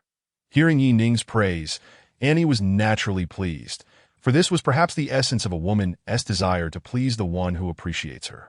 Yet, she let out a scoff, her eyes filled with disdain. Oomph. Only those with guilty consciences would answer a question with another.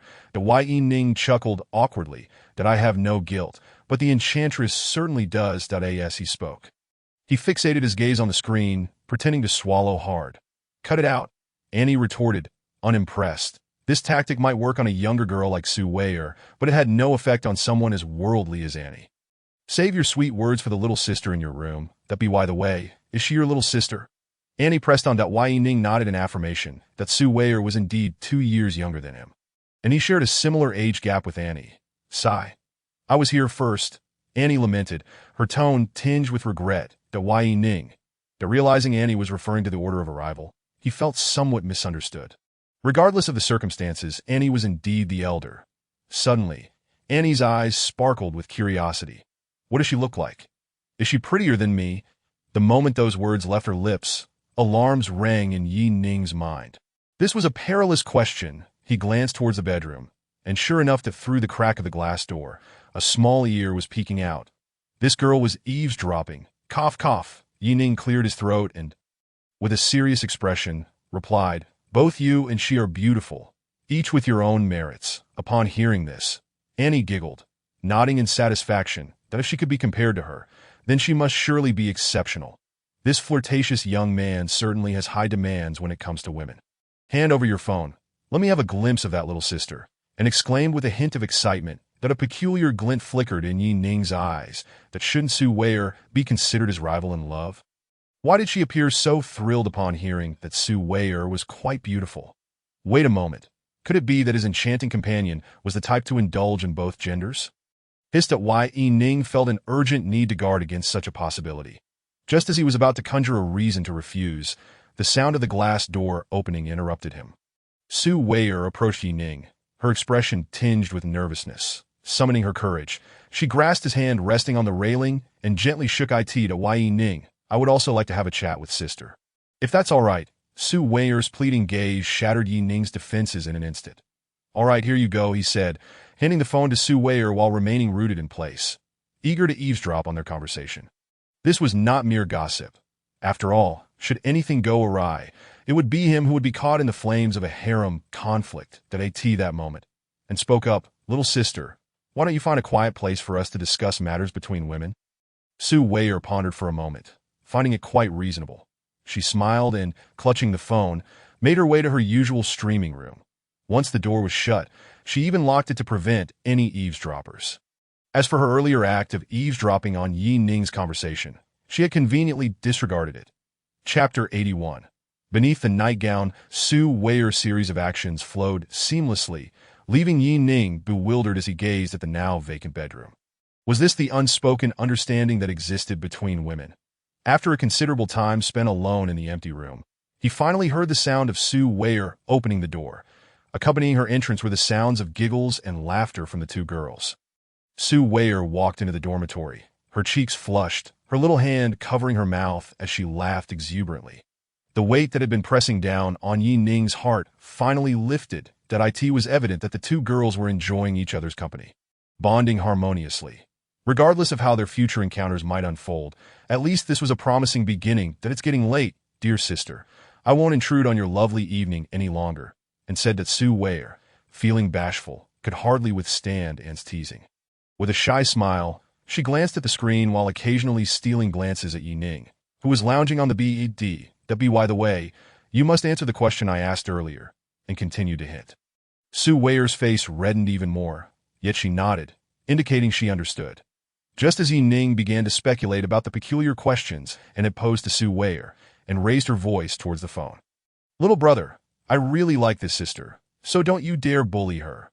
With that, accompanied by a series of alluring giggles, and decisively hung up the call, Yi Ning felt a surge of curiosity regarding Anne's earlier inquiries, especially upon witnessing Su Weier's adorable demeanor, blushing and clutching her mischievous little toes tightly. His questions multiplied within him. "Little Weier, what exactly did and say to you just now?" Yi Ning gently pulled Su Weier's delicate hand. With a slight tug, she fell into his embrace. Meeting Yi Ning's starry gaze seemed to remind her of something, rendering her even more bashful. Her heart raced as she playfully stuck out her tongue at Yi Ning. "I won't tell you," she teased. "Not telling me? I dare you to keep it a secret." Yi Ning smirked, a hint of mischief in his smile. Targeting Su Weier's most ticklish spot, he began to tickle her waist relentlessly. "Ha ha ha! Yi Ning, stop that, I'm about to cry." Su Weier squealed, desperately pleading. "Will you spill the beans?" "I won't," Su Weier pouted. "All right, then don't blame me." "Hey, when did you change into this outfit?" Yi Ning asked, astonished, beneath Su Weier's loose nightgown. She surprisingly wore a JK uniform. In response to Yi Ning's bewilderment, Su Weier turned her face away, her silky hair cascading over her neck, which was pale yet flushed. Such a sight left even Yi Ning momentarily speechless. Breath caught in his throat, his hands instinctively wrapped around Su Weier's slender waist as Su Weier melted into his embrace, playfully tucking her hair behind her ear, revealing her pure and stunning profile. Her cherry-like lips glistened, drawing Yi Ning deeper into their allure, he casually switched off the lights, plunging the surroundings into darkness a gentle breeze wafted through, and the mimosa plant on the balcony quietly folded its leaves. 2 days later, Yi Ning returned to the villa, driving a Koenigsegg one towards Anshin Pharmaceuticals. The roads were bustling with traffic, the blaring of horns resonating all around. Among the many private vehicles, a sleek black supercar stood out remarkably. The roar of its engine and its dazzling appearance drew countless pedestrians to halt and stare.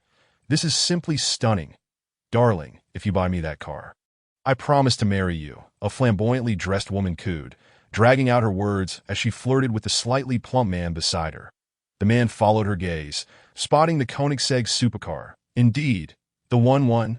Darling, please." The alluring woman swayed the man's hand, persistently charming him. The man remained silent, merely opening her handbag and retrieving a mirror to hand to her. Confused, the woman looked at him just as he sternly instructed.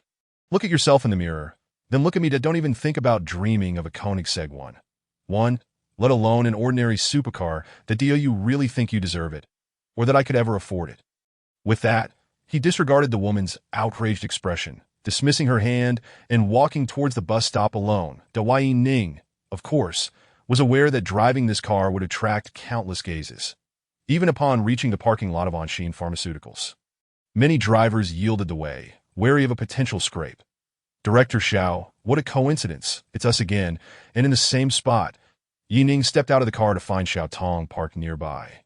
Greeting her with a smile. That you didn't know, Director Yi, Xiao Tong gasped, astonished as she looked at Ning. Did I ask this your car? Indeed, not bad, right?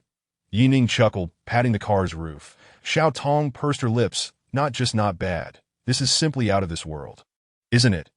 Even if I know nothing about cars, I can tell this isn't something my little Mini can compete with. She had a vague sense that Ning's car was far more expensive than the chairman's Ferrari. Otherwise, why would those employees searching for parking spaces not park their cars next to his? There were clearly several vacant spots nearby. Only she, like a naive fool, parked her car beside Ning's. Chapter 82. I don't want to go anywhere right now. Good morning, Director Yi. As Ning arrived at the office building, numerous employees of Anshin Pharmaceuticals greeted him. Particularly, a group of young women in their 20s were especially eager. Rushing to offer their greetings, Ning smiled and responded to each one, inciting jealousy among countless single men who could only shrink back into corners, daring neither to express their anger nor their envy. What could they do? Ning was not only handsome and charming, but also extraordinarily wealthy. Rumors suggested that he was the heir cultivated by a prominent family from either the Magic City or the imperial capital. He had come to Jiangcheng partly for Anne, and partly to return to his family with power in hand 3 years later. Such an elite young master was not someone to provoke lightly. Finally arriving at Anne's office door, Ning knocked gently. Knock, knock, knock. Commandant's voice called out. Ning pushed the door open to find Anne clad in a red dress, furrowing her brow as she focused intently on her computer screen. Only when Ning approached did she lift her gaze. Upon seeing him, her tightly knit brows relaxed, and her stern demeanor transformed into a warm smile. Please take a seat. I'm a bit busy at the moment. Ning nodded but did not immediately head to the sofa. Instead, he picked up the coffee pot filled with steaming coffee from the table and poured a cup for her. And, thank you, she replied with a smile, taking a small sip from the cup. For the next 2 hours, and demonstrated what it truly meant to be a workaholic. The office was a flurry of activity, with at least 10 different people coming and going, each one a leader from various departments. They greeted Ning on the sofa before engaging in discussions about work with Anne. This scene left Ning feeling somewhat embarrassed. Despite managing numerous assets from the Feiyu platform to Shanghai Airlines, he had hardly overseen Jiangnan Commercial Street in Jiangcheng at all. That am I perhaps a bit too idle? Thought Ning. Anne's demeanor was the epitome of a normal company executive's work ethic, whereas he seemed to be slacking off, only occasionally checking in with his secretary. Wait a minute, as a major boss, he didn't even have a secretary. Or perhaps he simply didn't need one, as he hardly engaged in any substantial work. Observing the diligent employees and reflecting on his own daily flirtations, the thick-skinned Ning felt a twinge of guilt that in a moment of awareness. Ning felt a tickling sensation on his face. Opening his eyes, he found Anne's breathtakingly beautiful face merely 10 centimeters away. She was slightly bent over, her slender fingers teasingly brushing a small tuft of her hair against his cheek. Upon realizing that Ning had awakened, she halted her playful actions. Just as Ning thought, and might sit beside him, she placed her hands on his sturdy shoulders, knelt on the couch, and straddled his lap. Ning casually wrapped his arm around Annie's delicate waist, exerting a gentle force to draw her closer. Annie leaned into Ning's embrace. When did I fall asleep? Ning inquired with a smile. Annie, with a playful pout of her red lips, shook her head lightly. By the time I finished my tasks, you were already in a deep slumber. Did I ask there any work left? No, we'll go racing together in the afternoon. At the mention of racing, Annie's eyes sparkled with excitement. Although Ning had little interest in racing, he was more than willing to accompany Annie, knowing how much she enjoyed it. All right, where to now? Ning nodded in agreement. That a seductive glimmer flashed across Annie's face in response to Ning's question. Leaning in close to his ear, she whispered, Little brother, I don't wish to go anywhere else. I just want to be with you, followed by a soft giggle. Her tone was enchanting, igniting a fervor in Ning's heart. Truly, she was an irresistible enchantress, possessing an extraordinary charm rarely seen in this world. Even Ning, who had traversed the realm for years, found himself nearly overwhelmed. He cupped Annie's exquisite face in his hands and pressed his lips against her luscious red ones. The golden sunlight poured through the window, illuminating the room with a warm glow. Perhaps it was the light, but Annie's cheeks appeared even rosier than before. Unlike Sue Wire and M.O. Ching, who would blush profusely, Annie felt a hint of shyness as they kissed passionately in the office. Especially with the rhythmic rise and fall of her curves, it revealed her inner turbulence. "Little brother, you seem quite skilled," Annie remarked, her expression teasing as she regained her composure. Ning understood she was alluding to his other romantic interests. He merely shook his head, choosing not to respond. Regardless of whether it was Annie before him, Sue Wire, or M.O. Ching in Yang City, all were individuals he would never relinquish. And of course, there was Bai Ilua, who seldom smiled but sketched a portrait of him while he slept. "What? You're holding me yet still thinking of other women?" Noticing Ning's gaze wandering, Annie couldn't help but tease. Wire was right. "You truly are a hopeless flirt." Chapter 83. Dongshan Racing Circuit. After lunch, Annie briefed her secretary, Xiaoyan, on a few tasks before leaving the company with Ning, shoulder to shoulder. Unlike their arrival, the atmosphere was different this time. While many approached to greet them, their tones were notably serious. Particularly the younger girls, who dared not step forward, merely gazed at Ning and Annie's figures with wistful expressions that Ning and Annie were simply too well matched. Together, they embodied the perfect couple, a harmonious blend of talent and beauty. Not only did they lack the courage to compete with Annie, but they even hesitated to face her. Entering the sparsely populated parking lot, Annie took the initiative to link her arm with Ning's. They stood close together, the softness of her touch stirring a ripple across the surface of Ning's heart, though it paled in comparison to the grandeur of Xiao Wire. It was still quite full as for M.O. Ching that well, small can be charming too. Approaching Ning's vehicle, he willingly relinquished the driver's seat to Annie. With a playful smirk, she said, "Little brother, you're so good," and planted a light kiss on the corner of his mouth, leaving a faint crimson mark. Taking the driver's seat, Annie caressed the steering wheel, her alluring eyes shining brightly. She stared intently ahead, her expression brimming with excitement. The engine roared to life like a wild beast from the forest, reverberating throughout the quiet parking lot. "Hold on tight," Annie exclaimed, pressing the accelerator as they sped away.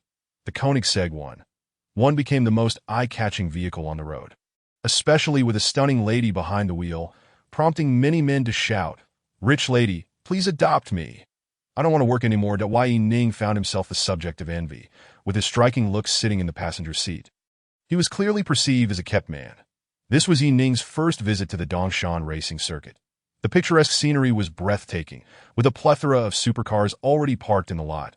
Lamborghinis, Ferraris, Porsches, and more, each priced around $6 million, with few exceeding $10 million. None matched the caliber of Ning's Koenigsegg 1. This car was beyond the reach of even the wealthiest scions of Jiang City. "Old Han, look, a Koenigsegg," Liao Xian exclaimed, slapping Han Yu on the shoulder. "Oh, please, nothing can compare to Yiji's Koenigsegg 1. Han Yu replied nonchalantly, yet he turned to see the dark silhouette, his pupils constricted. "Wow, it really is Yi Ji's car." Their voices drew the attention of Zhou Chun and Ai Yang, who were equally astonished. "What brings Ning here? Doesn't he dislike racing? Surely it's not as important as his sweet moments with sister-in-law." Yet, they couldn't deny that this was indeed Ning's vehicle. After all, who else in Jiang City could afford such a car as the Koenigsegg 1? One approached, it parked not far from Han Yu and the others. Moments later, they spotted Ning's charismatic figure stepping out, but he quickly moved to the opposite side of the car, opening the driver's door to extend his hand. Confused, Han Yu wondered why Ning exited from the passenger side. As they pondered, they approached Ning. Just then, a slender, fair hand emerged from the driver's seat, and Ning grasped it. The scene left Han Yu and his friends dumbfounded. The woman standing beside Ning was none other than the formidable Annie. They rubbed their eyes, momentarily believing they were hallucinating. Yet when their gaze returned to Ning and Annie, they realized they were not mistaken. Indeed, clad in a red dress with striking red hair, her beauty was unparalleled and her tall figure captivating. But the fact that they were holding hands was that how could this be? "Yigo, big sister Annie, what is going on?" Han Yu finally asked, his companions also looking to Ning for answers. Just as Ning found the title Big Sister amusing, Annie raised their hands and smiled. Can't you tell? We're together now. With that, she gently tossed her windswept red hair, affirming, we're officially a couple. Gasp! Han Yu and the others collectively inhaled sharply. Although they had suspected something, Annie's direct admission caught them off guard. Especially seeing the joy on the usually stoic big sister's face as she announced their relationship was truly unexpected. Many in the crowd, familiar with Annie, were equally astonished to TO them. Annie had always been the epitome of aloofness. While her beauty was undeniably exquisite, suitors were few and far between. Not for lack of desire, but for fear. Annie's family background placed her at the pinnacle of Jiang City's elite second-generation circle, coupled with her Master's degree in finance from the Imperial Capital University. She overshadowed all the wealthy heirs present. Chapter 84. In the midst of melody, especially after Annie took charge of Anshin Pharmaceuticals, she transformed into the icy beauty of a chairwoman, with such a prestigious aura. It was no surprise that even approaching her for a date was daunting. They had long since placed Annie on a pedestal, equating her with their fathers. Yet, this formidable big sister boldly declared her romantic involvement in front of everyone today. How utterly surprising. Moreover, many cast sympathetic glances at Ning. Yes, sympathy. No one believed he could truly handle Annie. Even Han Yu and his friends mused whether Yi Ge had been overly audacious. With such a strong-willed partner, would Yi Ge fare well in this relationship? Not to mention, Ning had another stunning beauty, a host, hidden away in his abode. The thought alone made them worry for Ning. That why Yi Ge? Are you really this brave? You dare to board any ship. You're not worried about capsizing? Ning felt bewildered by their gazes, but shrugged it off. After greeting Han Yu and the others, he allowed Annie to lead him toward a nearby apartment. The building was predominantly white, modest in height with just over 10 stories, yet it spanned a considerable area. Upon entering, a tall, slender man in a suit approached briskly. Shaoan, everything you requested has been prepared, he said with a relaxed demeanor. Annie nodded with a smile. Thank you, Uncle Chu.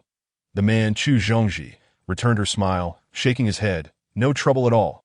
We're all your employees. Just let us know if you need anything. His gaze then shifted to Ning, a look of approval crossing his face. So, you must be Ning. Quite the handsome young man, that you're too kind. Uncle Chu, Ning replied with a smile, though he didn't recognize the man. Following Annie's lead seemed appropriate. Indeed, that Chu Zhongji clapped his hands, reminiscing. If your father knew, he would surely bless you. That Chu Zhongji had been Annie's father's driver since before her birth, having accompanied her family through the years. He had even driven Annie to and from school during her childhood, that in many ways. He had watched her grow from a tiny infant into the chairwoman she was today. Yet over the years, he had never witnessed Annie show interest in any young man. That it is truly regrettable for Chu Zhongji to see Annie as a daughter. Now, however, Annie has finally found a boyfriend, and it is evident that she cares deeply for Ning. Upon hearing Chu Zhongji's words, Annie took a deep breath and softly affirmed, yes, he certainly will. Her tone was somewhat somber, and Ning understood that she was missing her father. He tightened his grip on her hand, conveying warmth through his palm. Annie, of course, noticed this and smiled gently at Ning's affectionate face. That moment, she was neither the frigid, aloof chairwoman nor the enchanting siren. She was simply a girl, bereft of her father, evoking sympathy. Please go change. The race will begin in half an hour, Chu Zhongji urged, glancing at his watch. All right, Uncle Chu, see you soon. Annie waved as she responded to why Ning nodded at Chu Zhongji, saying Uncle Chu will head up first. The two walked hand in hand into the elevator, where Annie began sharing stories about herself. That it turned out that the vast Dongshan racetrack was a gift from Annie's father for her 25th birthday. Tragically, he passed away in a car accident just a year later. Annie, who enjoyed driving, preferred not to have a chauffeur. Chu Zhongji volunteered to help manage the Dongshan racetrack. Ning then understood why the usually serious Annie at Anshin Pharmaceuticals displayed no semblance of authority in front of Chu Zhongji and even treated him with great respect. As the owner of the Dongshan racetrack, Annie had her own designated room. Upon opening the door, they were greeted by a spacious and bright room. The row of floor-to-ceiling windows offered an expansive view, allowing even the tower on the opposite hill to be seen clearly. The scenery here is truly magnificent, Ning exclaimed sincerely. Do you like it? Should I ask Uncle Chu to reserve a room for you? Annie inquired. Ning shook his head. gazing at Annie's exquisite face with a smile. "No, no, we can share a room," he spoke. He wrapped an arm around Annie's waist and lifted her slightly, their bodies pressing together. "Little brother, we are here to race. You're going to waste time like this," Annie teased, wrapping her arms around Ning's neck. Ning flashed a charming smile. "Aren't I about to drive now?" "Oh, does that mean your driving skills are quite impressive?" Annie licked her red lips, her eyes sparkling. Ning winked at her. "You should already know how good my driving skills are." In unison, they leaned in, their lips meeting in a kiss. Moments later, Annie emerged from the bedroom in athletic attire, her red hair tied up, exuding a spirited and capable aura. Although the sportswear concealed her perfect figure, it still left Ning in awe. Truly, she was a siren. She looked stunning in anything. Chapter 85. The veteran is almost at his limit. The Dongshan racetrack comprises both professional and non-professional circuits. The requirement for using either track is the same: prior reservation and queuing. As the owner, Annie naturally did not have to queue. The professional track was already in use by actual racing drivers who frequently traveled nationwide for competitions. Although Annie's skills were commendable, they still paled in comparison to those of professional drivers. This was hardly surprising, as they trained daily, outperforming any amateur. Speaking of talent, anyone competing must possess some level of skill. Of course, it was impressive for a female driver to possess such abilities. At least Ning could attest to this. Annie's driving skills were truly exceptional. Just as they arrived at the parking lot, the announcement for the race's commencement echoed through the air. "Brother Yi, are you going on the track?" Han Yu asked. Noticing Ning had also changed into sports attire. Hearing the roar of engines from the professional track, Ning shrugged and replied, "No, I'll just cheer you on." "Then why did you change?" Han Yu asked, looking disappointed. Ning pondered for a moment and replied seriously, "I'm afraid of dirtying my suit worth several $100,000. "All right." Han Yu gave him a thumbs up. "You're impressive." With that, Han Yu and the others headed towards their cars. "Aren't you coming with me?" Annie asked as she approached her Koenigsegg one. "One that I'm not going." Ning answered firmly, "That if you accompany me for a few laps, I'll take you home tonight." Annie whispered in Ning's ear. Her enticing voice sent shivers down his spine. Ever since he met Annie again, this siren had been teasing him daily, but always just skimming the surface, reflecting on it. It seemed poor Su Weier had truly suffered. Now, with such a tempting proposition from the siren, it felt like a pure test of his resolve. As a seasoned traveler navigating the world, battling demons and spirits was his duty. Ning nodded seriously, stating, "I want to go to who will." "Siren, come. Let's get in the sea air." Ning faltered, correcting himself. "Let us get in the vehicle." Annie looked at Ning's resolute expression, finding it amusing. Shaking her head, she opened the car door and slid inside. Virum, virum.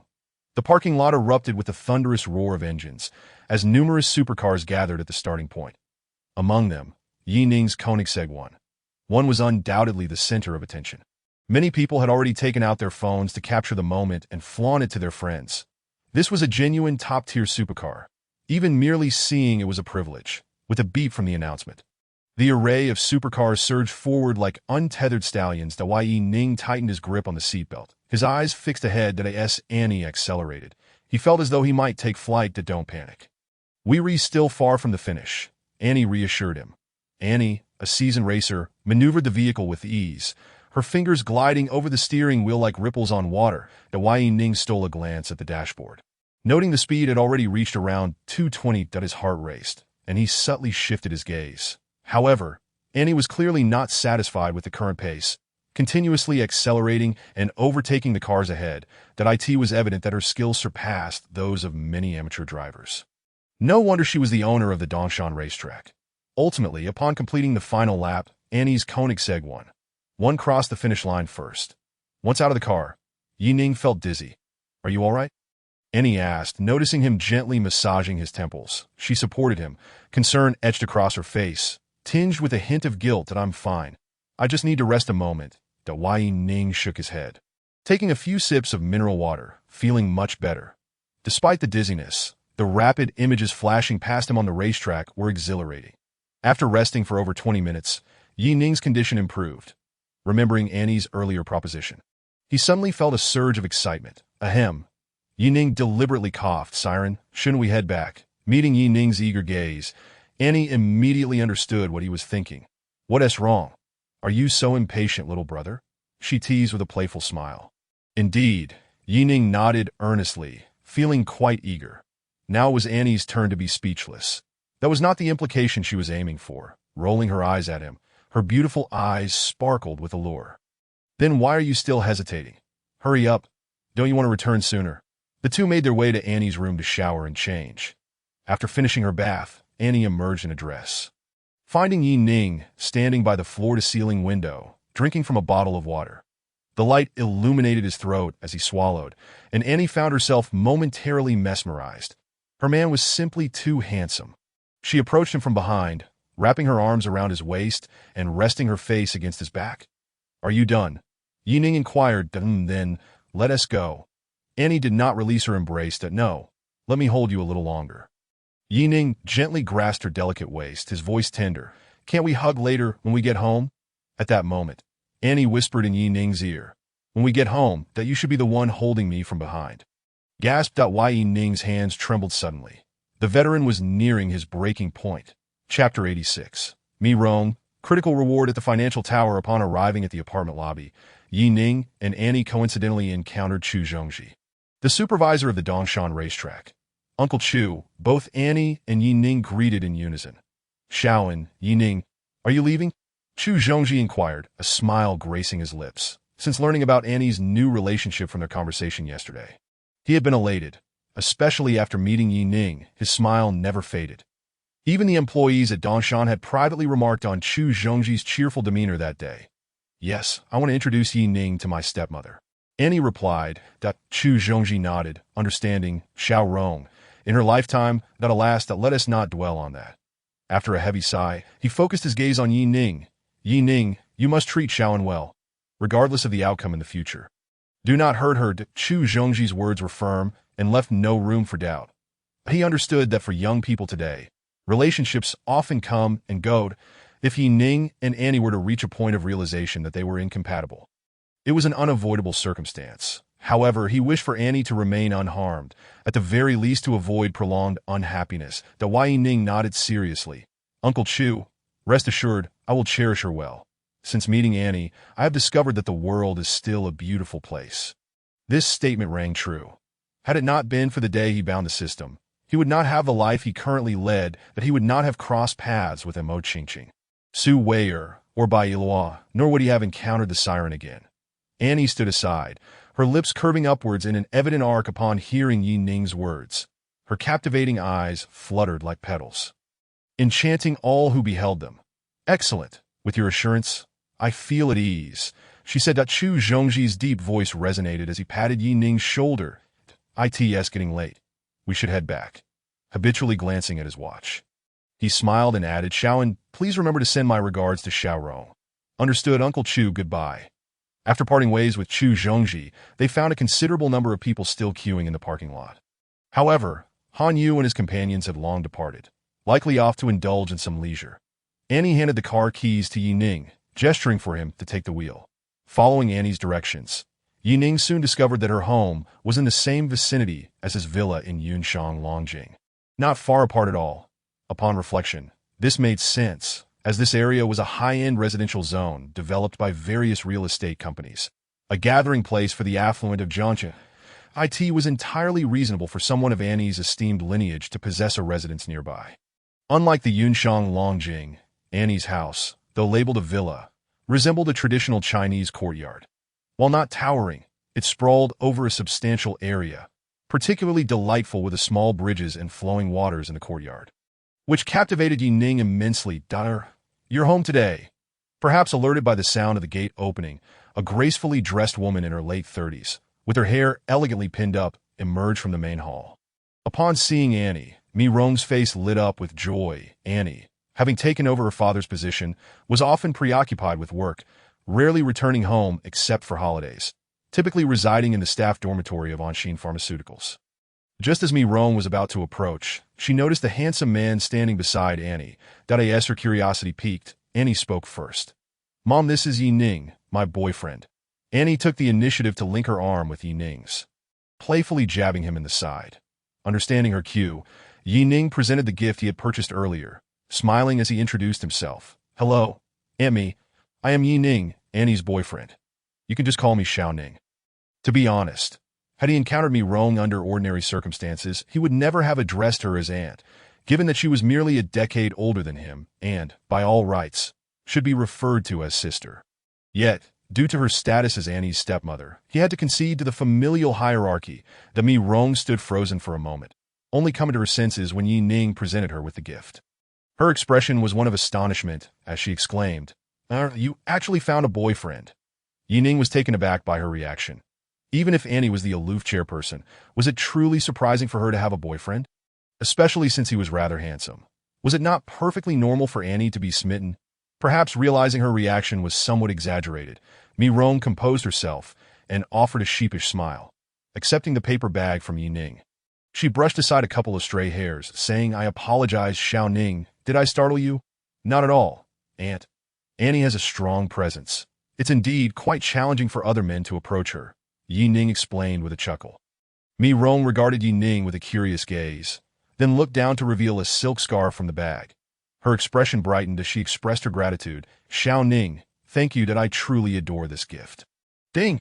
The host, Mi Rong, spent 26,000 yuan, triggering a critical hit, rewarding the financial building of Rhine Du Hui in Magic City.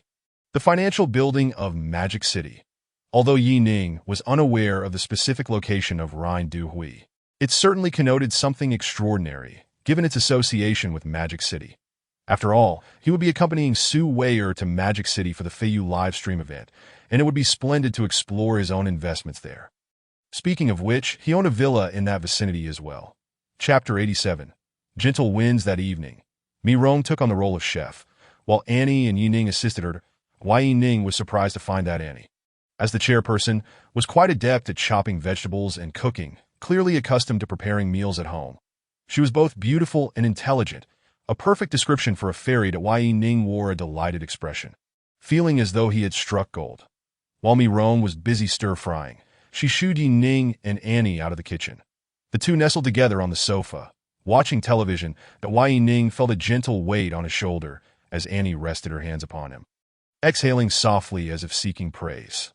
"Little brother, did you not expect me to be able to cook?" Yi Ning, smiling, nodded and wrapped his arms around Annie's slender waist, genuinely surprised. This is indeed a delightful surprise. What greater surprise awaits us later? What greater surprise? Yi Ning's lips curled mischievously. Raw rice that turned into cooked rice. That Annie's voice was soft, yet it struck Yi Ning's heart like an arrow. After saying this, her full red lips lightly brushed against his cheek before she playfully rose and stepped away from his embrace. Once Annie returned to the kitchen, Yi Ning took several deep breaths to calm his racing heart. This enchanting fairy was undeniably potent. If not for Mi Rong's presence at home, he would have already swept Annie into his arms.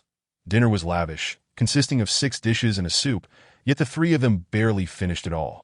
After the meal, at Mi Rong's suggestion, Annie took Yi Ning for a stroll nearby. As they walked along the artificial lake, Annie recounted her past with Mi Rong. That it turned out that when Annie was 4 years old, her biological mother passed away due to illness. Her father raised her single-handedly, but as their family business flourished, he grew increasingly busy, often squeezing in time to be with his daughter. When Annie was 10, Mi Rong, a woman in her 20s, came to their home as a caretaker. Gradually, she developed feelings for Annie's father. After Mi Rong's status changed, Annie harbored resentment towards her and even loathed her at times. Yet Mi Rong never complained and instead provided meticulous care for Annie's daily life. Eventually, Annie even suggested that her father have a child with Mi Rong, which Mi Rong declined, stating that having Annie was sufficient. Thus, for Annie, while Mi Rong was not her biological mother, her place in Annie's heart was no less significant. Even if Mi Rong had received little formal education, Annie's feelings for her were entirely heartfelt. As she spoke, Annie's voice grew softer until it faded away entirely. The moonlight was bright, and the last gentle breeze of late spring caressed the lake's surface, creating shimmering reflections. Annie gazed absent-mindedly at the water, her eyes reminiscent of flowing water, slightly reddened. She longed for her father. Yi Ning gently wrapped his arms around Annie from behind, his strong embrace encircling her slender waist, resting his head on her smooth shoulder. He closed his eyes and whispered, "Fairy, I will take good care of you for Uncle." Yi Ning's voice was soft, yet it resonated heavily in Annie's ears, akin to a mighty hammer striking her heart. Annie discreetly wiped away the tear stains at the corner of her eyes with her slender finger, her beautiful eyes closing slightly as she leaned back against Ning that a gentle breeze wafted by. And the water remained still, that Ning. The wind tonight is truly gentle. The cool breeze lifted a strand of her red hair, carrying a faint scent of roses into the distance, that Ning responded softly. Ning. Yes, kiss me. In the serene and secluded lakeside, the couple shared a tender kiss, their lips meeting in a passionate embrace. With their eyes closed, they savored each other's gentle breaths. The handsome man and beautiful woman nestled together under the vast moonlight. Painting a picturesque scene. 15 minutes later, the two strolled hand in hand back home. After exchanging greetings, Rong observed with surprise as Annie led Ning into her bedroom, a glimmer of astonishment flashing in her eyes. She then smiled and nodded, rising to leave the living room. Inside Annie's room, Ning could no longer contain his curiosity. Fairy, why do I feel like Anne is looking at me strangely? He had noticed Rong's peculiar expression when they first met, initially thinking he had misinterpreted it. But after witnessing her surprised demeanor once more, he was certain he had not been mistaken. For some reason, he felt a twinge of anxiety. Really? Annie chuckled, though her amusement was evident as she inquired playfully. Yes, Ning nodded emphatically, his expression resolute. Observing Annie's lips, which alternated between rising and settling, he knew she must be aware of the reason. Therefore, he grinned and, feigning a fierce demeanor, slowly approached her. Quickly tell me. Otherwise, you want to have it easy tonight. However, rather than being intimidated by Ning's fierce expression, Annie playfully hooked her arms around his neck.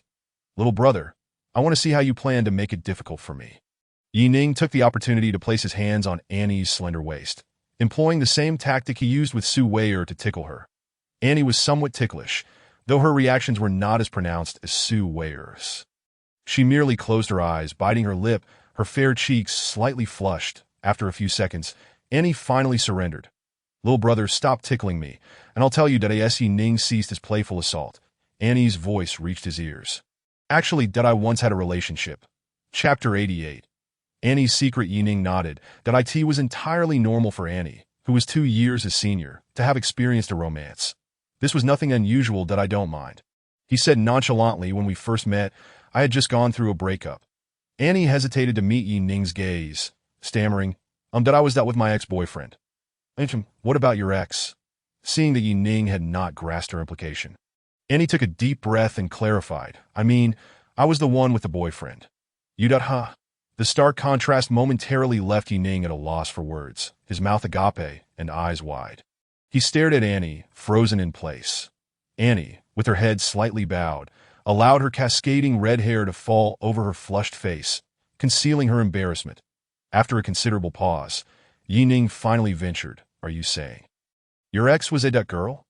And Annie's voice was barely audible, her head seeming to nod, though it was uncertain. Fortunately, they were close enough that Ning could discern her response. Upon receiving Annie's affirmation, Ning exhaled a heavy sigh. It dawned on him why Rong had been regarding him with such peculiar eyes on multiple occasions, that Rong must have known about Annie's past affections for women. Thus, when Annie introduced Ning, her remark, "You actually found a boyfriend," was less about the relationship and more about the gender. Family, who understands? My girlfriend was once a little lily, and even took the initiative. And what about your dead ex-girlfriend? Ning felt a peculiar awkwardness in his question. You needn't worry. She's already married. Annie replied softly, to why Ning retorted, slightly annoyed. Did I ever say I was worried? Wait. After finishing his sentence, Ning felt a surge of caution. Could this enchantress truly be bisexual? Would his Xiao Wei, his Qing Qing, and perhaps even his Bai Ilo truly be swept away by this fairy? The thought made him genuinely uneasy. What's wrong? Afraid, observing the wary expression on Ning's face. Annie quickly grasped his thoughts. Cough, cough. Not at all. Ning shook his head, attempting to feign composure. Annie's eyes shimmered as she rose on her toes and gently pressed her lips against Ning's. Their touch was fleeting. With her fair arms wrapping tightly around his waist, her small ears pressed against his firm chest, she explained, You really needn't fret. First, my ex was my close friend, and she is now married. We haven't been in contact for ages. Secondly, as I mentioned this morning, I only wish to be with you now. Ning felt a revelation wash over him, it turned out Annie's earlier statement held this deeper meaning. Indeed, if she were not genuinely inclined to be with him, she would not have brought him home to meet me wrong. With this thought, Ning reached out to caress Annie's delicate face. His fingers softly tracing the nape of her neck, capturing her fiery, alluring lips. Once more Annie's heart leaped with joy as she slowly lifted her hands, instinctively wrapping them around Ning's neck in response. Their breaths grew heavy. Knock, knock, knocked at a gentle tapping sounded at the door. They both halted their movements simultaneously, opening their eyes in unison, ears perked. Xiao Ning and I fear you young ones might forget if you bought something. Remember to take it off the doorknob. Mi Rong's voice echoed, her footsteps fading away. Ning rubbed his nose, feeling somewhat embarrassed. In truth, Mi Rong needn't have worried, as they had conveniently visited a small shop while purchasing a gift for her. What to do? What can we do? Annie shot Ning an exasperated glance. Since my mom has already bought it, let's just bring it in. While Mi Rong had stepped into the bedroom, she kept a careful ear on the happenings outside through the narrow gap of the door. Upon hearing the sound of Annie's door opening, accompanied by the rustling of plastic bags, a satisfied smile crept across her face as she quietly closed the door. On Annie's side, Ning again embraced her, only to be gently pushed away. Hurry and take a shower. You don't want to sleep, do you? Annie chuckled. All right, let us shower together, Ning suggested, nudging Annie's slender shoulders towards the bathroom. No. Annie shook her head vigorously. You go to the bathroom outside. Isn't it all the same? Are you going or not? Annie glared with her beautiful eyes. Fine. Seeing Ning leave, Annie stealthily approached the door, pressed her ear against it. And after listening intently for a while, she mysteriously retrieved a red sailor suit, a cat ear headband, and a cat tail toy from her handbag. When Ning returned to the room, towel in hand, drying his hair, he was suddenly greeted by the sight of Annie emerging from the bathroom clad in the sailor suit, cat ears perched atop her head, and a tail trailing behind her. She approached with a light step, exuding an enchanting allure, reminiscent of a crimson rose, breathtakingly beautiful. Gulped. Ning's gaze was fixated, his throat dry, swallowing hard. Seemingly pleased with Ning's reaction, Annie's red lips curled into a smile as she cast a flirtatious glance. Little brother, do I look good? Fairy, you are exquisite. Then what are you waiting for? Annie opened her arms wide. Ning stepped forward, crouched slightly, and lifted her into his embrace. In the late spring, the first cicada's call pierced the tranquil night sky, heralding the onset of summer. Chapter 89. Returning home, Du Ying, early June. With Ning's assistance, Yi Xiaoxiao and several of her friends successfully secured internships at Jiangqing Kongda Hospital. Additionally, Ning treated the young ladies to an extravagant meal at the Jiangnan Grand Hotel. Initially, Yi Xiaoxiao and her friends were rather reserved, but as familiarity grew, they eagerly engaged Ning with questions, notably inquiring whether he and the university belle by Ilo were in a romantic relationship. Ning could only clarify that they had yet to reach that stage. Speaking of Bai Ilo, it had been many days since he last saw her, although they frequently communicated via phone. Ning found himself missing the enchanting figure who adored wearing white dresses. Reflecting on Bai Ilo's expressionless demeanor, she had even suggested a kiss upon their next meeting. The thought intensified Ning's longing. Sigh, was this longing? Clearly, it was mere desire for her physical presence. Shaking his head to dismiss such thoughts, he reminded himself that he needed to return to his hometown in Yangqing.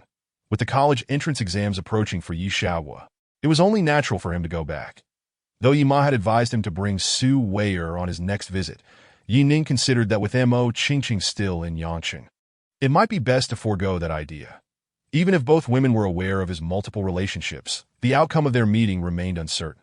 Driving across provinces was exhausting, so this time, Ning opted to request a ticket from Shanghai Airlines for a flight to Jincheng in Sichuan province. Ning's striking looks were hard to overlook, and adorned in designer attire worth a fortune. He undoubtedly caught the attention of numerous attractive flight attendants, especially those single ones hoping to snag a wealthy partner. The glances directed at Ning were akin to predators spotting their prey, eyes glinting with intent. Were it not for Ning's serious demeanor, projecting an aura of do not approach, some might have boldly sought his contact information.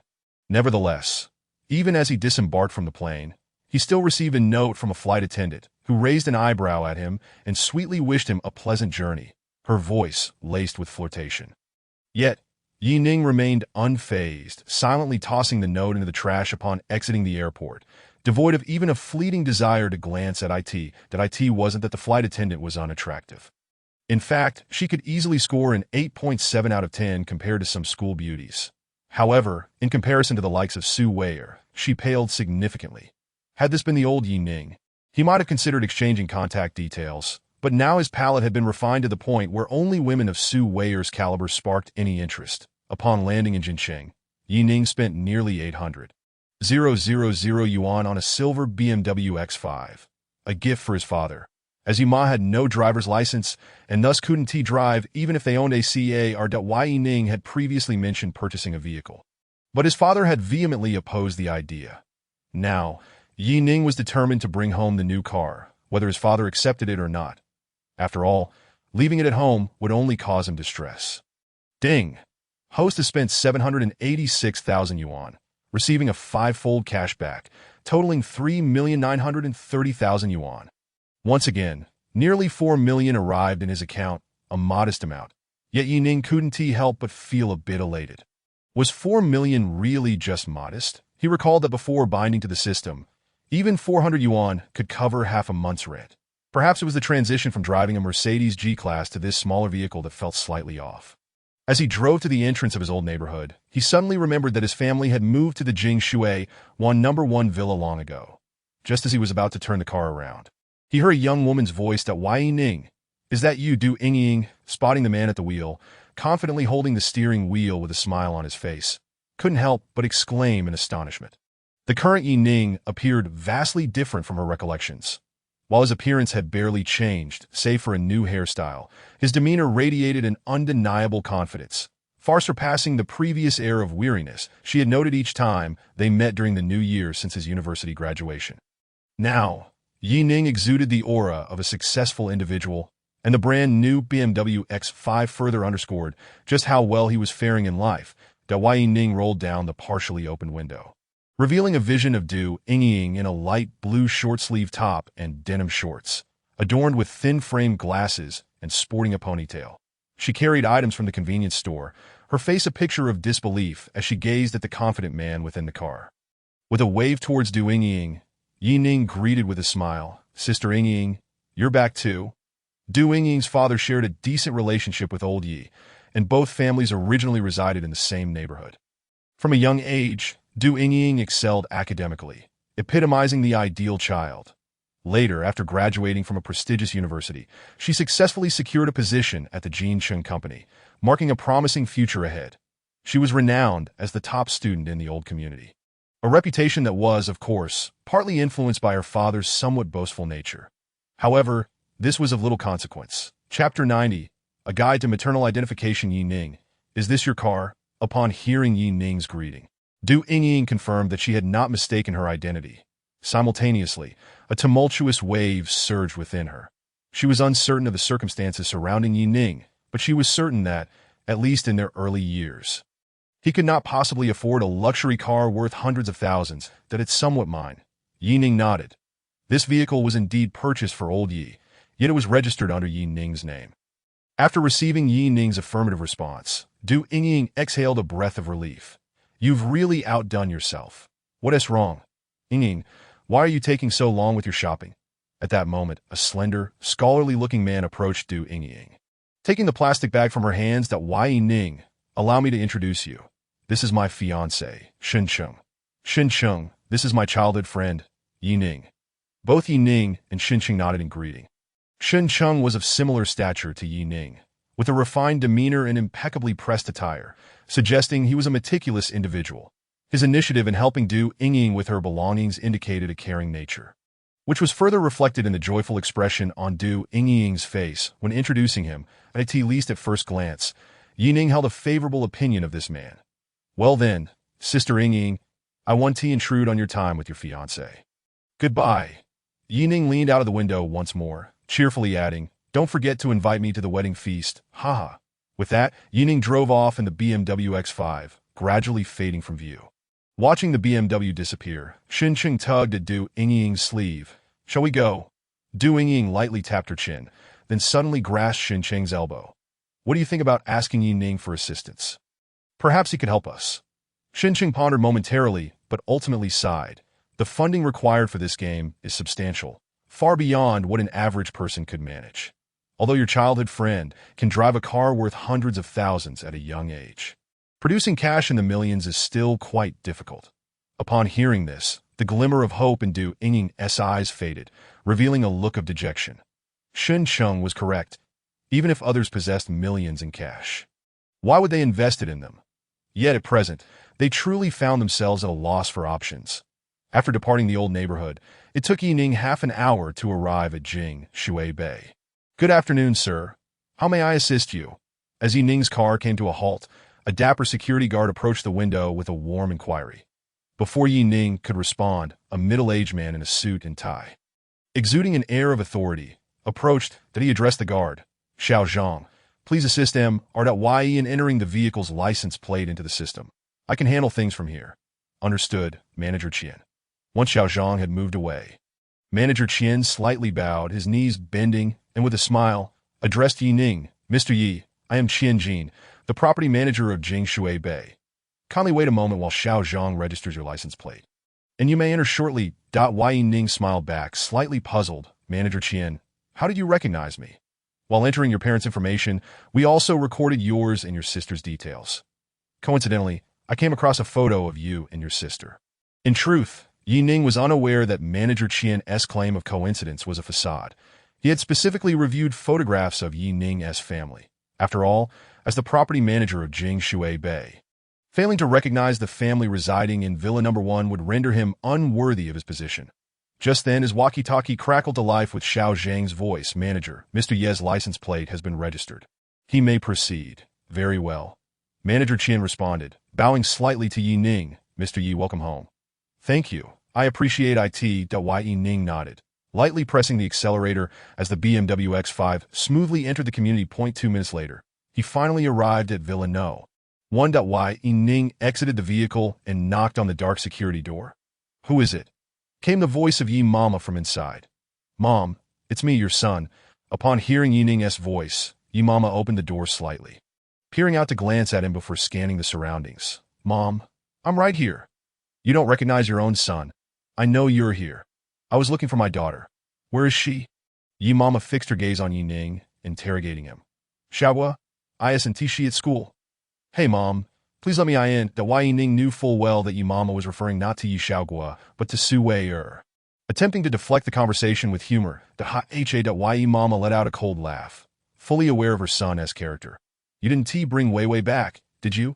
Well then, goodbye." With that, the door slammed shut with a loud thud.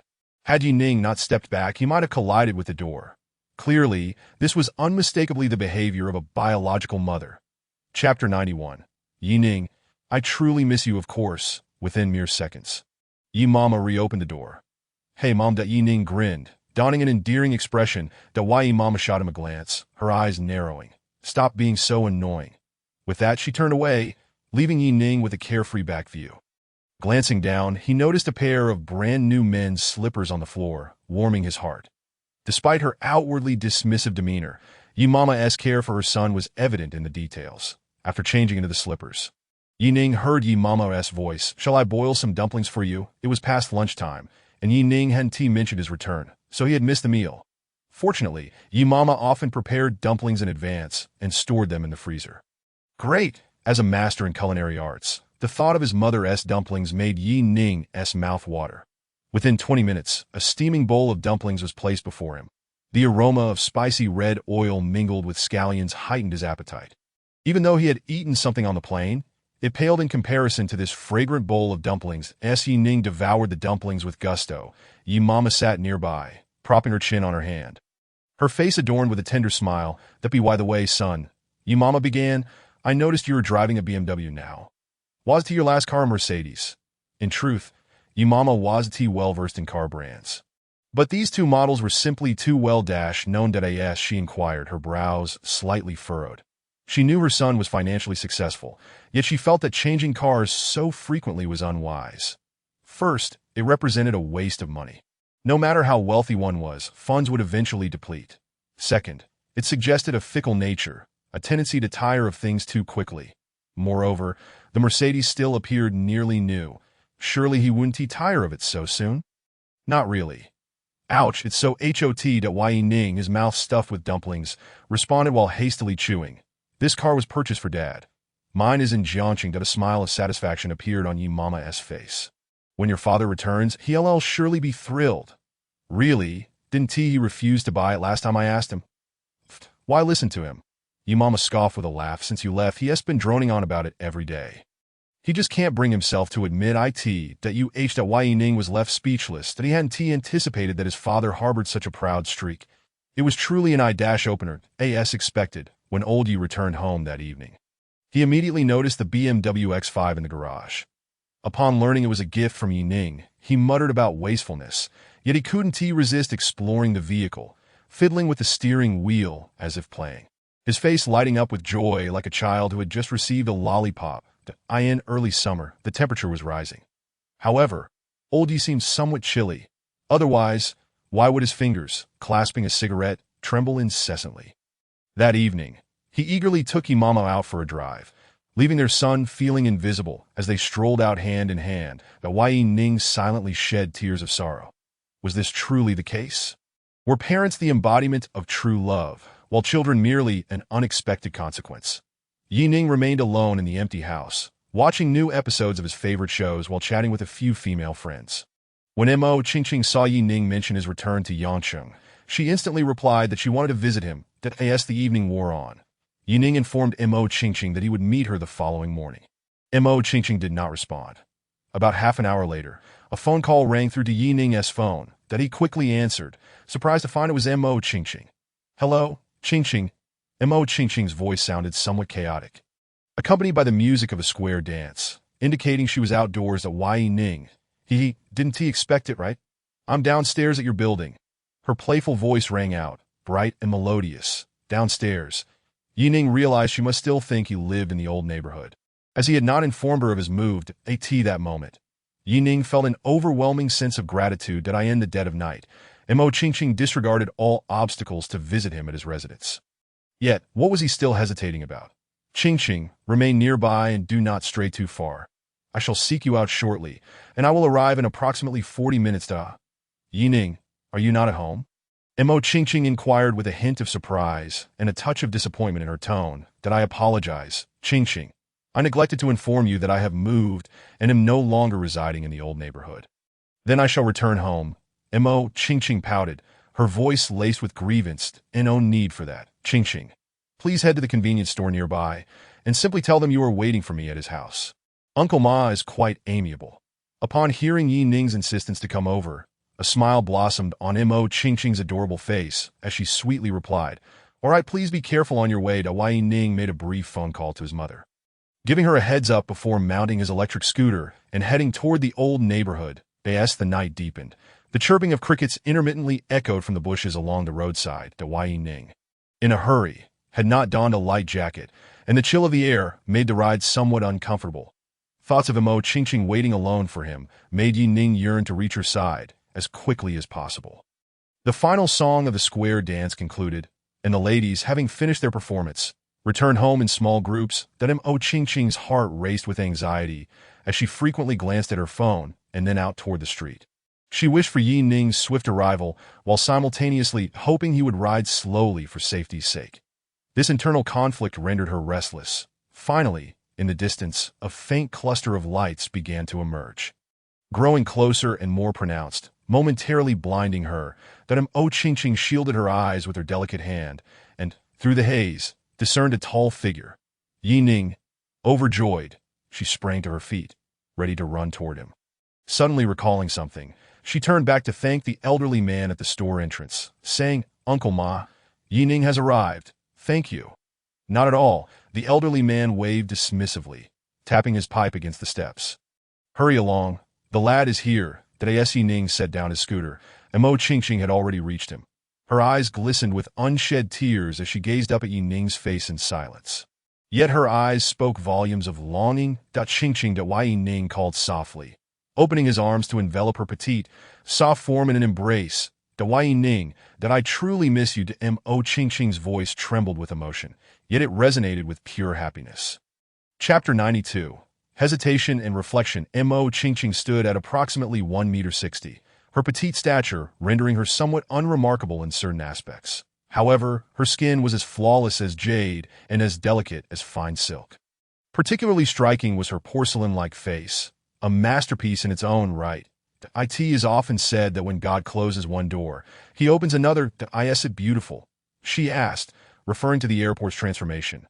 The scent of sweet, soft fragrance enveloped her, reminiscent of baby lotion, captivating and refreshing. After a while, Ning took Mo Qingqing's small hand and approached the convenience store entrance. "Thank you, Uncle Ma, for looking after Qingqing," Ning expressed gratefully with a smile. Uncle Ma looked at Ning with amusement, his cloudy eyes sharp and discerning. "Young lad, this little girl is quite charming and polite." "Well done," he praised, enjoying a puff from his pipe. Hearing Uncle Ma's words, Ning intertwined his fingers with Mo Qingqing's, affirming, "Indeed, Qingqing is the best girl in the world." He nodded emphatically, silently adding in his heart, "One of the best. Alas, what can we do? We seem to be on the path of a scoundrel." With such vast waters to navigate, one must tread carefully. It is truly disheartening that in the future, should such matters arise, please do bring more. Observing the proud expression on Ning's face, Uncle Ma beamed with a kind smile, his eyes shimmering as if reminiscing about decades past when he held his wife's hand, first visiting his parents together. Meanwhile, Mo Qingqing felt shy at their conversation, her gaze dropping to her canvas shoes, as if searching for a flower to blossom there. After a brief chat with Uncle Ma, Ning spent a few coins to purchase 2 bottles of drinks, receiving nearly 100 in cashback. "Qingqing, are you hungry? I shall take you to eat something." As soon as Ning spoke, he immediately sensed something amiss. After all, he had only consumed a bowl of dumplings for lunch, and since then, he had not eaten a single grain of rice. His parents had gone out to enjoy a meal without considering their starving son. Wasn't this a bit excessive? "Let us go. I am a bit hungry as well," Mo Qingqing sweetly replied. Her appetite was modest, and she had not felt particularly hungry until she saw Ning's eager eyes, prompting her to smile and agree. "Let us have barbecue. I know a place nearby that has quite good fare," Ning suggested. "Sounds great." Upon mentioning barbecue, Mo Qingqing's dark eyes sparkled with excitement. Although she did not eat much, her cravings were undeniable. She reminisced about her early college days when she had sampled every snack shop around the campus. There was even a time she ventured to another campus just for a delectable dish of cold noodles. The neon lights in the square had long extinguished, and the largest screen above no longer displayed advertisements. Under the quiet night sky, the nightlife by the riverside was just beginning, and Mo Qingqing sat on the back seat, her arms wrapped tightly around Ning's waist, her entire being pressed against him, unwilling to let go.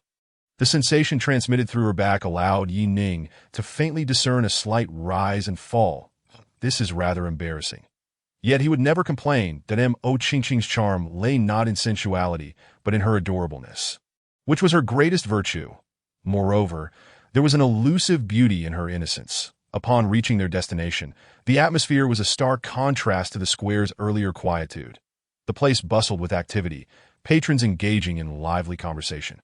Exuding a vibrant, urban energy, Ning found a spot by the river, placed their order, and handed it to the owner. Mo Qingqing watched the busy owner tending to the grill, occasionally wiping sweat from her brow. Filled with admiration, "Miss, you are truly beautiful." A childish voice, innocent and bright, interrupted Mo Qingqing's thoughts. Looking down, she saw a little girl of about 4 or 5 with 2 playful pigtails, though her skin was not particularly fair. Her bright, large eyes and adorable chubby face made her irresistibly cute. Mo Qingqing's gaze softened as she leaned forward, beaming. "Thank you, little sister. You are very cute too. What is your name? How old are you? Where are your parents?" "My name is Mo Yusin, and I am 4 years old. Mommy and Daddy are earning money," the little girl replied, pointing at the owner, her voice sweet and childlike. "What a coincidence. I share your surname." Mo Qingqing exclaimed with delight, taking Mo Yusin's small hand. Just then, the owner approached with a platter of freshly grilled skewers. "Yusin, didn't I tell you not to run around? What if you bump into the big brother and sister?" She placed the platter in front of Ning and squatted down, her expression serious. Afterward, she turned to Ning and Mo Qingqing and apologized. I apologize, you two. My daughter can be quite mischievous no problem at all. Children should be lively, Ning chuckled, shaking his head to indicate it was fine. Then Ching added, yes, Yusin is so adorable. I really like her. We are practically family, right, Yusin? She affectionately patted Yusin's little head, her eyes filled with tenderness. Did I ask my barbecue ready yet? Another patron called out loudly from a nearby table. The owner acknowledged, then turned to Yusin and said, Yusin, come, follow Mommy. Mommy, I want to play with the big brother and the pretty sister. Yusin pouted, her voice pleading that no, the big brother and sister are busy. She seemed about to say more when Ning interjected. It is all right, owner. Let Yusin stay with us. We will play with her for a while. Chapter 93. Returning to your home, the owner appeared somewhat hesitant.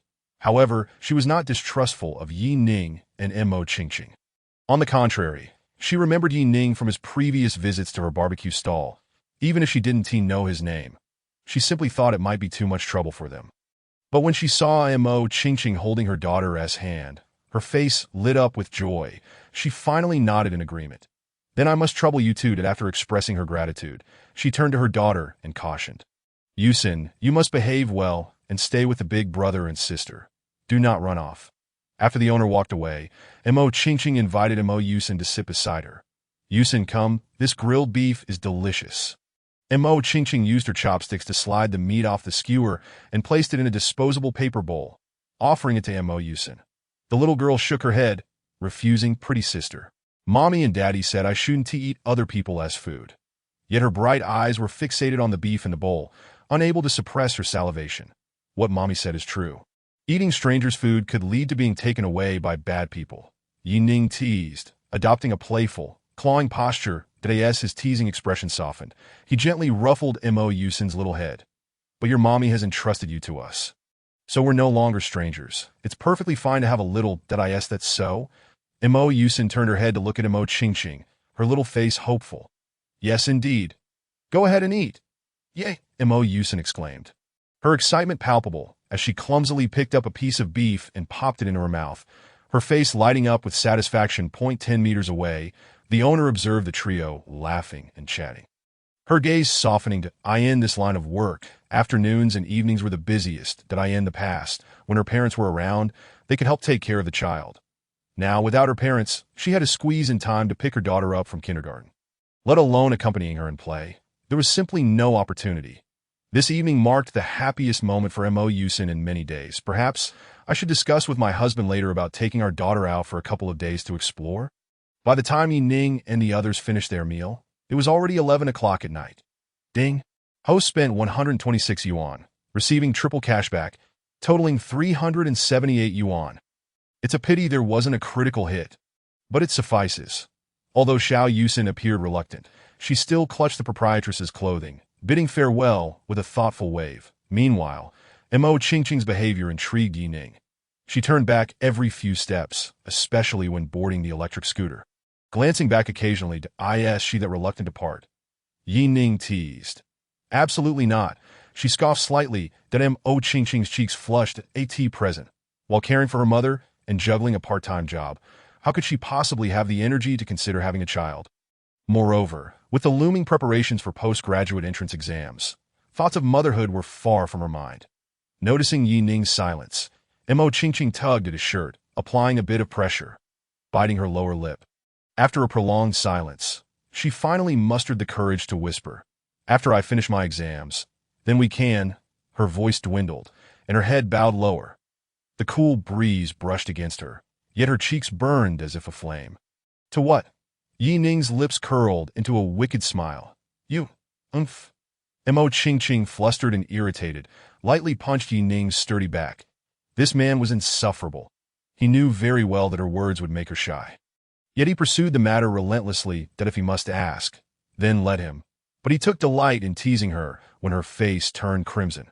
How could someone be so vexatious? Passing a bustling shop, Ning instructed Ching to wait on the scooter while he hurriedly rushed inside. Upon seeing the 4 characters on the sign, Ching immediately realized what Ning intended to purchase. She shot him a glance, her exquisite face reddening considerably. Yet she did not protest. Instead, there was a hint of anticipation. Young man, you are indeed fortunate. The shopkeeper, peering through the translucent curtain, discreetly gave Ning a thumbs up. Haha, that is only natural. Ning winked at the proprietor, and the two unfamiliar men exchanged knowing smiles. Here, take this. Ning handed a black plastic bag to Mo Qingqing. I don't want it. Are you certain? No. Mo Qingqing's tone was resolute. Her voice firm. Ning squinted, leaning closer to her ear, and whispered mischievously.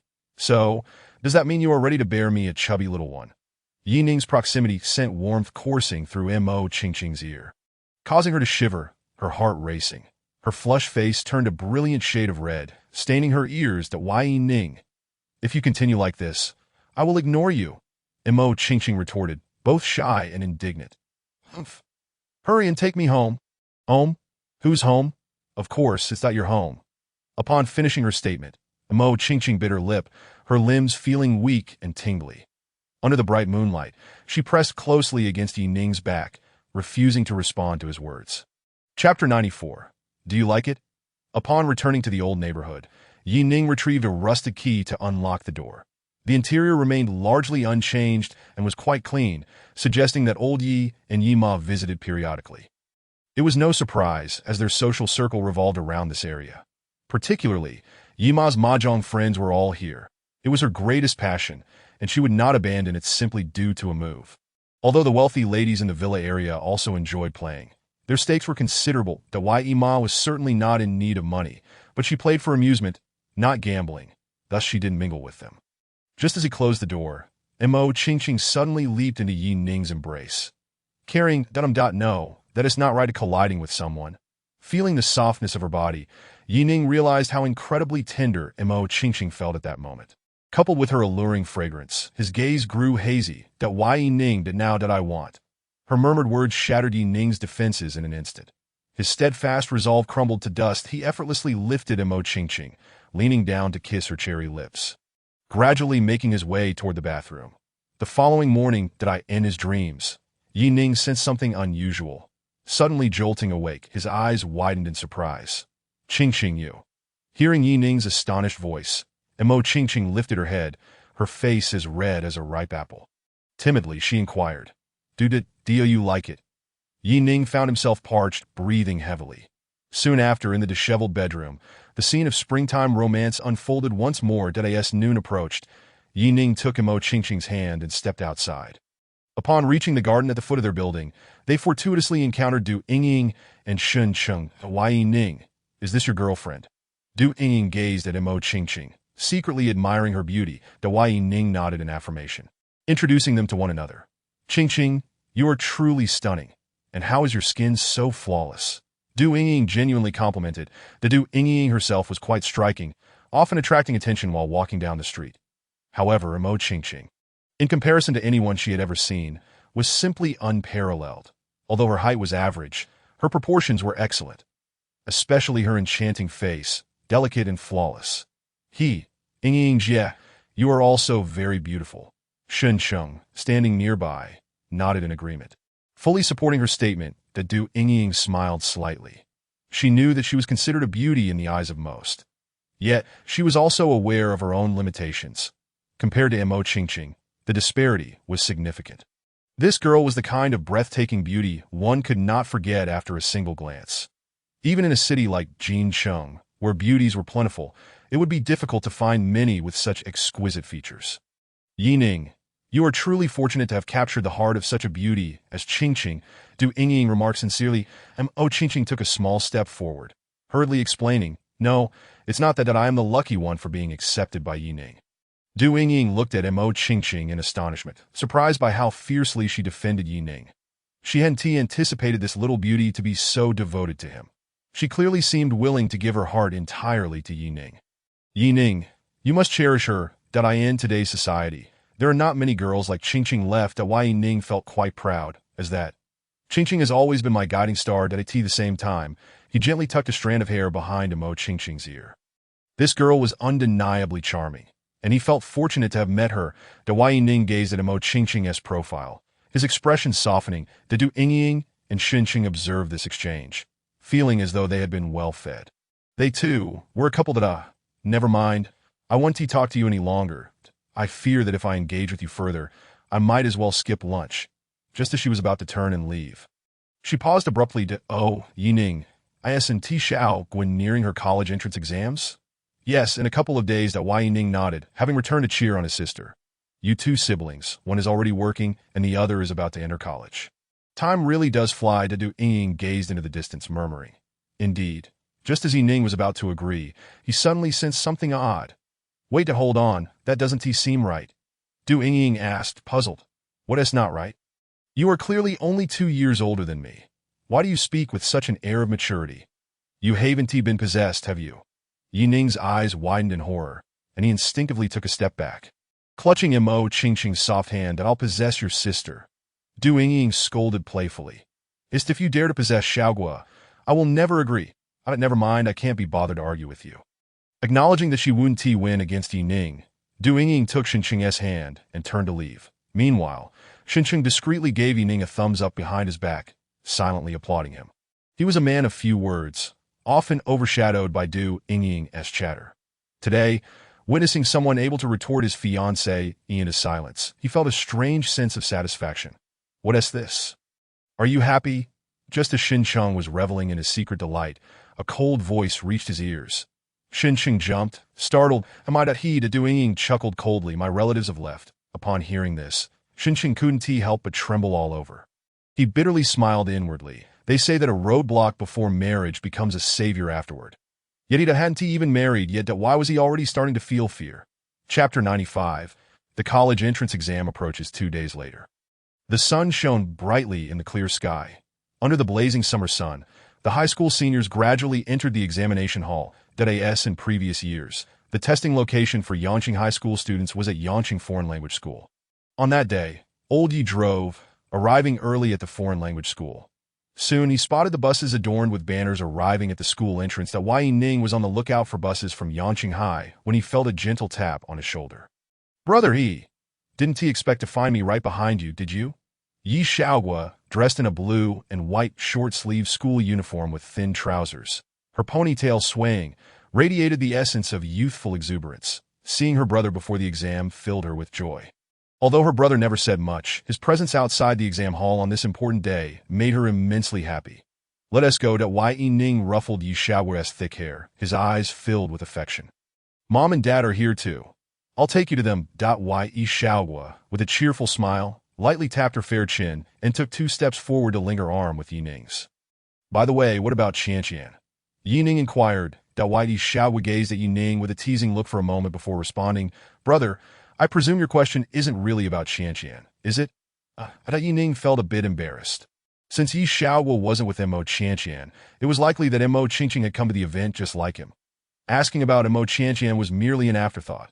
"Humph, I knew it," Yi Xiaogua scoffed, though a trace of concern flickered across her face. How had she not noticed before how fickle her brother was? Flirting with Sister Wei while pursuing Sister Qingqing. And perhaps there were even other beautiful sisters she was unaware of. What would happen if he truly faltered one day? In just a few steps, the two spotted Yi Ma and Old Yi standing by the roadside. Yi Ma, dressed in a simple skirt and holding a floral umbrella, exuded elegance. Old Yi, in casual attire and sporting sunglasses, looked quite dashing from a distance. "Mom and Dad, I miss you so much." Upon seeing their daughter eagerly approaching hand in hand with Ning, both parents smiled broadly. "Let me have a good look at my daughter," Yi Ma said, stepping forward to hand the sunshade to Ning, while admiring Yi Xiaogua's lovely face. Old Yi gently patted his daughter's shoulder and earnestly advised, "Do your best, but don't put too much pressure on yourself." Yi Xiaogua's academic performance was quite commendable. As long as she performed normally, gaining admission to a reputable university should pose no challenge. Especially when compared to Ning's high school results, which were notably inferior to "Don't worry. This semester I've had exams nearly every day. This one feels just like the previous ones," Yi Xiaogua replied. The family had intended to offer her comforting words to ease her nerves. But upon hearing her confidence, they smiled and refrained from further discussion. Indeed, none among them, including Ning, understood the current college entrance examinations question types and strategies better than Yi Xiaogua. Sometimes, 3 unskilled individuals might not even rival a single expert. "Hey Xiaogua, it's time to gather." A voice calling for Yi Xiaogua echoed in the distance. Looking over, they saw a charming girl with a sweet demeanor waving her hand high in the air. It was Mo Qianqian's younger sister. Mo Qianqian, accompanied by a graceful figure clad in a light green floral dress and sporting shoulder-length hair tied into braids. Mo Qingqing's fair complexion shimmered under the sunlight. The two sisters standing together resembled the most exquisite double lotus. Captivating to behold. Oh, that girl is lovely. And the one beside her must be her sister, right? Truly stunning. Yima also noticed the Mo sisters, her eyes lighting up, especially upon seeing Mo Qingqing, who was exceptionally beautiful and effortlessly drew attention. Yes, that's South, my close friend. Qianqian did ask for her sister. You should ask my brother. He knows her better, Yi Xiaowu alluded, playfully nudging Yi Ning's waist. Right, brother? With that, Yi Xiaowu flashed a mischievous smile and skipped toward Mo Qianqian. Yi Ning knew he was in for it as soon as Yi Xiaowu steered the conversation towards Mo Qingqing. Sure enough, just as Yi Xiaowu wandered off, Yi Ma's focus swiftly turned to him. Son, what did Xiaowu mean by that? What do you mean? Yi Ning felt a bit guilty and kept giving old Yi subtle signals. However, old Yi remained indifferent, whistling idly, that if you're not going to say anything. I'll be blunt. What is your relationship with that girl? We're high school classmates. Yi Ning replied. High school classmates, with an added layer of complexity, I presume? Yi Ma teased, uncovering Yi Ning's slight embarrassment as he chuckled awkwardly. Surely a mother would know her son well. It would be strange if his relationship with that girl were merely casual. Recalling someone mentioning how lovely his son's girlfriend was while playing mahjong yesterday. It was evident that Mo Qingqing's beauty could not simply be described as charming. Compared to Su Weier in the videos, she was equally captivating.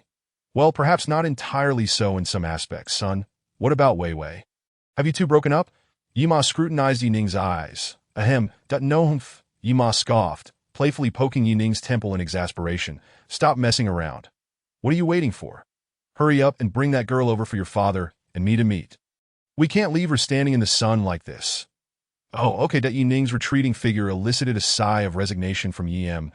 In the past, she would have happily dreamed if such a beautiful girl liked her son. Now, she was at a loss for how to feel. Watching Mo Qingqing, hand in hand with Yi Ning, and recalling the pure-looking Su Weier, her mind felt dizzy. Just as she turned around, she caught old Yi nodding approvingly at the young couple. What? You envious? Yi Ma narrowed her eyes. Old Yi, startled, retorted me. Envious of what? What would I have to be envious about? Best if you don't. Upon seeing Yi Ma divert her gaze, old Yi felt a sense of relief. As they conversed, Yi Ning approached, holding Mo Qingqing's delicate hand. As they drew nearer, Mo Qingqing's features became even more distinct. Her large, shining eyes sparkled like stars, her nose was elegantly shaped, and her petite mouth was charming. Most notably, her flawless skin appeared as delicate as porcelain. She lowered her head, half hiding behind Yi Ning, looking somewhat shy. Chapter 96. Mo Qingqing meets the parents after Yi Ning squeezed her little hand. Mo Qingqing finally mustered the courage to take a half-step forward. Uncle, Annie. Hello, I'm Mo Qingqing. Her palms were damp with nervous sweat, and as she spoke to Yi Ning's parents, her small teeth chattered slightly. Her translucent ears blushed profusely, displaying her shyness. Such a demeanor was truly endearing. In an instant, Yi Ma was captivated by Mo Qingqing. The girl evoked no discontent whatsoever. She couldn't help but wonder what her son had done to win the unwavering affection of such a pure-hearted girl. Dear, come here, don't be afraid. Yi Ma stepped forward, taking Mo Qingqing's hand with delight. Mo Qingqing glanced back at Yi Ning, who nodded in encouragement, allowing Yi Ma to lead her.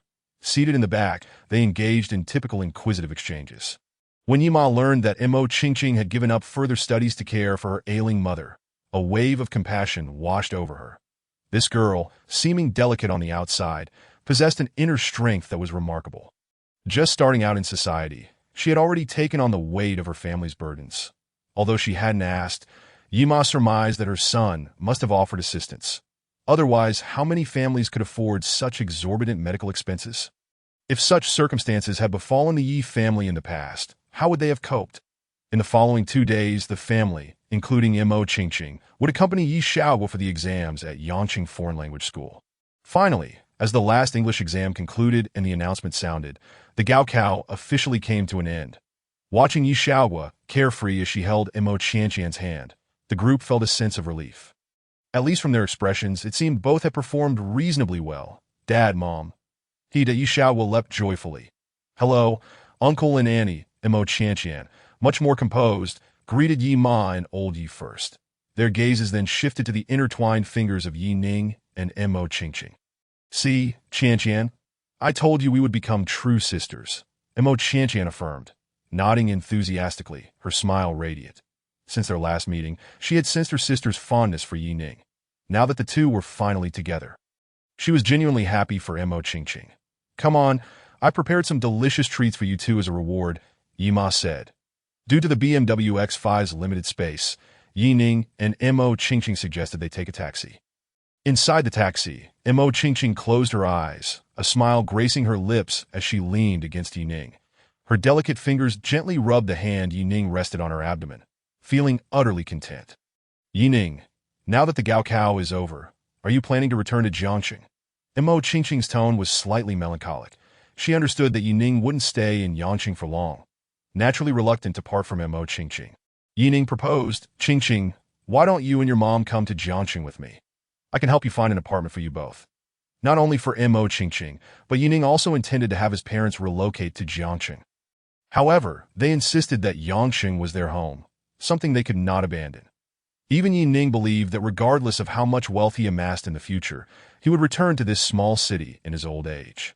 This city held all his childhood memories and encompassed every detail of his early years. Before university, his world had been confined to the boundaries of Yangqing. When he grew old, he hoped to shrink his world down to that size once again. My mom probably wouldn't agree. Mo Qingqing shook her head. Upon hearing this, Yi Ning understood. Such feelings were entirely normal. After declining, Mo Qingqing continued. However, in a couple of months, my mom should be well enough that time. I'll take her to Jiangxing for a trip and visit you, okay? Mo Qingqing's small face radiated hope. She certainly did not wish for a prolonged separation from Yi Ning. Once she reached Jiangxing, even if they couldn't meet every day, their encounters would occur much more frequently. Yi Ning pressed his cheek against Mo Qingqing's head, nuzzling affectionately that he was certain to support her decisions. Before they knew it, the taxi had arrived at the Golden Sun Hotel. Good day, Mr. Yi. A tall man, nearly 2 meters in height and clad in a suit, greeted him. Behind him stood no fewer than 10 hotel executives, also in formal attire. Upon seeing Yi Ning and Mo Qingqing seated in the back of the taxi, the burly man personally opened the car door while loudly calling out a greeting, his voice resonating like thunder, startling even the taxi driver. The driver, glancing into the rearview mirror, regarded Yi Ning with a peculiar expression. From the very beginning, he sensed that this strikingly attractive couple was extraordinary. Although the girl was dressed quite ordinarily, her exquisite features were captivating. The man was even more remarkable, not only handsome, but also exuding an air of authority in his every gesture. The current scenario only confirmed the driver's suspicions. It was indeed unusual for a prominent businessman to take a taxi with his girlfriend. As he helped Mo Qingqing out of the car, Yi Ning could not resist playfully punching the man's chest. Teasing, not bad. You become a general manager, and your demeanor has certainly changed. The burly man was none other than Yi Ning's good friend, Li Hu. Yi Ning had initially thought this fellow needed more time to mature. Yet it seemed he had done quite well, at least without committing any grave mistakes. Li Hu scratched the back of his head. Feeling a bit bashful, he was still learning the ropes of hotel management, but was determined to fulfill Yi Ning's expectations. Not merely because Yi Ning owned the Golden Sun Hotel, but because they were brothers, that if he couldn't handle such tasks, he would resign and return to a mundane job. Yi Ning greeted each of Li Hu's staff members as they made their way to the hotel's top-floor private room. The entire suite was nearly 100 square meters, yet only a round dining table occupied the center. Inside the room, aside from 2 elegantly dressed, tall waitresses, were Yi Ning's parents, Yi Ma, Xiaoguo, and Mo Qianqian, who were already seated waiting for them. Brother, you've arrived, they chorused upon seeing Yi Ning and Mo Qingqing. Son, bring Qingqing over here. Observing this warm scene, Yi Ning felt a surge of warmth within. This was the life he aspired to. Come on, he said, taking Mo Qingqing's hand. They exchanged smiles and walked over together. After Li Hu raised a toast, he found an excuse to step out of the private room to the dining table. Xiaoguo was the liveliest of the bunch. However, Yi Ma strictly forbade her from drinking, which made her pout as she gulped down soy milk. Even Mo Qianqian, usually shy, indulged more than usual, having been relieved of the pressure of her college entrance exams. After the meal, once old Yi had drunk his fill. Yuma took him home in a taxi. Mo Qingqing held a thermal container with takeout for Li Qingru as she sat in the passenger seat. The two younger ones in the back whispered and giggled, observing the couple in front of them, who, though not overtly affectionate, radiated an atmosphere of love. Chapter 97. The Target. Jiangqing University upon seeing Li Qingru again. Her complexion had improved significantly compared to a month ago. Her overall demeanor was markedly brighter. The Yi Ning and his sister's arrival was warmly welcomed by Li Qingru. Over the past month, though Mo Qingqing did not speak of it, Li Qingru could tell her daughter missed Yi Ning deeply. Each time she received a call from him, her excitement was palpable, akin to an adrenaline rush. Xiao Ning, Qingqing is usually understanding, but she could be a bit willful at times. If you two ever encounter any disagreements, I hope you can be more accommodating towards her, Li Qingru expressed with concern. She wished for her eldest daughter's relationship with Yi Ning to flourish. Unperturbed by trivial matters, that if they were to part ways, it would be her daughter who would suffer the most. Yi Ning nodded earnestly, holding Mo Qingqing's small hand between his own. Annie, rest assured that I will cherish Qingqing. Li Qingru felt relieved upon hearing his words. Being publicly held by Yi Ning made Mo Qingqing feel a tad bashful, especially when she heard his promise, her fair face slightly flushed, embodying the essence of beauty and shyness. She attempted to pull her hand away, but found it firmly held by Yi Ning, so she surrendered, her heart delighting in the moment, her shyness merely a facade. That Mo Qianqian was also happy for her sister. Gazing at her sister's downcast face with a smile, while only Xiao Guo rolled her eyes. She believed her brother when he said he would cherish Qingqing, but she couldn't shake off the thought that he might be saying the same sweet nothings to Sister Wei Er. You smell like her perfume. That's just my nose acting up. If there were any other sisters, she could hardly imagine. Brother, you must drive carefully. If there's an accident, no one will come to your rescue. Declining Li Qingru's invitation to stay longer, Yi Ning decided it was time to leave with Xiao Guo as darkness fell. Initially, Yi Ning suggested inviting Mo Qingqing out for fun the next day. But she mentioned having classes. That Mo Qingqing worked part-time as a teacher at an educational institution.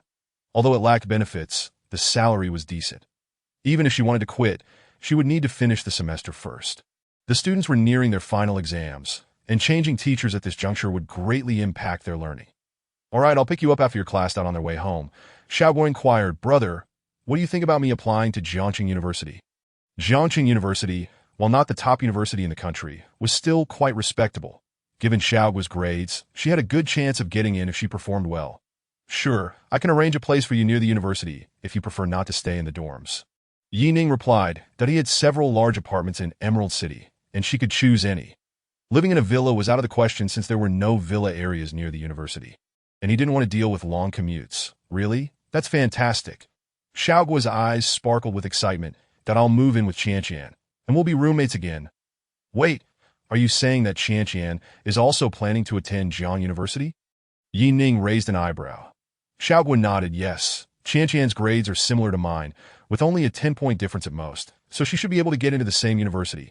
Plus, after I mentioned my interest in Jiang University, she expressed her desire to go there too. All right, Yi Ning nodded, affectionately ruffling Xiao Guo's hair. That do your best.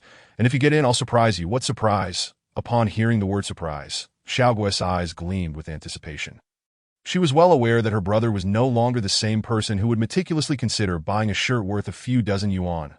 He was now a wealthy man who could casually drive a car worth millions and live in a villa worth tens of millions, far surpassing the bragging rich kids from her high school.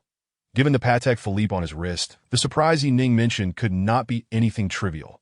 How about this? If you get accepted into Jiangqing University and learn to drive during the summer break, I'll gift you a sports car. How does that sound? A sports car? How much will it cost? Hearing Yi Ning's words, Xiao Guo couldn't help but swallow hard. With her boyish personality, how could she refuse a sports car?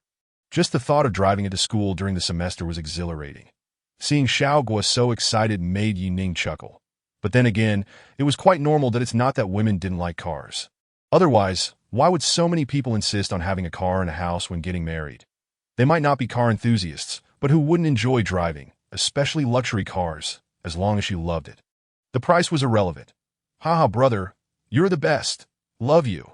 Xiao Guo winked playfully at Ning, forming a heart shape with her hands. Once she received her acceptance letter and driver's license, she'd officially be part of the car-owning elite. And not just any car, but a supercar. Just thinking about it made her slender legs tremble with excitement. Chapter 98. Yining's doubts more than a month before the college entrance exams. Xiao Guo had not returned home. Thus, today marked her second visit to the Mirror Water Bay. The last time she came to see the house, many pieces of furniture were still missing. Now, seeing the well-equipped villa, she was as thrilled as a child, running up and down, exploring every room. Especially upon entering her meticulously designed bedroom, she flopped onto the bed, unwilling to get up, burying her face in the new pillow and inhaling its faint fragrance. "Do you like it?" Ning asked, sitting on the edge of the bed and gently stroking her hair. Xiao Guo replied, lifting her head slightly to rest it on Ning's palm, closing her eyes and playfully shaking her little head. "I used to scoff at those in my class who flaunted their wealth. Now I realize being rich is truly wonderful." Xiao Guo reflected thoughtfully. Although her family wasn't struggling, they certainly weren't well off either. Otherwise, she wouldn't have given up her dance classes to focus solely on academics. She could genuinely sense the dramatic shift from an ordinary to an affluent lifestyle. Now, her family even had a regular cleaning lady coming in weekly. This lifestyle was something Xiao Guo had never dared to dream of. All she could say was, her brother Ning was simply incredible. In just a few short years, he amassed a fortune that would take other families' generations to achieve. If Ning were to hear Xiao Guo's thoughts, he would undoubtedly counter, "My dear girl, your perspective is far too conservative. Your brother's wealth is something many families would struggle for an entire century to attain." The following day, after lunch, Xiao Guo eagerly took her mother to enroll at the driving school. This left Ma unable to engage in her usual battles at the old neighborhood, her mouth incessantly muttering. Around 4 in the afternoon, the only one remaining in the villa, Ning, also stepped out, heading towards the educational institution where Mo Qingqing worked. Fortunately, it was not too far away, within half an hour on the bus. Ning arrived at her destination, at last. She escaped from the two overly adorned sisters who had been vying for her contact information during the ride. Just thinking about their wolfish gazes sent a shiver down her spine. Realizing that Mo Qingqing also commuted via public transport, Ning chided herself for being so careless. It was high time she bought her a car. Even if Mo Qingqing were to move to Jiangxing later, she could simply purchase one for her there. Being a training institution, most of Mo Qingqing's classes were scheduled for the weekends, resulting in a sparse attendance of students during weekdays. As Ning stepped out of the elevator, the receptionist's eyes sparkled with intrigue. First and foremost was Ning's striking appearance, which could withstand scrutiny anywhere. This handsome gentleman couldn't possibly be a protagonist from one of those romance novels. Could he? Secondly, there was Ning's attire.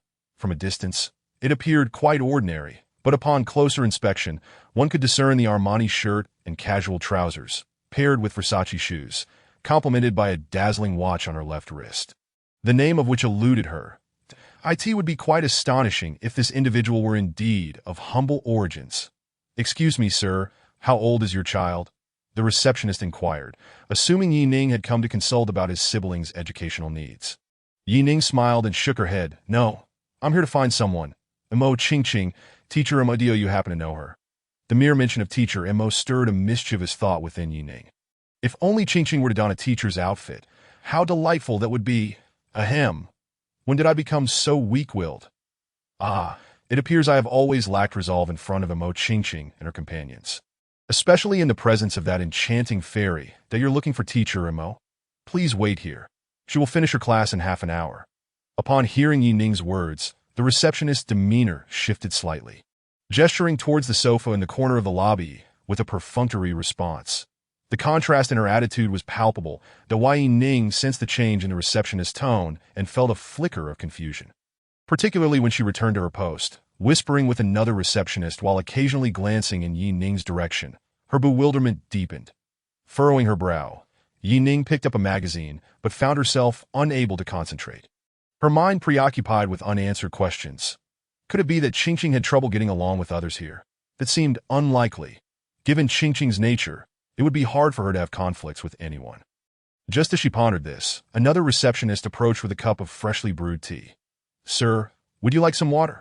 Yi Ning stood up, gratefully accepting the cup with both hands.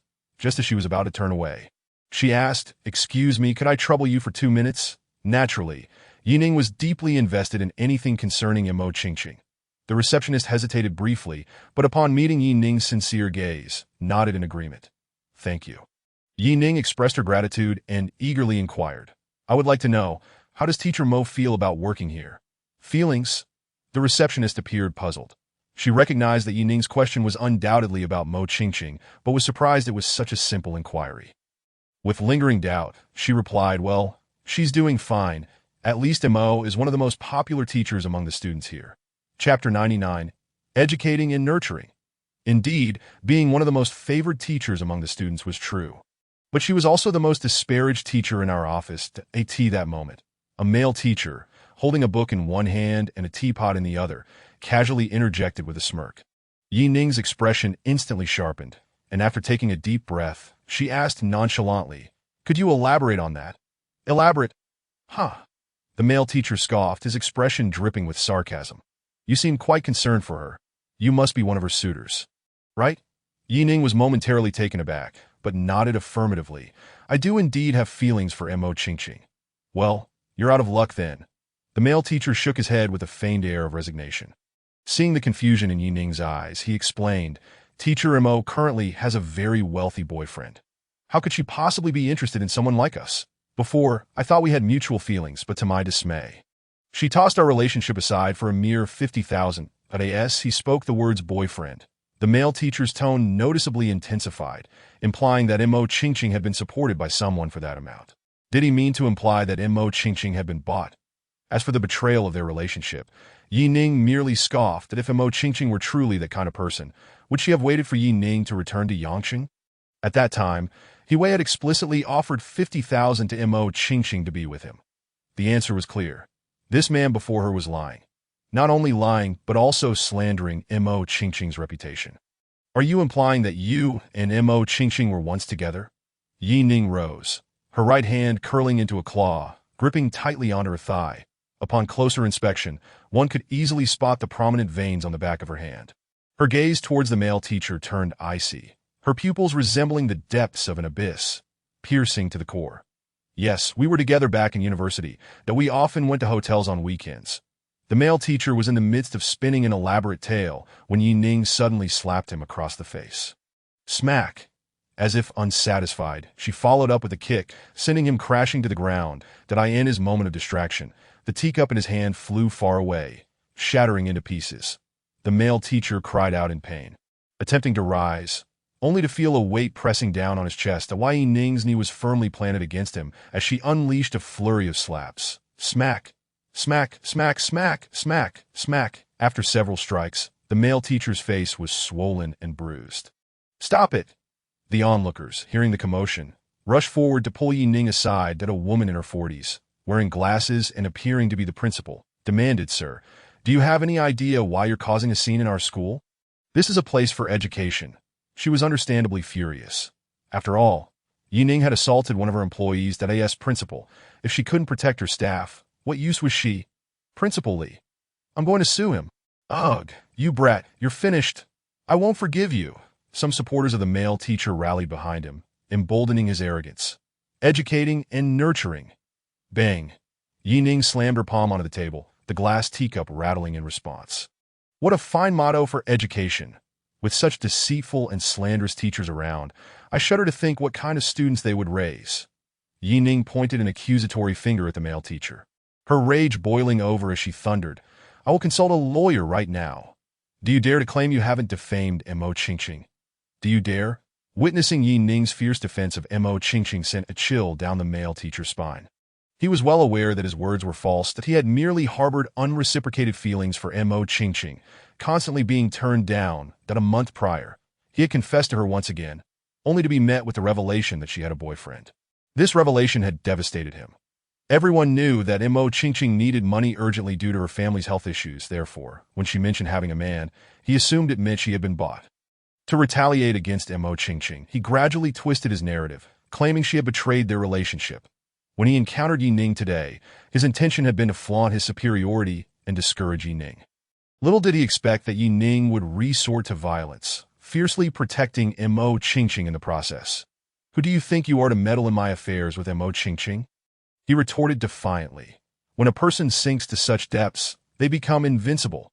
Yi Ning had never anticipated this man's despicable nature. Perhaps he had spun his lies so often that he had come to believe them himself. However, Yi Ning would not indulge his antics. She threw a punch, causing blood to spurt from his nose. "Listen well. I am Yi Ning, Mo Qingqing's man. What, do you wish to cause trouble for me?" Each word was precise, sending tremors through both the male teacher and the principal. Yet the principal remained resolute, stating, "Mr. Yi, if you continue to resort to violence, we will have to take drastic measures that in response to the principal's threat." Yi Ning laughed in fury. "Very well." With that, she pulled out her phone and dialed Li Hu's number. Yi Ning's tone was serious. "Li Hu." During a meeting, Li Hu gestured for silence among the gathered employees. "Yes, boss." In a work context, Li Hu would address Yi Ning with respect. "Cease all work immediately. Bring the hotel's legal and security teams to Sunshine Education Institution that if any disturbance is caused to our guests. There will be no need for explanations. Compensation will be fivefold." After hanging up the phone, Yi Ning cast a cool glance at the gaping principal and the trembling male teacher beside her. This incident had to be resolved. Otherwise, as the owner of Jinyang Hotel, where would she place her dignity? What explanation could she provide for her beloved being slandered? Chapter 100. The price. No one could have anticipated that this seemingly youthful and handsome man would possess such formidable authority. Even more alarming was the revelation that he was the owner of the Golden Sun Hotel. Yi Ning reclined on the sofa with his legs crossed, his right hand resting on the mahogany armrest, his index finger tapping rhythmically, producing a sound that echoed ominously to "Mr. Yi. This may be a misunderstanding," the female principal stammered, her heart racing at the thought of Yi Ning claiming ownership of the Golden Sun Hotel. In Jiang City, the establishment might be considered quite ordinary, but in Yang City, it was synonymous with high expenditure. That it could be said that at any moderately formal high-end gathering in Yang City, approximately 60% would be hosted at the Golden Sun Hotel. Was the clandestine owner of the Golden Sun Hotel truly someone as inconsequential as a mere principal of a training institution could provoke? Furthermore, the aura of dominance radiating from Yi Ning was even more intense than that of the CEO of a prominent educational institution. This young man might indeed be telling the truth. His true identity could be far more than that of just a hotel owner. Misunderstanding. Yi Ning scoffed, his expression laced with derision, "that I distinctly heard this individual before me slandering my beloved. And now you come to me with claims of misunderstanding? Do you not find it laughable? Slander? Defamation?" The female principal finally grasped the gravity of the situation. What on earth was happening? She turned her head towards the male teacher surnamed Chun, demanding an explanation. The teacher trembled, stuttering as he recounted the events one by one. At this juncture, he could no longer fabricate lies that if he dared to continue deceiving, a confrontation with Mo Qingqing would unveil the truth. The atmosphere was thick with tension, and apart from the teacher's voice, no one else dared to utter a word. Yet everyone could clearly see the principal's face darkening, her expression growing increasingly severe. The male teacher's anxiety escalated, rendering him nearly incapable of standing. He stumbled and collapsed onto the floor, a comical sight juxtaposed with his bruised visage. After listening to the male teacher's account, the principal pointed at him, her face ashen and her fingers trembling. "Chenjunj, do you not realize that defaming another is a criminal act? Let alone the fact that Teacher Mo is a part-time instructor at our institution. Your colleague, is your jealousy truly so overwhelming?" The principal felt utterly disillusioned. She had intended to commend Chen Junjie for his teaching quality at the upcoming assembly. In fact, she had even prepared a monetary token of appreciation for him. She never anticipated such a disheartening turn of events today. "Mr. Yi." The principal began to speak, but Yi Ning interrupted with a dismissive wave of his hand. "You need not utter any apologies. I do not wish to hear them," he replied impatiently. "And you, Chen Junjie, since you dare to slander my beloved, prepare yourself for a lawsuit. I will ensure you understand that adults must bear legal responsibility for their mistakes. Mr. Yi, I was wrong. I was wrong. I apologize to you and to Teacher Mo. I will compensate," Chen Junjie exclaimed, panic-stricken at the prospect of facing a lawsuit. The reality of his slander left him with no room for defense. If this escalated to court, his life would be irrevocably altered. Even if he escaped imprisonment, continuing in the teaching profession would be impossible. Haha, compensation. A smirk crossed Ning's lips. I appear to be someone in need of a few coins. You should discuss these matters with my legal department. Anyone who dares to provoke my woman will certainly pay the price. Chen Junjie gaped, staring blankly at Ning, his face pale and his spirit crushed. With Ning's resolute demeanor, it was clear he would not let this go. Finally, a phone rang. The principal signaled to a front desk staff member, who hurried towards Mo Qingqing's classroom. Mo Qingqing, momentarily bewildered, recognized that something must have transpired upon seeing the staff member's anxious expression. As she stepped into the lobby, she encountered Li Hu and others, all impeccably dressed in suits, just emerging from the elevator. The principal's face shifted at the sight of Li Hu and his entourage. She had hoped Ning was merely posturing, but the current situation shattered her last shred of hope like fragile glass. "Hello, boss." Li Hu and his colleagues greeted in unison, their commanding presence intimidating the teachers in the Sunshine Education Institute, who gazed in disbelief at Ning's handsome yet stern visage. Was this truly an employee of the Golden Sun Hotel? Only Ning could command such respect. Who was the head of the legal department? "Boss, I am the head of the legal department," Qin Yao replied, a short-haired woman with glasses, exuding competence as she stood beside Li Hu. "Very well," Ning replied with a stoic expression. "I entrust this matter to you. The objective is singular. Exert every effort to ensure that vile individual pays the price, without the need for further specification." Everyone present understood who he referred to, for only Chen Junjie bore bruises upon his face, flustered and at a loss. Chapter 101. You are not qualified to speak to me, Mr. Yi. Please calm down. I will personally handle this matter. If it escalates to a lawsuit, isn't that a bit excessive? If it reaches the courtroom, the disgrace will not only fall on Chen Junjie, but will also tarnish the entire institution's reputation. You are not qualified to speak to me. If you wish to discuss matters, have your superior come.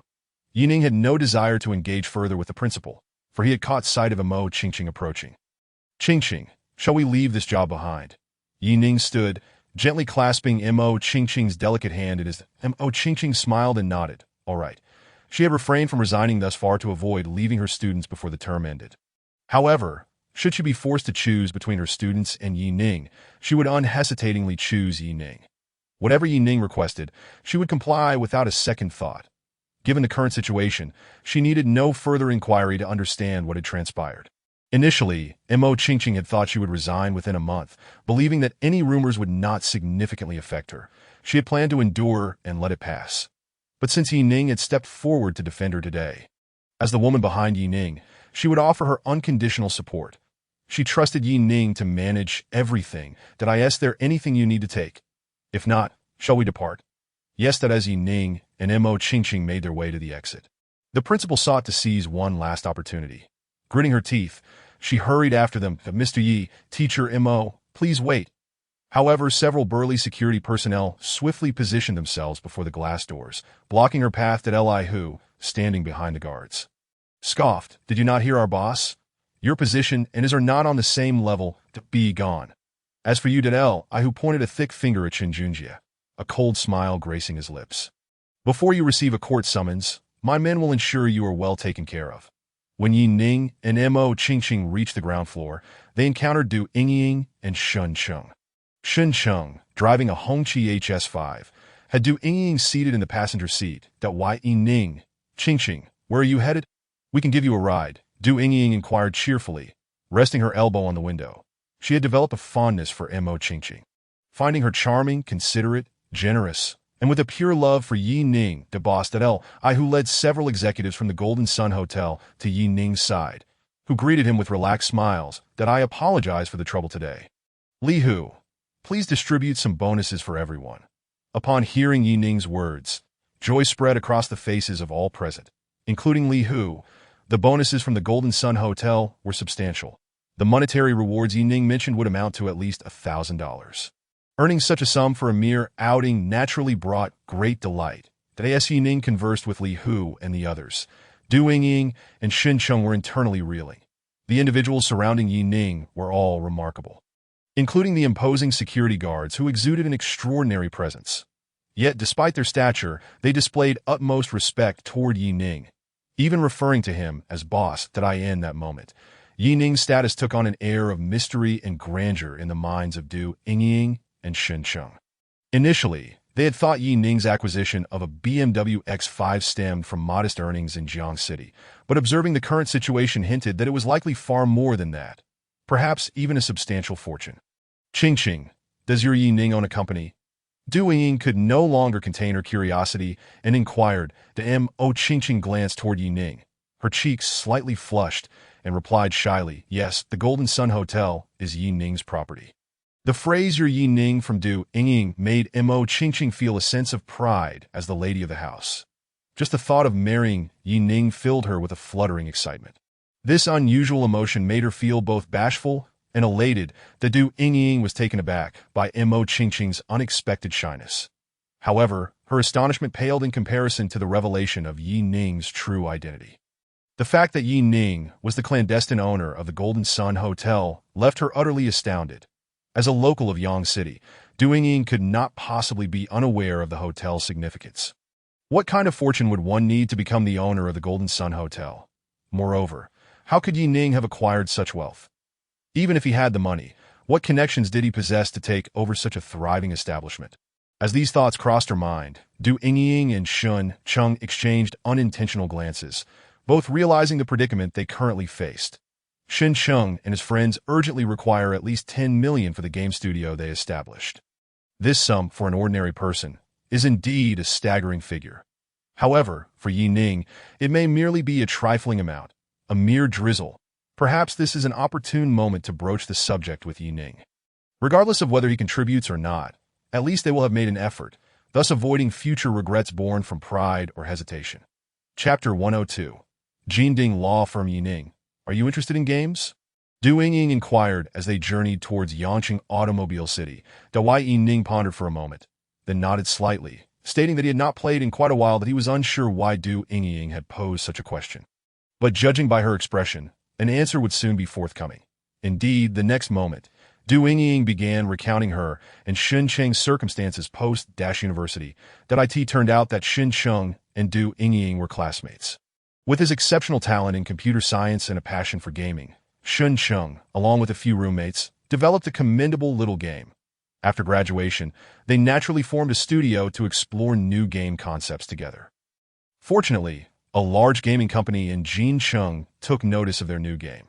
Unfortunately, the company sought to buy the game outright rather than enter into a revenue-sharing agreement with Shen Cheng and his team. Having painstakingly crafted the game, they were unwilling to watch their hard work slip away. After deliberation, they chose to refuse the offer. However, the gaming company persisted, aggressively undermining Xincheng Studio in Jincheng, leading many potential small to medium-sized gaming companies to shy away from collaboration. The studio found itself in a precarious position, now requiring a substantial influx of capital to sustain its operations. Although Du Ying did not explicitly state it, Ning understood. The reason she shared all this with him was to solicit his involvement, specifically to request his financial support. How much do you need? Ning asked. That Du Ying and Shen Cheng felt a surge of hope that as long as Ning did not outright refuse. It indicated a possibility. 10 million would suffice, but ideally, 12 million. As she uttered this astronomical figure, Du Ying's face flushed, her heart pounding with anxiety. Shen Cheng, in the driver's seat, could not help but take a deep breath. His ears perked up in anticipation. Ning remained contemplative, and after a prolonged silence, finally replied, "Let me think it over. I will give you an answer within 3 days." Though over 10 million was not a significant sum for Ning, he had no desire to be taken advantage of. The depths of human nature are the most profound. The most susceptible to testing is human character. If this matter were as Du Ying had described, even if the game did not yield profits, he would not be averse to offering assistance. However, if Du Ying and her associates were merely masquerading under the guise of game development to swindle money, then from that point forward, the name Du Ying would be forever absent from Ning's list of acquaintances. Noticing that Ning had not outright declined, Du Ying and Shen Cheng were elated. The lack of refusal indicated that Ning indeed possessed the means to furnish millions. This moment marked the arrival of a glimmer of hope for their studio. Upon reaching Yangqing Automobile City, Ning accompanied Ching to explore several 4S dealerships.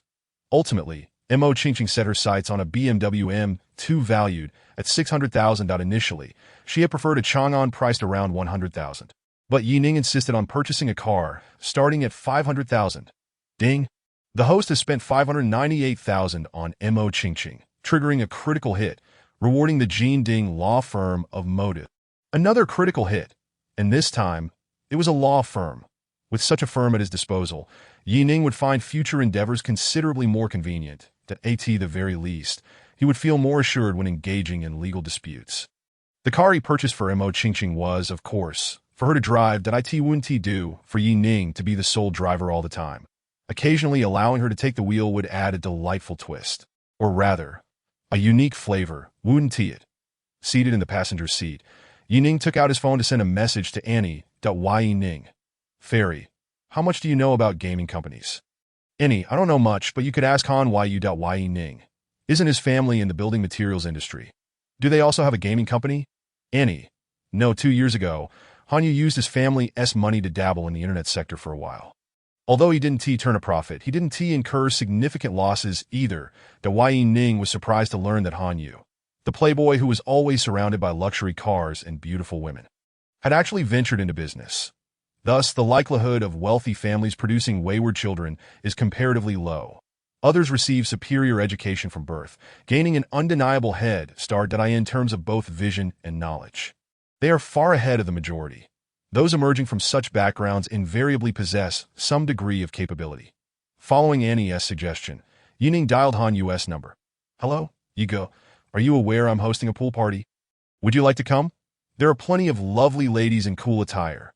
The sounds of rock music blared from the phone, interspersed with the melodious laughter of various women, that if it weren't for Hanyu's loud voice, Yining would hardly have discerned what he was saying. Yining felt a few black lines form on his forehead. He had just regained his composure after learning about Hanyu's internet venture.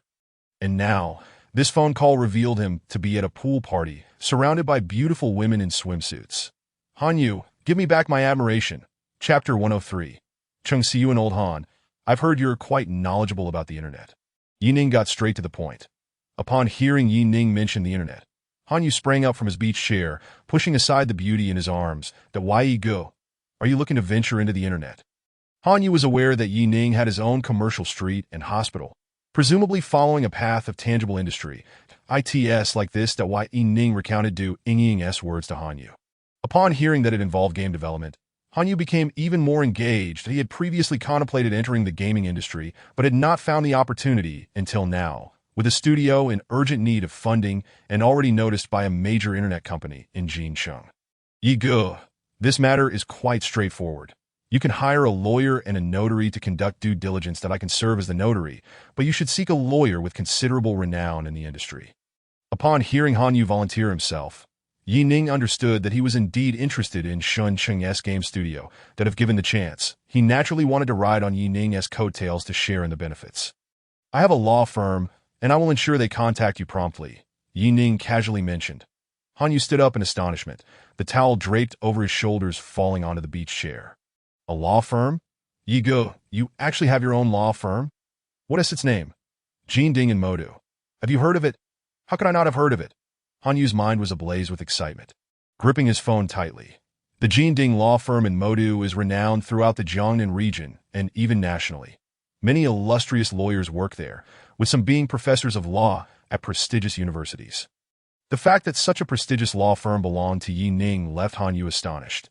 Just how many formidable identities does this Yigo possess? Yigo, no, Yi Dad, are you in need of a son? Get lost. I have no need for a son, but a grandson would suffice. Yi. After hanging up, Yining reached out to the higher-ups at Jin Ding law firm, briefly explaining the situation and passing along Hanyu's contact information. Once this was accomplished, he realized that Mo Qingqing had already parked the car steadily in the commercial area. She sat quietly in the driver's seat, taking Yining's free hand, watching him make calls without interruption. Once Yining ended the call, she released his hand and turned to retrieve her bag. However, at the moment their fingertips parted, Yining swiftly stepped forward, capturing Mo Qingqing's delicate hand and gently pulling her closer. Mo Qingqing gasped as her cherry-red lips were sealed with his. Neither seemed inclined to withdraw from the sweet, tender sensation, remaining locked in their embrace. Even as Ning's hand found its way to Mo Qingqing's slender waist, she reciprocated by wrapping her arms around his neck. After a lingering kiss, Mo Qingqing finally relented, her cheeks flushed and her breath uneven. That I'm feeling a bit drained from that kiss. Let us grab a bite to eat. Ning teased, a smile playing on his lips. Humph. Mo Qingqing picked up her handbag and opened the car door. Yet, after both exited, she took the initiative to loop her arm through Ning's. After dinner, they attended a movie together. The film told a poignant love story of a pilot, culminating in a tragic ending. Ning felt indifferent, but Mo Qingqing beside him wept openly. Had it not been for the tissues in her bag, it would have been quite troublesome to at the end of the corridor. Ning leaned against the wall, holding Mo Qingqing's purse as he waited. Hey handsome, why haven't you added me on WeChat? I've been waiting for days. That a strong scent of perfume wafted towards him, followed by a woman's voice in his ear. Ning glanced up from his phone, meeting the gaze of a stunning woman clad in a tiny tank top and ultra-short denim shorts. She wore an expression of feigned disappointment as she fixed her gaze on him. The woman appeared somewhat familiar, yet Ning was certain he did not know her. That he furrowed his brow slightly and asked, "Excuse me, who are you?" Chung Si-Yuan had not anticipated that such a striking beauty would take the initiative to offer her WeChat, only to find that he hadn't added her and even forgotten her appearance. She had been exceptionally confident about her looks since childhood, but in that moment, she began to doubt herself. That is it truly possible for a man to gaze upon himself without feeling a stirring in his heart? "Handsome sir, I am a flight attendant. Do you still remember me?" Chung Si-Yuan persistently reminded him. With her prompt, Ning finally recalled that during his flight from Jiangqing to Jincheng, a beautiful stewardess had discreetly left him her contact information. However, after exiting the airport, Ning had promptly discarded the note into the trash. This moment, Ning felt a twinge of embarrassment that he had initially believed it to be a fleeting encounter, one that would never recur. Yet here they were, unexpectedly reunited in Yangqing just days later. "I remember now. I apologize, I seem to have misplaced that note." Ning fabricated a lie, his demeanor unflinching. Indeed, he had lost it. But it was a deliberate act. No matter. Our meeting here suggests a certain fate. Getting to know one another now is not too late. Chung Si-Yuan feigned belief in Ning's deception, producing her phone to add him as a contact. "No need, my girlfriend will be out shortly," he declined, waving a handbag in front of her to signify his commitment. Without Ning's reminder, Chung Si-Yuan had already taken note of the small leather bag in his possession. Yet, determined to select a significant catch from the sea of men, she paid little heed to such trivialities. For instance, her phone contained numerous contacts of unfamiliar men, many of whom were already committed. Once she grew weary of her current affairs, she would seek a more stable and affluent partner to marry, thereby continuing her luxurious life as a wealthy lady. How delightful that would be. "That's quite all right. Handsome, that I don't mind, as long as you don't speak of it. Your girlfriend will never know." Chung Si-Yuan smiled, her eyes betraying no concern. Little did she realize that this demeanor was precisely what Ning found most contemptible. This woman before him likely often amassed various men's contact details, and even after clear rejections, she remained undeterred. That appeared the pool of candidates was vast, and now he was just another fish she wished to ensnare. "Yet, I do mind," Ning replied, casting one last glance at her before striding towards the restroom.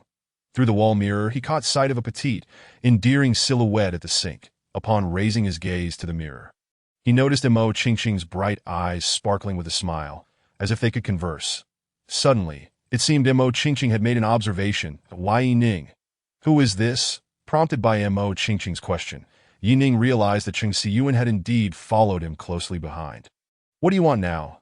he asked, his tone turning cold, feeling irked by her persistence. "Nothing. I apologize," Chung Si-Yuan stammered, seemingly startled by Ning's irritation. She hurriedly offered her apologies and turned to leave. The slight anger in Ning's voice had genuinely unsettled her. However, the more significant reason for her retreat was the sight of Ning's girlfriend's exquisite beauty. Mo Qingqing's stunningly delicate features rendered Chung Si-Yuan, who typically prided herself on her looks, utterly self-conscious. This was only the second time in many years that she had encountered such a situation.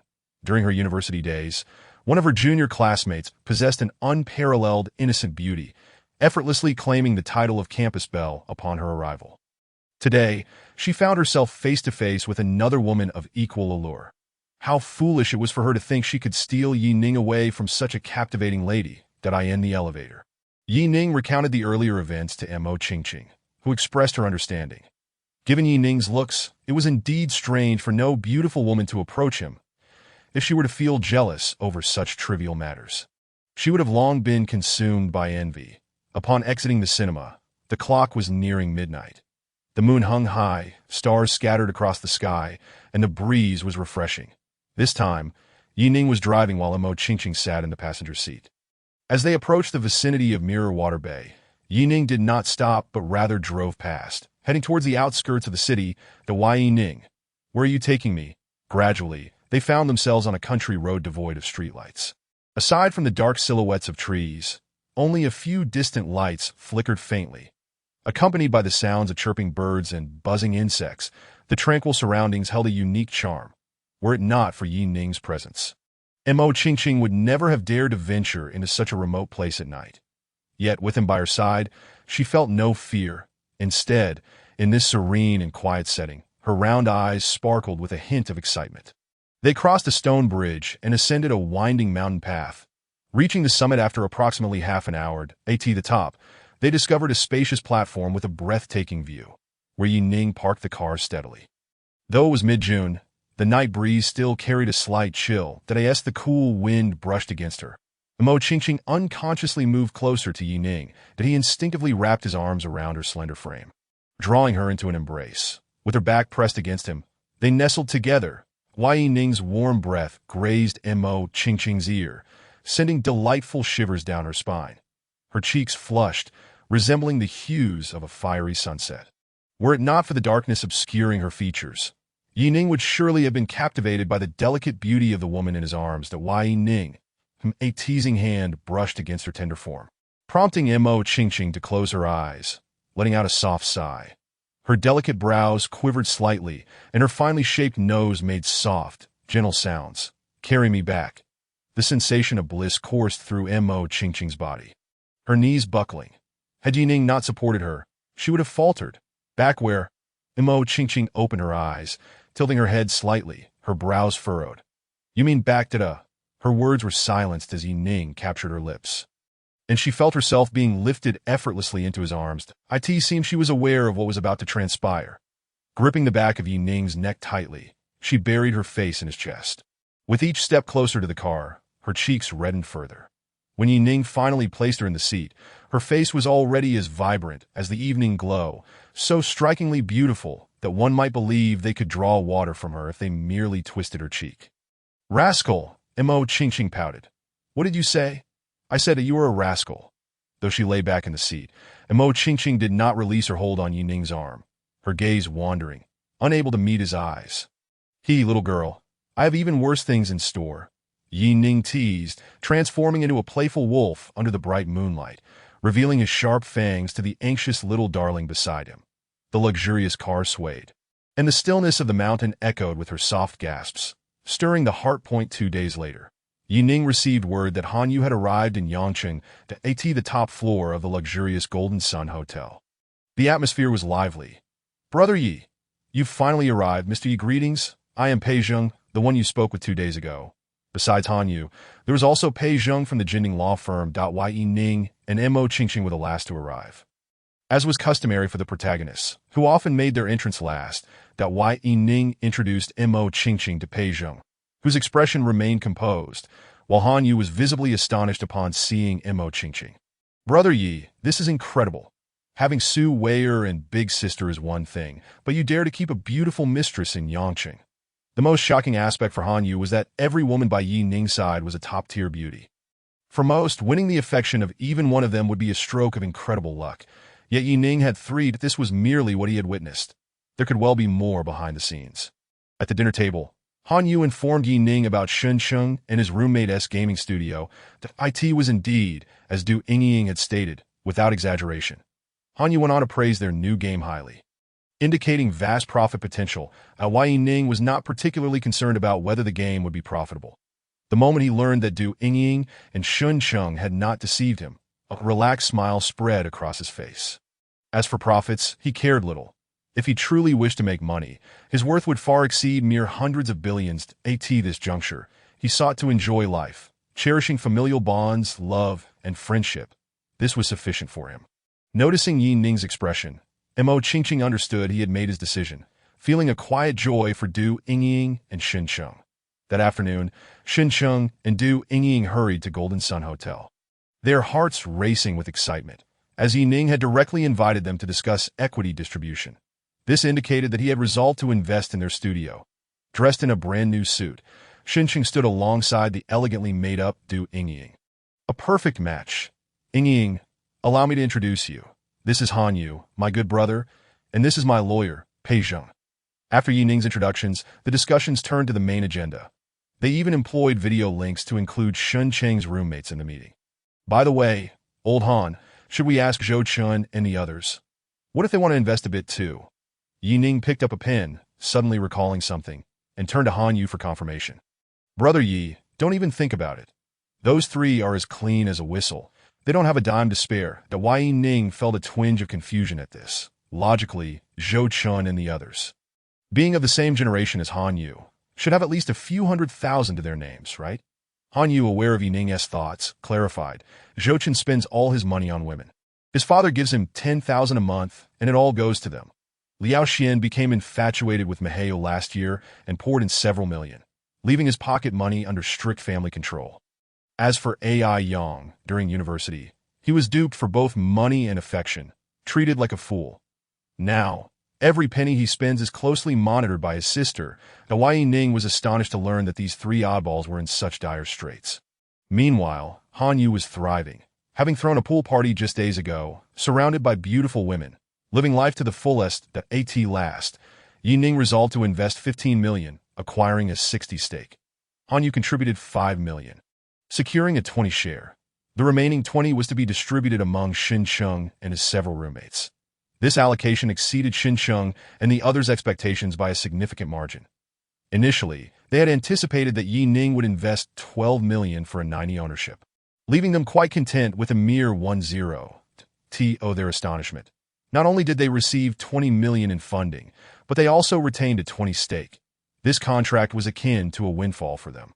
Old Han, you need to feel disadvantaged alongside me, Yi Ning remarked, patting Han Yu's shoulder after Xincheng and Du Yingying departed. Han Yu shook his head earnestly, stating, Brother Yi, I do not feel at all deprived. I truly believe in this game. Tomorrow, I will return to Jiangcheng and revive the company. Yi Ning was momentarily taken aback that he had presumed Han Yu was merely being considerate of his pride. But it appeared to be more than that. Upon reflection, it made sense. If Xincheng and the others' game were to falter, then that large internet company in Jincheng would not have proposed a direct buyout. Thus, perhaps in the near future, Xincheng and his team's game might indeed become highly sought after. Could the shares he held truly bring him unexpected delight? Chapter 106. The pitiful Han Yu the following day. Yi Ning and Han Yu boarded a flight back to Jiangcheng. Initially, Yi Xiao wished to accompany them, but was firmly prevented by Yi Ma. Consequently, Yi Xiao was sulked alone in her room, feeling quite discontented. It was only after receiving Yi Ning's promise that she could visit Jiangcheng once she obtained her driver's license that a smile returned to her face. Brother Yi, look quickly. That girl is rather attractive. I in first class. Han Yu gazed intently ahead. Yi Ning began to understand why Han Yu and Zhou Chun had formed a bond. Zhou Chun was clearly the type to approach beautiful women directly, while Han Yu was the quintessential introvert. Although not as forthright as Zhou Chun, he would still gradually charm his targets into his bed. Of course, Yi Ning was not immune to the allure of beauty. However, since binding to the system, he had encountered only stunning women, raising his standards considerably. For instance, the charming girl he met at the Hongying bar was indeed lovely, yet failed to pique his interest. Following Han Yu's gaze, Yi Ning was momentarily stunned. The woman he referred to was none other than the flight attendant who had flirted with him not long ago. This marked their third encounter, and even Yi Ning found the coincidence remarkable. However, today, Chung Siyuan wore a more subtle makeup than before, which rendered her appearance far more pleasant.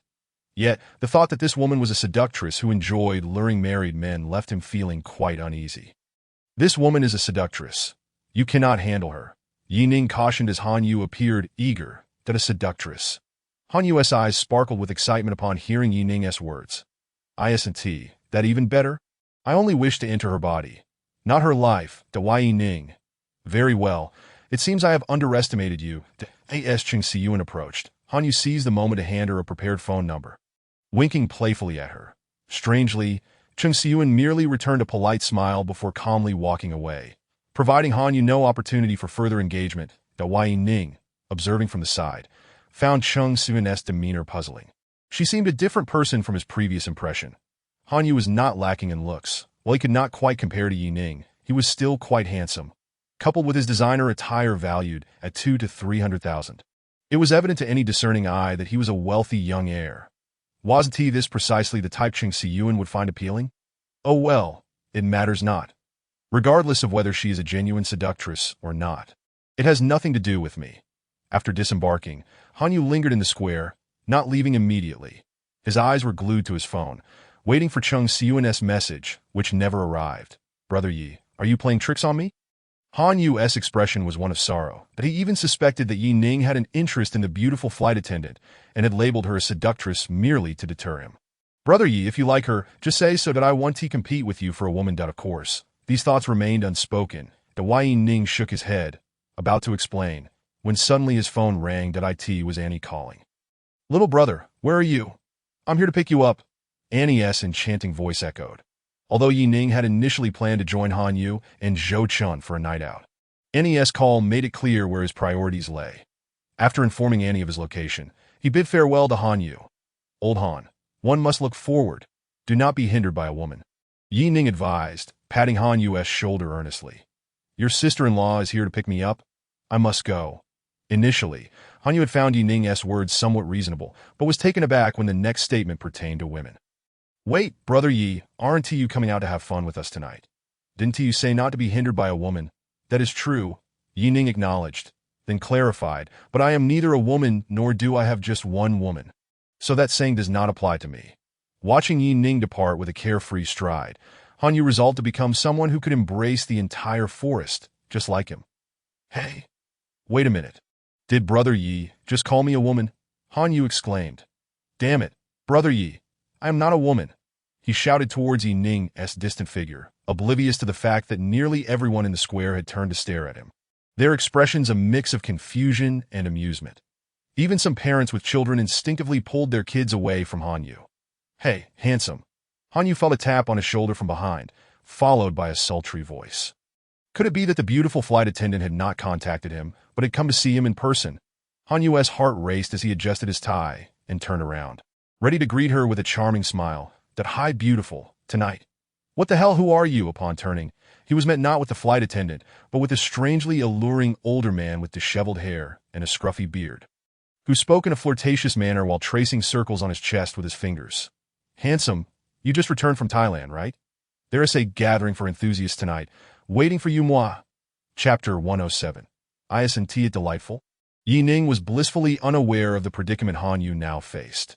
Even if he were aware, he would not turn back to assist, as he was preoccupied with his own challenges, standing by the door of a Porsche Panamera. Yi Ning fell into contemplation. He had wondered why Annie hadn't driven her Ferrari 599. Now he understood.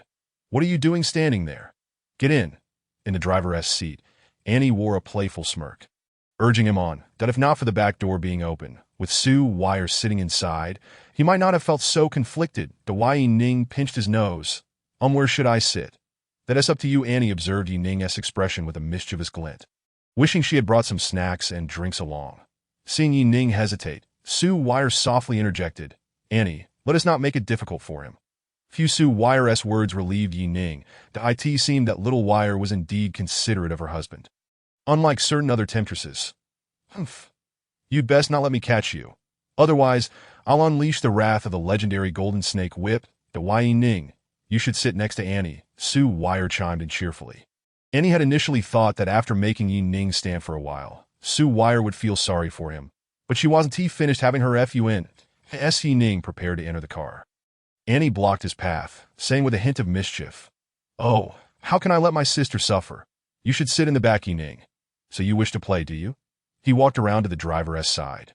In the midst of Annie's puzzled expression, he opened the driver's door. You and little Wire can sit in the back. I'll drive. That I refuse. Annie firmly declined. Very well.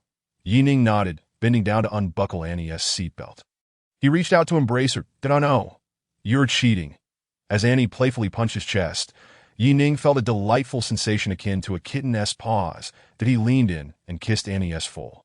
Rosy lips behave in full view of others, including Sue Wire. Ning kissed Annie. Even though she had a thick skin, she felt a tinge of embarrassment, burying her face and using her beautiful red hair to shield her cheeks. Ning helped Annie into the back seat of the Panamera, then took his place in the driver's seat. Through the rearview mirror, he caught Annie's enchanting gaze that a victorious smile crept across Ning's lips. Annie rolled her eyes at him, choosing to ignore him as she took Sue Wire's hand to chat. Sister Wire, the things you told me last time were truly useful. They were taught to me by my mother. And they happen to be things Ning also enjoys. Upon hearing Annie's words, Sue Wire's fair face flushed crimson. She lowered her head, her hands clasped together as if weaving a flower. Taught by Yu Chio, he likes them? Ning's eyes widened in realization. That night, while indulging in temptress meat, he had found it curious why the temptress possessed cat ears and similar props. Originally, she had sought guidance from Sue Wei. Alas, Sue Wei is truly formidable. How could such matters of the household be spoken of so casually? In the future, it is imperative to enlighten Qingqing, observing the two women in lively conversation. The immense weight that had hung over Ning's heart gradually lifted, that he hoped that when Mo Qingqing and Bai Ilo met with them, the atmosphere would be equally harmonious. Wait a moment. How did these two come to be together? A flurry of questions raced through Ning's mind, yet he refrained from voicing them. After all, they would inevitably meet one day, so he might as well consider this an early warm-up. Upon leaving the airport at Annie's urging, Ning drove straight to Emerald City. Vehicles arriving at Emerald City must be registered. However, Ning drove directly into the community, indicating that Annie had visited here before. With the two stunning beauties, Annie and Sue Wei, walking together, they naturally attracted many gazes. Yet, their beauty was so striking that men lacking confidence dared not approach them, especially the enchanting woman in red hair and a red dress, whose every movement exuded an air of authority. Her identity was undoubtedly extraordinary. Should one provoke her, they might find themselves in peril without knowing how. The saying goes, a beautiful woman is a double-edged sword. One must act with careful deliberation and prudence. Of course, merely being able to admire such exquisite beauties from a distance was already a stroke of good fortune. However, what was the story behind the man accompanying them? In plain view, Sue Wei and Annie each linked arms with Ning, their laughter echoing as they vanished into the elevator. Little brother, I sent it delightful to be held by both me and Wei. Is it? A smile danced in Ning's eyes, a look of contentment upon his face. To speak frankly, it was indeed quite delightful, particularly with Sue Wei, both psychologically and sensually satisfying. While Annie may not possess the grandeur of Sue Wei, she was not lacking in allure either. Furthermore, both women represented different styles of beauty, one a delicate lotus, the other a thorny rose. What more could one desire? Arriving at the door, Sue Wei opened it to reveal the enticing aroma of culinary delights wafting through the air, instantly igniting one's appetite. Having tasted Sue Wei's cooking before, Ning knew it was commendable, though perhaps not quite as masterful as this. That left only Annie. Although he was aware of her culinary skills, he did not expect her to be so adept at the dining table. The dishes, braised fish, stewed pork ribs, and spicy shrimp, looked exceptionally appetizing. Ning felt a swell of emotion, warmth flooding through him. Returning home to find a beloved one prepared a meal felt truly wonderful. Not to mention, at this moment, Ning had two beloveds. That was simply double the joy. Eat up, make sure you're full, Annie whispered playfully in Ning's ear, while Sue Wei stepped away to use the restroom. And tonight, let me feast well too. Teasing him, Annie lightly scratched the palm of Ning's hand with her fingertip. This enchantress was quite audacious. Even in Sue Wei's home, she began to entice him. Wait a moment, are you not leaving tonight? Ning, taken aback, inquired. Why, do you wish for me to leave? Of course not. Ning shook his head, a glimmer of intrigue flashing in his eyes. What did this mean? Could it be that there was a special surprise in store for tonight? Just the thought sent a thrill through him, that he downed a large glass of juice, still feeling parched if not for the rumbling of his empty stomach. He would have had little appetite for food at this moment. That it was not until Sue Weyer emerged from the restroom, drying her hands, that Annie quickly straightened up, adopting a nonchalant demeanor. Sue Weyer sensed something was amiss between the two, but chose not to comment. Settling down to join them for dinner. Ning. In 5 days, the platform event will commence, and we are departing the day after tomorrow. What do you think? Sue Weyer asked, placing peeled shrimp into Ning's bowl. After a moment's contemplation, Ning nodded in agreement. Sure, I will arrange for the tickets shortly. Having his own airline was indeed convenient, eliminating any worries about securing flight tickets. Ning felt a sense of anticipation for this trip to the Magic City. Throughout his life, he had yet to visit this metropolis. He had long heard it described as the nation's economic hub, a gathering place for the country's elite, a truly international city. Not to mention, Ning had numerous investments in the Magic City. As a boss, he had yet to inspect them. For instance, he intended to visit the Rose City Garden Villa and the Rhine Capital Financial Tower. Additionally, there was the Jinding Law Firm and the headquarters of Feiyu Live.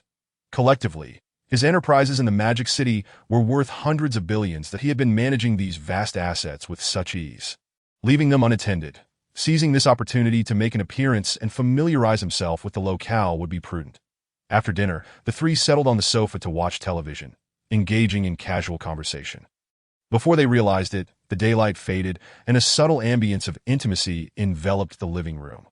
The fragrant scents emanating from the two women made Ning swallow hard. Just as he reached out to touch Sue Wey's delicate fingers, she recoiled like a startled kitten, swiftly withdrawing her hand. I'm going live now. With that, she dashed towards her studio. Ning extended his hand, words of protest unspoken, only to hear the door slam shut behind her. Enchantress, Ning turned his gaze towards Annie, who stood up, stifling a yawn while covering her mouth, and headed towards the guest room. Ning felt a spark of excitement and eagerly followed her. However, just as he was about to step inside, Annie shut him out. What does this enchantress mean? Wasn't she the one who wanted to indulge? Did she assume he was the only one with such thoughts? After knocking a few times on the door, seeing no sign of Annie opening it, Ning realized he had been outwitted. Disappointed, he returned to the living room, but he found himself unable to concentrate on the television. As he lounged on the sofa, nearly drifting off to sleep, the guest room door opened. Annie emerged in a flimsy nightgown, instantly snapping Ning to attention, his eyes following her every move. After filling a glass of water, she cast a casual glance at Ning on the sofa, said nothing, and returned to her room. Seeing her retreat, Ning felt a twinge of disappointment, but he contemplated knocking on her door several times, but ultimately decided against it. Just as overwhelming drowsiness set in, and he prepared to head to his bedroom, he passed by Annie's door and noticed bright light seeping through the crack, illuminating the door frame. Annie had not locked the door. Realizing the implication, a smile crept onto Ning's lips as he slowly pushed the door open. There sat Annie on the bed, her red hair cascading like a waterfall. She held a magazine in her hands. Engrossed in its pages, Enchantress, I've come to feed you, Ning exclaimed cheerfully as he approached the bedside. Annie glanced up at him with a look of disdain. Go take a shower first. Then we can eat slowly, Ning gasped, suppressing the heat rising within him, and dashed into the bathroom. Switching the hot water to cold was the only way to momentarily cool his ardor. After more than 10 minutes, Ning emerged from the bathroom, towel in hand, only to find the room cloaked in darkness, save for the silhouette of a figure lying on the bed.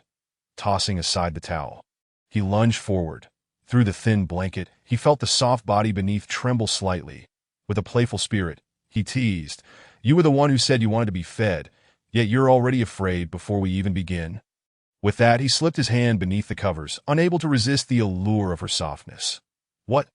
Ning suddenly sensed something amiss as he lifted the thin blanket, revealing Sue Weyer's pure and exquisite face. Flushed with a delicate-hued, Sue Weyer's eyes, like pools of water, carefully scrutinized him, her finger resting on her lips, embodying a pitiful beauty. Noticing Ning in a trance, Sue Weyer pouted, lifting her chin. Her cool, soft lips brushed against Ning's, then quickly parted.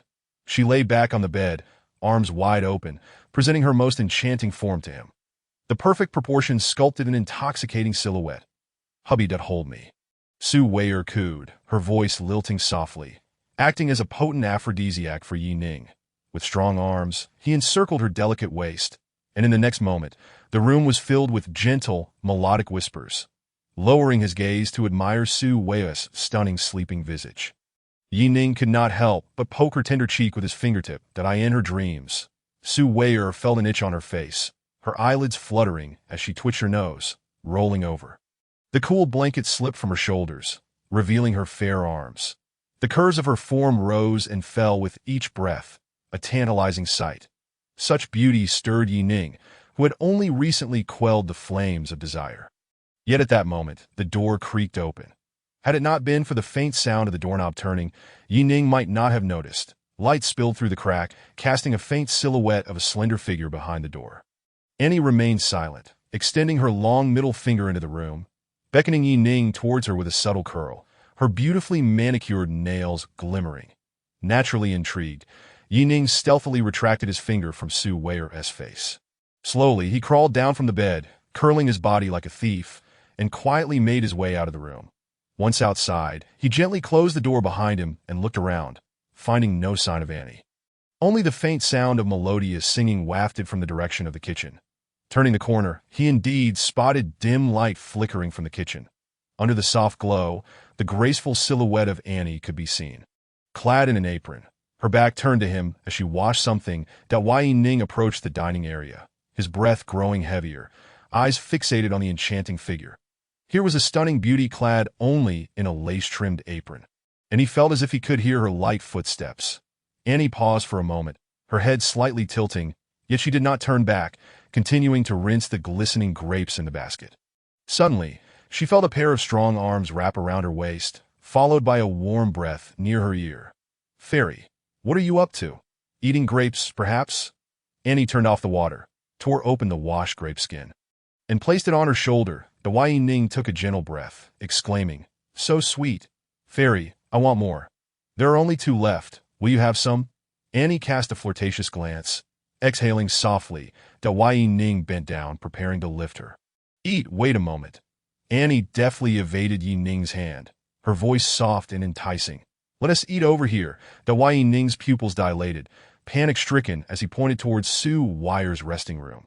Annie smiled sweetly, flicking her hair playfully.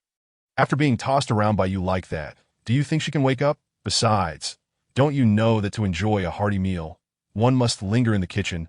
As she spoke, a blush stained her cheeks, indicating her own inner turmoil. Yet this seemed rather thrilling. Ning held his breath, extending his hand into the hollow of his apron. "Hold on." Ning halted his climbing hand, looking at Annie with confusion. "Did she have a change of heart? Aren't you worried that the noise will wake your sister?" Annie pointed towards the kitchen's glass door, her expression coy. "First, close the door." Understanding her intent, Ning pulled the door shut. Under the tranquil night sky, with the moon casting a hazy glow, the kitchen alone shone with a dim light, shadows dancing within. The next morning, Su Wei was the first to awaken. Having gone to bed earlier than anyone else, she naturally rose first, silently moving her jade leg that lay across Ning. She sat up only to discover a beauty still slumbering beside him. Annie, clad in a breezy nightgown, clutched Ning's arm, her ample curves barely concealed. Though her face was mostly hidden behind her scarlet hair, it could not mask her innate allure. Even Su Wei, renowned for her breathtaking beauty, had to concede that Annie was the most enchanting fairy, captivating the hearts of men. Every gesture, every smile of hers was unforgettable, not just for men but also for women, perhaps in the presence of the mature and seductive Annie. She felt only youthful innocence. Perhaps only Sister Annie truly deserved Ning that moment. Su Wei felt like an unwelcome third party, especially when she thought her own beauty paled in comparison to Annie's. What was she thinking? Ning sensed movement and opened his starry eyes, only to find Su Wei gazing at him and Annie with reddened eyes, lost in thought that he gently flicked her smooth forehead, startling her back to reality. "Little Wei, don't worry. You're no less than anyone else," he consoled her warmly, pulling her into his embrace. He understood well what Su Wei was concerned about, but she was overthinking it. In Ning's heart, since Su Wei chose to be his little kitty, he would cherish her for a lifetime. Chapter 110. Arrival in Magic City before long. It was 2 days before the Flyfish live streaming event.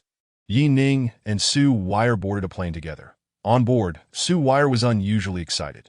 This was her first time being invited to a live streaming platform event as a prominent host. The journey promised encounters with many impressive peers.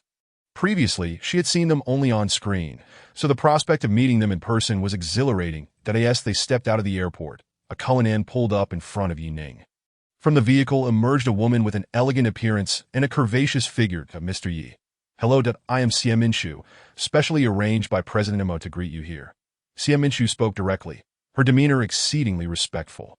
Initially, she had been reluctant to personally attend to a young man in his 20s, until Mo revealed that Ning was the true captain at Star Sea Airlines. That moment, she realized how fortunate she truly was. Being able to engage directly with a major shareholder of the company was an opportunity many executives could only dream of. When she saw Sue Wire standing beside Ning, she felt no surprise. It was only natural that a young, handsome, and wealthy mogul like Ning would be accompanied by such a stunning beauty. The sight of an enchanting couple at the airport already drew attention. But when a striking woman in a Cullinan bowed to them, it sparked speculation about the identities of Ning and Sue Wire. Particularly Ning, whose every movement exuded the grandeur typically associated with the ultra-wealthy. Ning was quite satisfied with Mo's arrangements. Little Wire, tell Flyfish not to send anyone over. As a significant figure in the event, Flyfish had arranged for dedicated drivers and luxurious suites, including a full makeup team and gown designs. All prepared. This meant that as soon as Sue Wire arrived, she could walk the red carpet at any moment. All right. Inside the Cullinan, Sue Wire took out her phone to make the call. Hearing their conversation, Xie Minshu was slightly taken aback. She only knew Ning was the big boss of Star Sea Airlines, but was unaware of the true purpose of his visit to Magic City. Their dialogue suggested a connection to Flyfish, explaining why Ning informed her that their destination was the Ping An Hotel. Almost everyone in Magic City knew that Flyfish was holding its 8th anniversary celebration in 2 days. With the venue set at the Ping An Hotel. Of course, Ning wouldn't volunteer this information, nor would she dare to ask. Sometimes, excessive curiosity in front of a boss was not a virtue. Feigning ignorance was an art. About half an hour later, the Cullinan came to a steady halt at the entrance of the Ping An Hotel. The driver, Uncle Gung, spoke up. Mr. Yi, Miss Sue, Secretary Xie, we've arrived at the Ping An Hotel. Mr. Yi, Miss Sue, Uncle Gung, and I will be staying at the hotel across the street. If you need anything, just give me a call. After expressing his gratitude with a smile, Ning took Sue Wire's hand and stepped out of the car. Upon exiting, Ning looked up at the grand letters spelling Ping An Hotel, acknowledging his prior misconceptions that he had assumed that a place named Ping An Hotel could not be extravagant. But upon seeing it, he realized it was far more than just a hotel.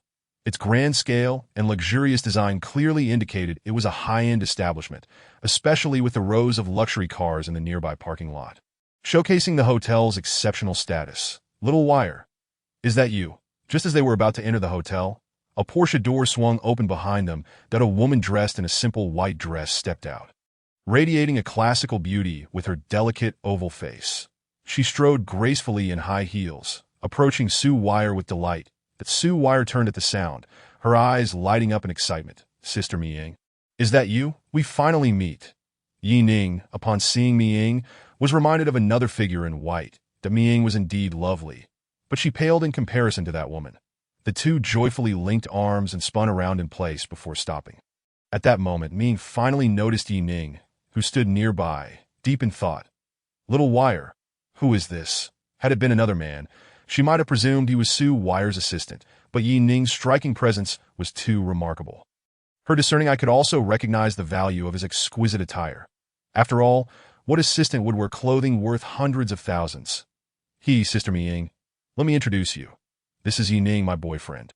Sue Wire began, but was abruptly silenced as Miying pressed her palms to her mouth. Miying looked around cautiously, and only when she confirmed there were no outsiders did she exhale, lowering her hands in a flustered manner. Little Wire, are you trying to get yourself killed? Do you know that walls have ears? You are now a major host, and if others find out you have a boyfriend, you'll be subject to severe online harassment. For hosts, especially female ones, the distinction between having or not having a romantic relationship was profound, particularly for a beauty like Sue Wire, who projected an innocent image. If fans were to uncover such information, harassment was the least of her worries. Extreme fans could cause real trouble to Miying, having heard of a fellow host who fell into depression due to online bullying. Felt protective of her charming little sister. Though today was their first meeting, they had interacted numerous times during live broadcasts and had developed a good rapport as a senior in the streaming industry. Ning felt it her duty to guide this beloved little sister and teach her the ropes of being a prominent host. Grateful for Ning's kind warning, Sue Wire thanked her and assured her she understood before the three of them entered the Ping An Hotel. When Ning and Sue Wire presented their IDs at the front desk and received their room keys, they realized that the accommodations prepared for them were not the same. Normally, Ning, being a leading host of Flyfish with more experience, would have at least received a room of equal caliber to Sue Wire's. However, the keycard clearly indicated that her room was a luxury suite, while Sue Wire's was a presidential suite. This was not merely a matter of terminology. It reflected the platform's recognition of the host's respective statuses. Ning's eyes sparkled with astonishment as she glanced between Sue Wire and the composed Ning. A thought flashing through her mind. She had heard whispers about Sue Wire potentially having a powerful backer, but she had been skeptical until now. Given the circumstances, it was evident that this speculation held some truth. Moreover, she had an instinct that the formidable figure backing Sue Wire was none other than the handsome, nonchalant man beside her, Ning. The difference in their suite levels naturally placed them on different floors. Ning was the first to reach her floor. As she exited the elevator and bid farewell to Sue Wire, she cast a lingering glance at Ning before turning away. Wow! Ning, look how beautiful! Upon entering the room, Sue Wire rushed to the floor-to-ceiling window. Pointing at the distant Pearl Tower, her spirits elevated while Ning surveyed his surroundings, reflecting that it was indeed a presidential suite in one of the finest hotels in the Magic City. The decor and the view were unparalleled, far exceeding that of other establishments. While Ning retrieved 2 bottles of juice from the refrigerator, twisting open one and handing it to Sue Wire. "Do you like it here?" he inquired as Sue Wire blinked her eyes, accepting the juice. I like it. Thank you." Husband. A smile danced in Ning's eyes as he pointed to a tall building across the river. "Do you see that sharply tipped building? You are the mistress of that establishment." With a mysterious smile, Ning spoke leisurely. Cough, cough. Sue Wire was taken aback, choking slightly. She had anticipated Ning to comment on the beauty of the building's lights at night. But instead, he declared her as its owner. What did that mean? Did Ning possess numerous properties in this city where land prices rival the heavens? Was he casually pointing out connections? Of course. She had no doubt about Ning's words. After all, with such wealth, why would he need to deceive her? If they had yet to become intimate, there might have been a reason to jest. But now that they had crossed that threshold, what was once inappropriate had become appropriate. This thought. Sue Wire's eyes sparkled with admiration as she gazed adoringly at Ning. Her man was simply too handsome. In that moment, she began to comprehend why her mother, Yu Qiu, had posed that question to her. Just as Sue Wire was entranced by Ning's striking profile, the doorbell suddenly chimed, snapping her back to reality. Chapter 111. The invitation. Ning opened the door to find a stout middle-aged man standing at the entrance. The portly gentleman sported a buzz cut and a small goatee, dressed in a formal and polished manner. His shoes gleaming brightly. Upon seeing Ning, his expression showed a hint of excitement. Quickly subdued, he extended his right hand, his tone slightly obsequious. "Hello, Mr. Yi. I am Su Chong from Feiyu Live. We spoke on the phone previously. I wonder if you remember me." Su Chong. Ning pondered for a moment before recalling that he was the operations director from Feiyu whom he had contacted while assisting Sue Wire in a PK battle. Over the phone, Ning had envisioned a tall and robust figure, but here stood a stout middle-aged man, a stark contrast. However, Ning was indifferent to appearances, unless it concerned his own woman, Director Sue. "Is it?" Ning replied with a smile, extending his hand. Su Chong was taken aback that such a young and successful businessman remembered him. Despite holding a high position at Feiyu Live with an annual salary exceeding 1 million, being recalled by someone over a decade his junior was exhilarating. Having gained recognition in front of Ning, a man who possessed 30 of Feiyu Live shares, second only to Chairman Yu Xinglong, was a rare opportunity. One word from Ning could determine whether Su Chong would elevate from a 6-figure income to a 7-figure one. That after their handshake, Su Chong explained his purpose. It turned out that Chairman Yu Xinglong had invited him to a dinner tonight. A gathering for shareholders and executives of Feiyu Live to foster connections. Ning glanced towards Su Wei-er in the room and replied with a smile. All right, 7 o'clock, I will be there. Su Chong recognized Su Wei-er, standing on the balcony, but refrained from commenting further. After receiving Ning's response, he slightly bowed and took his leave. Tonight I have a banquet. Would you like to accompany me? After closing the door, Ning embraced Su Wei-er from behind. Whispering in her ear, Su Wei-er shook her head, giggling. I won't go, I'll be dining out with Sister Ning tonight. Ning nodded. Shall I ask Secretary Xiamen Shu to accompany you? He was somewhat hesitant about letting the two girls wander alone in this unfamiliar city. No need to trouble Secretary Xie. Sister Ning has her own driver. Although she's not a local, she has lived here for several years and will be just fine. Upon hearing this, Ning finally relented. All right then, if anything comes up, call me anytime. He got it, husband. The two lingered in the suite until around 3 in the afternoon when Su Wei-er received a call from Min. Arriving on the first floor, Min hurriedly exited another elevator. Xiao Wei, where's your Ning? Isn't he with you? Min glanced behind Su Wei-er, noticing Ning was absent, that he has a banquet tonight. Just the two of us, that Su Wei-er explained casually. Min nodded, her suspicions growing stronger. She had heard of the Feiyu Live executive banquet happening tonight. Surely, Ning was attending that event. This thought. Min cast a somewhat envious glance at Su Wei-er. Ning was unattainable in both looks and income, a realm beyond the reach of ordinary individuals. Yet, the gaze he directed at Su Wei-er was filled with boundless affection. Min, having climbed from the lowest ranks as a small streamer to her current status, understood well that achieving success without connections was nearly impossible. Su Wei-er was indeed favored by fate. Encountering Ning just as her career was beginning. With Ning by her side, her future path would undoubtedly be smooth sailing, wouldn't it? Min currently enjoyed a handsome income, yet she remained concerned about the prospects of streaming. However, Su Wei-er had no such worries. With Ning's presence, endless resources would naturally flow her way. Sister Min, what's wrong? Su Wei-er asked, noticing Min's intense gaze. Min steadied her thoughts. Nothing. Let us go. I know a great place for seafood porridge. Standing before the floor-to-ceiling window, Su Wei-er and Min settled into a white Porsche. The moment the Porsche revved to life, a long-awaited Rolls-Royce Cullinan began to move slowly. On Ning's phone, Xiamen Shu's clear voice rang out. Mr. Yi, we have followed Miss Su's car. Yes, just follow her and notify me immediately if anything arises. Understood, Mr. Yi. After hanging up, Ning found himself feeling a bit bored alone in the room. After a moment's thought, he decided to change his clothes and stepped out. As he reached the lobby on the first floor, he noticed a group of people entering the Peace Hotel. Some were on their phones, while others carried professional cameras. In the center of the crowd stood a stunning woman, exuding a fiery allure. Surrounded by admirers. Chapter 112. The first encounter with Yusheng Long, Ning felt a flicker of familiarity with this woman. After a moment of reflection, he recalled her identity. She was the streamer Cheng Xie-er, who had battled Su Wei-er in the finals.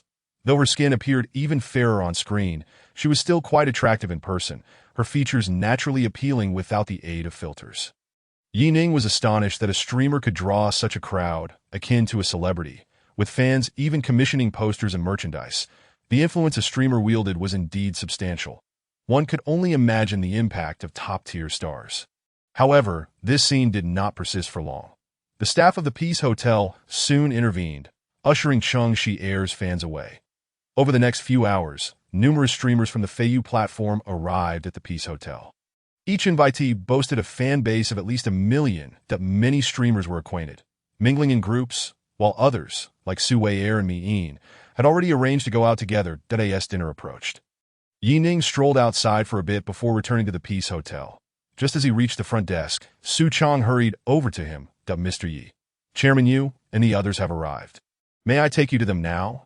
Su Chong's appearance drew the attention of many streamers present. Even those unfamiliar with Su Chong could surmise his high status from the reactions of others. He was the highest authority overseeing all streamer traffic, meaning his words could dictate the ranking of their live streams, directly impacting each streamer's popularity and consequently their earnings. Yet such a high-ranking individual was deferentially attending to a young man. The curiosity surrounding Ning intensified. Was he perhaps a scion of a prestigious family in the Magic City? Let us go then. Unfazed by the awestruck gazes, Ning followed Su Chong into the private room. Upon opening the door, all eyes in the spacious room turned to him, as for Su Chong. They were well aware of his identity. The young man accompanying him was rumored to be the one who had spent billions to acquire 30 of the shares. Was he not a tad too young for such an achievement? Others have yet to come to terms with the fact that Ning is so remarkably young. Seated at the innermost table, a tall man who appeared to be nearing 40 rose to his feet. Upon seeing Yu Xinglong, the prominent figure, vacate his seat, the others hesitated to remain seated, while Yu Xinglong strode confidently, exuding an air of vigor. And as he approached Ning, he extended his right hand with a hearty laugh. "Haha, Yizong, I have long awaited your arrival, and finally, the moment has come." In truth, without Su Chong's discreet reminder, Ning had already surmised Yu Xinglong's identity. Shaking Yu Xinglong's hand, Ning expressed his admiration for the esteemed entrepreneur of the Magic City. "Ah!" Yu Xinglong laughed heartily, turning to address everyone present. "Allow me to introduce this distinguished individual, my esteemed partner and the second largest shareholder of Feiyu Live. Ning, let us extend a warm welcome." Following a round of applause, Yu Xinglong invited Ning to the main table at the back. As Yu Xinglong elaborated, the table was populated by the major shareholders of Feiyu Live. Among the other shareholders, two individuals left a particularly deep impression on Ning. One was named Lin Xian, who wore glasses and exuded an air of modest sophistication. The other was He Kai-shu, who seemed to enjoy a good rapport with Lin Xian. The reason these two stood out to Ning was twofold. They held the positions of the third and fourth shareholders of Feiyu Live, respectively, and they appeared strikingly youthful, likely in their early 30s. Such youth suggested that their success could not simply be attributed to personal effort. Their backgrounds were likely more complex than that of a typical shareholder. Unbeknownst to Ning, as he pondered the identities of Lin Xian and He Kai-shu, they too were speculating about his origins. Having received an education far beyond that of the average person, their discerning eyes were keen. Yet, despite being accustomed to the heights of privilege, they found it difficult to fathom Ning. He bore no resemblance to the usual scions of wealthy families, lacking both the arrogance of a playboy and the reticence of a family heir. To suggest he was an ordinary person from a humble background would also be inaccurate, for the commanding presence he exuded was something ordinary individuals could not replicate. They exchanged glances, each perceiving confusion and intrigue within the other's gaze. As the evening progressed with several toasts, Ning and the shareholders of Feiyu Live grew increasingly familiar, just as executives from other tables approached to toast Ning and his companions. The door to the private room suddenly swung open that a young man in his 20s or 30s, clutching a stack of folders, entered. After scanning the room, he hurriedly approached Lin Xian, urgency etched across his face. Chapter 113. Tianqian Entertainment. The man leaned into whisper into Lin Xian's ear. Gradually, Lin Xian's expression darkened, revealing discomfort akin to tasting bitter melon. That a collective silence fell over the room, as everyone understood that Lin Xian was grappling with a significant issue. Shortly thereafter, Lin Xian stood, offered a few apologies, and hurriedly exited. While Ning observed that only He Kai-shu seemed lost in contemplation, likely having deduced Lin Xian's predicament that Lin Xian's departure was merely a minor interruption. The banquet continued for a full 2.5 hours. Once satiated, Ning and his companions made their way to the entrance of the Ping An Hotel. That moment, a Rolls-Royce Cullinan pulled up to the entrance. Su Wire and Mi-in stepped out of the vehicle, one a fresh-faced beauty, the other a classical beauty, both possessing striking looks. Particularly, Su Wire's countenance evoked fond memories of first love for many. "Yizong, you are indeed blessed with beauty," Yu Xinglong exclaimed. Having recognized Su Wire, he had seen her photographs on numerous occasions and even had the privilege of hosting her in the past. While he knew she was stunning, witnessing her in person was truly awe-inspiring. A woman of impeccable beauty. Beside her, Mi-in could be deemed a goddess to countless admirers, yet she paled in comparison to Su Wire. Hearing Yu Xinglong's words, several men with ulterior motives couldn't help but break into a cold sweat. After all, how could such a beauty not have formidable backing? "What is the matter?" Ning approached, taking Su Wire's handbag. Noting her less than pleased demeanor, that Su Wire's smile appeared somewhat forced. While an outsider might not perceive her facade, Ning, having shared a bed with her for so long, recognized her current discontent at a glance. "Darling, I think I may have caused you some trouble." Realizing she could not deceive Ning, Su Wire shook his arm, lowering her head and pouting like a child caught in a mistake. Ning gently patted her hand, turning his gaze towards Minshu, his brow furrowing. What has transpired? Minshu, unable to conceal the truth, revealed everything. That it turned out that while dining at the restaurant, Su Wire and Min encountered a man who claimed to be a talent scout. From the moment he laid eyes on Su Wire, he was captivated, eager to recruit her as a star for his company. However, Su Wire, content with her current life, promptly declined without a second thought. Initially, she believed the matter would end there, but to her surprise, the man returned half an hour later, accompanied by higher-ups from Tianjin Entertainment. After Su Wire rebuffed him a second time, the executives resorted to threats, stating that should she refuse, her career as a streamer would come to a standstill. Faced with someone capable of uncovering Su Wire's identity within half an hour, it was evident that they were not to be trifled with. Had it not been for Minshu's intervention, the two women might still be entangled with them. Upon hearing this, Ning's expression darkened. "Are you aware of the specifics regarding Tianjin Entertainment?" Ning inquired. Looking at Minshu, she shook her head, indicating her limited knowledge. At that moment, Kaishu, standing on the steps, interjected at Yizong, "I am familiar with Tianjin Entertainment. It is owned by Tao Xian." Tao Xian? Ning was unfamiliar with this name. However, upon Kaishu mentioning it, the other minor shareholders, excluding Yu Xinglong, visibly stiffened, their eyes betraying a sense of apprehension. That it was evident that Tao Xian was no ordinary figure. "Could you elaborate?" Ning mused. Had this been in Jiangcheng, he would have had no reservations. Yet now, in the Magic City, despite having some enterprises here, it was not his stronghold. That as the saying goes, a strong dragon cannot suppress a local snake. Furthermore, Tao Xian was evidently not a mere snake. Tao Xian may not be much, but his father, Tao Jinlai, is another matter entirely. That he founded the Tao Group, a formidable corporation not only in the Magic City, but across the entire Jiangnan region. Upon hearing the name of the Tao Group, Ning felt a flicker of recognition, though he couldn't recall who had mentioned it to him. That Kaishu continued. "Tao Xian is known for his lecherous nature. Nearly all the artists under his management have been exploited. 5 years ago, he even coveted Lin Qian's cousin, the eldest daughter of the Yin family, but when she refused him, the matter was ultimately dropped. However, due to this incident, Tao Xian's pride was wounded, and now he seeks to oppress them as the Yin family's influence wanes. Ning's understanding deepened, and Lin Qian's hasty departure was likely a consequence of the Tao Group's machinations. Yet, curiously, when Kaishu recounted this, Yu Xinglong stepped forward, patting Kaishu's shoulder with a look of sympathy.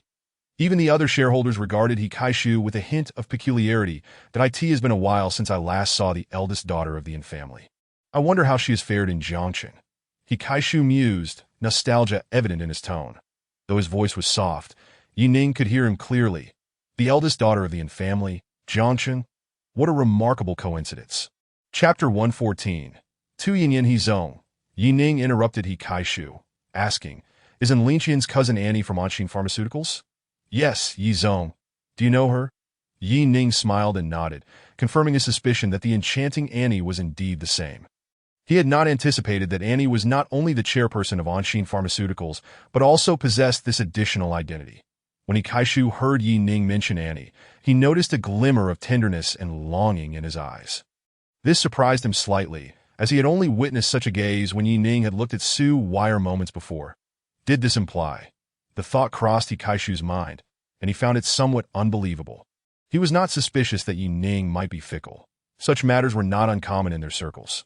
What astonished him was Ning's courage to pursue Annie, that as for the fact that Annie and Ning were already in a romantic relationship.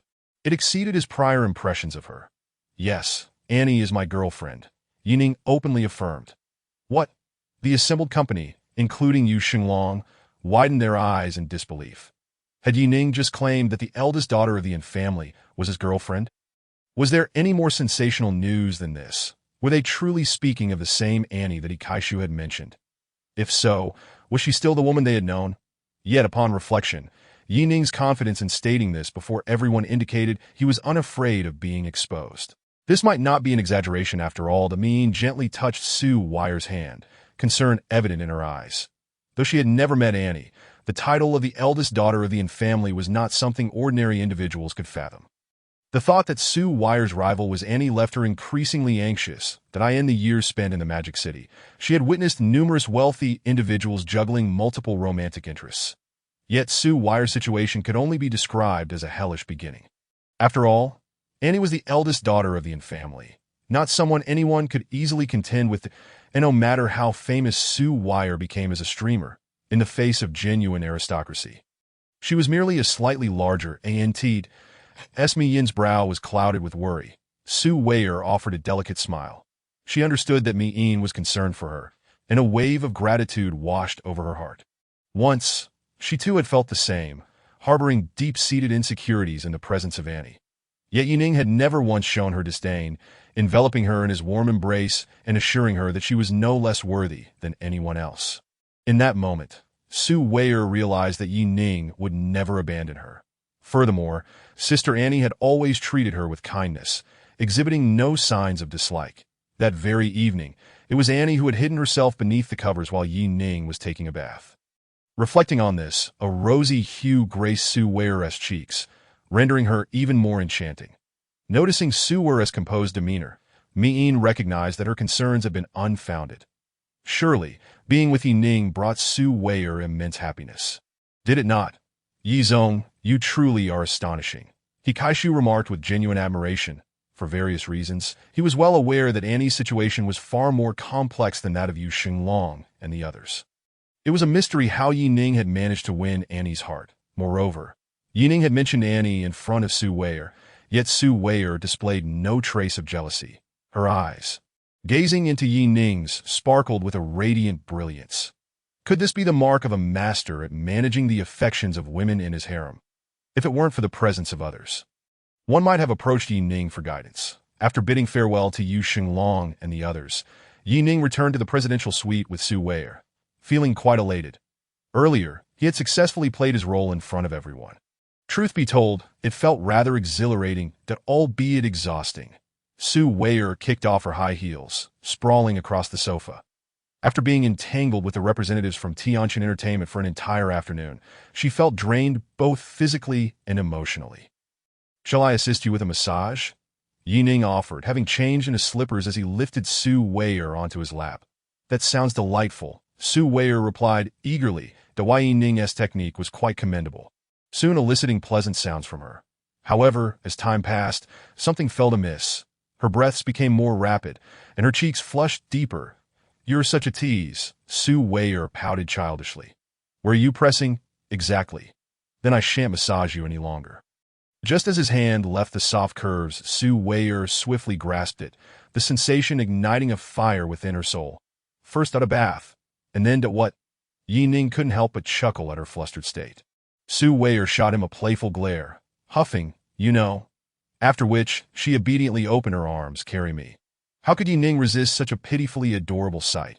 He hoisted Su Weier and made his way to the bathroom. Each step was deliberate, and by the time they reached the bathroom door, he was devoid of fabric. Meanwhile, Hikaishu had returned home, where a lovely woman clad in a sheer nightgown approached gracefully. Why did you drink so much? Tu Yinyan frowned but stepped forward to help Hikaishu out of his jacket. Shortly after, she returned from the kitchen with a cup of brewed herbal tea. Hikaishu took a generous sip, exhaling contentedly, a smile playing on his lips as he looked at Tu Yinyan. After a moment, he spoke mysteriously. Yinyan, do you know who I encountered today? Weren't you attending the banquet with your good friend? Indeed. I ran into Ning, the one who purchased a 30 stake in Feiyu Live for billions. Did I ask there anything special about that? Tu Yinyan asked, puzzled. For him, as the second largest shareholder of Feiyu Live, attending such a banquet is rather commonplace. For others, perhaps, but for you, it's rather significant, Hikaishu noted. Growing impatient, Tu Yinyan replied, if you keep teasing me, I won't listen anymore. She began to rise. Hey, Hikaishu quickly pulled her back. Explaining, Ning explicitly stated that Annie is his girlfriend. This revelation. Hikaishu's gaze remained fixed on Tu Yinyan's face, unwilling to blink for fear of missing her reaction. What did you say? Tu Yinyan stood abruptly, her mouth agape as she stared at Hikaishu in disbelief. Are you sure you're not mistaken? Hikaishu was pleased with Tu Yinyan's response, chuckling. At first, I found it hard to believe too. But I am certain. His tone was resolute, brimming with confidence, leaving no room for doubt. his wife. Tu Yinyan knew Hikaishu was not one to indulge in frivolity. Understanding him well, she was left utterly shocked. Tu Yinyan's familiarity with her perhaps surpassed even Annie's own self-awareness. For Tu Yinyan was not only Annie's close friend, but also her first love. Chapter 115. Best New Star Streamer. The day after tomorrow marks the 8th anniversary of Feiyu Live. Will Ning be attending as well? Of course. Hikaishu nodded as if it were a matter of course that Tu Yinyan, intrigued, declared, I want to go too. Huh. Did you not used to despise attending such events? Hikaishu inquired, feigning ignorance. However, as soon as he spoke, Tu Yinyan grasped his collar. With narrowed eyes and a smirk, she stated, I don't want to go. Clearing his throat, Hikaishu coughed lightly, muttering, If you want to go, then go, as if I could stop you. Time swiftly passed, and the day of Feiyu Live's 8th anniversary arrived.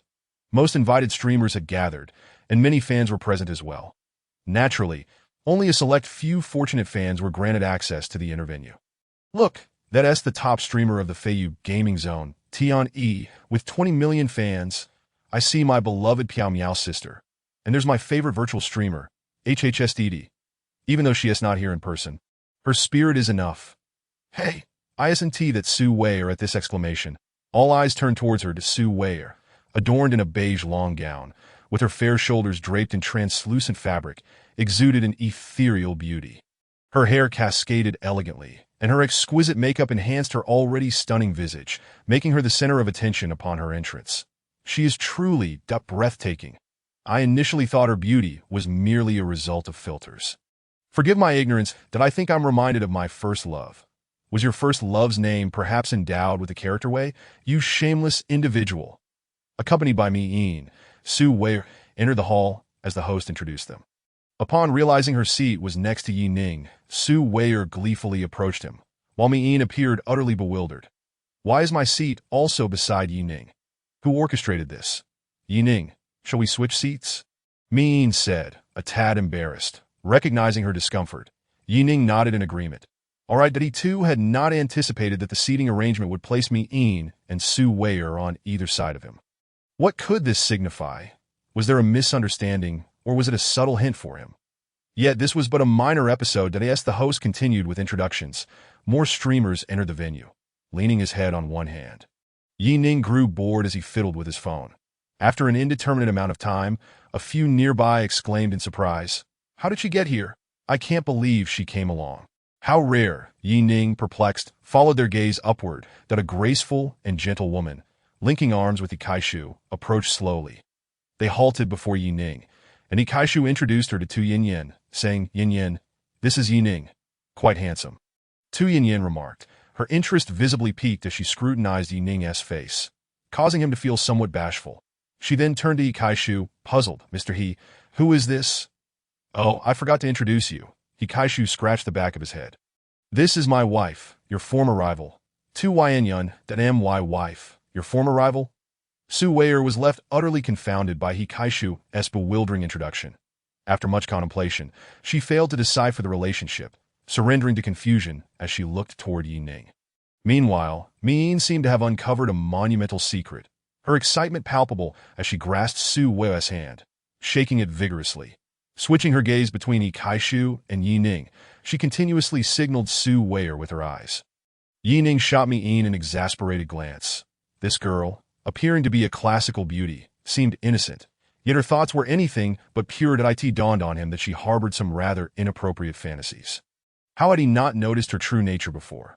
However, he was disinclined to clarify, for the woman named Tu Yinyan standing before him was the true source of his astonishment. Moreover, Hikaishu was indeed the man who had married his enchanting ex-girlfriend. Perhaps it was time to express some gratitude toward Hikaishu. Without him, Annie might not have sought solace in a bar after her heartbreak, and thus, her indelible connection with the enchantress might never have formed. It was possible that even the binding system was linked to him. Ning, Tu Yinyan interjected, drawing him back from his reverie, this little beauty beside you also your woman. She pointed towards Su Weier. Her expression earnest, Ning cast a casual glance at Tu Yinyan's upper body and then compared it to the familiar figure of Su Weier, internally scoffing. This was no little beauty. She was undoubtedly a grand beauty. To be honest, since meeting Su Weier, he had yet to encounter a woman of such slender grace paired with such impressive allure. Naturally, he would never voice these thoughts aloud, as such sentiments were best kept for private conversations with Su Weier in their intimate moments. And if she is? Yi Ning retorted that Tu Yinyan shook her head in silence, merely parting her lips into a faint smile as she cast a lingering glance at Yi Ning and Su Weier before making her way back to her seat. Yi Ning was left perplexed, pondering the implications of her demeanor. Could it be that she still harbored feelings for Annie? Turning his gaze towards Ikaishu, he observed the jovial exchange between him and Tu Yinyan, which appeared no different from that of an ordinary couple. Their rapport seemed quite harmonious, devoid of any visible discord. That Yi Ning shook his head, dismissing the thoughts that plagued him. What did that mister? He mean just now? Su Weier whispered, her curiosity piqued. That Yi Ning found himself at a loss for words, unable to articulate a coherent explanation. Observing the expression on Yi Ning's face, Min became even more resolute in her conjecture. Gripping Su Weier's sleeve with enthusiasm, she exclaimed, "Xiao Weier, I know. Let me tell you." Just as Su Weier leaned in to listen intently, Yi Ning wrapped an arm around her slender waist, gently pulling her closer. His expression turning serious as he addressed Min. "You mustn't speak ill of my Xiao Weier." He then turned his earnest gaze towards Su Weier, cautioning her, "Do not heed Yin's foolishness. If you seek answers, you may inquire with your sister Annie, understood?" Su Weier nodded, still somewhat bewildered. She could hardly fathom how this matter could possibly involve Annie. Nevertheless, she had always been inclined to heed Yi Ning's words. As all the hosts and guests gathered, the event finally commenced. Following a series of meticulously rehearsed song and dance performances, the occasion progressed to its second segment, the awards ceremony. "Yi Ning, look at the cheat sheet I've prepared," Su Weier exclaimed, displaying her open palm before him. Having rapidly gained followers over the past 2 months, Su Weier was naturally among those to be awarded. Soon enough, the host on stage announced her name.